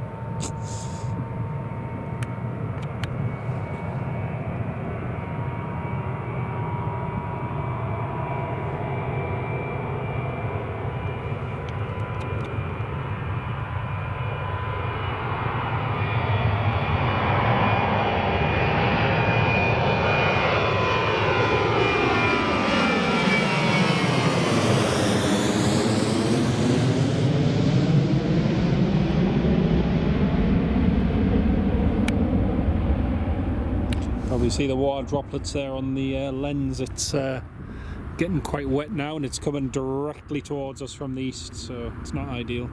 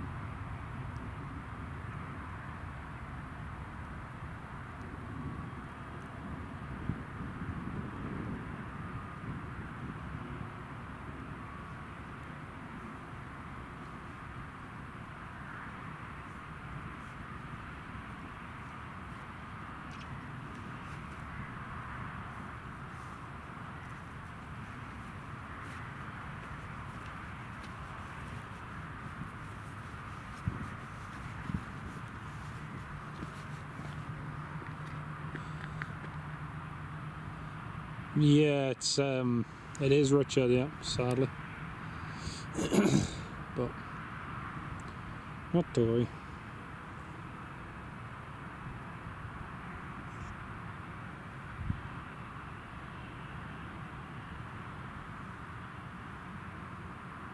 Another TUI just pushing back now. This one's going to Gran Canaria. And another one to Dalaman.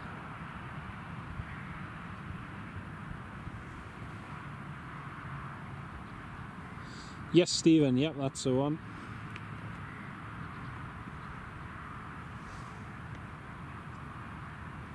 Yeah, it's not even...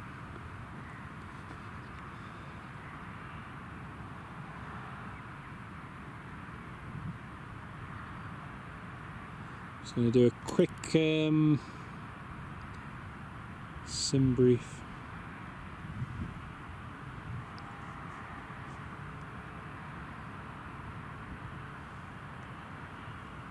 Let's have a look. So,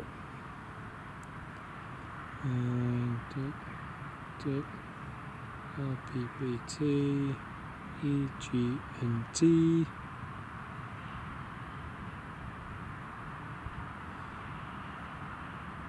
aircraft type,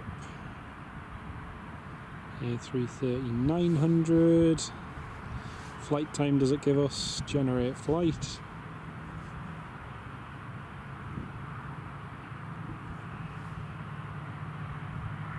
Two hours and 38. So if the plane, if that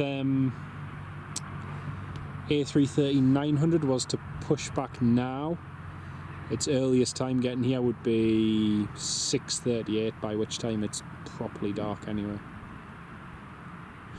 So I think I might have to I think I might concede defeat on this one, you know. It's not often I do for things, but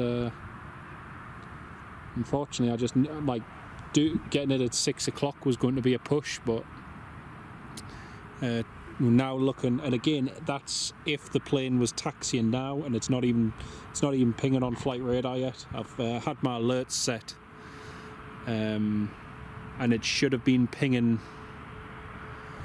45 minutes ago, but yeah, I think I might have to admit defeat on this one, unfortunately, folks, because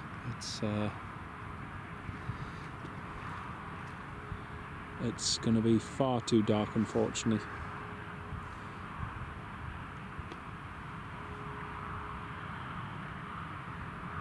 Newcastle flyer, has she? Oh dear, yeah. So current ETA even if it was to push back now.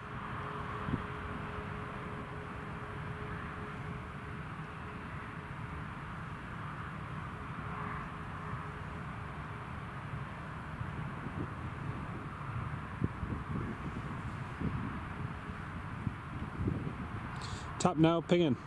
It'll still be Michael Thomas. Absolute pleasure, mate. Absolute pleasure. Like I say, you can see how dark it is already, and it's going to get darker still.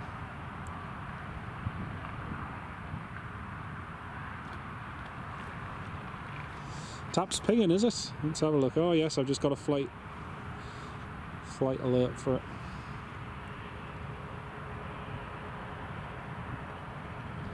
They're only just pushed back on them. Well, we'll wait till it takes off, see what. And again, that's if it takes off in the next few minutes, because it's still got to taxi, cross the runway, and get back down the runway to take off. So that could be a little while yet. There's a plane in front of them that should have departed an hour ago. Still hasn't crossed the runway yet. EasyJet to Punta Cana, only just crossing the runway. Tap to Dublin, just lining up. We'll give it 5 minutes. We'll see. It will be very dark, Michael. Yes, it will.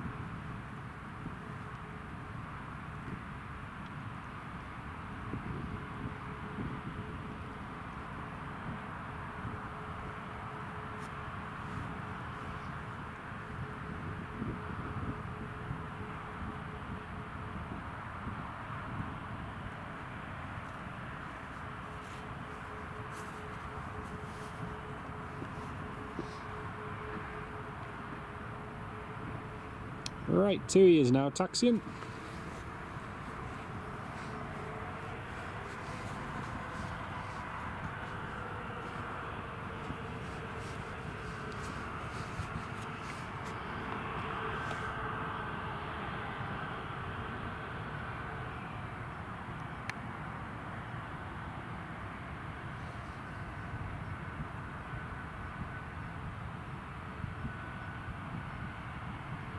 There's a TUI taxiing.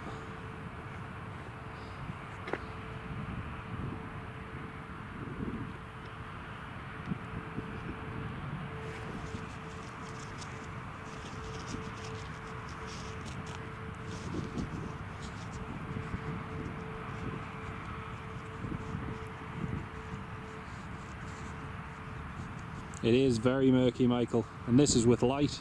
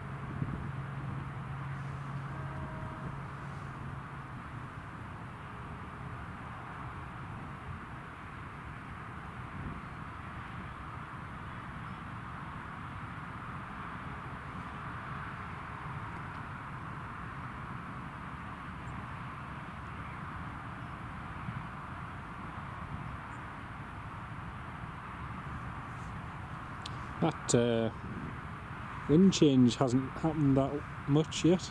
It's still on runway 25.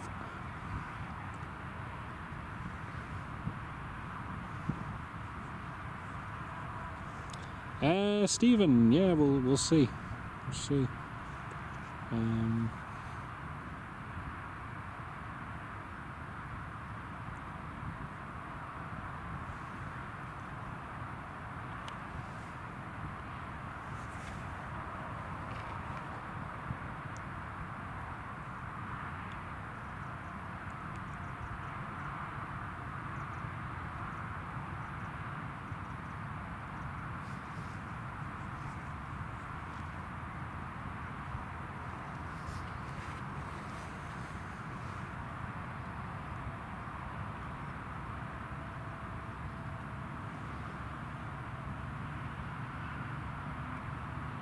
And Carol, welcome back to the live stream. Great to have you with us.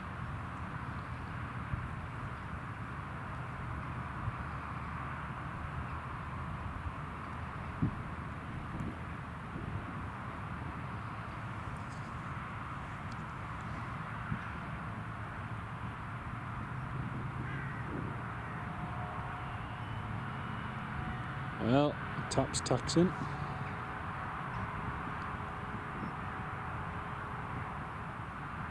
He's currently number 1, 2, 3, 4, 5 for departure. Number 5.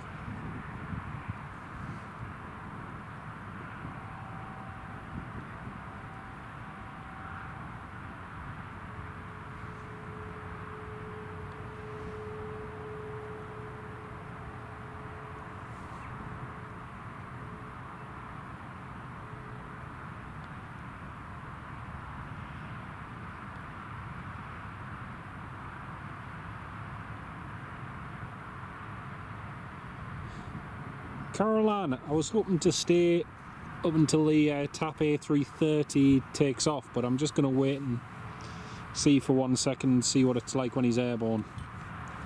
Because if they do select, you know, a higher Mach number, they might be able to claw some time back, but I'm very much doubtful.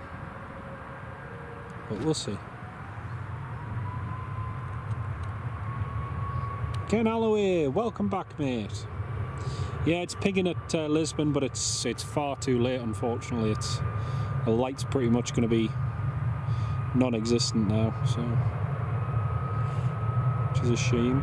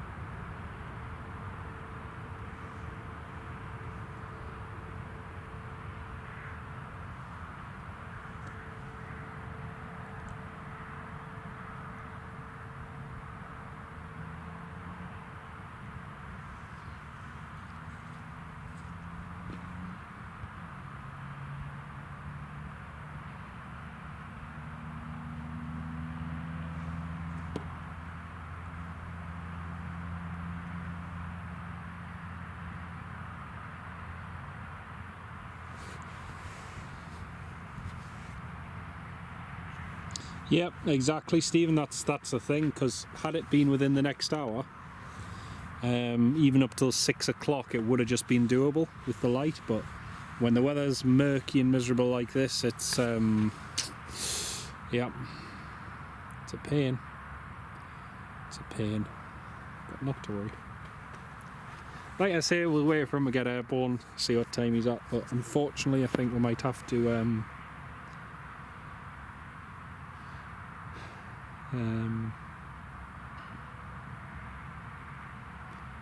We'll stay alive as long as we can and just see what the weather does.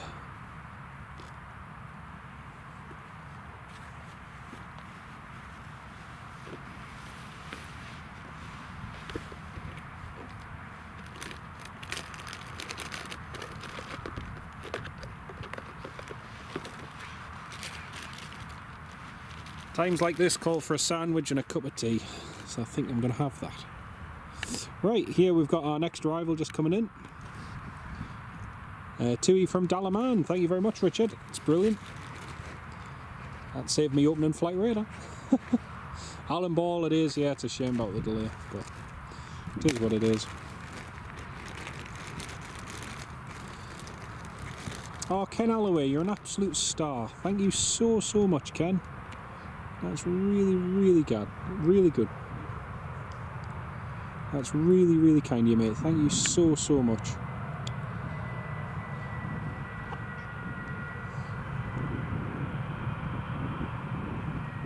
Massive shout out in the live stream for Ken Alloway, everyone. Thank you so much for your kindness, mate.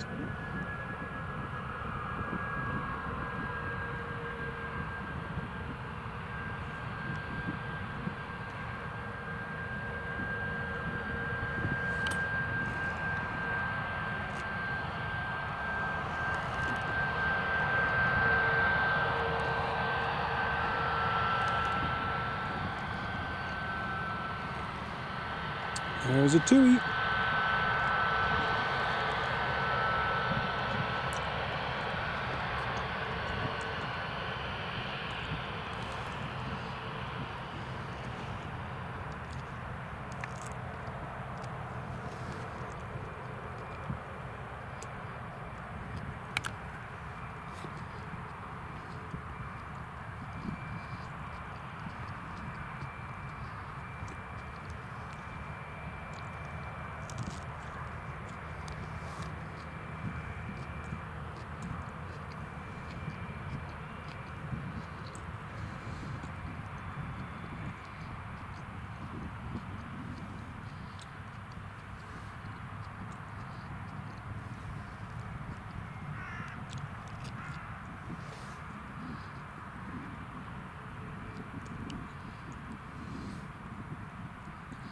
Thank you very much again, mate. Really do appreciate that. Thank you so much.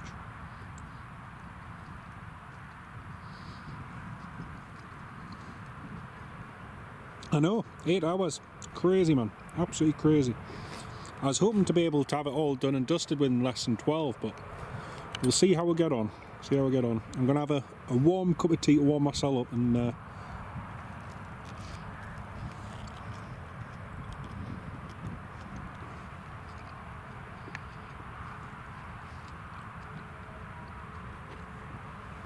Newcastle flyer. I use a Panasonic HC VXF 990. It's a very good camcorder.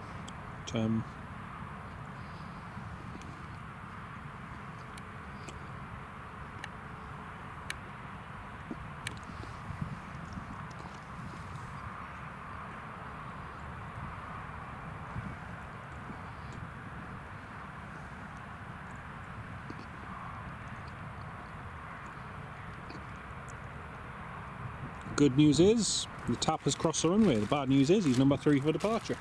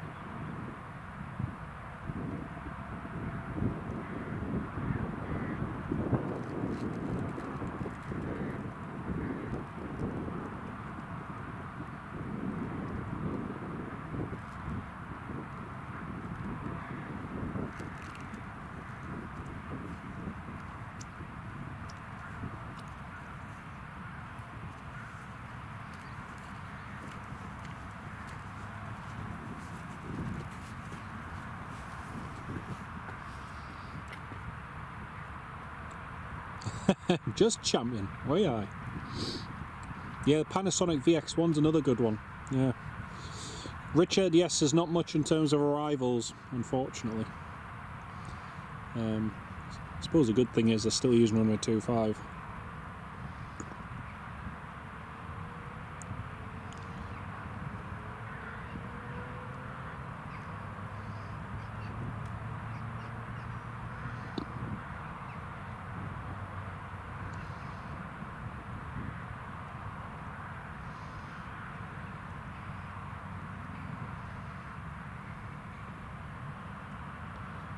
Yeah, just holding short of the runway there.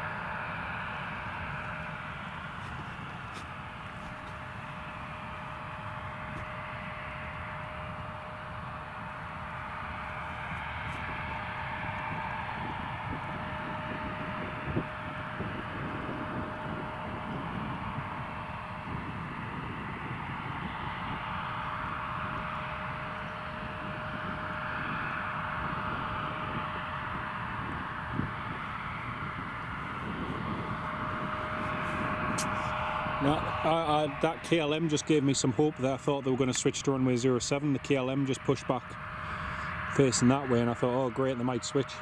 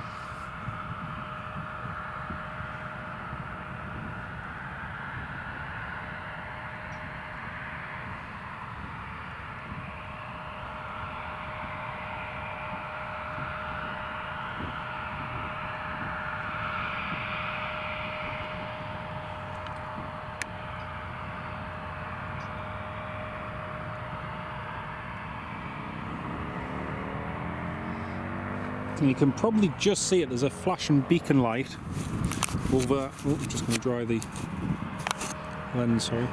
There's a flashing beacon light at the end of the runway. Oh, there's two strobe lights, it's a little Pilatus PC-12 just departing. Taps in the air, finally airborne, way, happy days. And the controller is not going to change to runway 07, which is basically just reiterated over the frequency. So.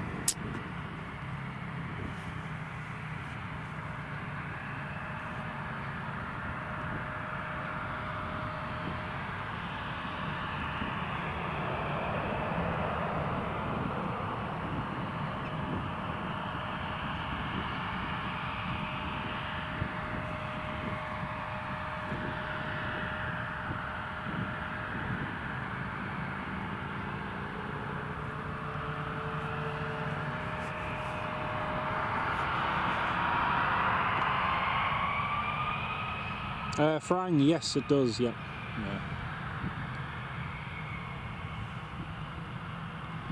Well, can't even see that.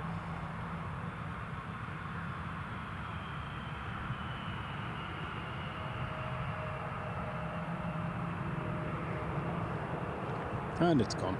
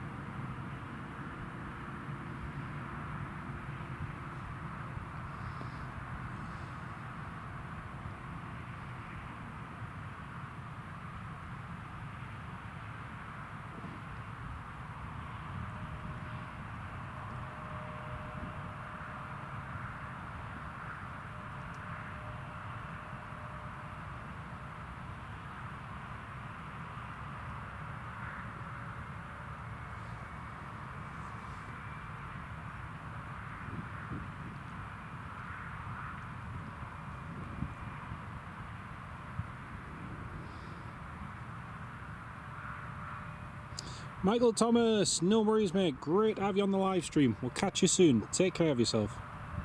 Great to have you on board with us.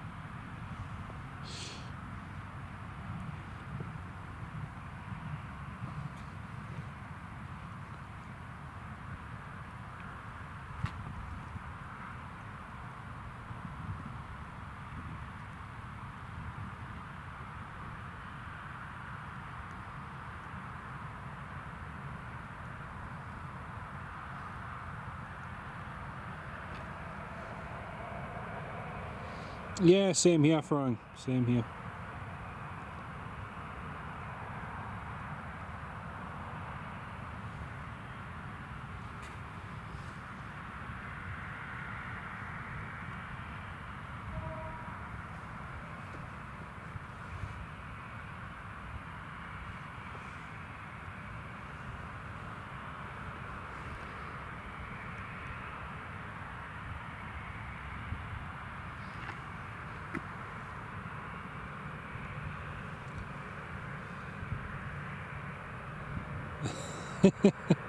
I saw him cold.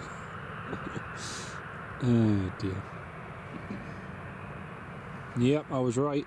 If you look at the ETA now, so the sim reef calculation I did was bang on. ETA is now 7:07 for the TAP Air Portugal.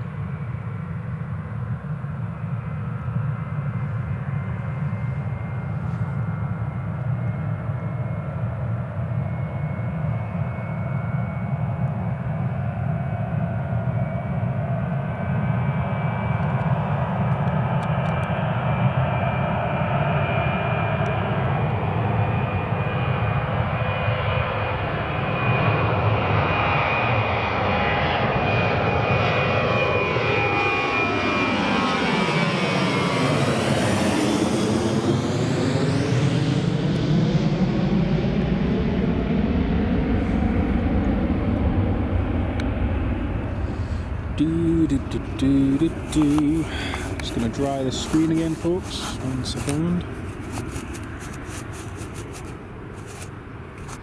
So I think what we may end up having to do, folks, is possibly end the stream and maybe do one on the mobile phone later, possibly, depending on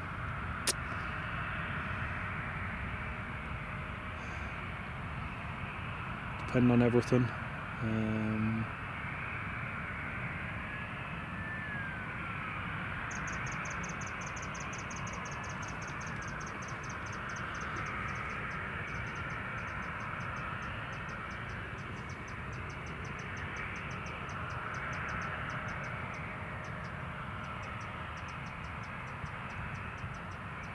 Tap 707, oh dear. Oh dear. There's loads of fog and it's getting worse. Oh dear. Can we get 360 before the close? Oh, £20 million question. But this is kind of the visibility at the moment, folks, and it's just getting worse, sadly.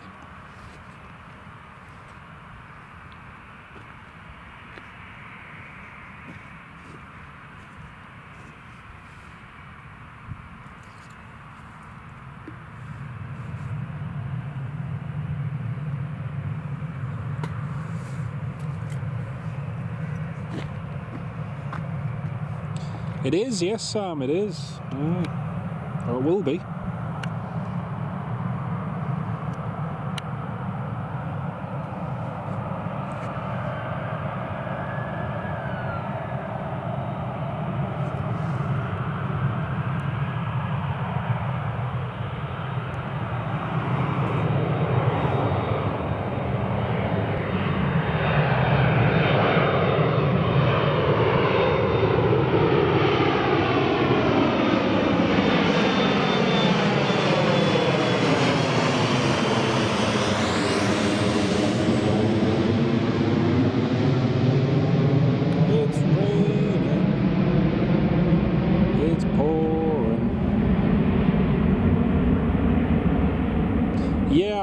Yeah, I will. I'm just kind of like, I don't know, I just cannot decide because I'm just trying to think like what's going to be best, sort of. But there's the best thing would be 20 degrees, bright hot sunshine, and a nice long summer evening, but we didn't have that, do we? Oh, thank you, Ken. Yeah, I just noticed that earlier on before, mate. It was fantastic. I couldn't believe it. Thank you so much for your support. We really do appreciate it. It's absolutely crazy. Absolutely crazy.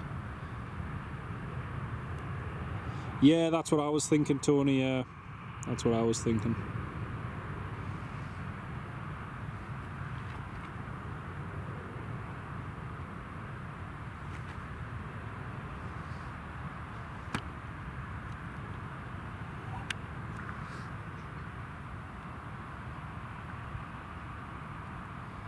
Well, I think we'll get a couple more arrivals. We'll get the KLM and the Lufthansa and Ryanair. Oh, we've still got the Ryanair, actually, the brand new one, to come in as well. So we'll maybe get them and then see what we're going to do. There is one thing for definite. So sometimes, for those of you who track these kind of flights regularly, sometimes if a crew or a flight is late, the flight has permission basically to go a little bit faster. So they'll go a little bit faster speed-wise. They'll use up a little bit more fuel, but just to try and cut off a little bit of the delay. That's not the case with this TAP Air Portugal. They've taken off. They're climbing through 21,000 feet. And since they took off from Lisbon, their ETA, usually as the plane climbs, gets higher. You know, sometimes, depending on the way the wind is and how the flight's going, you might lose a couple of minutes and like pick it up en route. He's already had an extra 3 minutes added onto his ETA, so it's gone from 1907 to 1910. Now, you always take these figures because there's lots and lots of variables. You take them with a pinch of salt. But it's not good when it gets 3 minutes added on he's just taking a nice leisurely climb up to his cruising altitude. So yeah, there's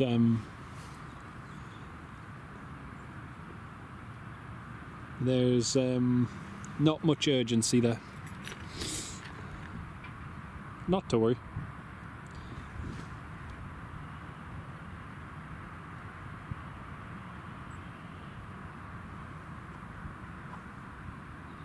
Next flight is Newcastle to Malta.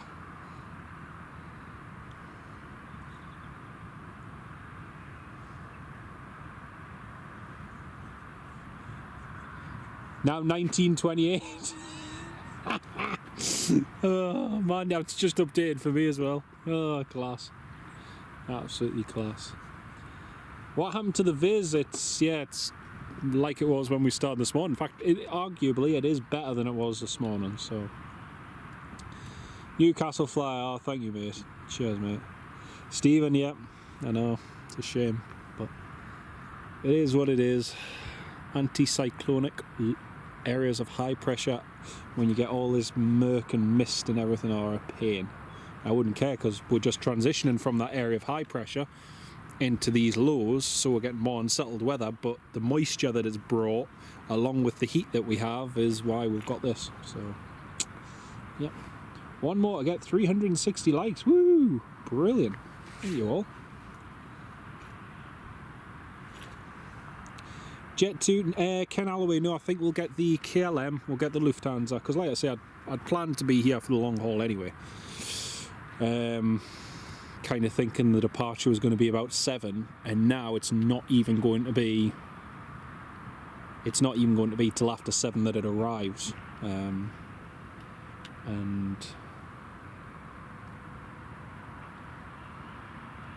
not really. Frank Travels, that would be funny. Just be very sad if it was Teesside. Oh, thank you, Ken. Cheers, mate. No, there's no nation flags. Although I think someone did say there is a way you can do the nations flags. We'll see. Yeah, there you go. Ken Alloway knows how to do it.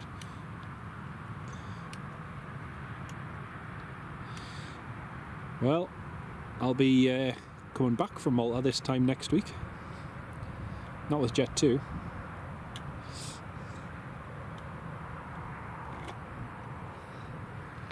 $19.21 now. Oh wow. he's only gone an additional, he's only put 14 minutes on his flight.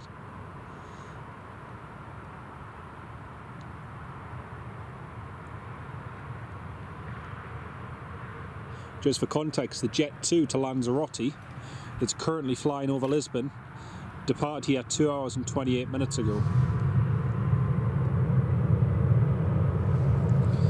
Here we go, power!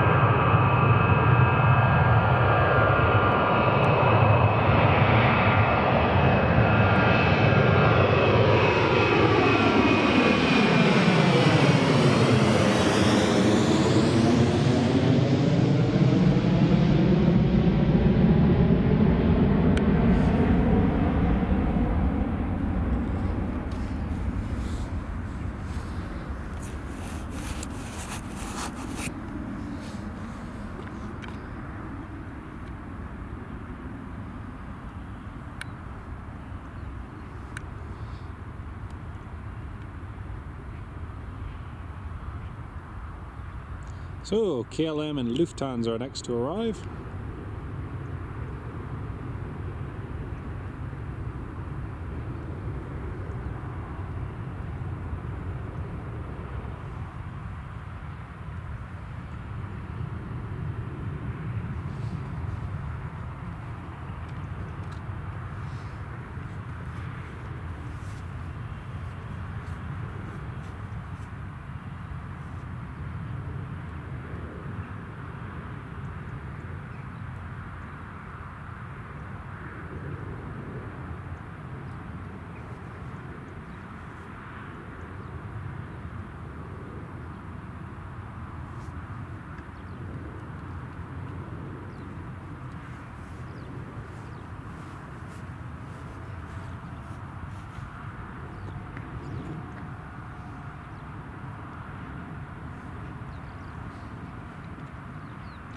His ground speed's 420.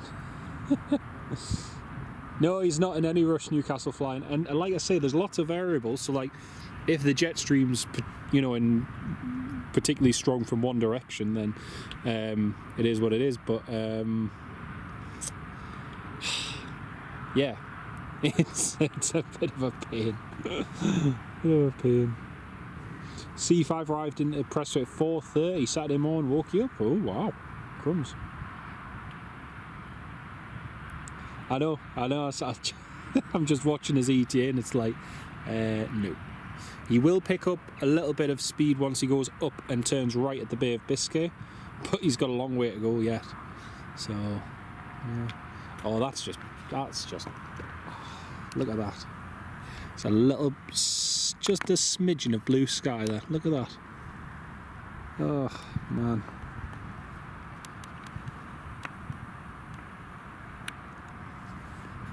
Ah, dear. Not to worry. Like I say, you cannot get them all.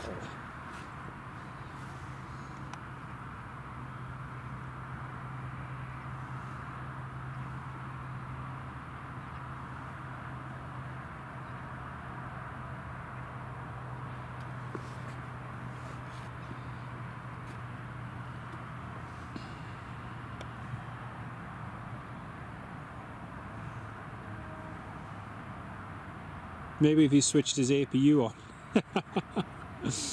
Oh dear.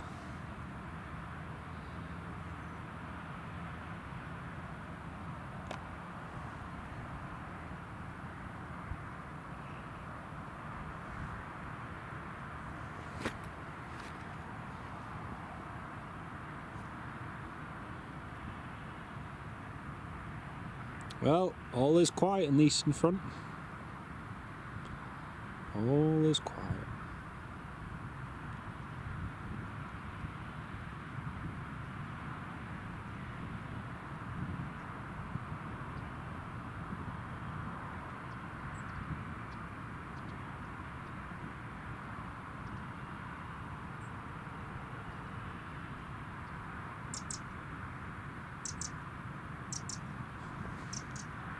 And despite the wind favouring runway 07, they are going to stick with runway 25. Oh well.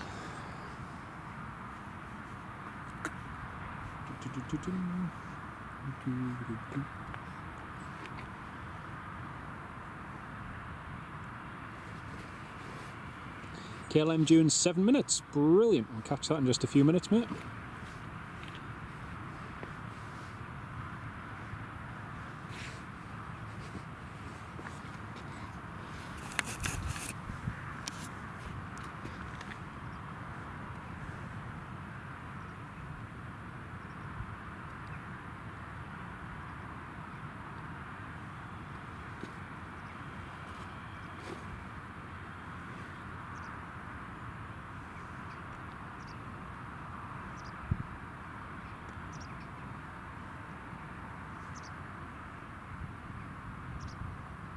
You made me wait.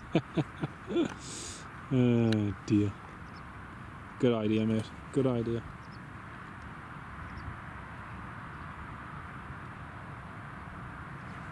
Well, actually, I'll just pan over at these British Airways. You can get a nice view of these two BA tails.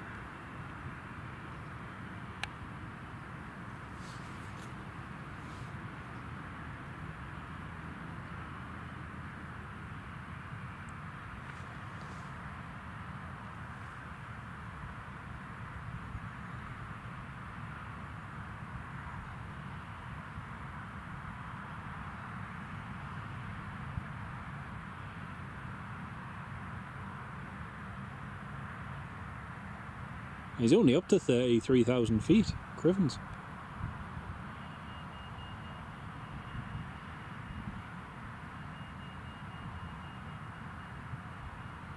If he could just hit the go faster button, just knock another hour off, that'd be brilliant. Well, my I've thought about it. I've thought hard about it over a cup of tea and a caramel wafer that my lovely wife Megan kindly put in my lunchbox. And thank you very much, love, for lunch. It was delicious. And I'm going to try and I'm going to regret saying this. If the visibility continues as it is at the moment, which is doable, at the moment the way it looks, it's okay. If the visibility gets any worse, we'll just finish it. As long as I can still see the runway lights, and as long as I can still see the terminal and terminal lights, we'll stay for the TAP Air Portugal arriving. If the mist and fog becomes worse and the visibility decreases to the point of what it was earlier on this morning, then Sean Mack, absolute pleasure, mate. Absolute pleasure. If the visibility does get worse to what it was like this morning, then we'll finish the stream. At the moment, as I say, visibility is okay, visibility is doable, subject to change. Watch this space. But we'll try and stick for the TAP Air Portugal A330 Neo. Let's keep our fingers and everything else crossed that it just stays like it is now.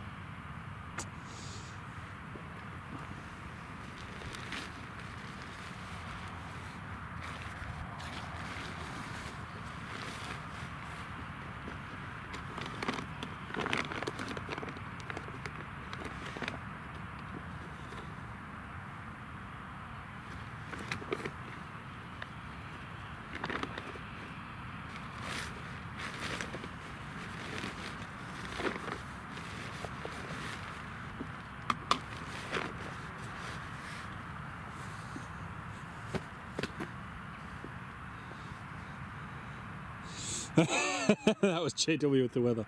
Now over to Ken with the sports headlines. We've got a TAP Air Portugal A330 barreling towards Newcastle Airport. Retreating Blade, member for 1 month and support. I thank you very, very much, mate. Really do appreciate that. Thank you so much for your support, Retreating Blade.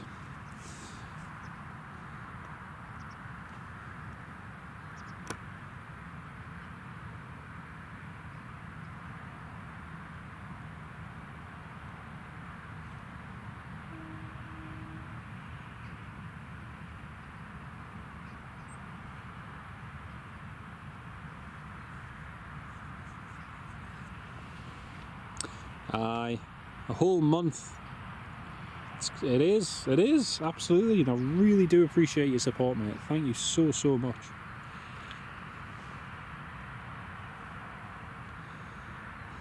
KLM's on final approach now. We'll just pan over to the runway in just a sec.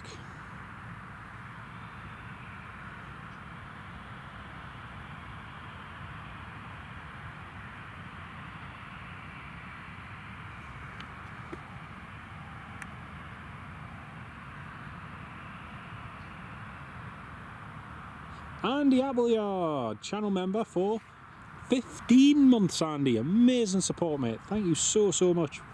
Working from home is a joy. Oh, that's very kind of you, mate. That's super, super kind, Andy. Thank you so, so much.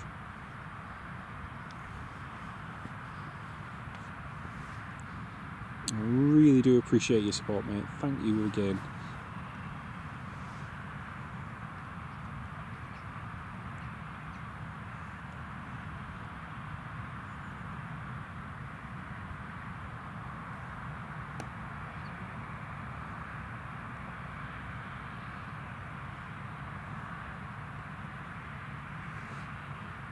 Oh, Richard Bradley, channel member for 5 months. Amazing.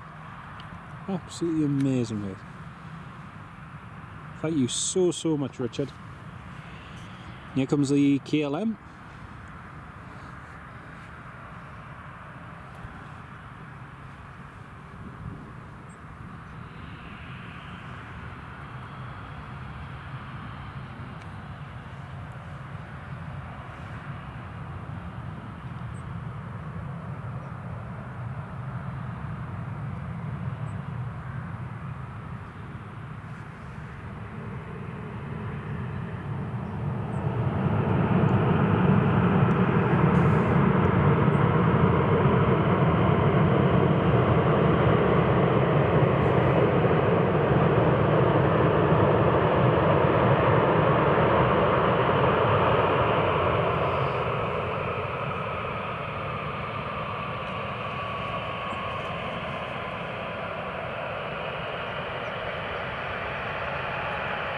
Thank you, KLM. KLM's just reported a strong tailwind.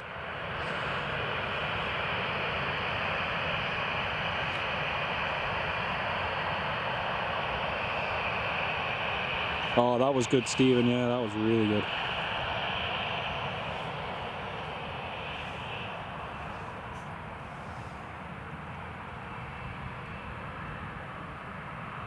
I know, that's what I'm hoping, Newcastle Flyer. That's what I'm hoping.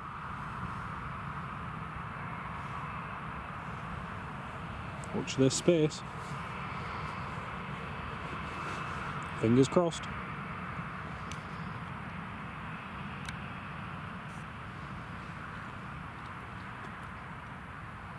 The only thing is, because of the cloud base, the minimums here on 07 are lower than 2.5. Higher than 2.5, sorry, so they'll probably want to keep it on runway 2.5 just for the minimums.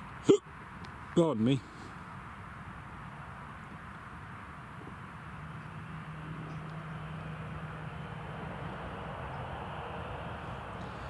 Oh, very good. Newcastle Flyer. Excellent.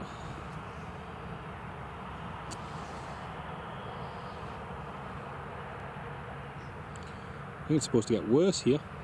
Yeah, it's supposed to get worse by 8 o'clock.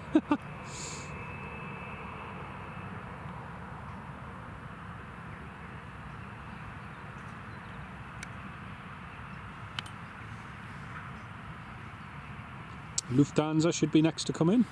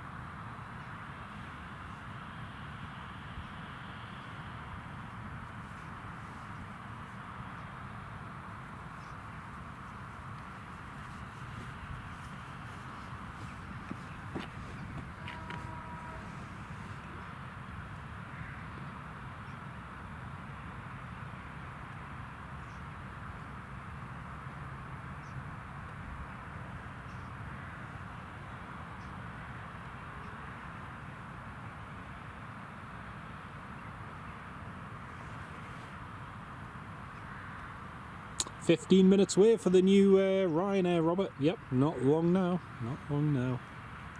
Newcastle Flyer it is, yep. Unfortunately, that KLM complaint of a tailwind did nothing.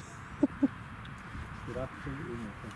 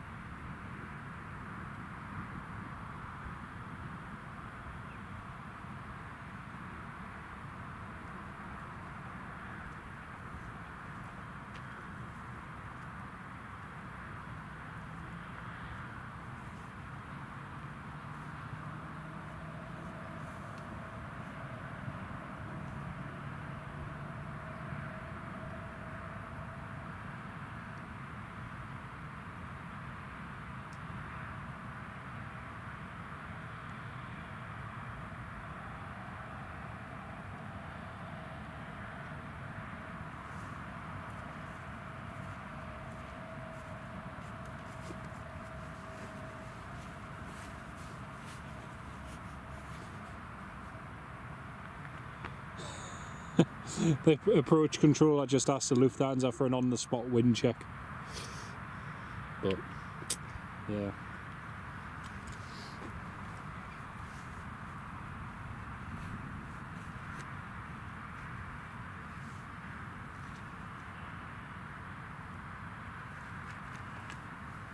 Right, Lufthansa, clear to land.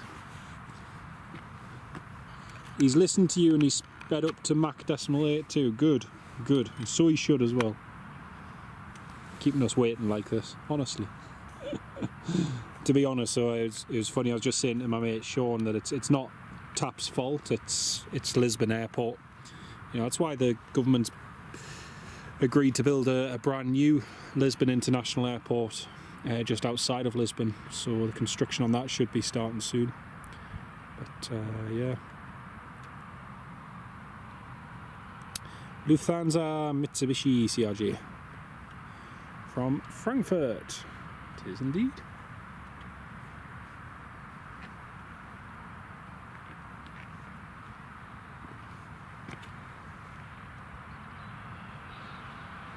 Yep, sunset is in 58 minutes. 58 minutes till sunset.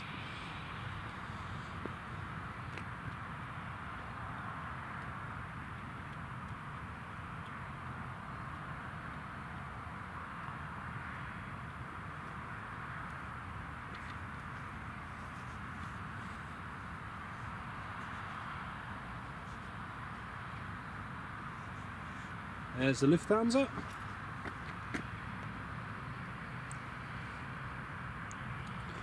Going out the back garden to hear the C5 approaching. Oh, that'll be nice, mate. That'll be nice.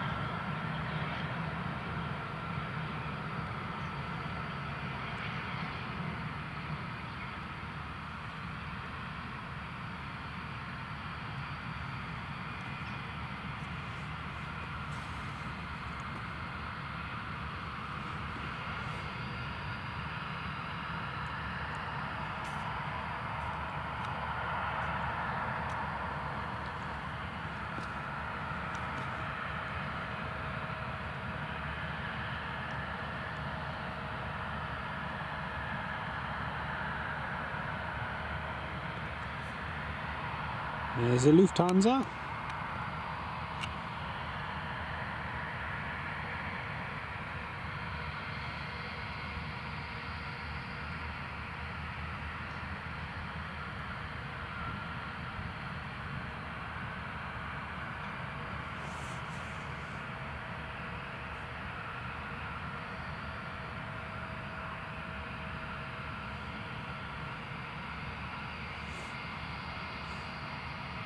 Visibility is getting worse again.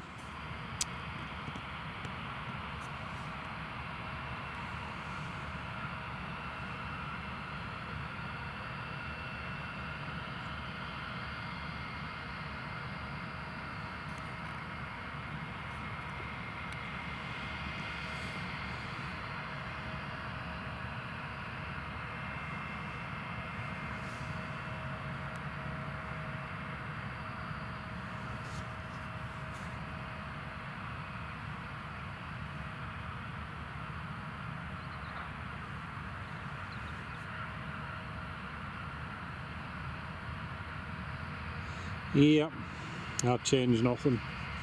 KLM reported tailwind. Lufthansa reported a crosswind to tailwind, and they're still sticking with 2.5. Sorry, so it's a bit of a shame.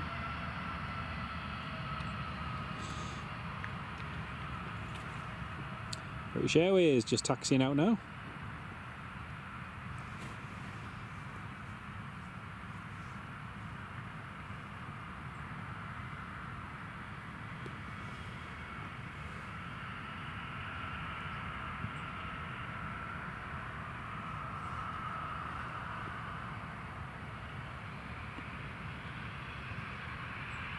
Newcastle fan Lewis, yeah, it's just going to be round then, yeah.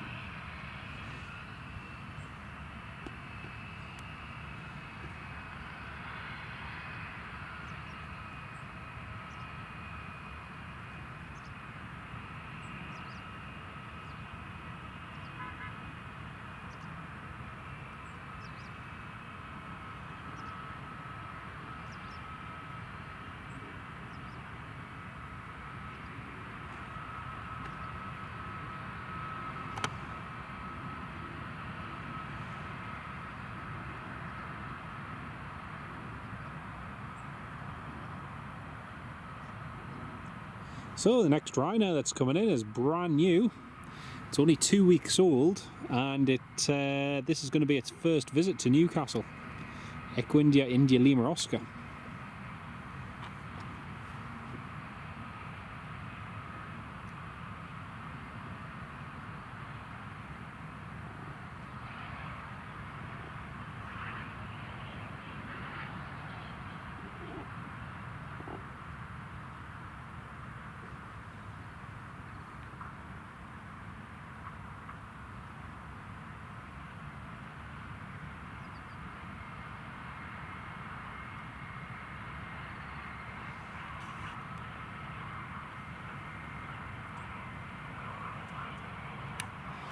Yeah, the APU on the British Airways.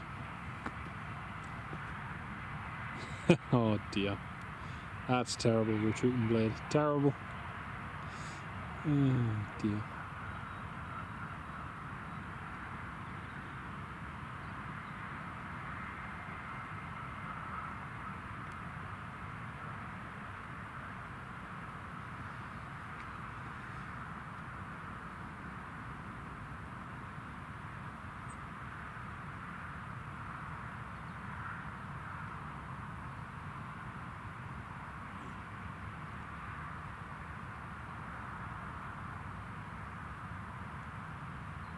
It is, Sammy, yes, it is. Just having all that fuel and obviously the extra range with not having any passengers on board, it's very impressive. It's very, very impressive.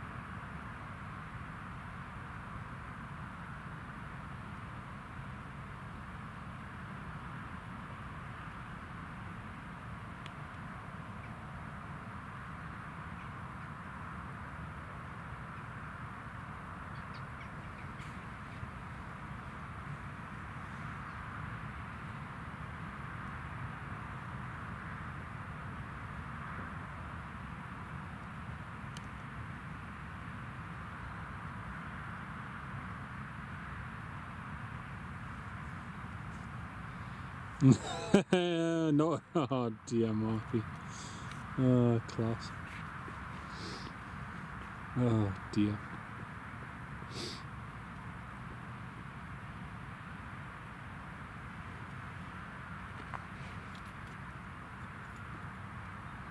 Oh, you heard that instead of the C5. Oh, typical, man. Typical.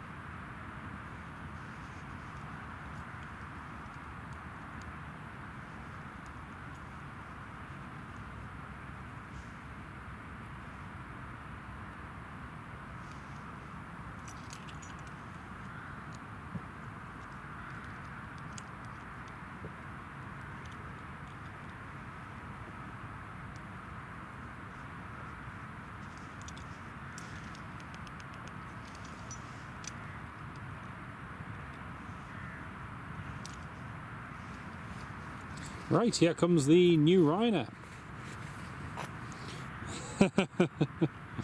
I wish, Alan, I wish.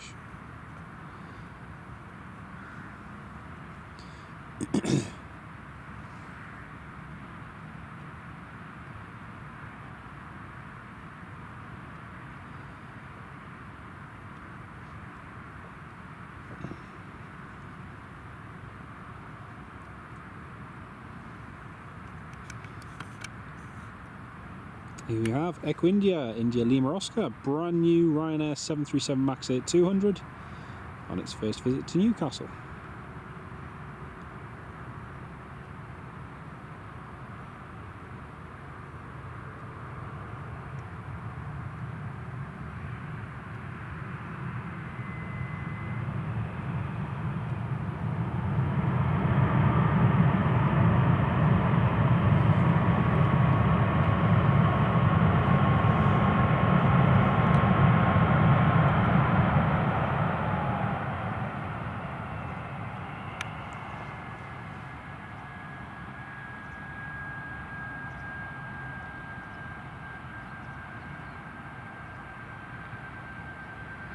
There is indeed, Ken. There is indeed.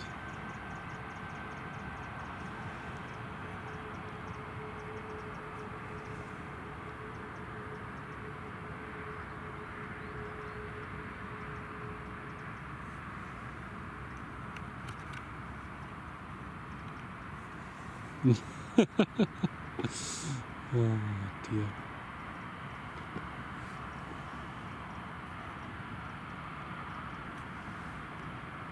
Brand new Ryanair Max, first visit. 9 hours live now, Ken. Yep, we're getting there. We're getting there. Furry dices, Richard. Could be. You never know. Could be.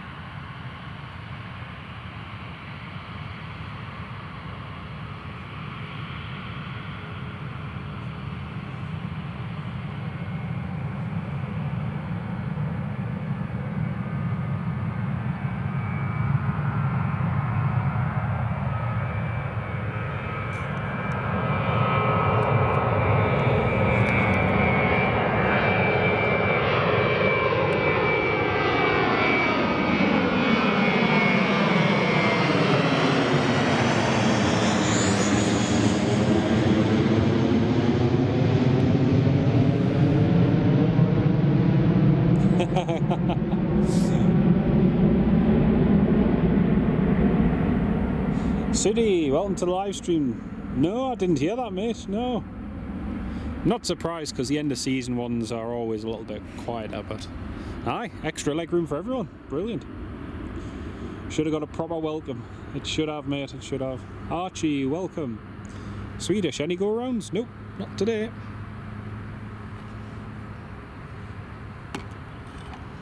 None today. Nice, easy, organised, uneventful, fun day, really.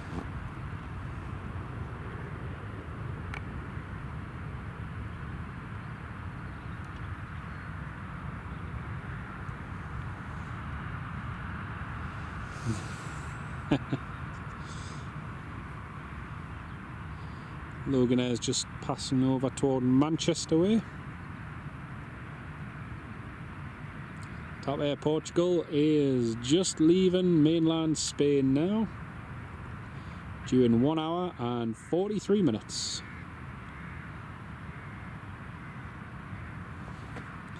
One hour and 43 minutes to go.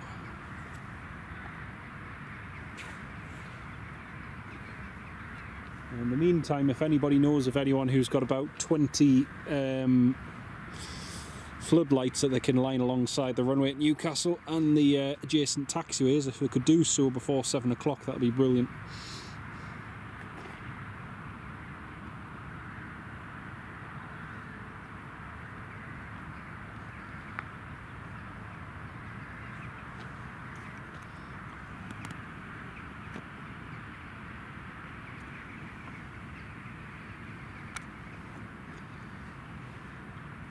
Like I say, as long as the visibility allows us to see what we can see now, then we might just be able to see something, which would be better than nothing. So let's see what we get. I think it is a cup of tea time again, you know.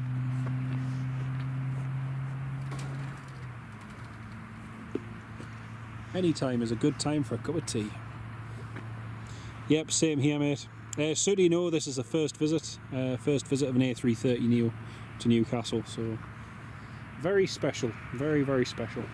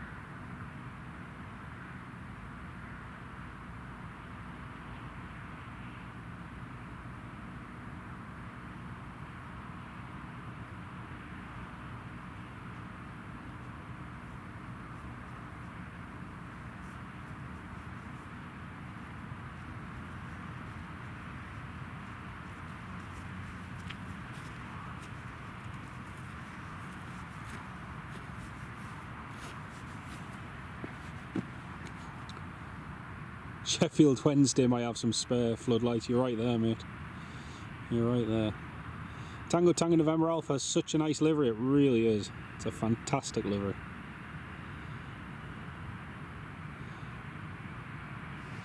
Oh, imagine that on one of their A350-1000s. That'd be fantastic.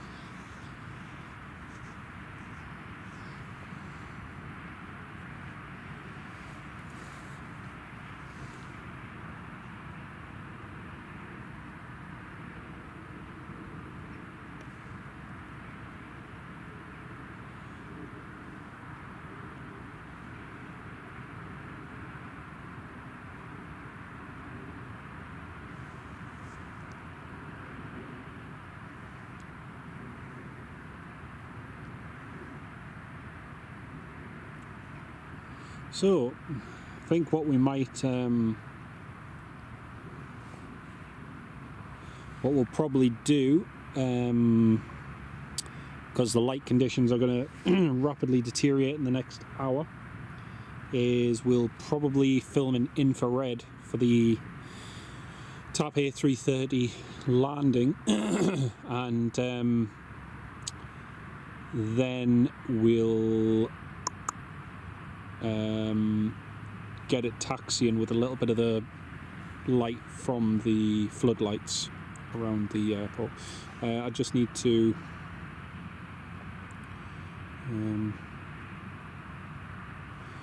double check a couple of settings just with the LED lights and stuff, because the LEDs are new at Newcastle, so I just need to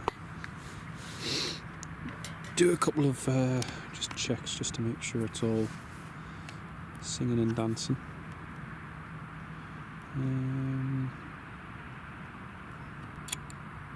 Yeah, so that's infrared.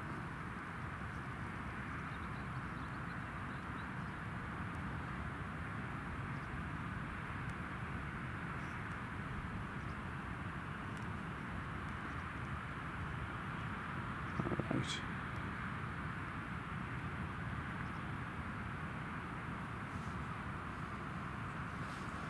Yeah, that looks okay.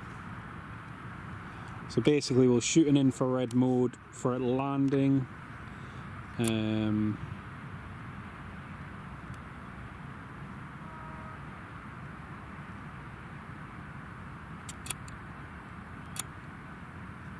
Alright, that's fine.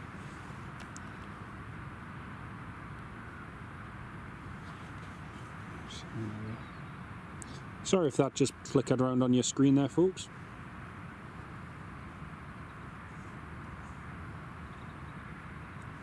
Chip out's not really, no, because you're not going to be any better off there. You're not going to get anything on the approach side, so... Because actually the Dinnington side, the 2.5 end, is worse for light, because there's no lights around there, whereas the terminal side is the best side because you've got the most light. So at least you stand a chance of getting something from this end. Because the best part on this side is you've got all the floodlights and everything as it taxis off the runway, and taxis over here to the stand. So 1852, brilliant. So just now in a bit.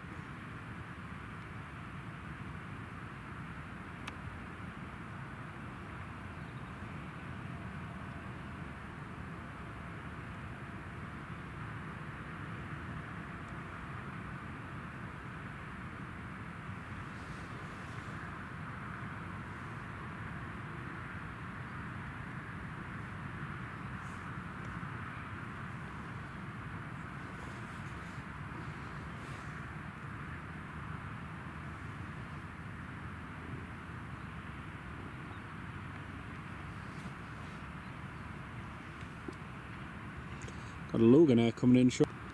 Yeah, Loganair's just passing around Leeds way.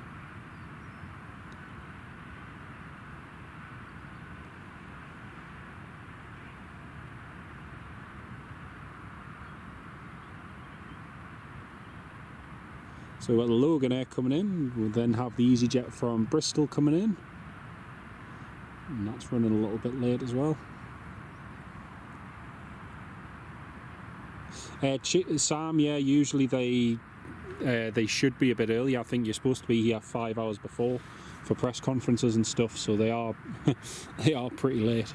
I was surprised initially when I found out the time they were coming in. I was like, that seems a bit late, but yeah.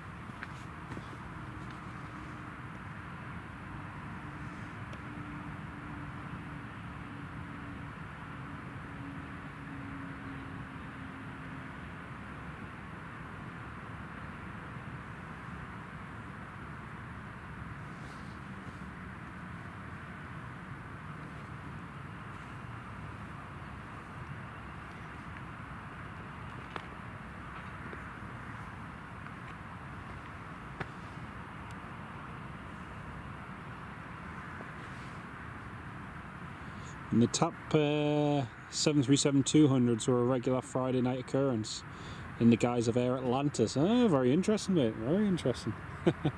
They would have been cool to see.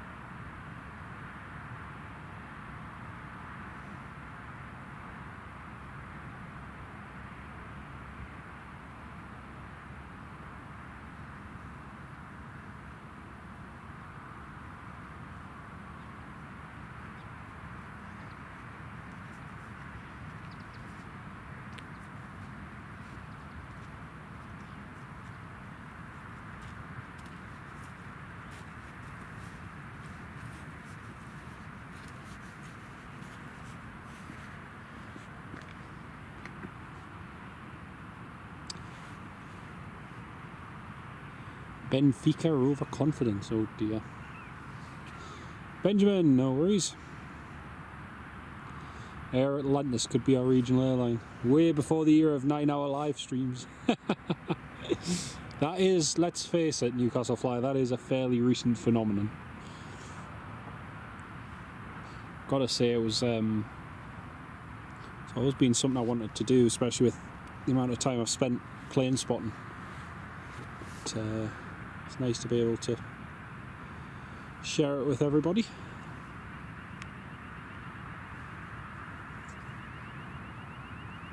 Cap Air Portugal,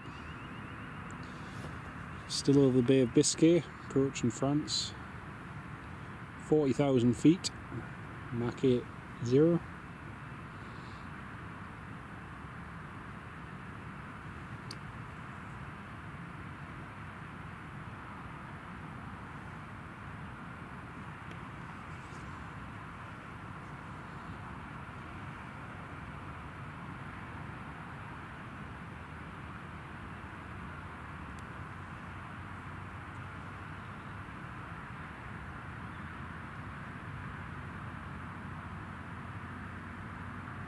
Oh wow, Graham Potter has been named Sweden boss. Wow.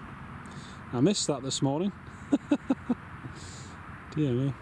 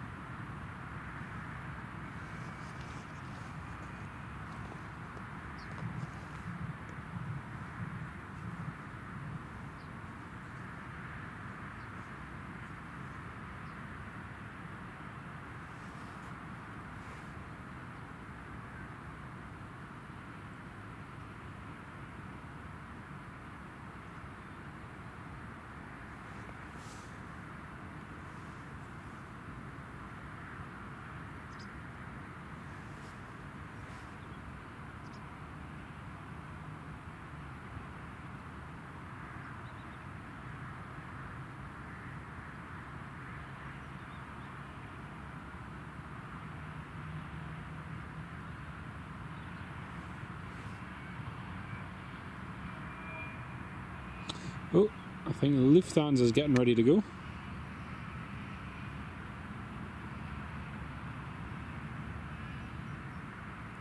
Door looks like it's still open.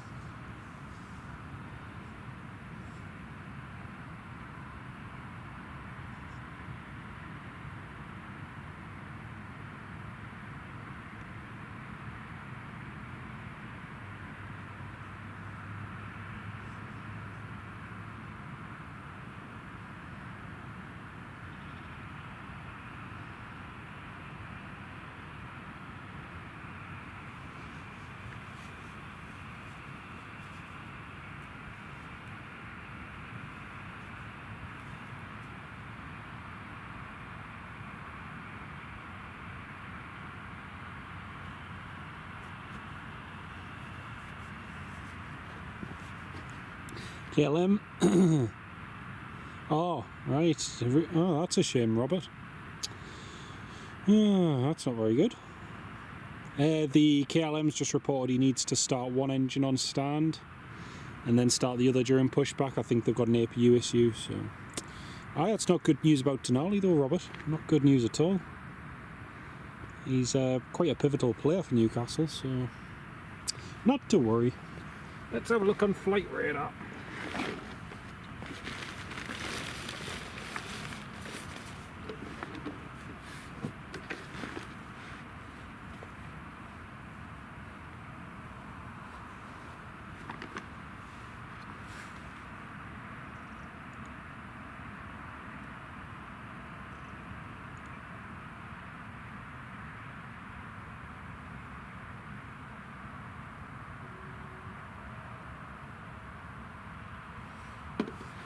Toon Crier, 18 months keeping you company at the graft. Cracking stream, thank you very much, mate. That's really, really kind of you, Toon Crier. Whole year and a half, mate. That's crazy, absolutely crazy. Absolutely amazing, mate. Thank you so, so much for your support. Massive, massive thank you for your support, mate.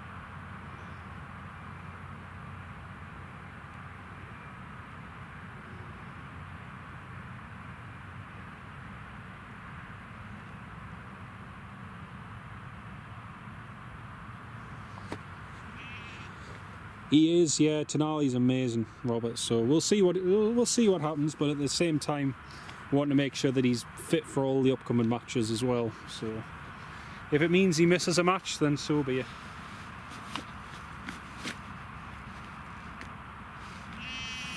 It would be worse that he pushed himself and ended off, you know, for another 2 or 3 matches after that. That would definitely be worse.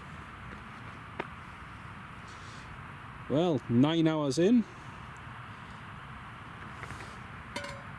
9 hours and 40 minutes in, and we're just about to exhaust our first battery. So nearly 10 hours into the live stream, folks. And I am halfway through my last flask of tea as well, so on to the last flask.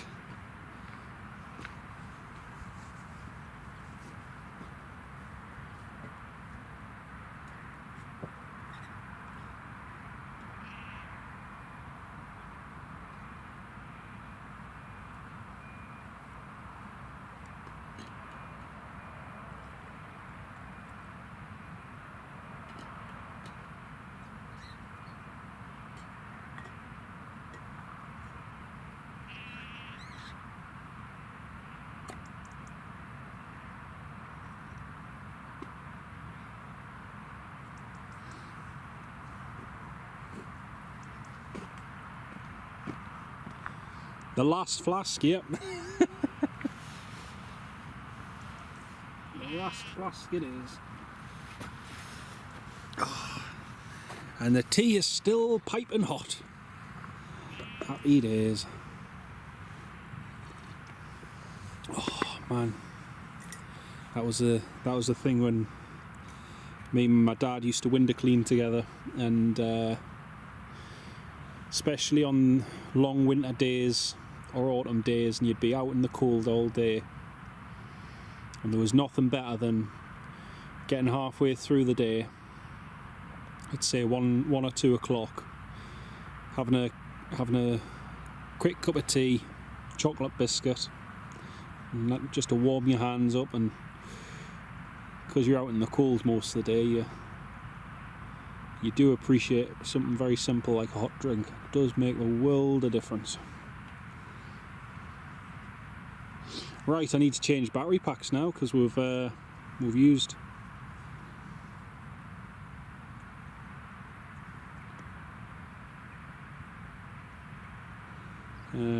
yeah, I'm going to change battery packs now.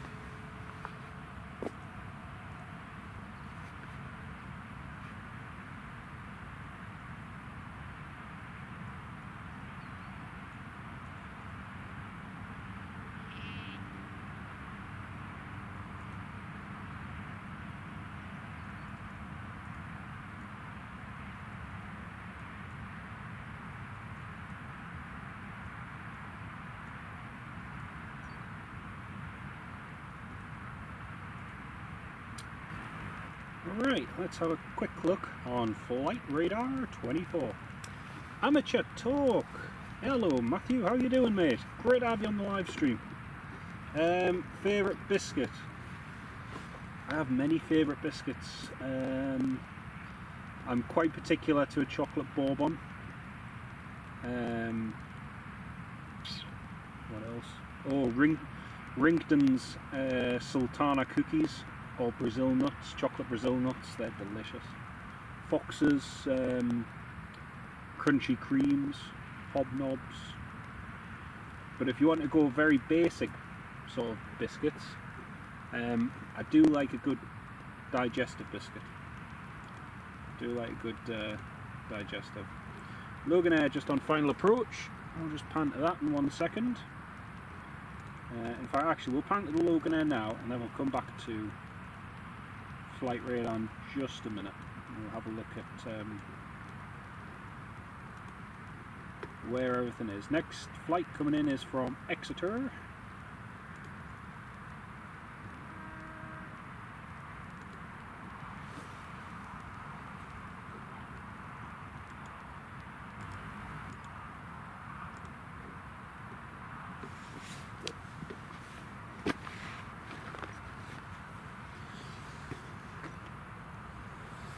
Can it go wrong with digestives? Absolutely, mate. Absolutely. Archie, hello. Friction of that sheep's wool, I didn't. Window cleaning in winter was preparation for 9-hour plane spotting streams. It was, yeah, it was, you're right. Although in fairness, I used to always come and spend a full day at the airport anyway. Or before I could drive, I would get the bus down and spend most of the day here. There she is. There's the Logan Air. Beautiful. Nicely done.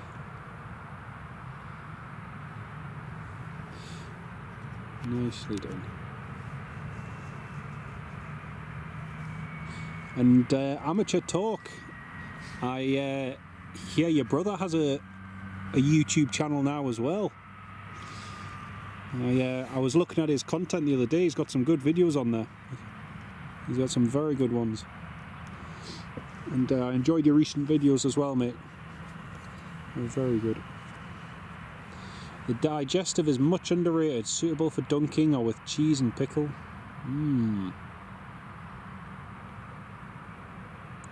I don't know what it is about custard creams.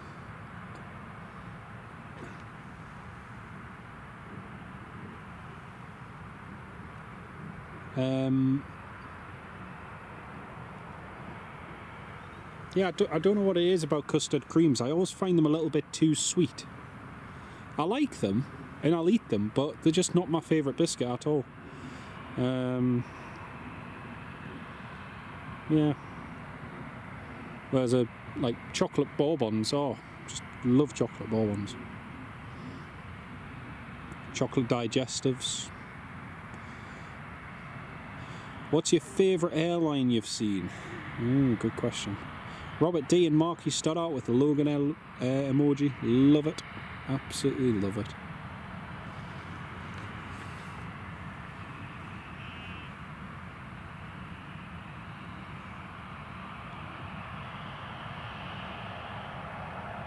I don't know why, but it always seems like they have a chemically sort of tasting.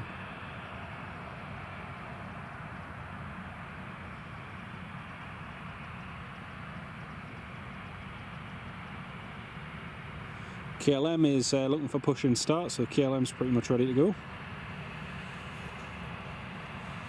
Senseless, welcome back from RAF Valley. How did you get on? Did you get some good shots?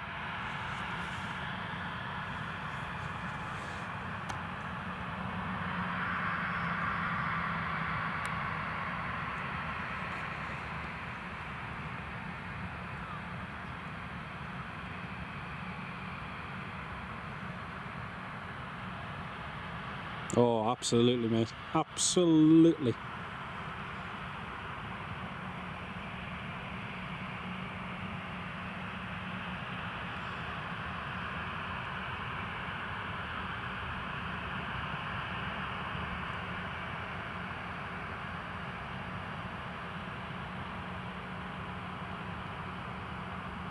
Well, I don't know if you've ever had, like, had something such as shampoo or the likes, if you've ever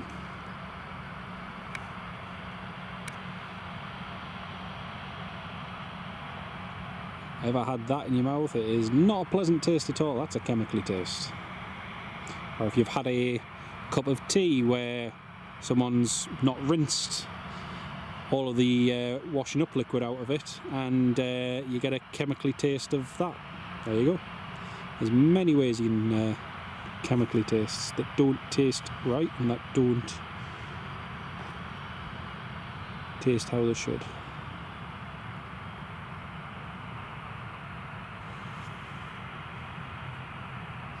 It was amazing, saw plenty of T6s and got a couple of Hawks. Oh, excellent, mate.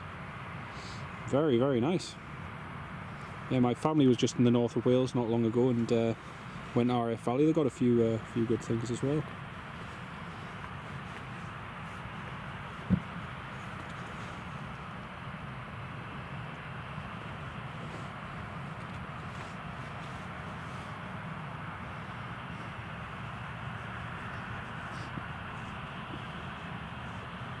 Real men don't eat biscuits. Oh dear.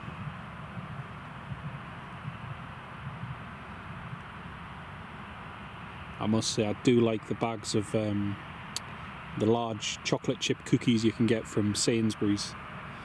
Chocolate chip, double chocolate, white chocolate. They're very nice as well. Just melt in your mouth.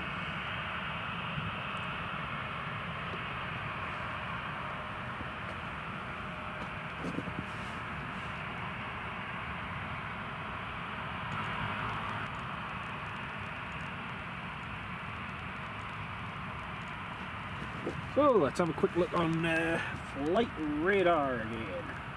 Real men eat Yorkies. I do like a good Yorkie. So I've got Easy 241 Golf Echo Zulu Tango Hotel en route now from Bristol. Air Portugal is rattling toward Newcastle, 1 hour and 10 minutes away. But look at this. Darkness is just... Sunset is fast approaching. That's the line. The sun sets, and then between sunset and here is what you have is civil twilight, where there's just enough light to sort of carry on, and then after that you've got darkness. So got that coming up very shortly. Tap 9035, 1 hour 10. Hopefully we can lose a few more minutes off. I doubt it though, because they are, in fairness, do Mach decimal 81, but the sound you've just heard going overhead though is the sound of EasyJet A320 from Amsterdam to Edinburgh.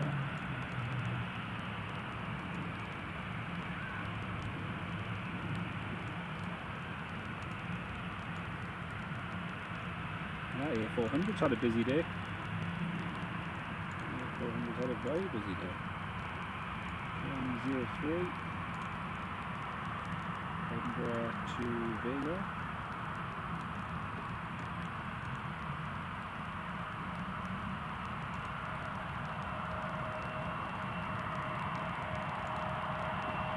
Alright.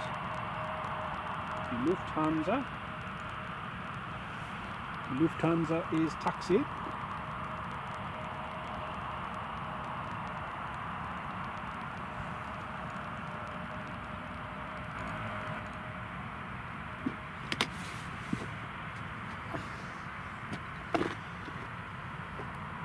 Can't beat a Club Orange. Oh, Club Orange is nice. It is very nice.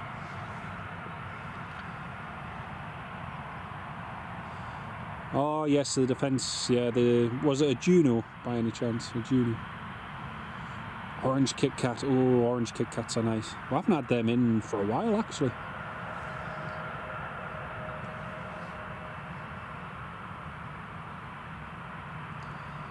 Yeah, so the players are inbound very shortly in the next hour on TAPS A330.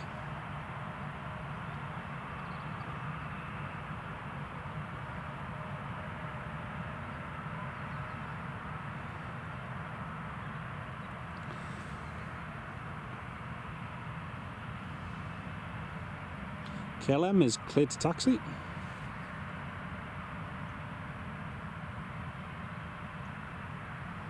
Walnut whips are nice, yeah. Not my favourite, but not too bad.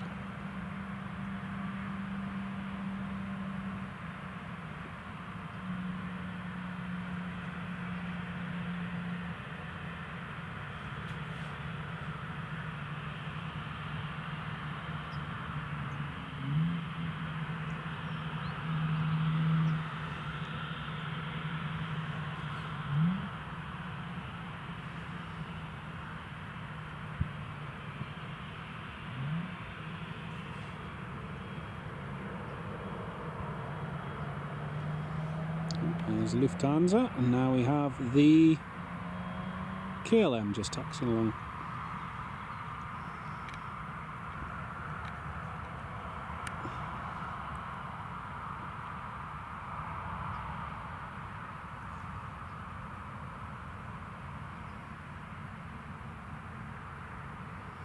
All the airport floodlights are on now.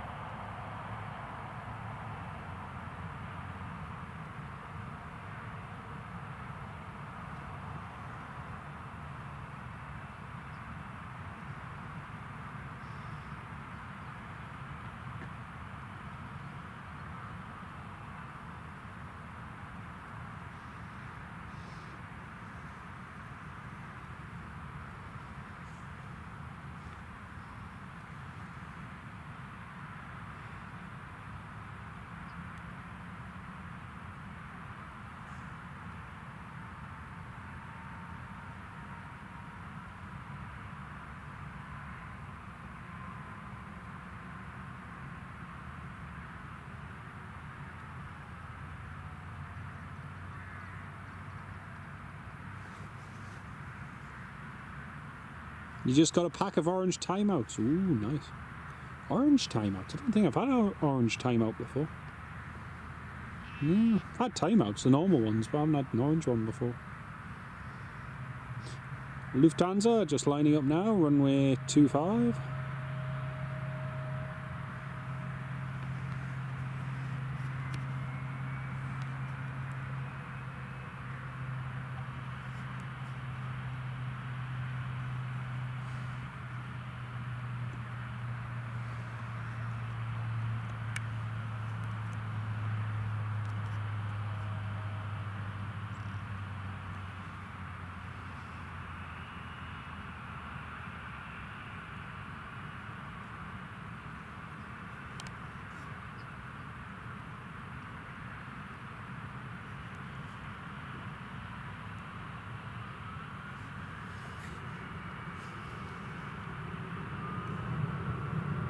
Hey, power!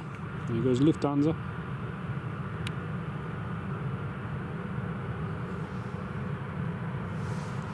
Made it at 360, woo!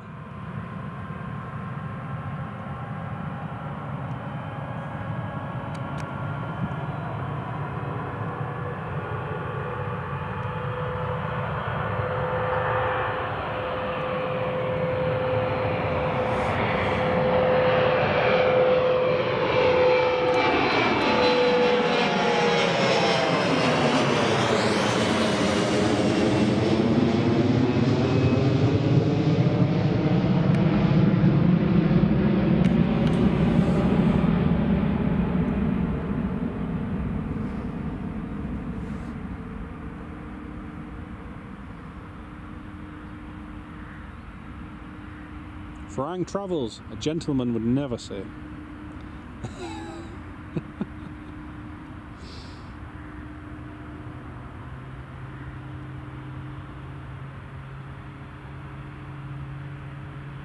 There's a KLM just lining up.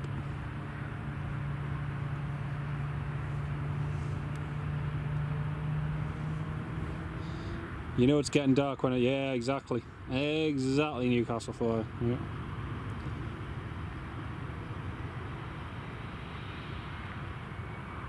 I'm just hoping we might just have enough light. As long as that mist just stays where it is right now, it'll be okay. If it gets any worse, it won't be.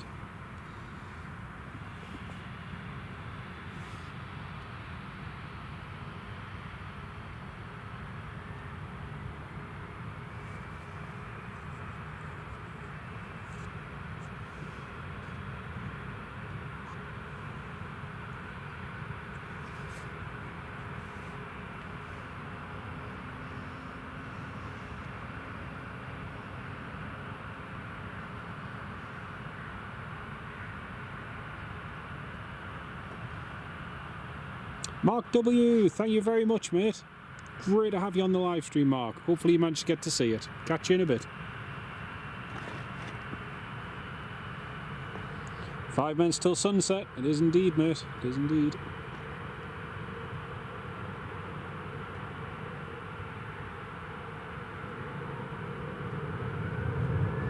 Toga power.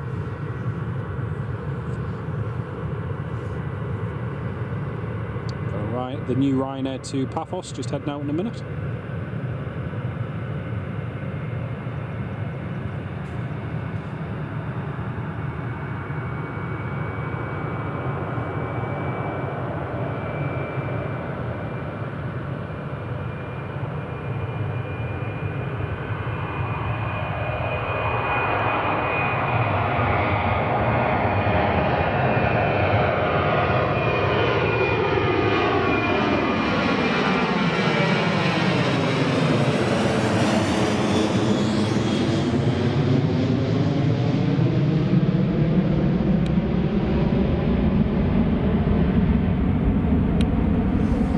Still showing 1852, brilliant.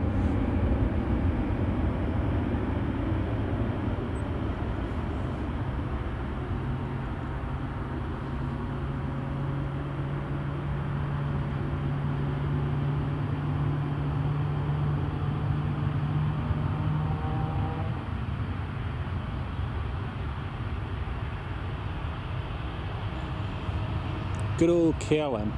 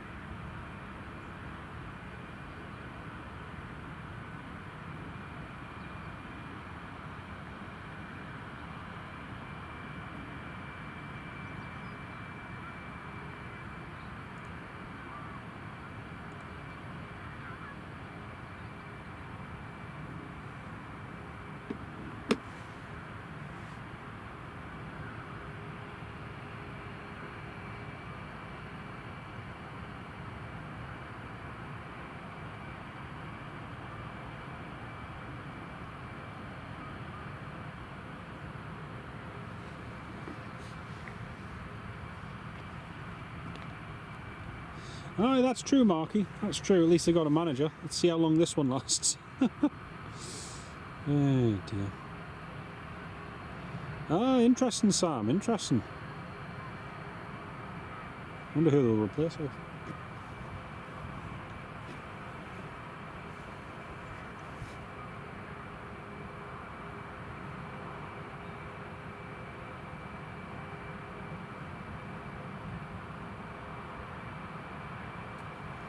Ryanair, cleared to taxi to runway 25.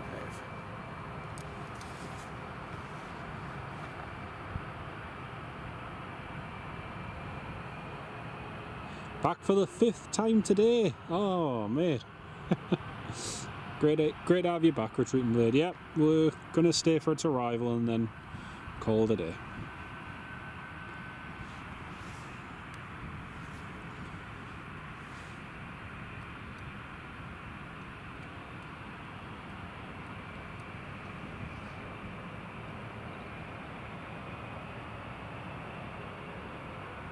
No, Robert, they haven't done as well this year. Saying that, neither has the men's team.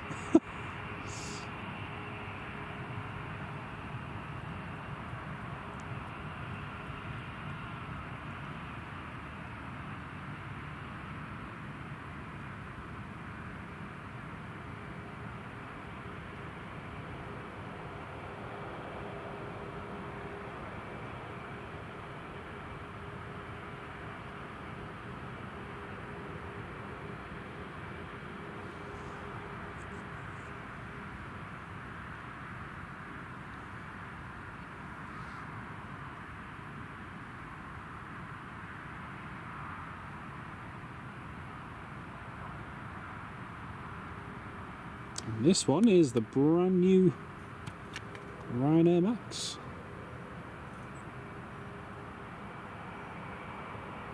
Heading back to Paphos.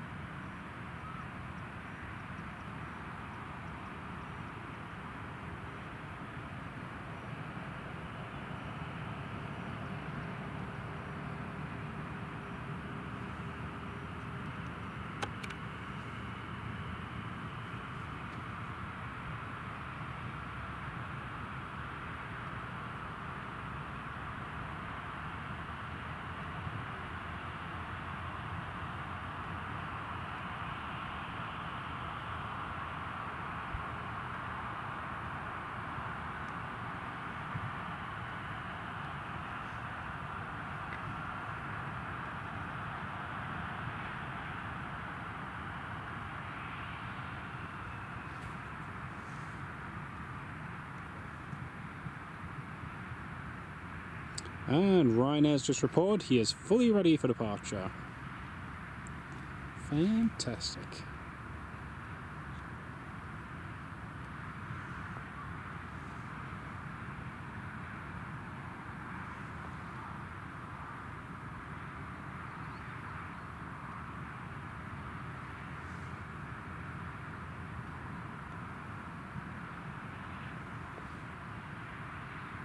I think there's only EILP that's newer than this one. Yeah, that's what I was thinking. Newcastle Fly, when I was looking on planespotters.net before, I thought that.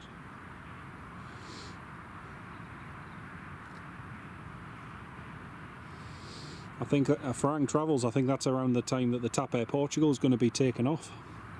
Oh dear.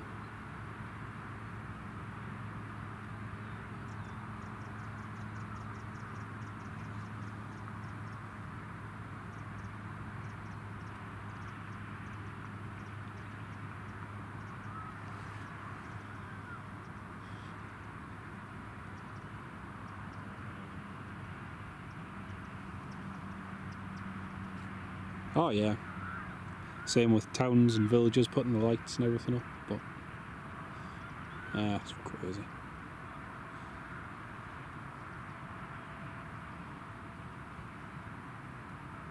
EasyJet from Bristol over Darlington, thank you NCL.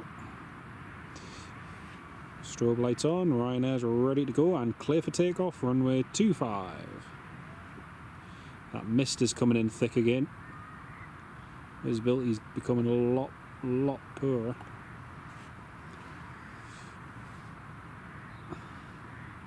It would be just the thing for the visibility to suddenly change and get even worse just before this TAP lands.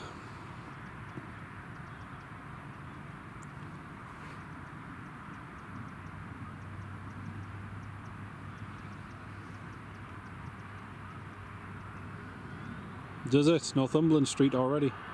Yeah, mate.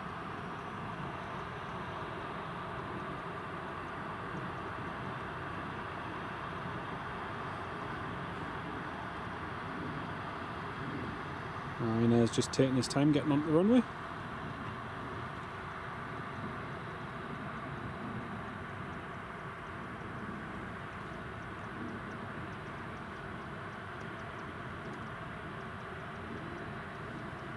Well, the sun has officially set. Actually, it set about 4 or 5 minutes ago, but yep, sun is officially gone. Finito. Do you know what? I have a feeling it might end up being like earlier on this morning, Newcastle Flyer, where all we see is the tail through the fog. If you rewind the live stream, so if you scroll the bar all the way back to when we first started this morning, Pingu at Plymouth. Oh, happy days, not long. Yeah, if you look earlier on this morning, it was just literally the tails of the plane we could see in the distance. So aye. Did the sun ever even rise? It did for about 2 hours. We did see the sun for about 2-3 hours, and then it just went completely to pot. I don't think it would have been as bad had we not had all that rain yesterday, but the combination of rain, a little bit of heat, and a southeasterly breeze, it's just sort of created this weather we have. Oh, did you get that C5? Oh, brilliant. Ken Alloway was going outside to have a look at that. Brilliant. Or to listen to it come over, I should say.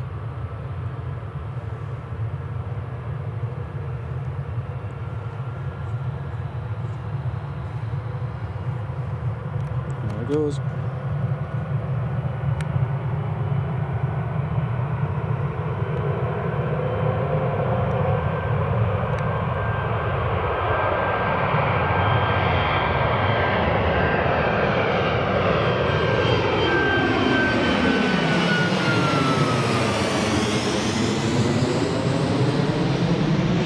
Beautiful.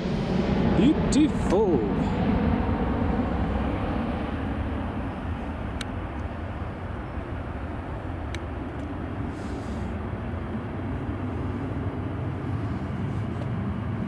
Sun. Yeah, that's what we fly abroad to get.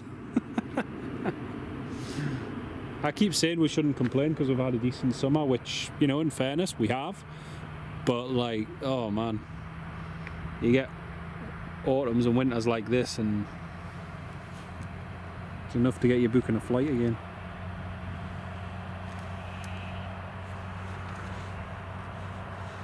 Well, I've just felt a little bit of drizzle again.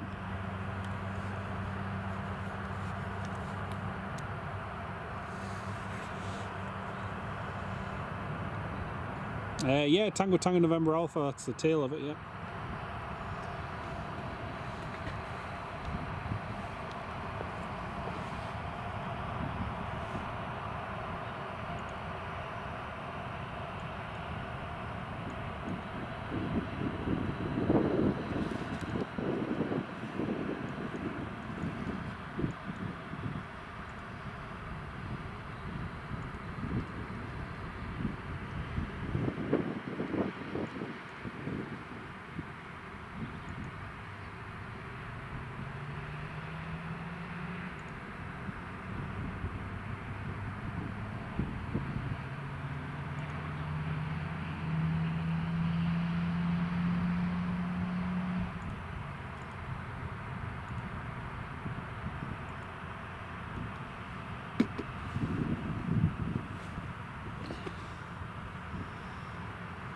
Well, the drizzle has just started again.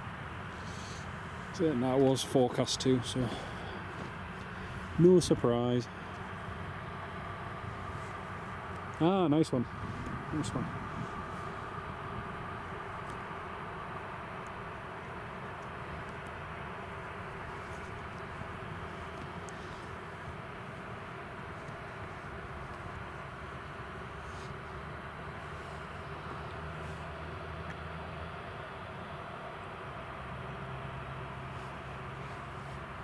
Well, next arrival is EasyJet coming in.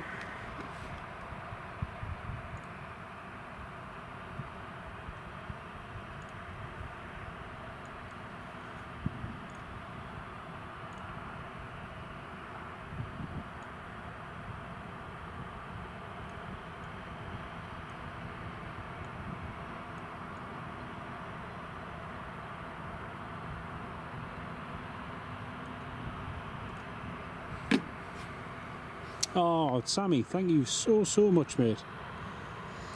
Oh, you're more than welcome, mate. Really good to have you on board, Sammy. Thank you so much for your kind donation. Massive shout out in the chat for Sammy H, everybody. Massive thank you. I'm going to do a big shout out to all of you dear channel members and everybody who's been so kind and generous in supporting the live streams today. I'll give you all a shout out very soon. Once the EasyJet's landed. Massive thank you again.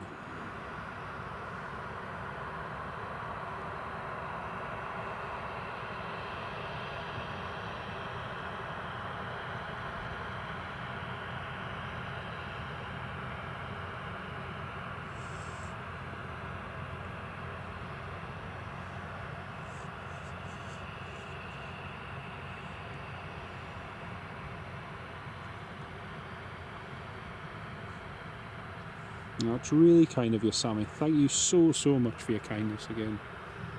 I really do appreciate it.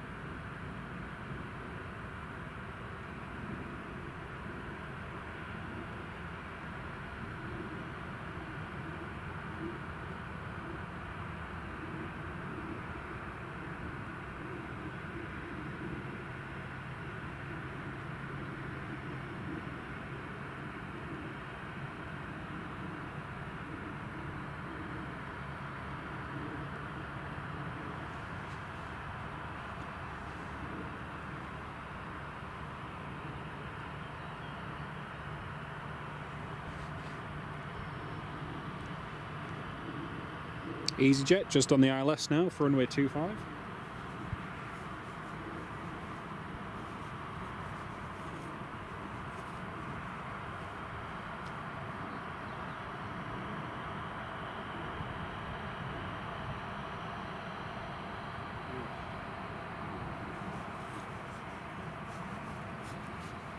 Weather is now overcast.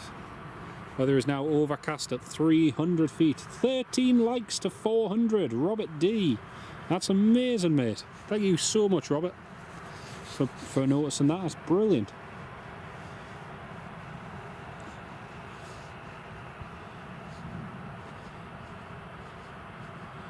Yeah, the visibility is definitely getting worse. All I need is for it to hold out for another hour and we'll be fine. All we need, just 1 hour.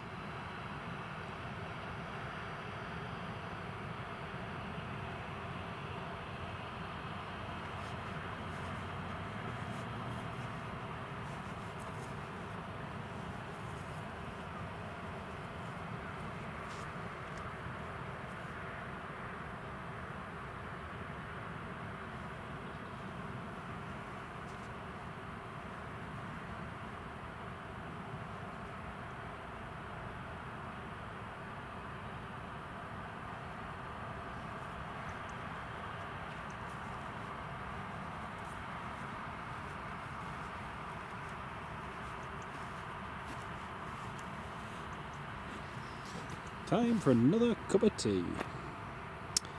I'm not sure, Sam. I'm not sure. I don't think you'll be parking at the terminal. I might be wrong, but I don't think you'll be parking there.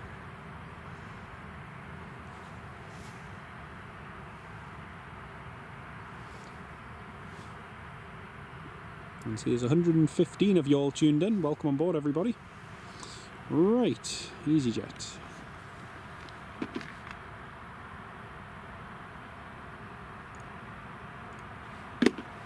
There's EasyJet, just coming into land now. Again, this is roughly what we'll see when the TAP Air Portugal lands.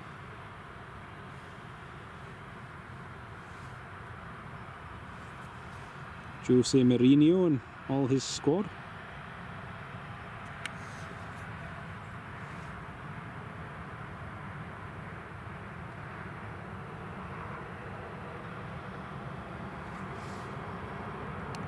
Just going to quickly test something, folks, just bear with me.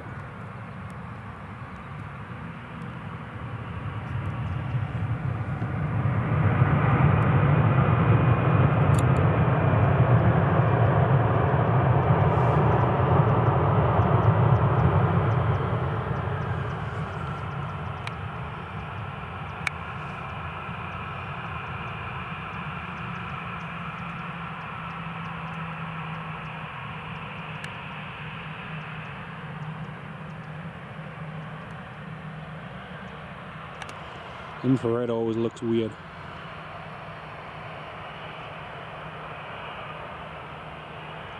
Yeah, I know, Sam. I can't wait for it. I'm going to be on one of those new routes, so looking forward to it.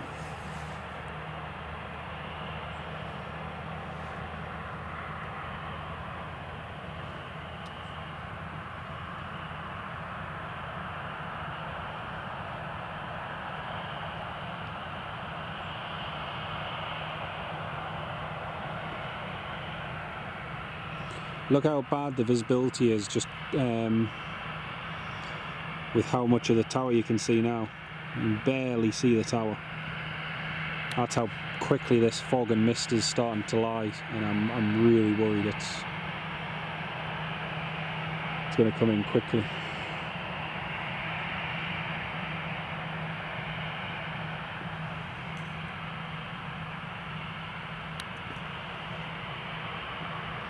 Well, it was worth a shot.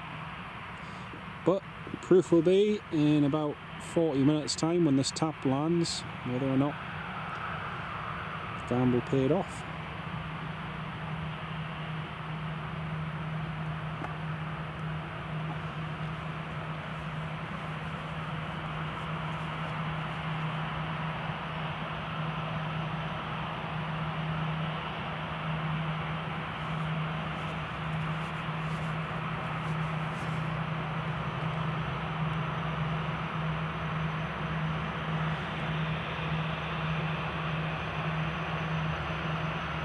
Yeah, Newcastle flight. I wish they would have just changed it to 07. But the problem is I know they won't now because the minimums are... Because this fog's coming in and the minimums are such... Nah, I don't think it will. I don't think it will.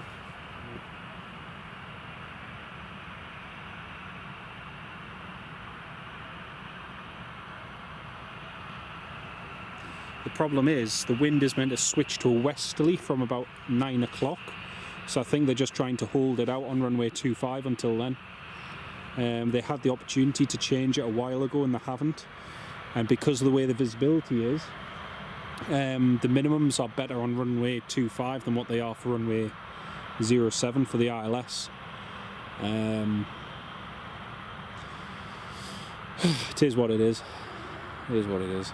It would be nice if it was runway 07, but it won't be. See, Robert D, I agree, but then at the same time, I'm like, I'm almost at the point now where I'd rather they just stuck with runway 25. Yeah, 07's got a much higher minimums. I say much higher, it's got higher minimums than 25, so aye. And to be honest, the Loganair, that Loganair is probably what was probably the catalyst for what the TAP will do. If that Loganair had accepted what Tower just requested and said, okay, yeah, we'll take runway 07, we'd probably be switching to runway 07 operations now. The fact they didn't, I reckon they'll just continue on runway 25, in all honesty. So, yeah, not to worry.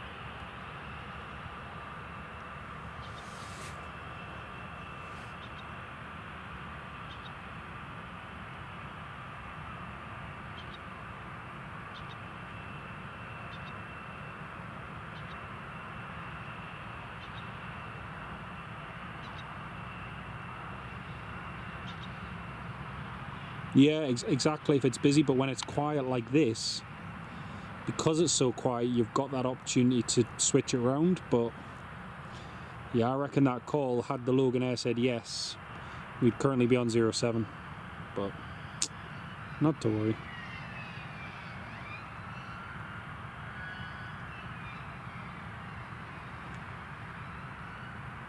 It would have been nice to have the A330 flying right over us on final approach, but not to worry.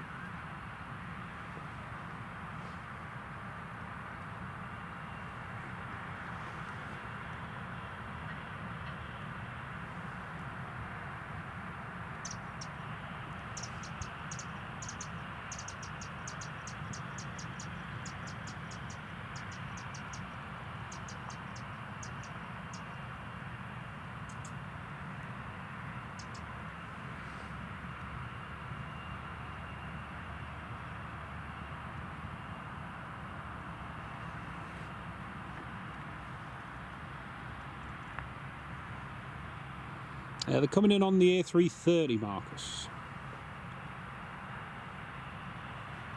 Yeah, 439, yep. And 07 are 473 to 498, depending on your category A, B, or C. Yep.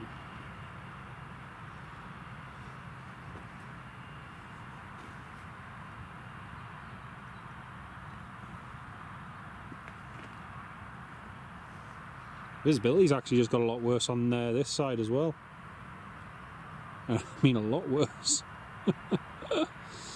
It's getting to how it was this morning. I can barely see the other side of the hill. And the last time it was like that, the fog just rolled in and that was it.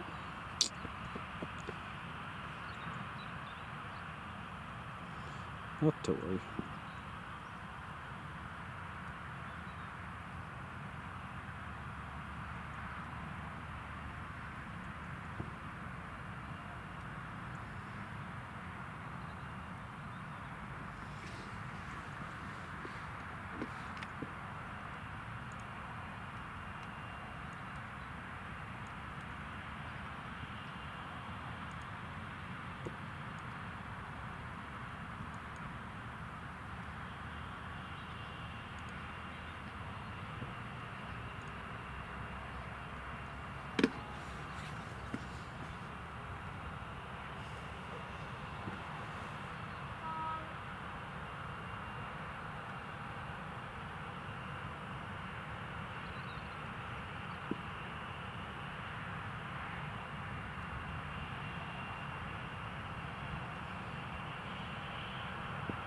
Taps just past top of descent. Brilliant.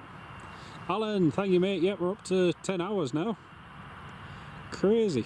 Crazy, crazy. Oh, I've just seen a bat.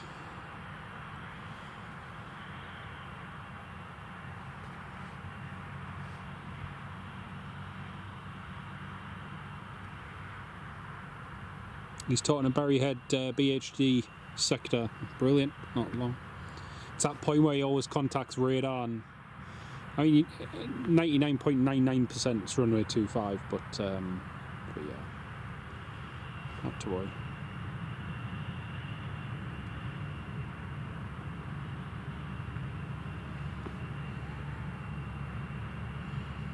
Oh, really? Interesting. Interesting.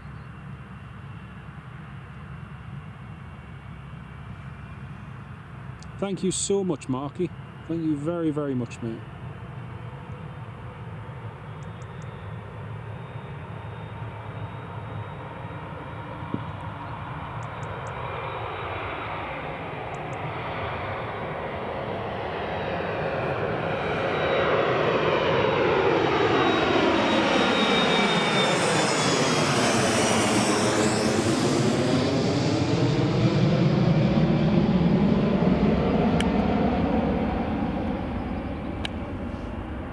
Look at the difference, just looking at the tails on the terminal, you can barely see the TUI in the distance. Reckon the bat was trying to line up for runway 07.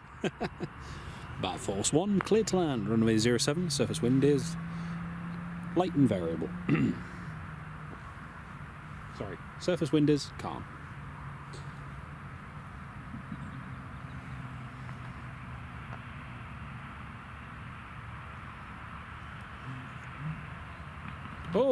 Oh, hello.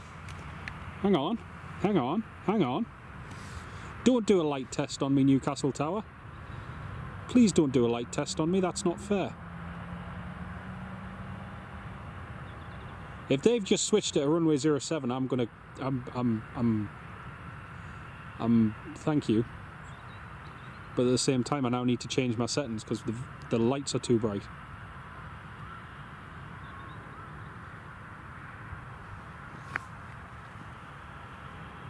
They just switched it to 07. Oh my goodness.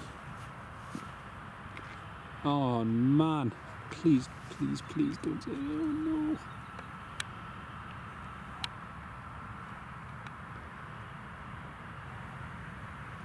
I mean, great light display, but oh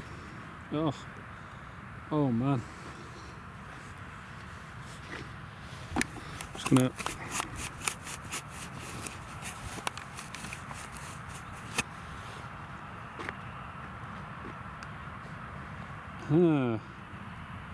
I think it might be coming in on 07. Oh man.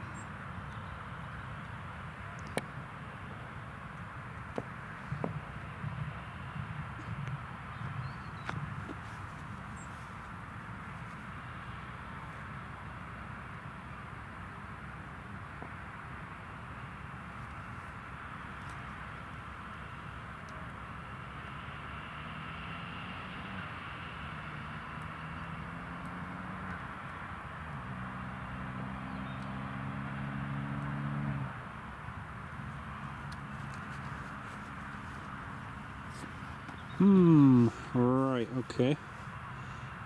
Ah, welcome back, Ken, welcome back. I know I wanted lights and I've got too many of them now. I can't see. It's not fair. Life's not fair.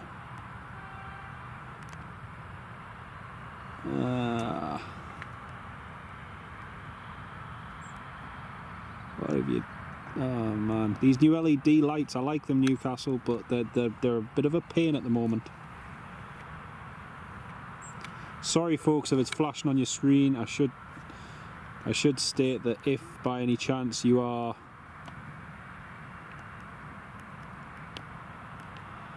partial to lights, then please don't look up. Please don't look. Right. Okay, there we go. That's more like it. We've got it under control. Whoa. I mean, there's bright and there's bright. Crumbs.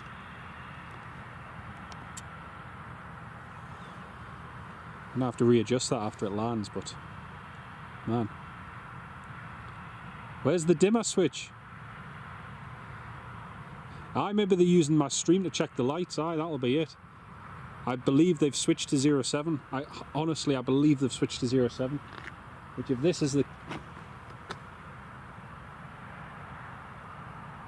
If that's the case, then thanks Newcastle. That's great. Only I can't see anything. 30 minutes out. Brilliant.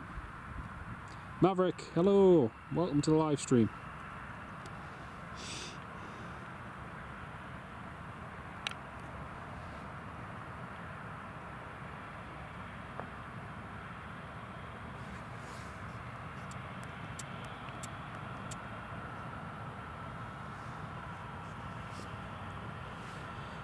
I know that's the thing, T, you pick a runways, but it looks like they've switched.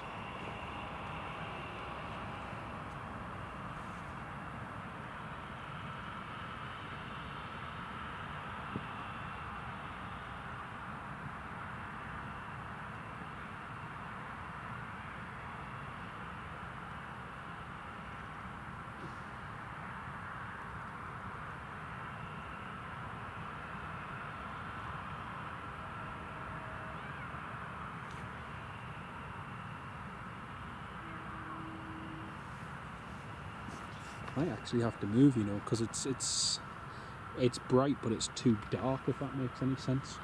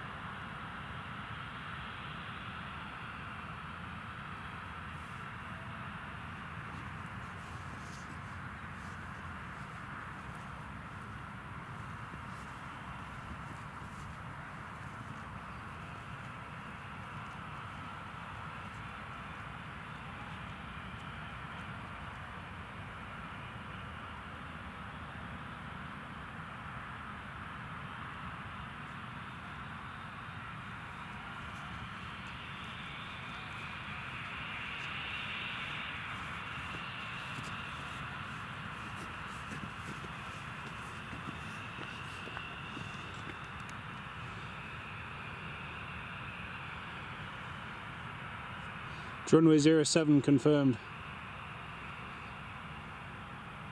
Right, it's definitely runway 07. Oh man. I love the fact they've left it to the best movement of the day and now causing me chaos. Oh dear.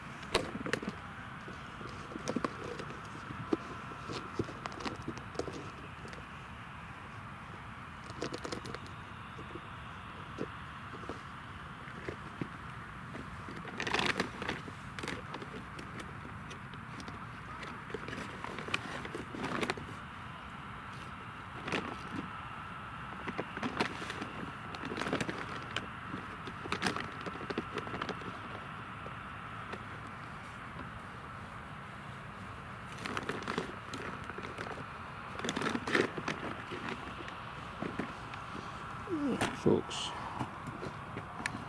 we are just going for a little walk.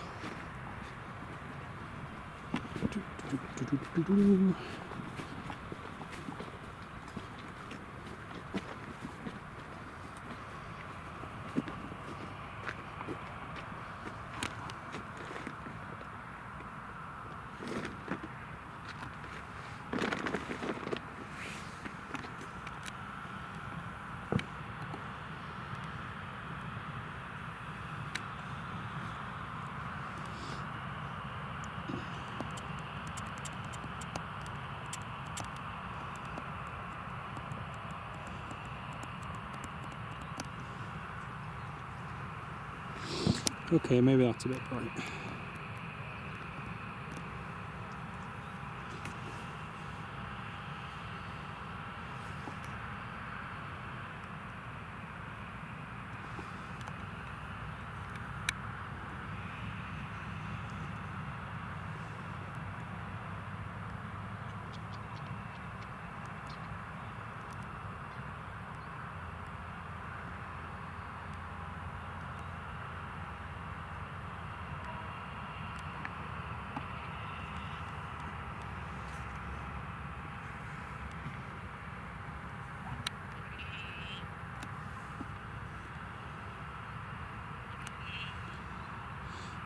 Whew. I know that I was all prepared for 2.5, I had all the settings and everything all pretty much set, but I have to change everything.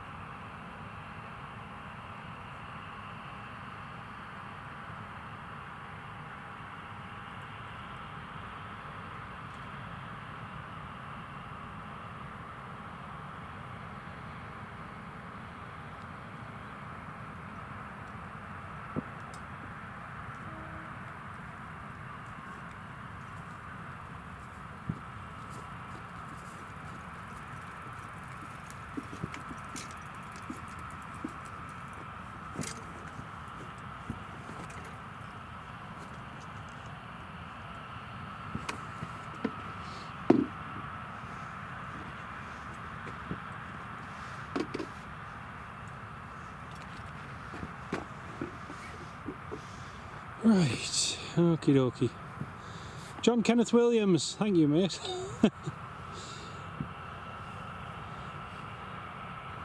No, they won't need to backtrack. The runway will just taxi down the taxiway.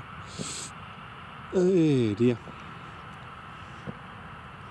Well, this is going to be fun.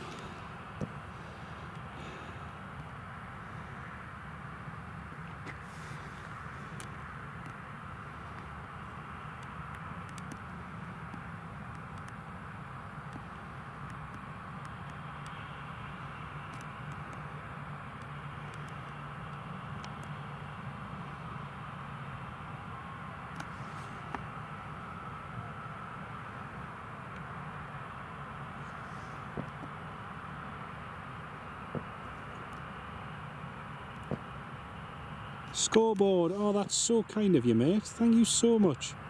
Get yourself a bag of chips on the way home. I am definitely going to do that, mate.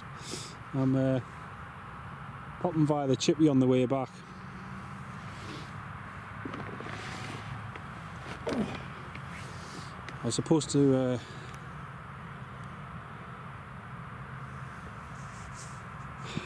be picking my nephew up sooner, but it's not going to be till later on now because of the tap being delayed.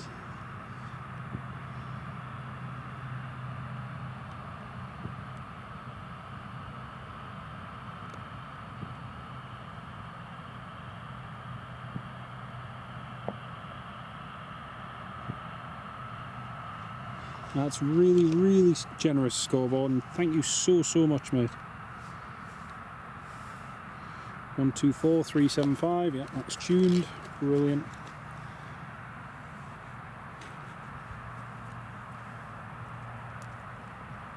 Do you know what? There's a bit of orange sky over toward the there's a bit of orange sky over toward the west.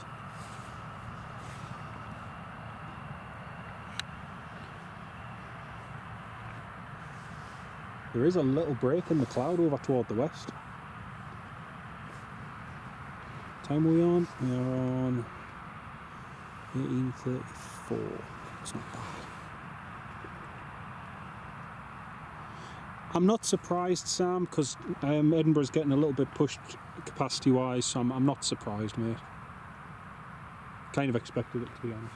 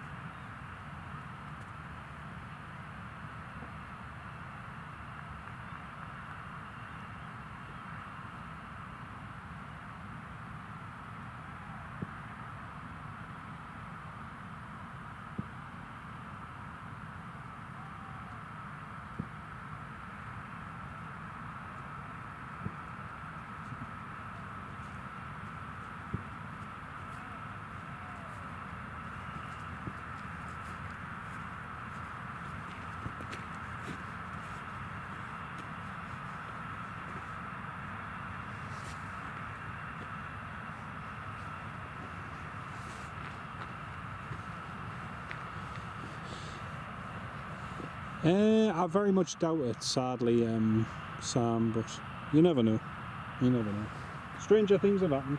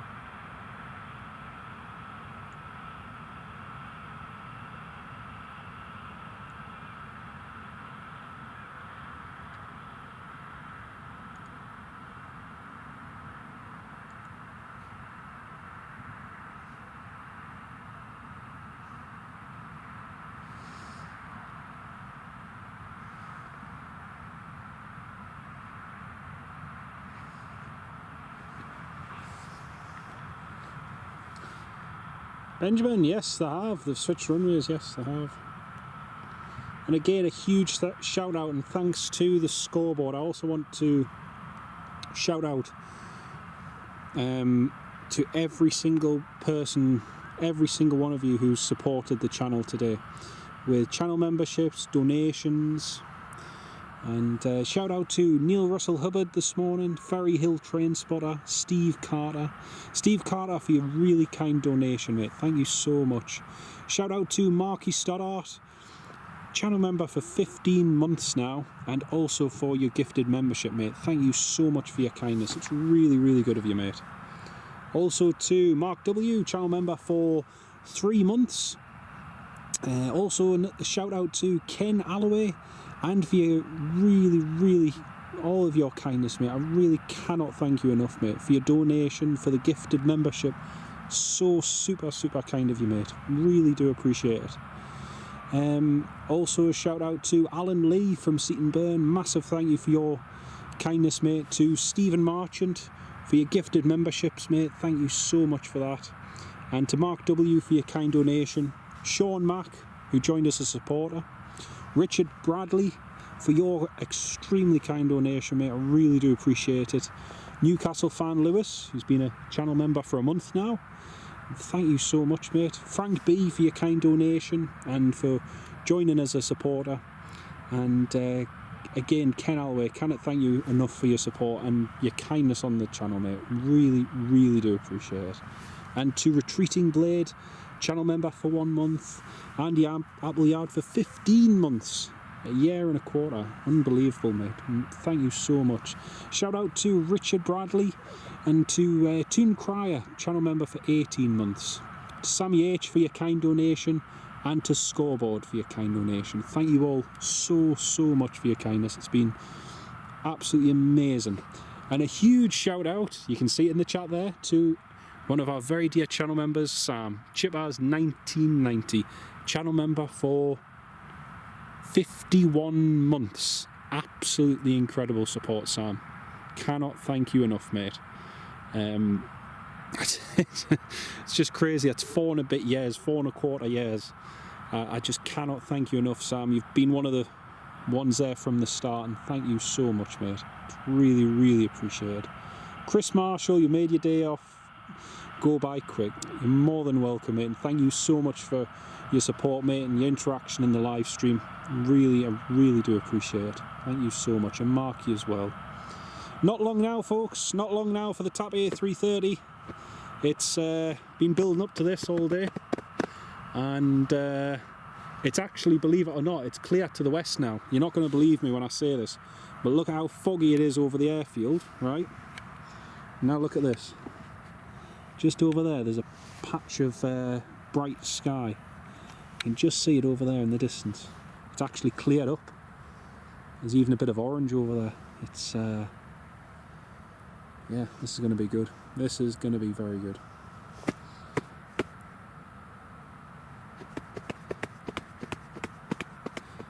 He's just called it on 1, 2, 3. Oh, I didn't hear him. Oh, there we are. Yep. Yep, just heard him. Got him now.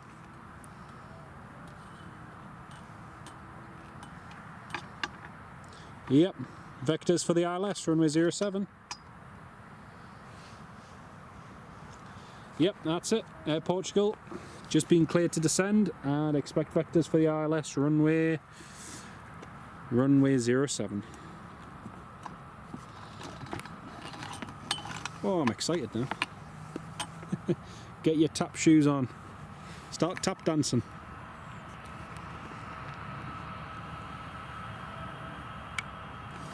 This is going to be very interesting, and this is going to be difficult at the same time because I'm not going to have a single tester shot. Usually what I like to do, especially in low light conditions, is to have 1 or 2 tester shots, so you kind of know what to expect. I'm going in completely blind with this because I just don't know. Don't know how this is going to turn out, how the video is going to turn out. So yeah.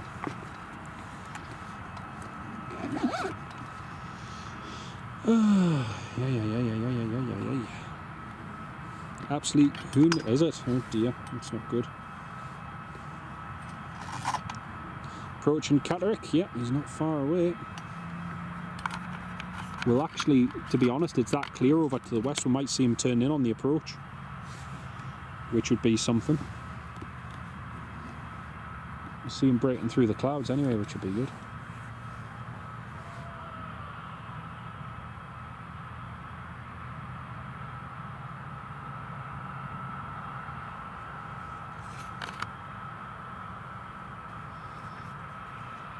Leave excess heading 305.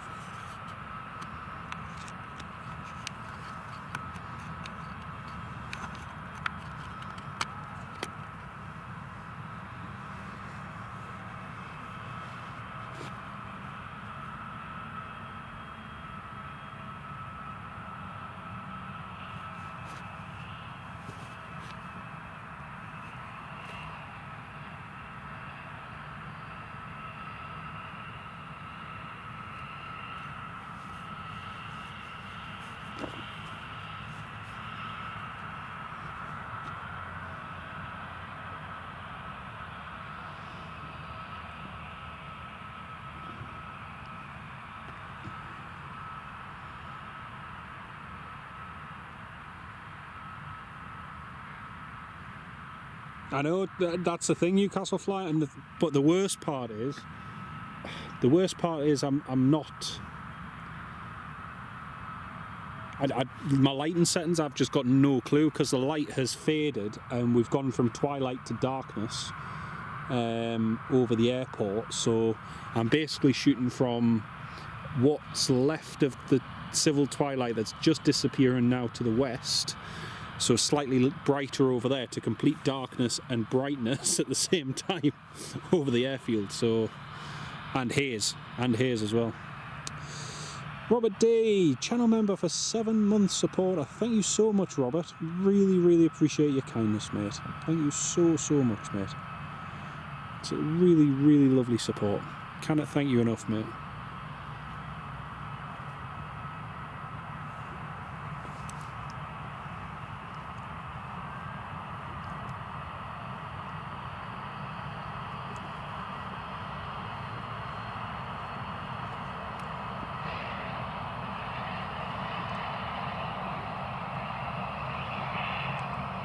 Tell you what though, I'm pleased I didn't go to the other side of the I'm pleased I didn't leave this spot, because of all the places you want a runway change, here's probably where you want it to happen.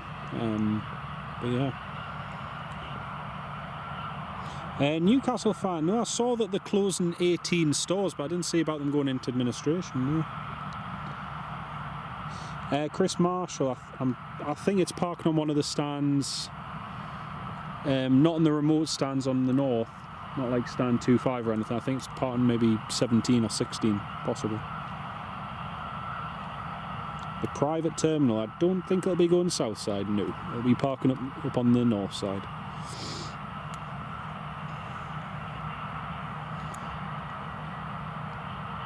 Yeah, Newcastle Fly, you know what I mean, mate, you know what I mean. And I mean, likes of this, you can see how the LEDs are pulsing on the screen.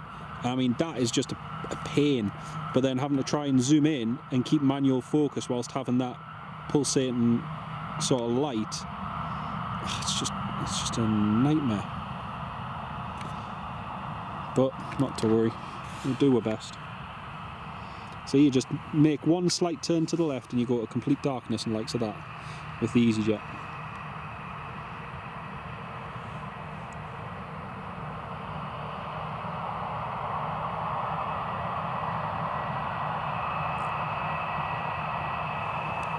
Like I say, in theory, should get a good shot of them coming in. There's not much to see, to be honest, on the north side of the terminal. It's not the greatest.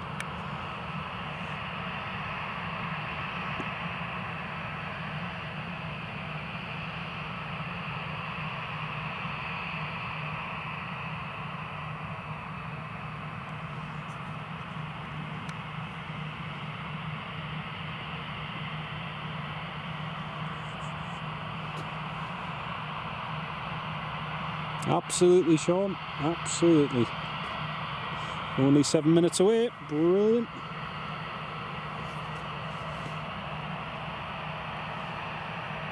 Oh man, the fog's just moved in. You know what I was just saying about it being nice and clear over toward the west?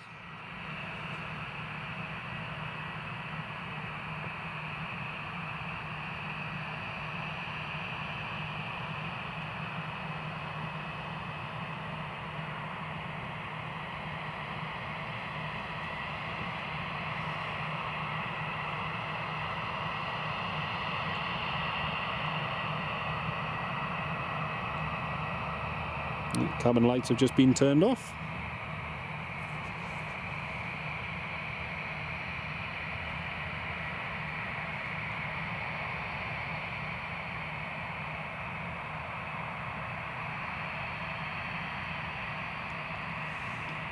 Well folks, in 3 minutes we will have been live for 11 hours. Can you believe it? 3 more minutes we'll have been live for 11 hours. Oh, and I'll tell you what, I'm feeling it now. Oh man. But in positive news, I've still got tea. Still got a cup of tea left. Exactly, yeah, a month ago. Yeah, 100%, mate. It's just changed so quickly.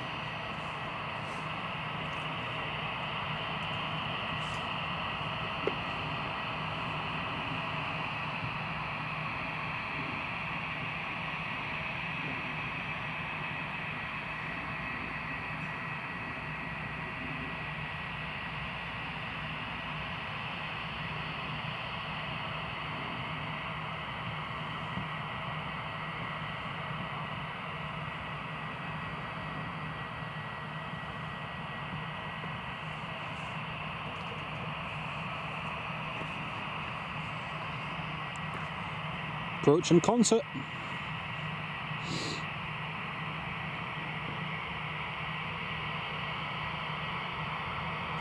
It's to do with the amount of thrust and Liam.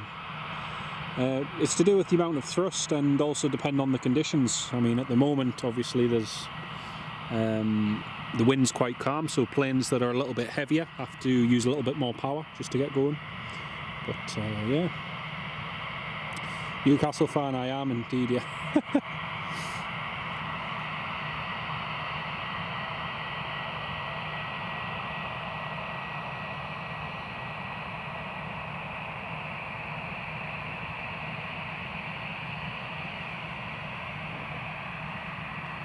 Cent altitude 2,200 feet.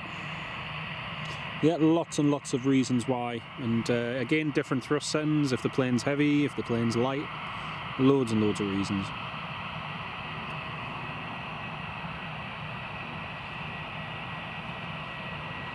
Tangy, hello, welcome to the live stream. Tangy, oh champion, you've been watching the one from Birmingham. Very nice, very nice. They get a little bit more traffic than we do sometimes, but yeah, great to have you on the live stream. Yeah, I've been doing streams from Newcastle for a few years now, and yeah, just do them every now and then when I have time.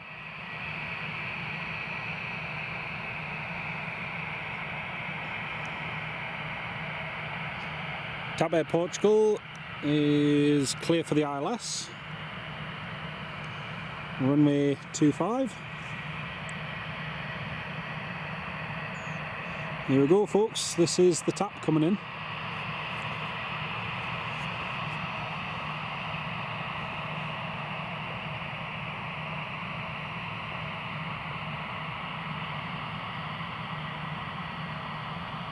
And just a reminder, folks, this is the first ever A330-900 Neo to land at Newcastle Airport. There's never been one here before. We've had A330s, we've had A340s, but we've never had an A330 Neo. Nicholas, hello mate. Give you a summary of today. It's been pretty good. Been pretty good. See, watch this. We're going to transition with the EasyJet from darkness into light. Robert D, Ken Alloway using the tap emoji. Love it. Absolutely love it.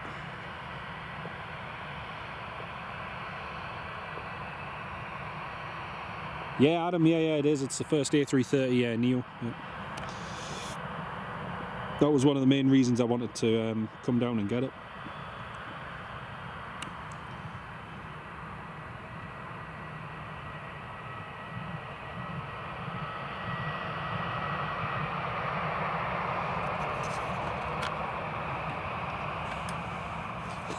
Obrigado.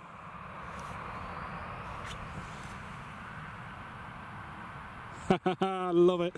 Tower just oh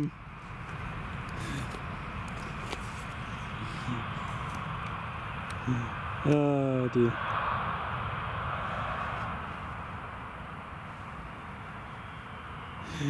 The tower just said to the Air Portugal, contact the tower, obrigado, in Portuguese. He speaks a bit of Portuguese as well. I did learn a little bit of Portuguese a few years ago.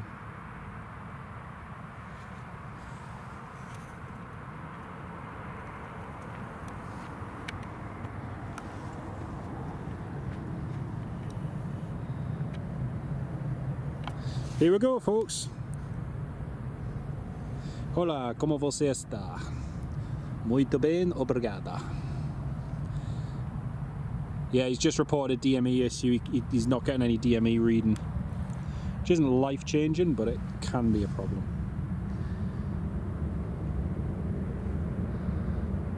Here we go, folks. This is it. You ready to watch Jose Mourinho land at Newcastle? First ever TAP A330-900 Neo to come in. Oh, been waiting 11 hours for this.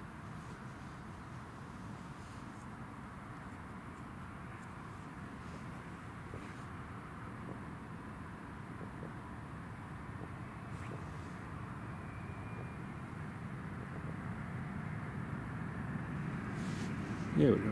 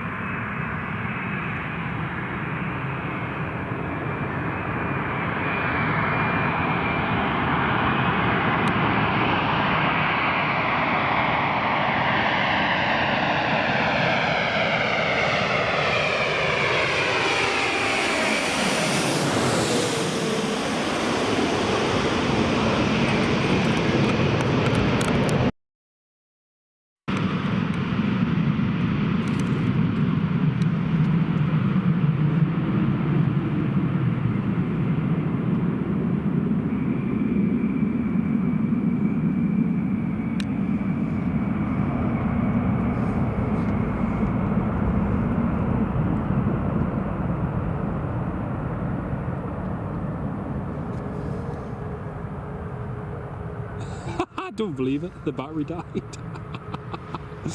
Oh, you couldn't believe that. Oh, you couldn't make it up. Couldn't make that up. That was hilarious. The battery just died as it was about to touch down. Unbelievable. That was cool. That was really cool. Welcome to Newcastle, tap Air Portugal.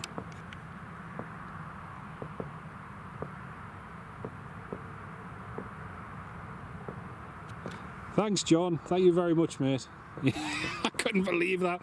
I unplugged the power from the camcorder and it said 1 hour 34 remaining, and then just as the tap was over the threshold it said low battery shutting down, and I just quickly plugged it in. You couldn't make that up. Oh dear, you could not make that up.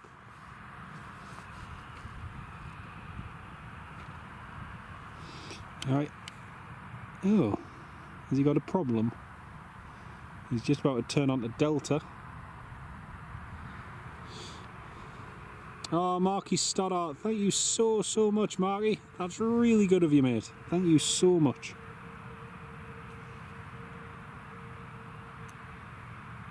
Is he not going to make this?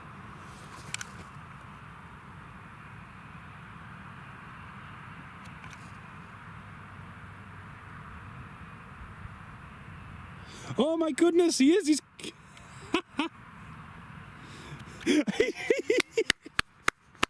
That's brilliant. Oh my goodness, that's hilarious.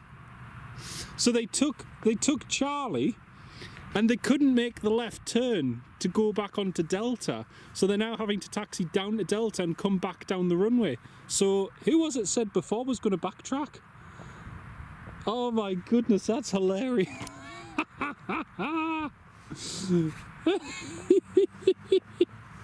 That's hilarious. Who was it? I owe somebody an apology. Hang on. Who was it that said before? Somebody commented before, oh, he's gonna backtrack down the runway.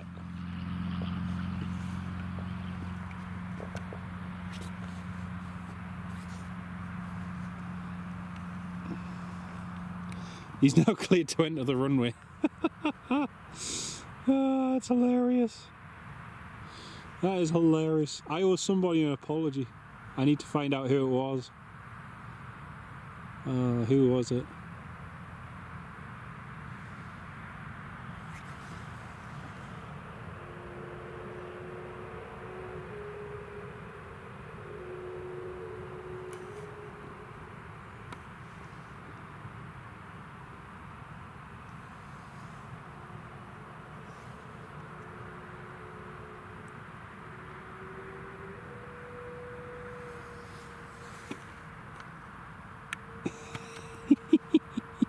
You could not make that up.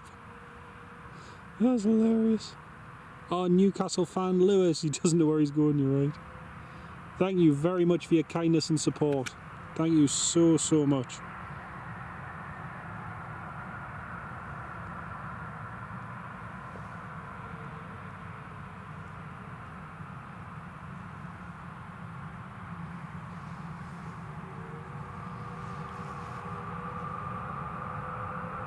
Oh, he's going all the way down to Alpha. Hey! He's going all the way down to Alpha. Sweet. His arrival just gets better and better. I swear Newcastle are just putting on a show for all the spotters. I swear they are.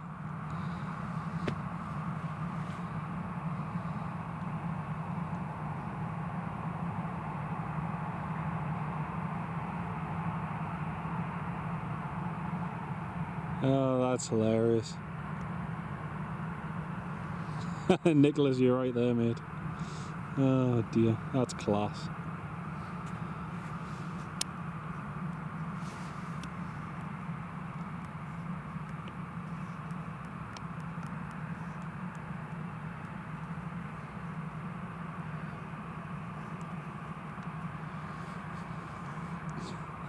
And a massive shout out and thanks to Marky Stoddart for your kindness, mate. I'm sorry I didn't get a chance to reply to that.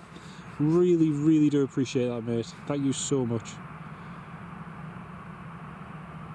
Yeah, Chris, I thought he would have said roll to the end, but the thing was they were able to take Charlie, and you can take Charlie in that category of aircraft. It's no problem at all. But they vacated Charlie, and instead of making an immediate left onto Delta, they kind of missed that turning. So they had to go all the way down.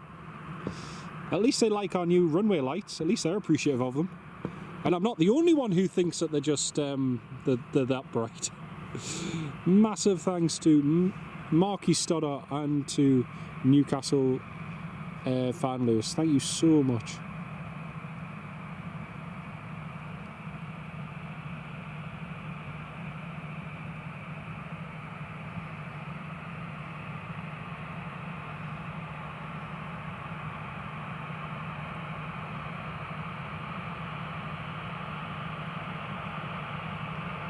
Yeah, she comes again.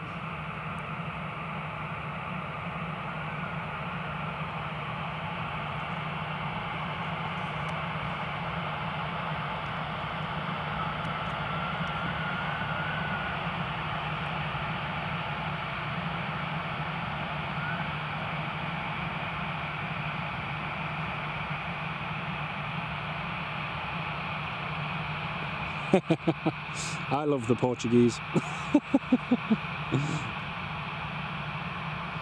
Oh dear.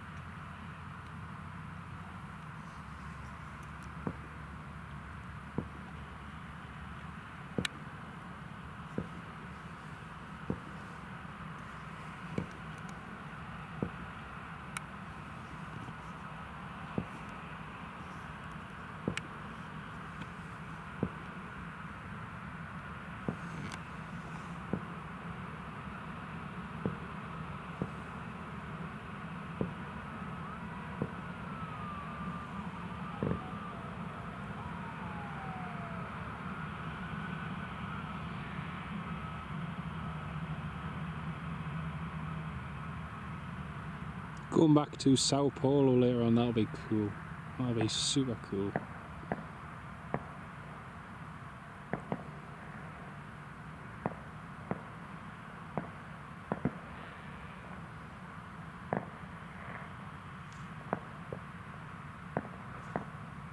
Well, welcome to Newcastle International Airport, to TAP Air Portugal and the Benfica team, who are going to face Newcastle United tomorrow night at St James's Park here in the northeast.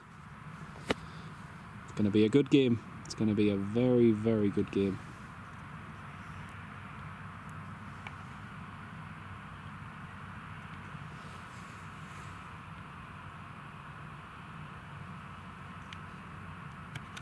Well, everyone, do you think it was worth the 11-hour wait? I certainly do.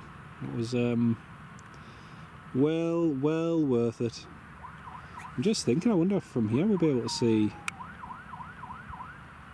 Do you know what? We've got a clear view there. We might actually see Jose Mourinho come off the plane. Because usually they disembark instead of the front door, they usually disembark at the second one from the front. So if I hang about, we might actually, because we've got a pretty good view there of the door. So we'll just hang fire a couple of minutes, because Speedbird Anth class stream had it on the background all day while working in simming. Oh, fantastic, Anth. Brilliant to have you on the live stream, mate. I hope you had a good day simming as well. Great to have you on board. Richard Bradley, I survived with all of your support, each and every one of you who've been commenting since 7 this morning through till now, 7 at night. And yeah, just massive thank you everybody for all of your support. I cannot thank you enough. And again, you don't know how much it means to us when you comment or support the channel. It really makes a world of difference, so thank you. It's been very tiring, but well worth it. Well worth it. You can see the door there. I'm hoping it'll be that second door. John D, thank you very much, mate. Thank you. It was, you couldn't have made that up. Newcastle flight, I don't know if it's tomorrow or Wednesday, I'm not sure, mate. I thought if it was, it would have been tomorrow, it would have been an overnight stop, but it's not, so yeah, I don't know, is the honest truth. Ken Alloway, thank you, mate. Great stamina, I try. Scoreboard, thank you, mate. It's very kind of you. And thank you for all of your support, both of you. I really do appreciate it. Now, I'm hoping it's that second door they use. I really hope it's that second door.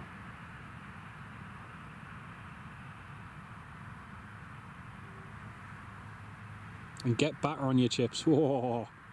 I will do that, mate.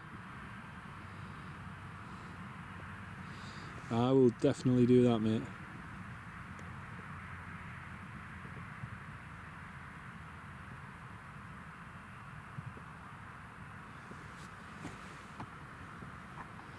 Just going to try and elevate it just to get as much height as possible.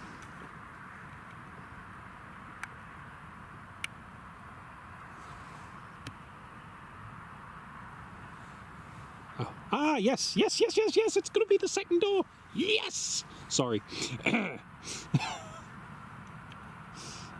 I'm just thinking, if it's the front door, we're not going to see any of the team come off, but at least if it's the front door, we will. Right, I should probably calm down because I'm overtired.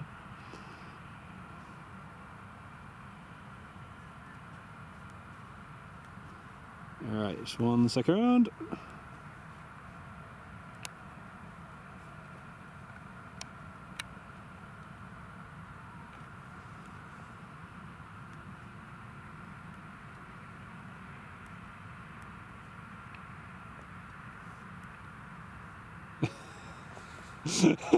Yeah, sorry, a little bit excited there. Just a little bit.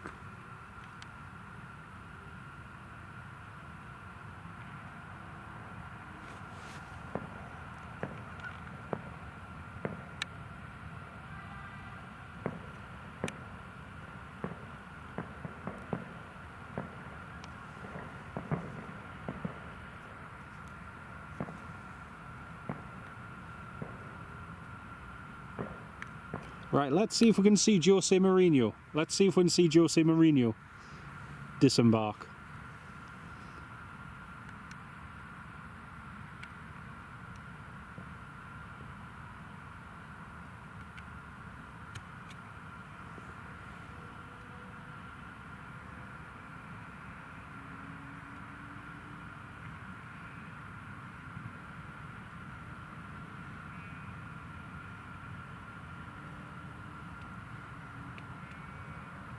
Marky, that's a very good question. How am I still this enthusiastic? Oh dear.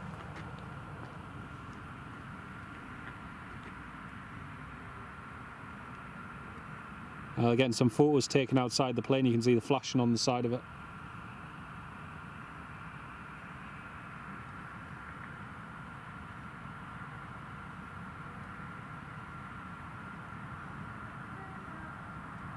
Yeah, here come the team. Look at all the flashing.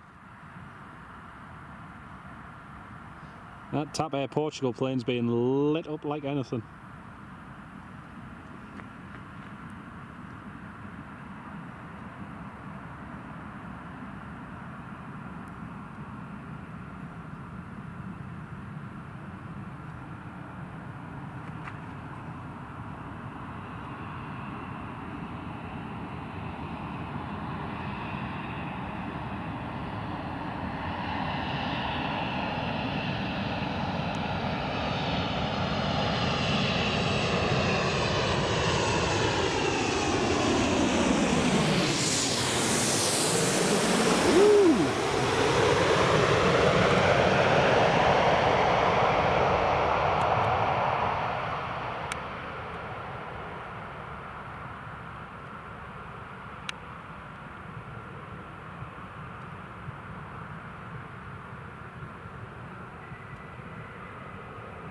Nice Bizjet.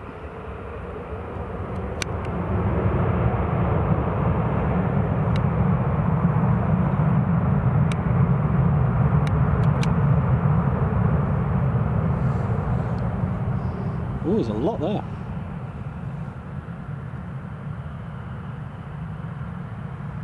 Yeah, the tap was just saying he doesn't have any SIDs loaded in his flight management system, so he's just asking what he can expect. Yeah, first one was Jose with the red cap. Yeah, it looked like it. Looked like it. Yeah, have you ever watched the interviews with Sir Bobby Robson and Jose Mourinho when he sat at the side doing the translation? It was really, really funny.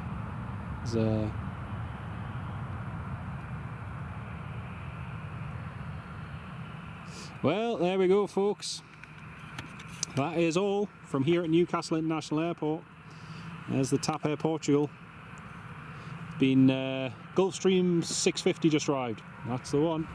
Just backtracking down the runway now. Well, folks, thank you all so much for watching. I hope you enjoyed the live stream. It's been a pleasure having you all on board. Thank you all so much again for your support. If you're new to the channel, you've just subscribed, and welcome. And to all of you who've been supporting me for months, years, I just cannot thank you all enough for tuning in today. Thank you so, so much. It's Monday, we've got a long week ahead, and into the last couple of weeks of October, so not much left of the month now, is there? Tomorrow, Newcastle United take on Benfica here at in the northeast at St James's Park. It's going to be a good one. It's going to be a good game. Thank you, Stephen. Thank you, Marky. Thank you, Ken Alloway, Newcastle Flyer, First Officer Jordan. Thank you all so, so much. Really do appreciate everybody. Enjoy the rest of your evening, whatever you get up to, and we'll catch you very, very soon, everybody. Take care for now. Bye-bye.